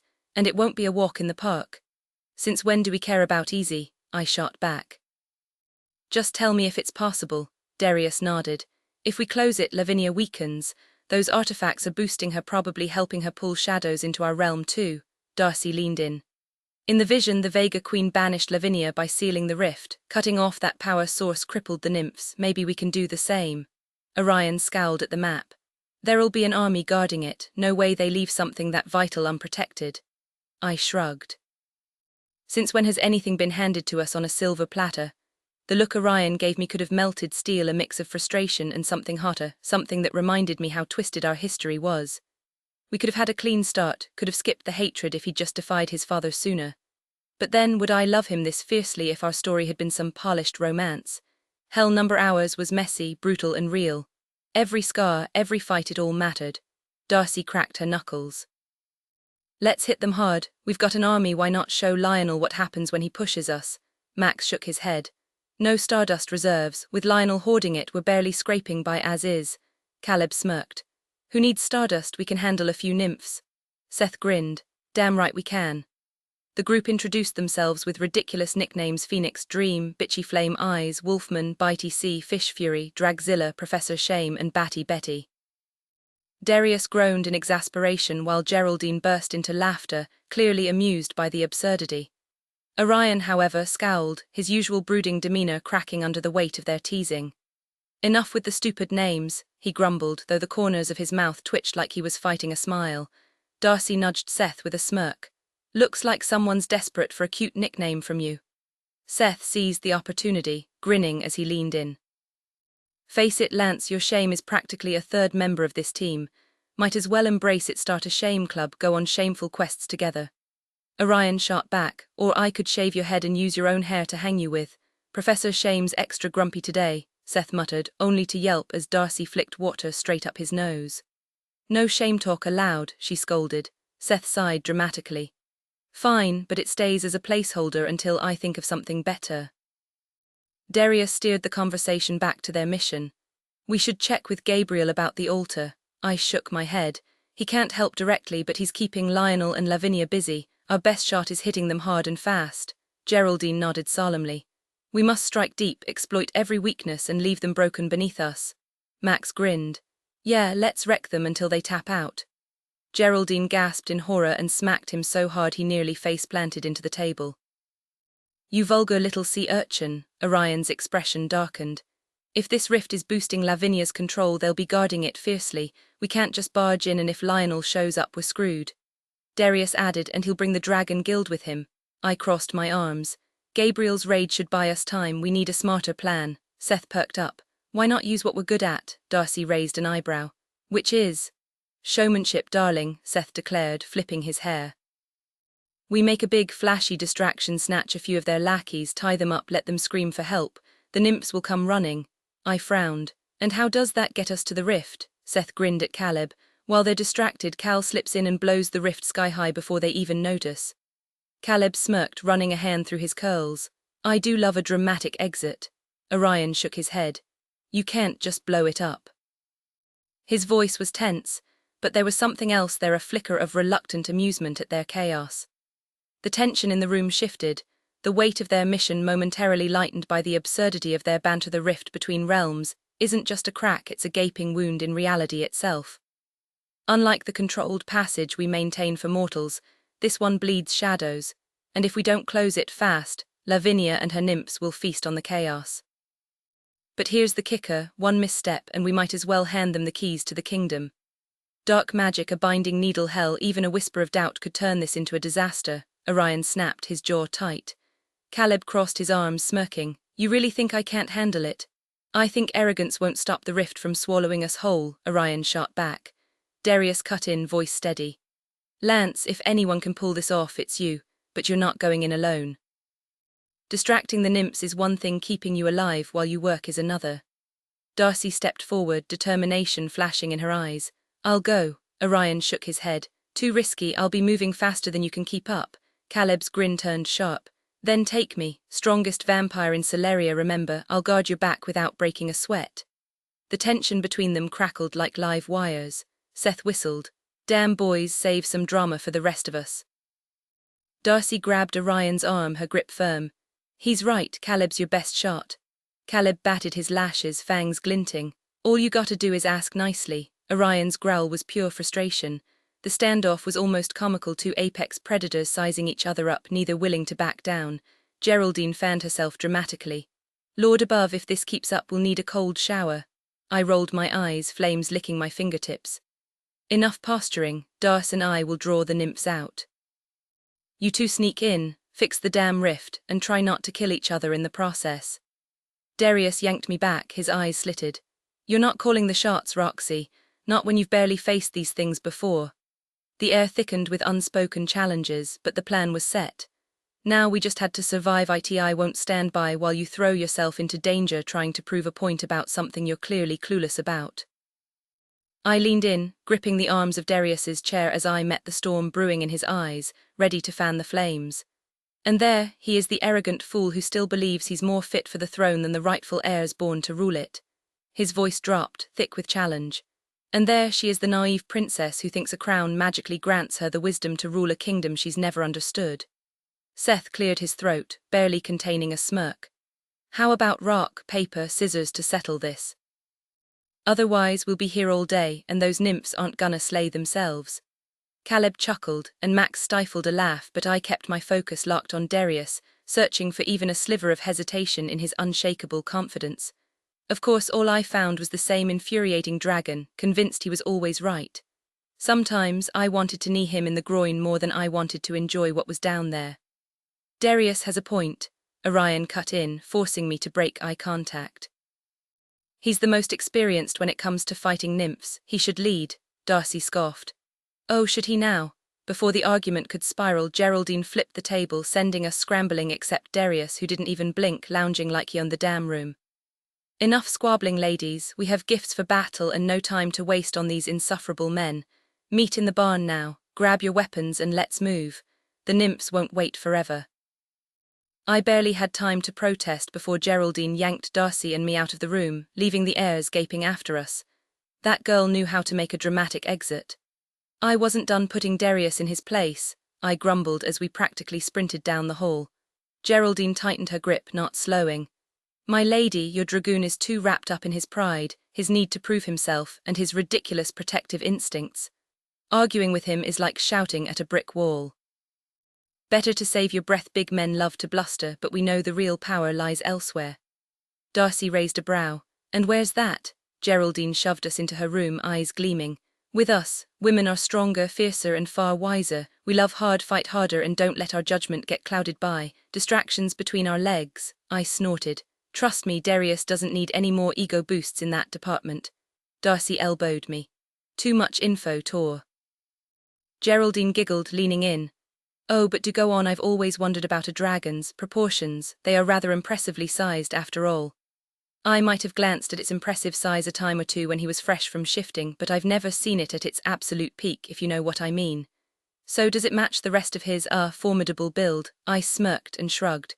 For Darius, absolutely. But not every dragon is built like that. Oh my God, you're not saying. Relax, Lionel never got anywhere near me, but I saw enough of him with Clara back when I was lurking in the shadows to understand why he's so bitter. Let's just say it's not exactly winning any awards. Darcy burst into laughter, and Geraldine cackled so hard I swear the ceiling shook. Well, my dear, you'll have to spill all the juicy details about your scaly lover later. And Darcy, I expect a full report on your vampires' enthusiasm in the bedroom. Those tight pants he wore to class didn't leave much to the imagination. Wait, Darcy cut in. You and Max hooked up again. My ears perked up at that, and Geraldine sighed dramatically as she rummaged through a chest at the foot of her bed. Yes, well, I may have developed a bit of a weakness for him, but mark my words, it'll only end in tears. Why do you say that? I asked, wondering if Hamish would really force her into that ridiculous arranged marriage if she refused. He didn't strike me as the type to crush his daughter's happiness. Geraldine waved me off, suddenly standing with a grin that could have lit up the room. Enough about that. Your mother the Queen left these with my father years ago, trusting him to keep them safe until the right moment, and today he just knew it was time. She thrust 2 cloth-wrapped bundles toward us. Frowning, I took mine, exchanging a glance with Darcy as we untied the ribbons. The fabric fell away, revealing something that stole my breath, a suit of armor so stunning it seemed alive. The bronze metal shimmered with streaks of red and blue, pulsing faintly as if it had a heartbeat of its own.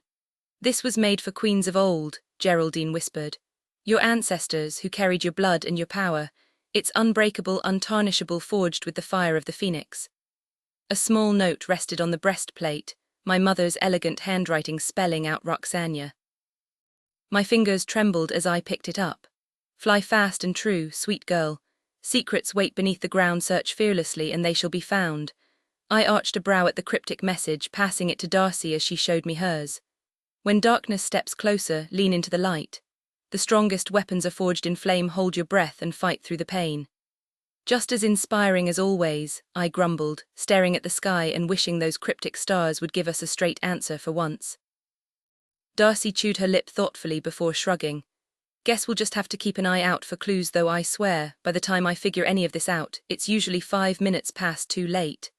Geraldine suddenly sprang up like a jack-in-the-box, flailing her arms and nearly giving me a heart attack. For stars' sake, get moving, my queens, no time for lounging about.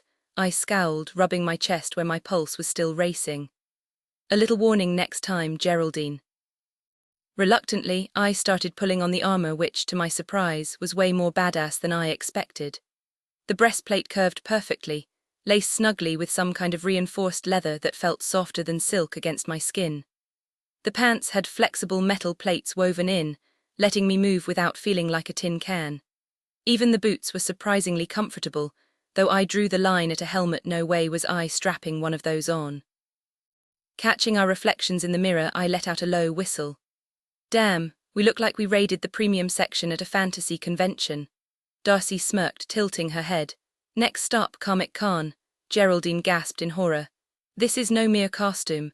This is the sacred armor of your ancestors, crafted in the fires of the phoenixes themselves, worn by warrior queens who ruled long before you were born. She dropped to her knees, tears in her eyes. Soon you will wear your crowns and all of Celeria will rejoice at your return. I exchanged a glance with Darcy, suddenly feeling the weight of history pressing down. Okay, fine, we do look kinda royal, I admitted, running my fingers over the intricate detailing. Darcy's expression softened. Mom wanted us to have this, she murmured, her voice thick. Do you think she ever imagined us in it? Maybe, I said quietly.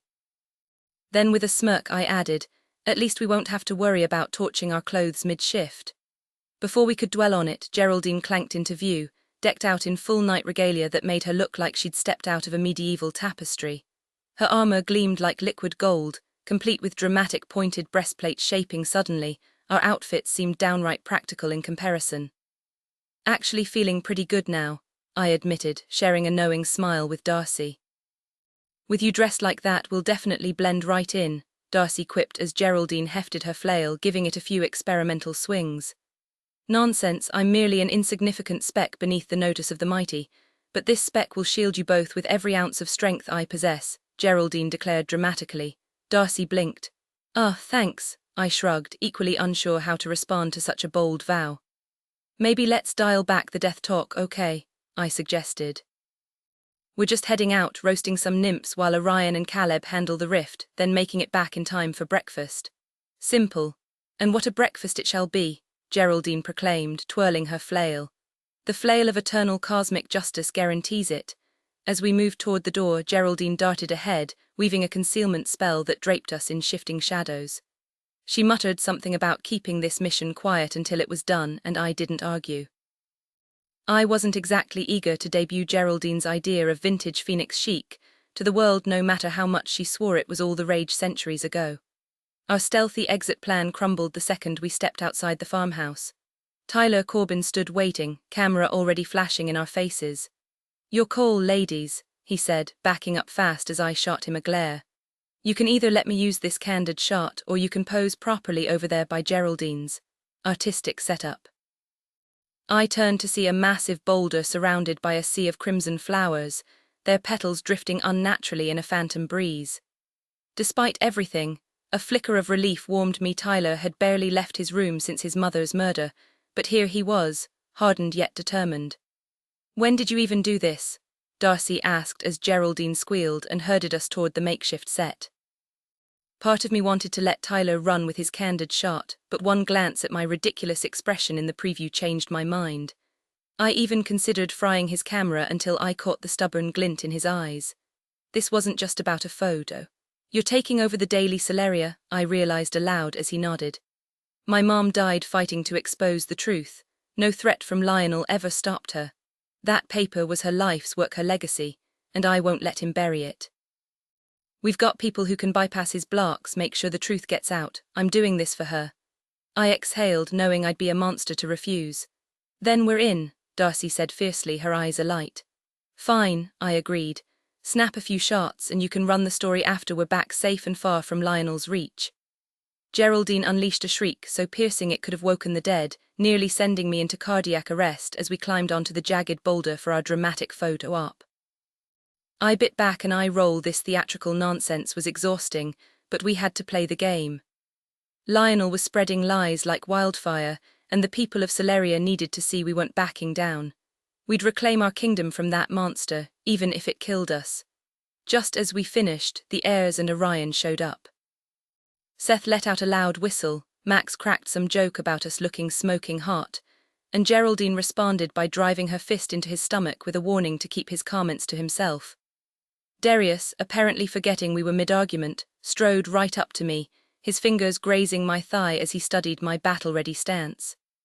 "You look lethal," he murmured, his gaze tracing the armor with a mix of admiration and worry. I smirked, taking in the way his leather jacket clung to his broad frame, the scent of fire and smoke clinging to him like a second skin. His grip on his battle axe was white-knuckled, the weapon practically humming with restless energy. "And you look like you're itching for blood," I shot back. "Damn right," he growled, pulling me closer. "You gonna listen to me out there, or do I need to tie you down?" I hopped off the rock, closing the distance between us until we were nose to nose. Sure, the idea of Darius on his knees had its appeal, but matching him toe-to-toe was even better. "Oh, sweetheart," I purred, rising onto my toes to whisper in his ear, "you'd be bored out of your mind if I played nice." He lunged for me, but my vines snapped around his arms before he could react. With a wink, I slipped past him, joining the others near the barrier. Orion was circling Darcy like a predator, his gaze raking over her armor with enough heat to melt steel. She chewed her lip as he stopped in front of her, and I clapped my hands sharply before things got out of hand. "Keep your sister in line, Blue," Orion muttered, squeezing Darcy's hand. "Stick close to Darius and stay safe." Darcy flashed me a look that screamed no chance in hell before nodding sweetly. "Don't worry, I'll babysit Tori." Orion sighed in relief just as Geraldine whipped out a pouch of stardust from where else? Her cleavage. "To the stars we rise, for justice, for Celeria, for our rightful queens," she bellowed. Seth opened his mouth to protest, but Geraldine flung the stardust straight into his face. The world spun, laughter ringing in my ears as we hurtled through the cosmos only to crash land in a rain-soaked forest. Mud sucked at my boots, icy water sluicing down my neck as thunder rumbled overhead. The fight was coming, and I couldn't wait. The heavy scent of rain filled the air as I squinted through the dense forest canopy, barely making out the storm clouds above before another crack of thunder shook the trees. "Well, this is just perfect," I muttered, wiping water from my face. Max chuckled beside me, his navy blue scales shimmering as raindrops rolled down his skin, his entire body practically humming with pleasure from the downpour. "At least the weather's on our side for once," he murmured, stretching his arms like a cat basking in sunlight. Caleb rolled his eyes so hard I thought they might get stuck. "Of course the water freak enjoys getting drenched," he scoffed, but I couldn't help grinning as we pushed deeper into the woods. Darius suddenly stopped, nostrils flaring as he tilted his head. "This way," he said sharply, his voice cutting through the rain. "Their stench is practically dripping from the trees." He moved with such confidence that even I almost believed he could actually smell our enemies through the storm. Falling into step beside him, I inhaled deeply but caught nothing except wet earth and pine needles. "Seriously, did you grow a bloodhound nose or something?" I asked, nudging his shoulder.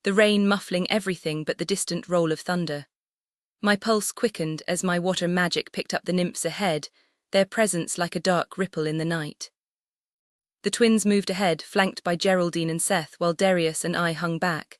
He stood rigid beside a towering redwood, his knuckles white around his axe, his gaze locked on Tori as she crept forward. "She'll handle it," I said quietly, watching Jerry and Seth melt into the shadows. Darius exhaled sharply.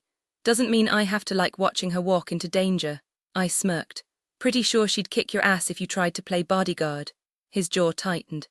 "She can try. But when things go south, I'm stepping in." The raw devotion in his voice was almost tangible. "You've got it bad, huh? Worth every second," he said, and for the first time I caught the warmth beneath his usual intensity.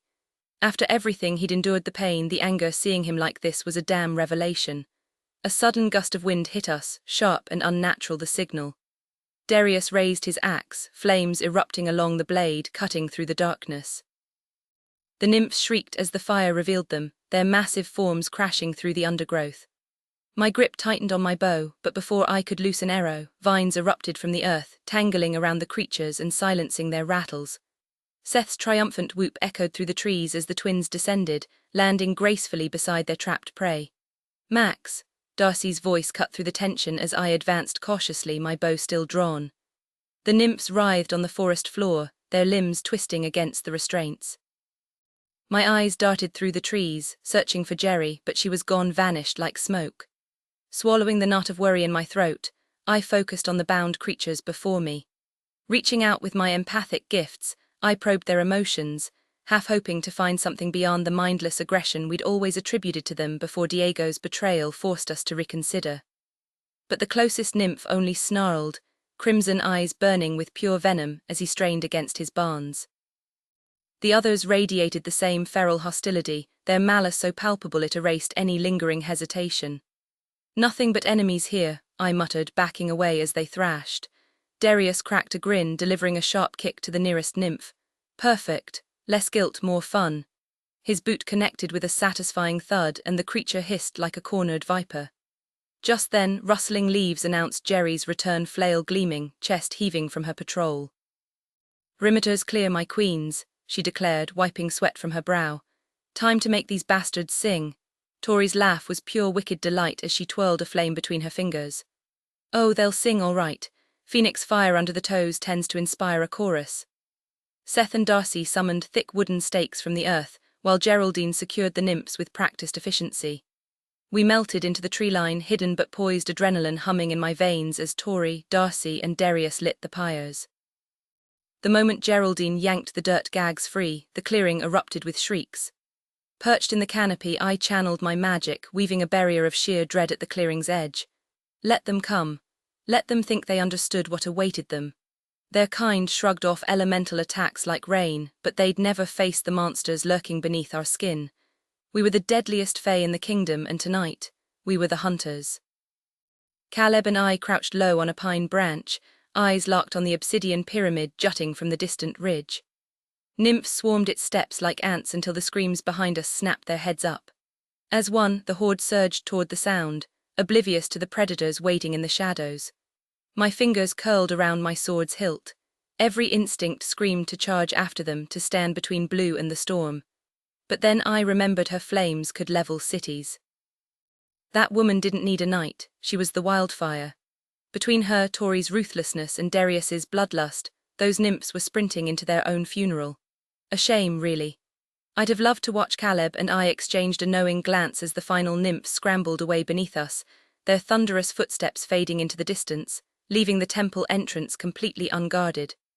A smirk tugged at my lips, met by the fiery determination in his eyes as he gave a sharp nod, no words needed. In perfect sync, we launched from our hiding spot in the trees, hurtling toward the temple with every ounce of our supernatural speed. The wind roared past my ears, and the weight of impending battle thickened the air around us. My feet barely grazed the ground as we reached the obsidian steps, shoulders colliding in our reckless dash up the staircase, each of us determined to outpace the other. The world blurred into streaks of grey as we neared the pyramid's gaping entrance, our rivalry fueling us faster than thought. My pulse pounded in my skull, my lungs burning, but the thrill of the chase drowned out everything else. We plunged into the darkness, swallowed whole by the temple's maw, our boots skidding on the steep, sloping floor. Below us, the guttural voices of nymphs echoed through the cavernous depths. No hesitation, no slowing. One misstep and we'd be discovered. We barreled toward the distant doors at the end of the shadowed hall, the nymphs whirling too late as we shot past like ghosts. Their rattling cries chased us, but we were already gone, slipping through the doors and slamming them shut behind us with a crash. Ice and earth magic fused to seal it, though I doubted it would hold for long. Breathless, we sprinted deeper into the labyrinth, cobwebs clinging to the walls, dust coating my tongue. When we finally skidded into a vast chamber, the air turned thick, charged with something ancient and wrong. My phalite flickered to life, revealing a massive altar stained with old blood, littered with artifacts that pulsed with eerie energy. Jewels, necklaces, stones, all humming with a power that made my ribs tighten. The walls bore carvings of nymph lore, one figure recurring, a woman who looked unnervingly like Lavinia. But my attention snagged on the true horror, a jagged rift hovering above the altar, a void writhing with shadows that seemed to whisper my name. Caleb moved like a man entranced, fingers brushing a dagger on the altar's edge. Before I could react, he lifted it, his gaze darkening as he pressed the blade to his own arm. A slow, unsettling smile spread across his face. The shadow's pull was intoxicating, and for a heartbeat, I almost let him surrender to it.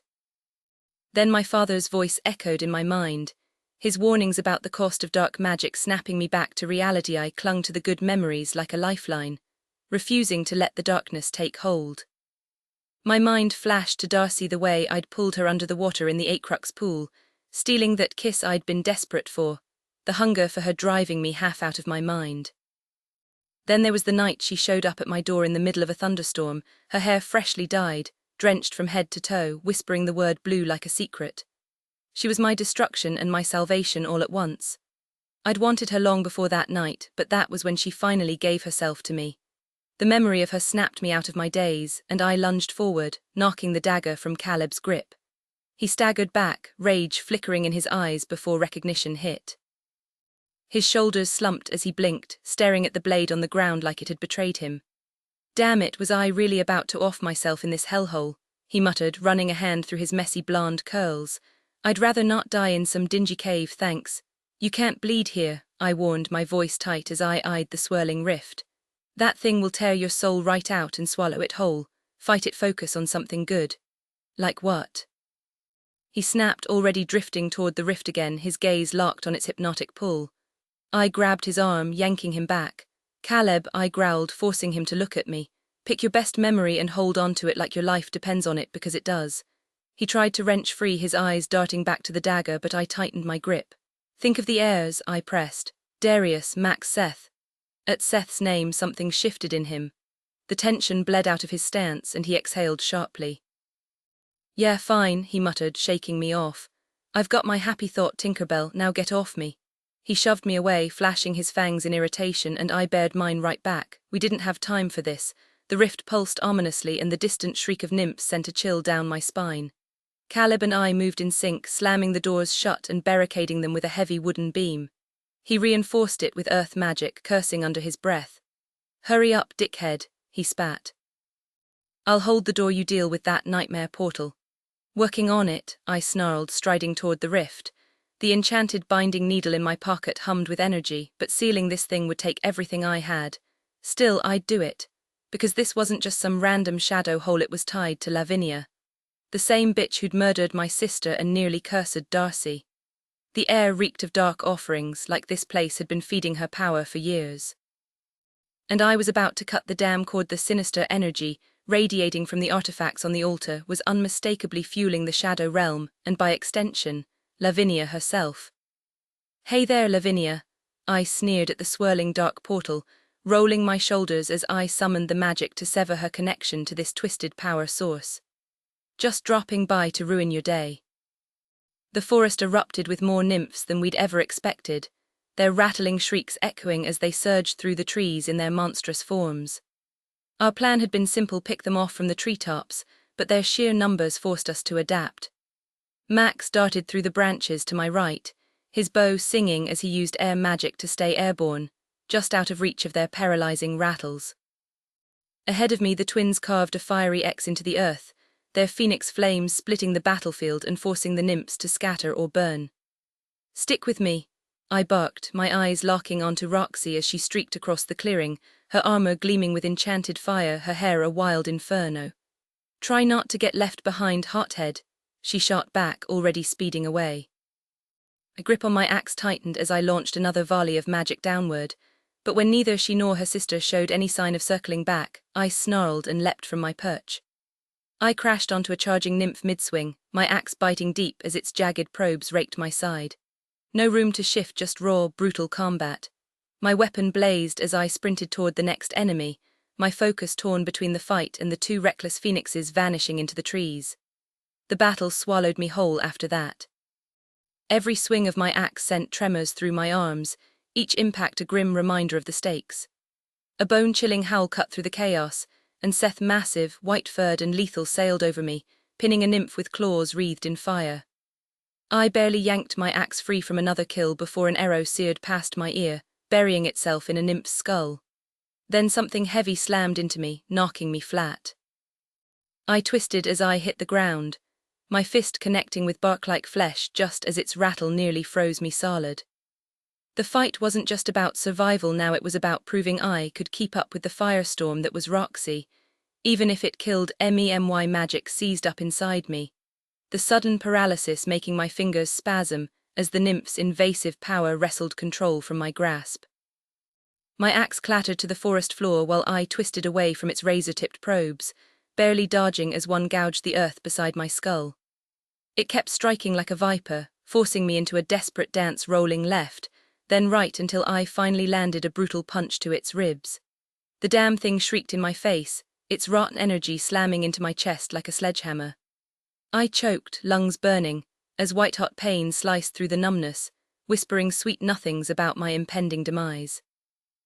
Just as I reached for my dragon form, my last desperate play, the nymph combusted mid-screech, raining embers over me like some twisted fireworks display.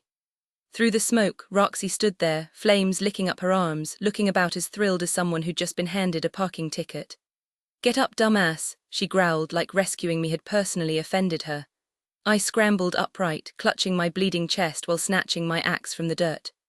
"Back to the skies." I barked, pulse hammering as her glare locked onto 3 more nymphs slinking between the pines.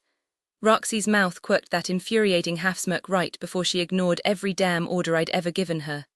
Instead of taking cover above the tree line, she shot forward like a comet, wings skimming the ground so close they kicked up sparks. "Roxy," I bellowed, sprinting after her, axe raised. Protective fury fused with the beast under my skin, and I swore right then I'd paint the forest with what was left of those nymphs. Heat blasted my face as I chased her inferno, the air shimmering with blue and crimson fire so bright it seared my vision. Her battle cry split the air an instant before the shockwave hit, a molten gust so violent it nearly knocked me flat.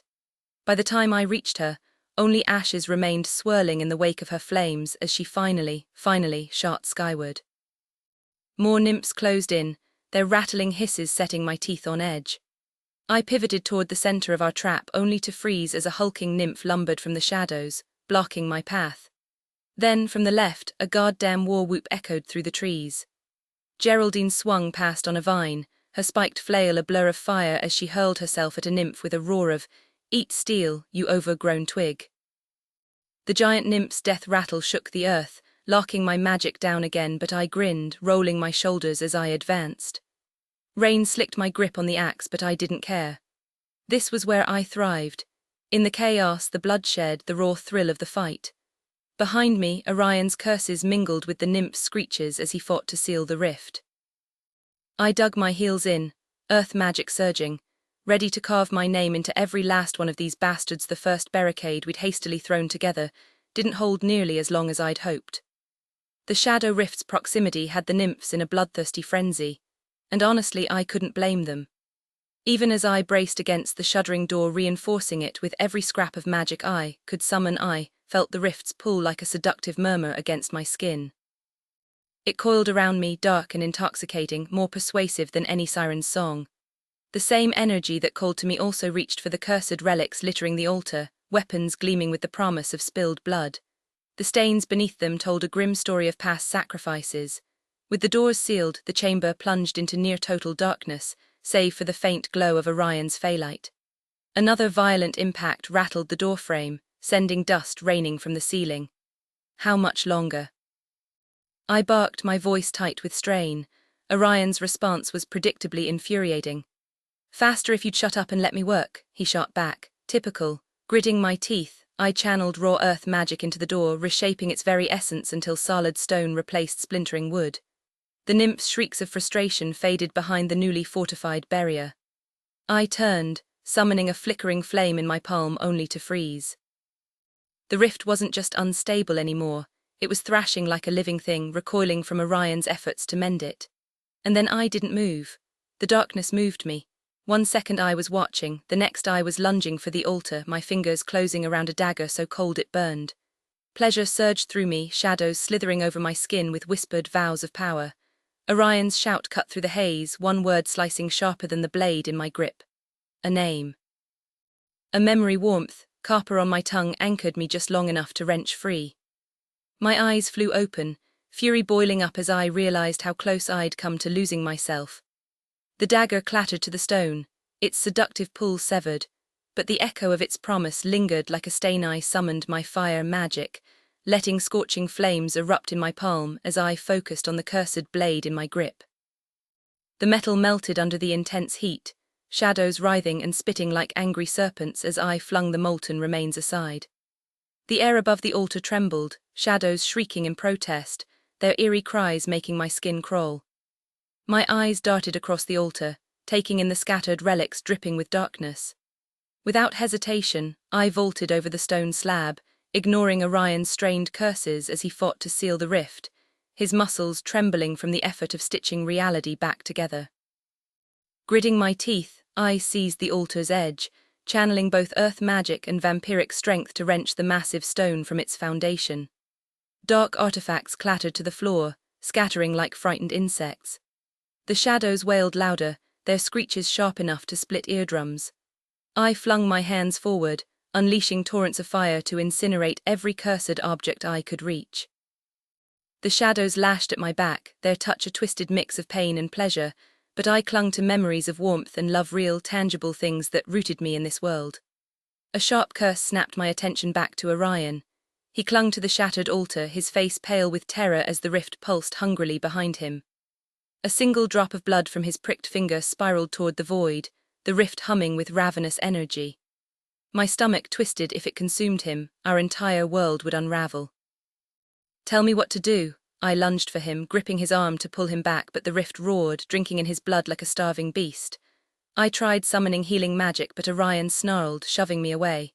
"Don't. If you mix your magic with mine, you'll be pulled in too." His voice was raw, desperation warring with fury. "Then stop acting like you're already gone," I snapped. "Is it your magic that's got you trapped?" He gave a pained grunt, confirming my fear. Once the rift drained his power, it would take his soul. I didn't let him finish. With a growl, I lunged, fangs bared, and sank them deep into his throat. Orion stiffened, outrage flashing in his eyes, but I didn't care. His blood flooded my mouth, rich and potent, and the moment his magic hit my tongue, his connection to the rift shattered. He staggered, but I held him steady, drinking deeply to keep the bond severed. The taste was intoxicating, dark, powerful, and undeniably his. And as long as my fangs stayed buried in his neck, the rift couldn't reclaim him. Orion hesitated briefly before seizing the opportunity I offered, gripping the needle with renewed determination. His muscles strained as he drove it into the rift's jagged edge, the chamber trembling violently as if resisting its own demise. The moment the rift sealed shut, an eerie stillness settled over us, the abrupt drop in pressure making my ears ache. Exhausted, Orion slumped against me, but the hunger roaring through my veins refused to relent. I knew better. This wasn't how vampires were supposed to behave. The code forbade it. Yet the sheer power coursing through him was intoxicating, and I couldn't resist the dark thrill of claiming him like this. My grip tightened as I drank deeper, and to my surprise, Orion retaliated, fangs flashing as he seized my wrist and struck. Shock jolted through me as his teeth pierced my skin, the forbidden exchange igniting something primal between us. This wasn't just breaking the rules, it was unraveling centuries of history. The vampire code had been forged to prevent exactly this, the dangerous, blood-bound alliances of covens that once turned our kind into ruthless packs. 2,000 years ago, those bonds had nearly wiped us out, sparking a war with the Fae that left both sides decimated. The survivors had sworn off the practice, trading power for survival. And now here we were, recklessly reigniting that old fire. Magic surged between us, twisting and merging until it was impossible to tell where his hunger ended and mine began. The rush was dizzying, intoxicating, like rediscovering a forgotten part of ourselves. When we finally tore apart, breathless and stained with each other's blood, the weight of what we'd done crashed over us. Orion's stunned whisper, "Oh shit," mirrored my own disbelief. The hunger still thrummed beneath my skin, demanding more, but there was no time to indulge it. His gaze lingered on me, dark and predatory, a silent acknowledgement of the dangerous line we'd crossed. And as much as part of me wanted to dive back in, the rational voice in my head screamed that this couldn't happen again. The code existed for a reason, and we'd just shattered it. Orion's eyes locked onto the crumbling ceiling above us, a wicked grin tugging at his lips as he made his intentions clear. "Let's tear this place apart, give the twins a clean slate to work with," he declared. I couldn't help but smirk, already sensing the storm of magic brewing between us. "Earth and air together would level it faster," I suggested, extending my hand. He barely hesitated before gripping it, our combined power surging like a tidal wave, the barriers between us dissolving as if they'd never been there. "Guess I trust you now, blood brother," he muttered with a dark chuckle that sent a shiver down my spine. "Seems that way," I shot back, matching his grin as we unleashed our magic in a deafening explosion that ripped the temple's roof clean off. The shockwave rattled the forest, sending birds scattering into the night. We bolted through the raining debris, Orion's air magic lifting us effortlessly while I softened our landing spots like cushions. The wind whipped past us so fast it felt like we'd left the stars behind. Below, the ground quaked violently, sending two nymphs sprawling. I beat my wings to stay airborne, scanning for the source of the tremor. My gaze snapped to Tori flames wreathed her like a crown as she reduced an enemy to cinders, every movement radiating lethal grace. The fallen nymph stirred, and fury coiled in my chest, raw and untamed. It scared me how easily the rage took hold, like some primal force demanding vengeance for every fallen fae. Before I could act, a silver blur streaked past. Orion's blade flashed, slicing through bark-like flesh with surgical precision. The nymphs disintegrated into ash before they hit the ground. He turned to me, that infuriating half-smirk in place. "Those were my kills, Professor," I growled, landing lightly in front of him. "Then why'd my sword do the job, Miss Vega?" he teased. A rustle in the trees behind him had me reacting instantly. Fire erupted from my palm, engulfing a charging nymph mid-leap. It collapsed, screeching as the flames devoured it. Chaos erupted around us. Darius and Tori brought down a towering nymph with a synchronized strike, while Max's arrows found their marks in rapid succession. Seth, a whirlwind of fangs and fire gauntlets, tore through enemies with Caleb riding his back, daggers flashing. Geraldine swung her flail like a dancer in some macabre performance, each strike punctuated by her rhythmic sway. Orion yanked me toward Tori and Darius, throwing up an air shield as the battle raged. "The temple's altar, it's packed with dark relics," he urged. "Caleb weakened it, but your fire can finish the job." Tori and I exchanged a fierce glance, already moving before Orion dropped the shield. He spun, driving his sword into another foe while Darius's axe cleaved through the air, scattering ashes like a grim snowfall. The fight wasn't over, but neither were we. The adrenaline of battle still pulsed through us as Tori and I shot into the stormy sky, our fiery wings cutting through the downpour. The ancient temple emerged from the mist like a forgotten guard, its broken silhouette urging us forward. Just as we surged toward it, my flames sputtered a terrifying heartbeat where I thought my wings might vanish entirely. Panic flared, but I swallowed it down, forcing my magic to reignite before Tori could notice my hesitation. Something felt off, though. My phoenix energy dragged like lead weights in my veins, and the forest below blurred into an eerie, mist-choked abyss. Nymphs scrambled up the temple steps, their desperation obvious. They were after the artifacts scattered in the rubble. Tori and I hovered above the ruins, hands raised, our shared magic humming with lethal intent, or at least it should have been. "Ready?" Tori called, gripping my hand, but instead of our power merging seamlessly, mine choked like a dying spark. The harder I pulled at it, the more it unraveled, threads snapping under some invisible force. "Darcy," Tori's voice sharpened with alarm. Gritting my teeth, I wrestled with the chaos inside me, refusing to let it win. Then relief. My phoenix roared back to life, and our combined fire erupted into a blazing phoenix of red and blue, streaking toward the temple like divine retribution. The explosion was catastrophic. Flames devoured stone and nymphs alike, the temple collapsing in a cascade of fire and rubble. But triumph twisted into horror. A dark presence coiled around my magic, yanking it from my control. I thrashed against it, only for my power to detonate violently, hurling Tori and me apart. The impact stole my breath, pain seared through me as I screamed her name. She vanished into the smoke, and for one heart-stopping second the world stopped the moment she fell, her fire snuffed out like a candle in the wind. I felt my stomach drop. The explosion had hurled her far beyond my reach, her scream slicing through the storm as she spiraled toward the earth. Horror clawed at my throat. What had I done? But the darkness inside me surged again, choking my magic as I reached for the sky. My wings disintegrated into bronze embers, scattering into the storm as I plummeted. 200 feet.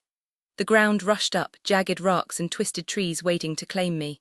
Lavinia's curse flashed in my mind, her smirk, those cruel eyes, and then the world blurred. The wind screamed in my ears, drowning out my own ragged breath. I thought of Lance, of my brother, of Tori. No goodbyes, no last words, just the crushing weight of failure. Then impact, but not the brutal crash I expected. Strong arms wrapped around me, rolling me against Orion's chest as we skidded across the dirt. His grip was iron, shielding me from the worst of the fall, but the real monster wasn't the ground. It was inside me, ravenous, gnawing at my magic like a starved beast. "I've got you, Blue," Orion rasped, fear threading his voice. I fought the shadows, swallowing me whole, but they dragged me deeper. Blood, mine, smeared my cheek. The mist in my head thickened, rage and terror twisting together. My phoenix was gone. Not just out of reach, vanished. Then laughter. High, cruel, unmistakable. Lavinia, Max's shout cut through the haze. "She's coming, move." I tried to scream Tori's name, but my voice was ash. The darkness swallowed me again, and for a heartbeat I stared into twin voids, Lavinia's eyes, black and endless, her grip crushing my heart. Shadows writhed under my skin, heavier than before, like they'd rooted into my soul. I thrashed, snarling, nails scraping against Orion's arms. Where was Tori? Why couldn't I feel her? Seth's panic buzzed around me, distant but sharp. My body lurched. Were we running, flying? The world tilted, stardust stinging my skin. "Tor," the word barely escaped, a broken whisper. Orion's magic brushed against me, warm but useless against the void, splitting me open. Not just my body, my power, my fire, everything, gone. "Wake up," he begged. But all I heard was Lavinia's laughter, and the hollow echo where my twin should have been. My vision blurred as fury surged through me, thrashing against the strong arms restraining me. I had to break free, had to return to Tori, but the void around me offered no escape. Reaching for my magic felt like grasping at smoke, the power slipping away like water through my fingers. No fire in Celeria could reignite it now. In the suffocating darkness, my thoughts spiraled back to my twin. I couldn't sense her, and the terror of not knowing if she was safe after what had done clawed at me. "Open your eyes, Blue," Orion ordered, his voice cutting through the haze. I clung to him as I lay sprawled on the ground, his weight pressing me down, anchoring me.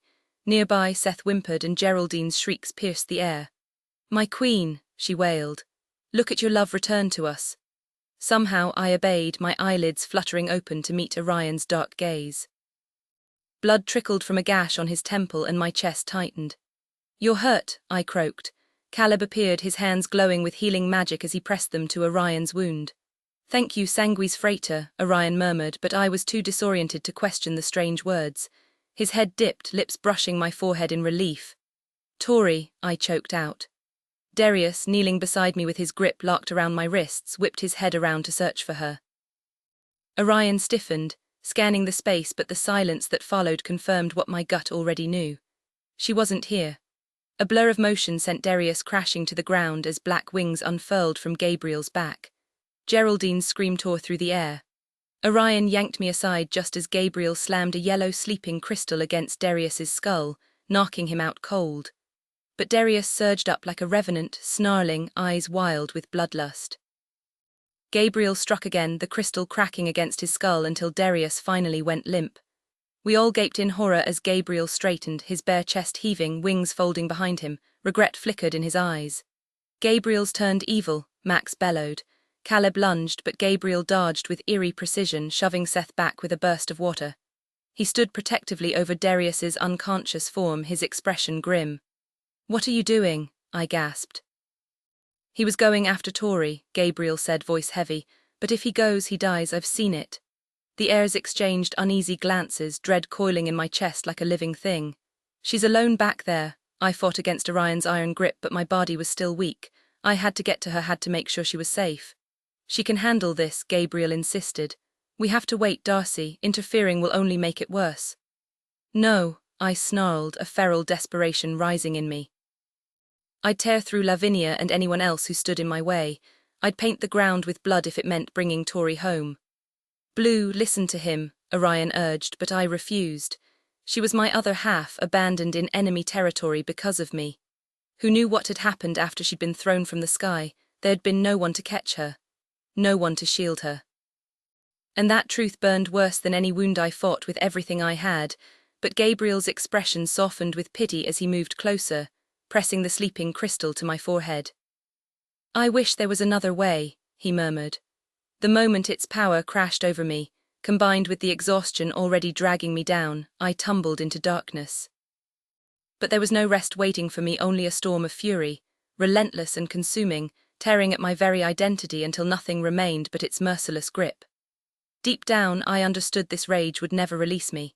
The next thing I knew, I was slamming into the earth with bone-shattering force, my wings pinned beneath me, my vision exploding into stars before everything went black. "Open your eyes," a whisper brushed against my skin, ghostly fingers tracing my jaw. Pain roared to life as I clawed my way back to awareness, the scent of rain-soaked grass sharp in my nose. Every inch of me burned worse than my phoenix's flames, my body a wreck of broken bones and battered flesh. Gritting my teeth, I forced healing magic into my side beneath my breastplate, grateful for the lessons that had taught me how to mend shattered ribs and splintered wings. The rain hammered down, icy and relentless, soaking through to my bones.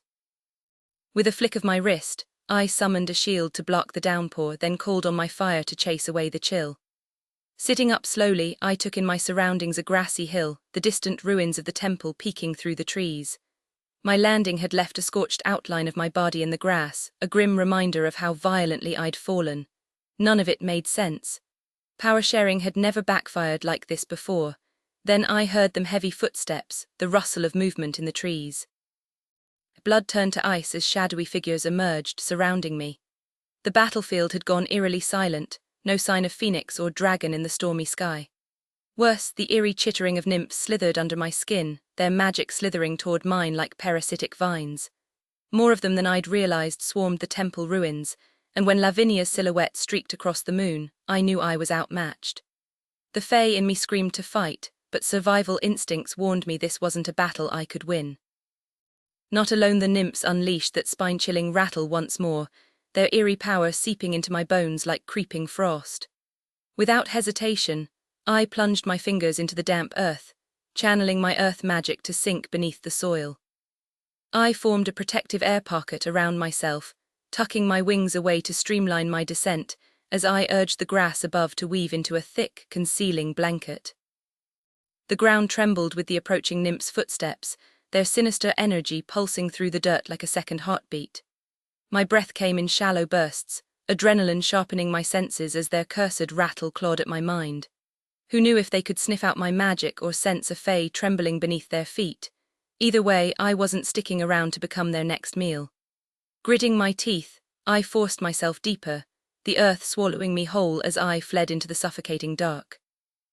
My focus was so locked on their pursuit that I barely registered the ground giving way beneath me until I was plummeting through the ceiling of some forgotten tunnel. A strangled yelp escaped me as I twisted midair, throwing out a gust of wind magic to cushion my fall. Dust rained down as I landed in a crouch, a flickering faelight flaring to life in my palm.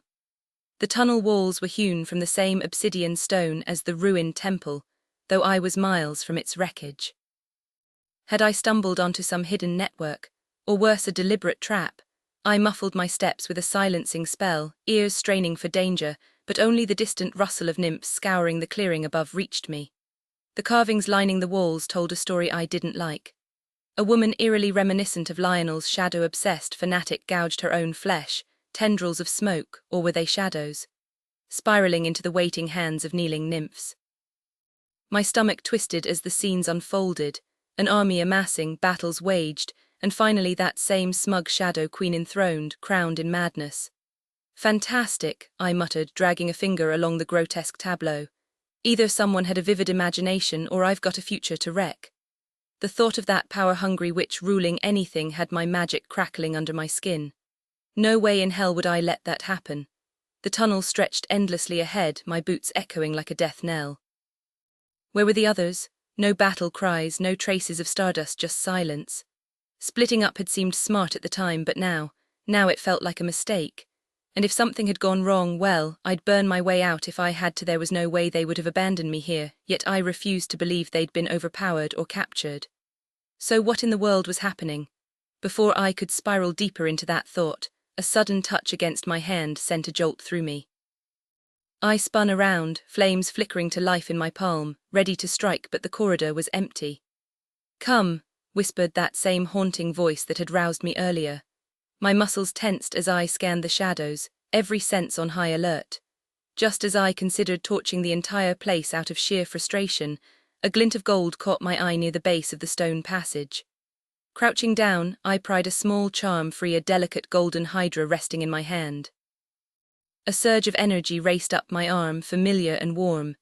Then I saw them, faint silver footprints glowing against the dark floor ahead. "Mom," the word slipped out before I could stop it, ridiculous as it sounded. But the longer I stood there, the more certain I became. It had to be her or some echo of her. "Come," the voice urged again, drifting farther down the tunnel. Clutching the charm, I hesitated, wishing Darcy were beside me before forcing myself forward. The path twisted deeper underground, a maze of narrow staircases and winding halls, until I stumbled into a cavernous chamber thick with an unsettling energy. Chains dangled from the walls and a weathered chest sat ominously in the corner. "You need to see," my mother's voice echoed. The moment I stepped inside, the room dissolved around me. My stomach lurched as the walls vanished, replaced by the grand steps of the Palace of Souls. There they were, my parents, radiant and triumphant, ascending toward the throne room amid roaring crowds. Vega shut the doors behind them with a wave of his hand, pulling my mother close as she laughed. "Told you they'd accept me," she teased, her white gown shimmering, the crown nestled in her hair. Hale's grip tightened. "They'd better," he muttered, his voice rough with possessiveness. "I'm their king. They'll accept whatever I command." The kiss he stole from her was fierce, hungry, a man utterly consumed. I recognized their outfits from the old reports. The scandalous royal wedding, the southern princess stolen from her betrothed, the threats of war smoothed over with political maneuvering. Watching them now, tangled in each other, happiness radiating like sunlight, it was impossible to look away. "They'll send a search party if we don't show ourselves soon," she murmured against his lips. Hale groaned, his forehead dropping to hers. "Politics," he grumbled, "the universe's cruelest joke." "Let's wrap this up so I can have you all to myself," he murmured, gripping her hand as they moved through the grand palace halls toward a bustling reception room. My pulse spiked when I spotted the Celestial Council members, their presence making my throat constrict as Lionel greeted them with exaggerated enthusiasm, showering them with praise. I edged closer, straining to catch their conversation, but my focus was stolen by a cluster of figures near the wall, each draped in deep blue cloaks. Their gazes locked on my parents with unsettling intensity. Among them, one figure made my blood run cold. Vard. The slimy cyclops looked different back then, no wild mane of hair, no jagged scar, but the sight of him hovering near my family sent my heart hammering. "Rain." A woman in the group suddenly shouted, and seconds later droplets began drumming against the windows. "I could have predicted that days ago," my mother chuckled, her eyes warm as she glanced up at her new husband, who was now eyeing the robed figures with mild disdain. "We haven't had a true seer since Narbord died 8 years ago," Hale remarked, his tone edged with impatience. "So I assembled this ragtag group hoping quantity might make up for quality." Marissa arched a brow, mischief dancing in her gaze. "And does it?" she teased. "Not a single one of them is fit to sit in the royal seer's chair," he grumbled, Though maybe it was just waiting for you just like I was. Vard's head whipped toward my mother, his interest sharpening like a blade. The Queen has the sight, he asked, feigning curiosity, though the tension in his shoulders betrayed his unease. Oh, she does, Hale purred, pulling her closer. Sees clearer than anyone I've ever met. The seers erupted into hushed whispers, their stares boring into Marissa as she answered their questions with quiet grace. Then in a blink she lunged, snatching an apple midair just before it would have smacked Hale in the face. Lionel burst into laughter, clapping like a delighted fool. My king, you found a treasure, he crowed, his grin wide but his eyes glinting with something far darker. I threw that while she was distracted, yet she still caught it. That's not just skill, that's devotion. The room erupted in applause and Hale beamed, tilting Marissa's chin up for a kiss. But my gaze darted between Vard and Lionel, neither looked thrilled about the new queen's talents.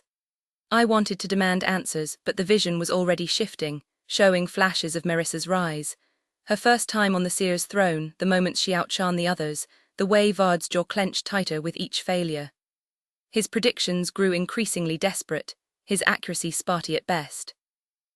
And as time passed, Hale barely bothered with the other seers at all, his trust in Marissa leaving them and Vard in the dust. Vard had repeatedly approached the king, pleading for access to the royal seer's chamber to sharpen his own prophetic visions, but each request was met with refusal. Then, without warning, I was plunged into another vision, this time standing inside that very chamber.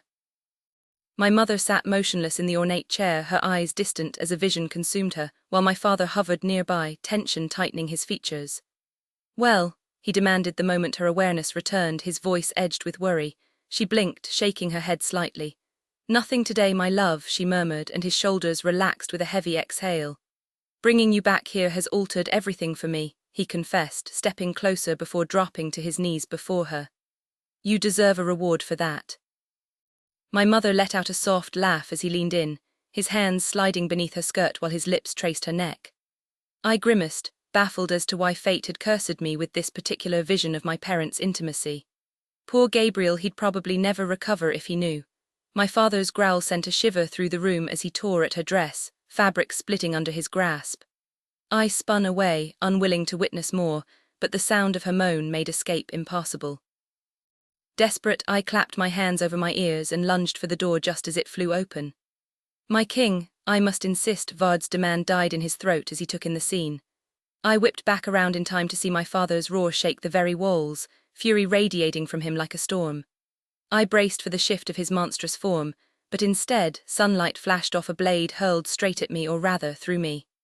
The knife found its true target, slicing across Vard's face with brutal precision. Blood sprayed the stone as he collapsed, screaming, clutching his ruined eye. You dare look upon my wife? Hale's voice was a thunderclap as he lunged, murder in his eyes. My mother reacted instantly, magic flaring as vines erupted from the floor, dragging Vard out before her husband could reach him. You can't execute a royal advisor without trial, she shouted, gripping Hale's arm with surprising strength. The beast within him writhed behind his gaze, but her words anchored him. This isn't the king you swore to become. Remember, you asked me to guide you back to the light. His fingers framed her face, trembling with restraint. No man lives after seeing what's mine, he rasped, the words a vow. She didn't flinch, meeting his rage with steel in her spine, proof of the fire that made her his equal. They were opposites bound by choice, darkness and light entwined. Before the guards could haul Vard away, the vision shattered, replaced by Marissa bolting upright in bed, urgency propelling her from her husband's side. She leapt through the window, the night air rushing past as her wings unfurled, a harpy cutting through the sky. I soared with her, exhilarated until the amphitheatre loomed below, the same place where Darcy and Orion had battled the nymphs months before. The memory of that fight clung to the stones like a shadow. I sprinted after her as she touched down effortlessly, darting past the lifeless forms of two fallen sentries and rushing toward the dimly lit prison cells below. The captives barely registered her presence as she flew by, her boots skidding to a stop outside an empty cell. Damn it, she muttered under her breath, her brow furrowing as she strained to summon a vision. How are you evading me? She demanded, her voice laced with irritation. With a sudden jerk of her head, she pulled a handful of stardust from her pocket, flinging it overhead and dragging me into the swirling cosmos before I could protest. The world spun violently before our feet hit the damp earth of the same forest where I'd fought alongside my friends just hours earlier. Moving silently, my mother wove between the towering trees, her focus locked onto the pyramid-shaped temple ahead. There we spotted Vard, his muttered incantations unintelligible, his grip tight around a pulsating dagger that radiated the same sinister energy I'd encountered before.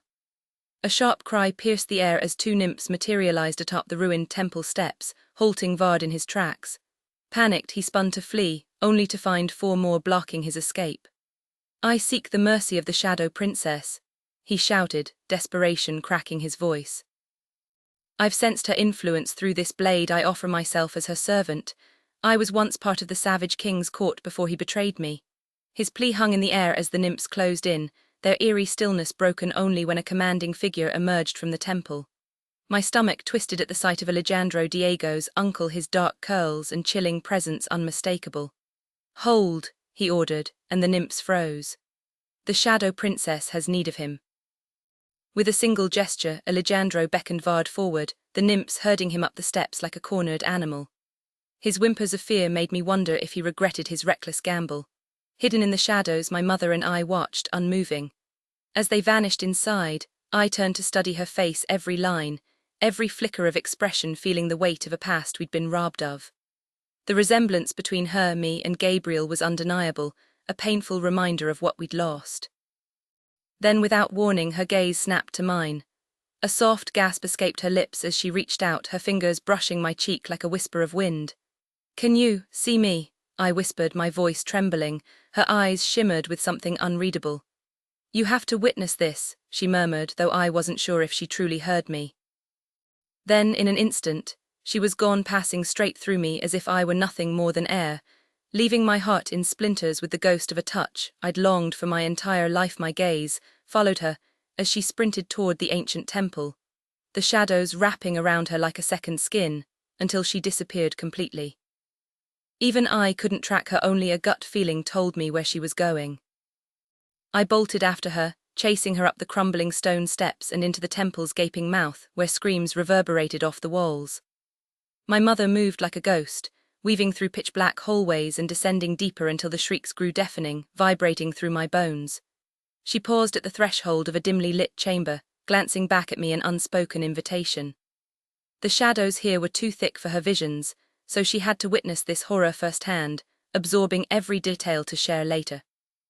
The agonized cries from inside clawed at my nerves, but I refused to look away. If she had risked this much to see it, then I had to know. Stepping forward, I froze in the doorway at the sight of Vard, shirtless and shackled to a stone slab, his body trembling as he pleaded. Alejandro loomed over him, a bloodied knife glinting in his grip. My stomach twisted as he stepped aside, revealing Vard's ruined face, one eye missing, the other wide with terror. A wet smack echoed as Alejandro tossed the discarded eyeball onto the floor. "Please," Vard sobbed, "just let me speak to the Shadow Princess." Alejandro's laugh was ice cold. "No one speaks to her," he sneered, "but if you want to serve, you're exactly where you need to be." With a sharp whistle, a nymph emerged from the shadows, its massive, bark-covered form sending a jolt of fear through me. It dropped to its knees before Alejandro, gazing up with blind devotion. My breath hitched as Alejandro murmured something under his breath, a prayer or a curse, before seizing the creature's throat and driving the blade into its eye. The nymph convulsed but didn't resist as Alejandro carved out its crimson eye, holding it aloft like some grotesque offering. The shadows in the room thickened, swirling toward the disembodied orb as it twitched violently in his palm. Then, with a sickening lurch, it leaped onto Vard's chest, squirming up his body like a parasite before burrowing into the gaping socket. Vard's scream was inhuman. The shadow-infested eye pulsed with dark tendrils, fusing into his flesh as Alejandro watched, grinning like a predator. "Ask and you shall receive," he crooned. The sound of rushing footsteps snapped my attention to the corridor behind us. Dozens of nymphs were coming. Panic surged through me, but before I could react, my mother flung a handful of stardust into the air. The world dissolved around us, the nightmare fading as we vanished into the safety of the void. The chilling echo of Hale's fate still rang in my ears as I snapped back to reality, my body trembling at the memory. I found myself standing in the dim mountain tunnel, The same place where Vard had acquired that unsettling nymph. Now everything clicked into place. The way he'd always sensed the shadows, the eerie crimson hue that had unnerved me for so long. Of course. The bastard had a nymph's eye embedded in his face, and no one had batted an eyelash, or maybe they had, and I'd just been the last to figure it out. Lionel had to have known, probably cutting deals with Lavinia for power the moment that grotesque gift landed in Vard's skull. Was this the loophole they'd used to outmaneuver my mother's visions? Had petty jealousy over being outshined really been the spark that set all this chaos in motion? The ache in my chest flared as I realized how something so trivial, my father's temper, a bruised ego, had spiraled into Vard's monstrous transformation. Predictable, hardly. I exhaled sharply, scanning the oppressive darkness, my pulse quickening with worry for my friends. Every second wasted here was another second they could be in danger. Darcy's absence gnawed at me, the memory of our clashing magic leaving a weight in my gut. I shoved the thought aside, no time to dwell. Right now I needed to move. I retraced my steps, magic humming at my fingertips as I navigated the winding passage, half expecting some nightmare to lunge from the shadows. The tunnel curved, spitting me out at the base of a steep staircase, a faint breeze teasing my skin. Close to the surface. Good. I reinforced my concealment spells and bolted up the steps, desperate for open air.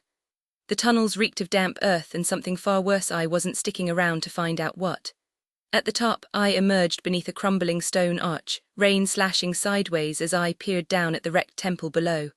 A hulking nymph prowled through the debris, and my blood turned to ice. No sign of Darcy, no Darius, no one. My fingers twitched with the urge to charge down there, but Lavinia's taunting voice slithered through the storm, freezing me in place. Come out, she crooned, landing like a nightmare among the ruins. Her shriek of rage sent nymphs scrambling, hunting. But her fury told me everything. She hadn't found them. Relief warred with dread. If they weren't here, where the hell were they? The explosion from Darcy's and my collision had thrown me clear. Had they thought I was dead? Left me behind. The thought stung, but the alternative, that they were still out there, trapped somewhere worse, was unbearable. I clenched my fists. Time to find out. A sudden pull in my stomach made me spin toward the north, an undeniable urge gripping me as I peered through the raging storm. The need to fly in that direction overwhelmed me, my mother's presence calling like she had something important to reveal. I'd never sensed her this strongly outside the palace walls. Was it the golden hydra charm clenched in my fist, or the throbbing pain from my head injury playing tricks on me?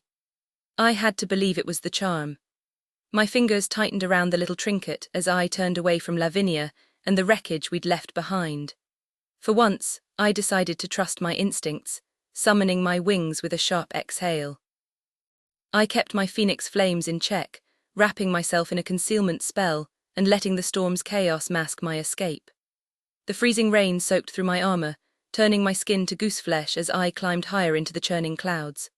Lightning crackled around me, each spark dragging me back to Lionel's torture chamber, his sick fascination with my screams beneath the lightning trapped in glass jars. The phantom sting of that power sent me spiraling into memories I couldn't shake. Max's meditation lessons flashed in my mind, but deep breathing wasn't exactly my style. Instead, I clung to the one thing that always steadied me: revenge. Visions of Lionel, Lavinia, and Vard writhing in phoenix fire fueled me as I broke through the storm's fury into the quiet expanse above. The hydra charm pulsed hotter the farther I flew, guiding me until dawn painted the sky in pale gold. Below, the storm had faded, replaced by an endless sea of dewy grass and wildflowers. At its heart stood a ring of towering stones, untouched by any other signs of civilization. A quick detection spell confirmed I was alone as I landed softly in the center. The stones loomed like silent sentinels had an earth elemental placed them here.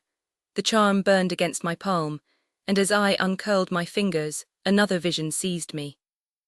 This time my father stood beside my mother, surrounded by the celestial council, all watching the king in the center of this very circle. Seth's mother, Antonia, gazed at the flickering anomaly in the center of the ancient stone circle, her voice tight with concern. Did they wipe out the nymphs who made this? King Hale stepped forward, his hand slipping into his coat pocket as he glared at the unstable rift. The fib is tracking them down, he muttered. Tiberius Rigel edged closer, his nose wrinkling at the thick stench of dark magic clinging to the air. How many of these rifts have you found? He asked, the king's jaw tightened. Enough to know we can't ignore them. We need to hunt those nymphs and wipe their kind from existence before they cause more damage. Melinda Altair sighed, arms crossed. They've gotten too skilled at hiding, but if you can seal these rifts, maybe it's not as dire as you think. My mother scoffed. They'll always be a threat. Lionel smirked, his tone dripping with mock innocence. And how would you know? You can't even see them. I've seen enough glimpses of the future to know they'll ruin us if we don't act, she shot back. Lionel strolled into the circle, his fingers stretching toward the rift. Shadows slithered out, curling around his hand like smoke.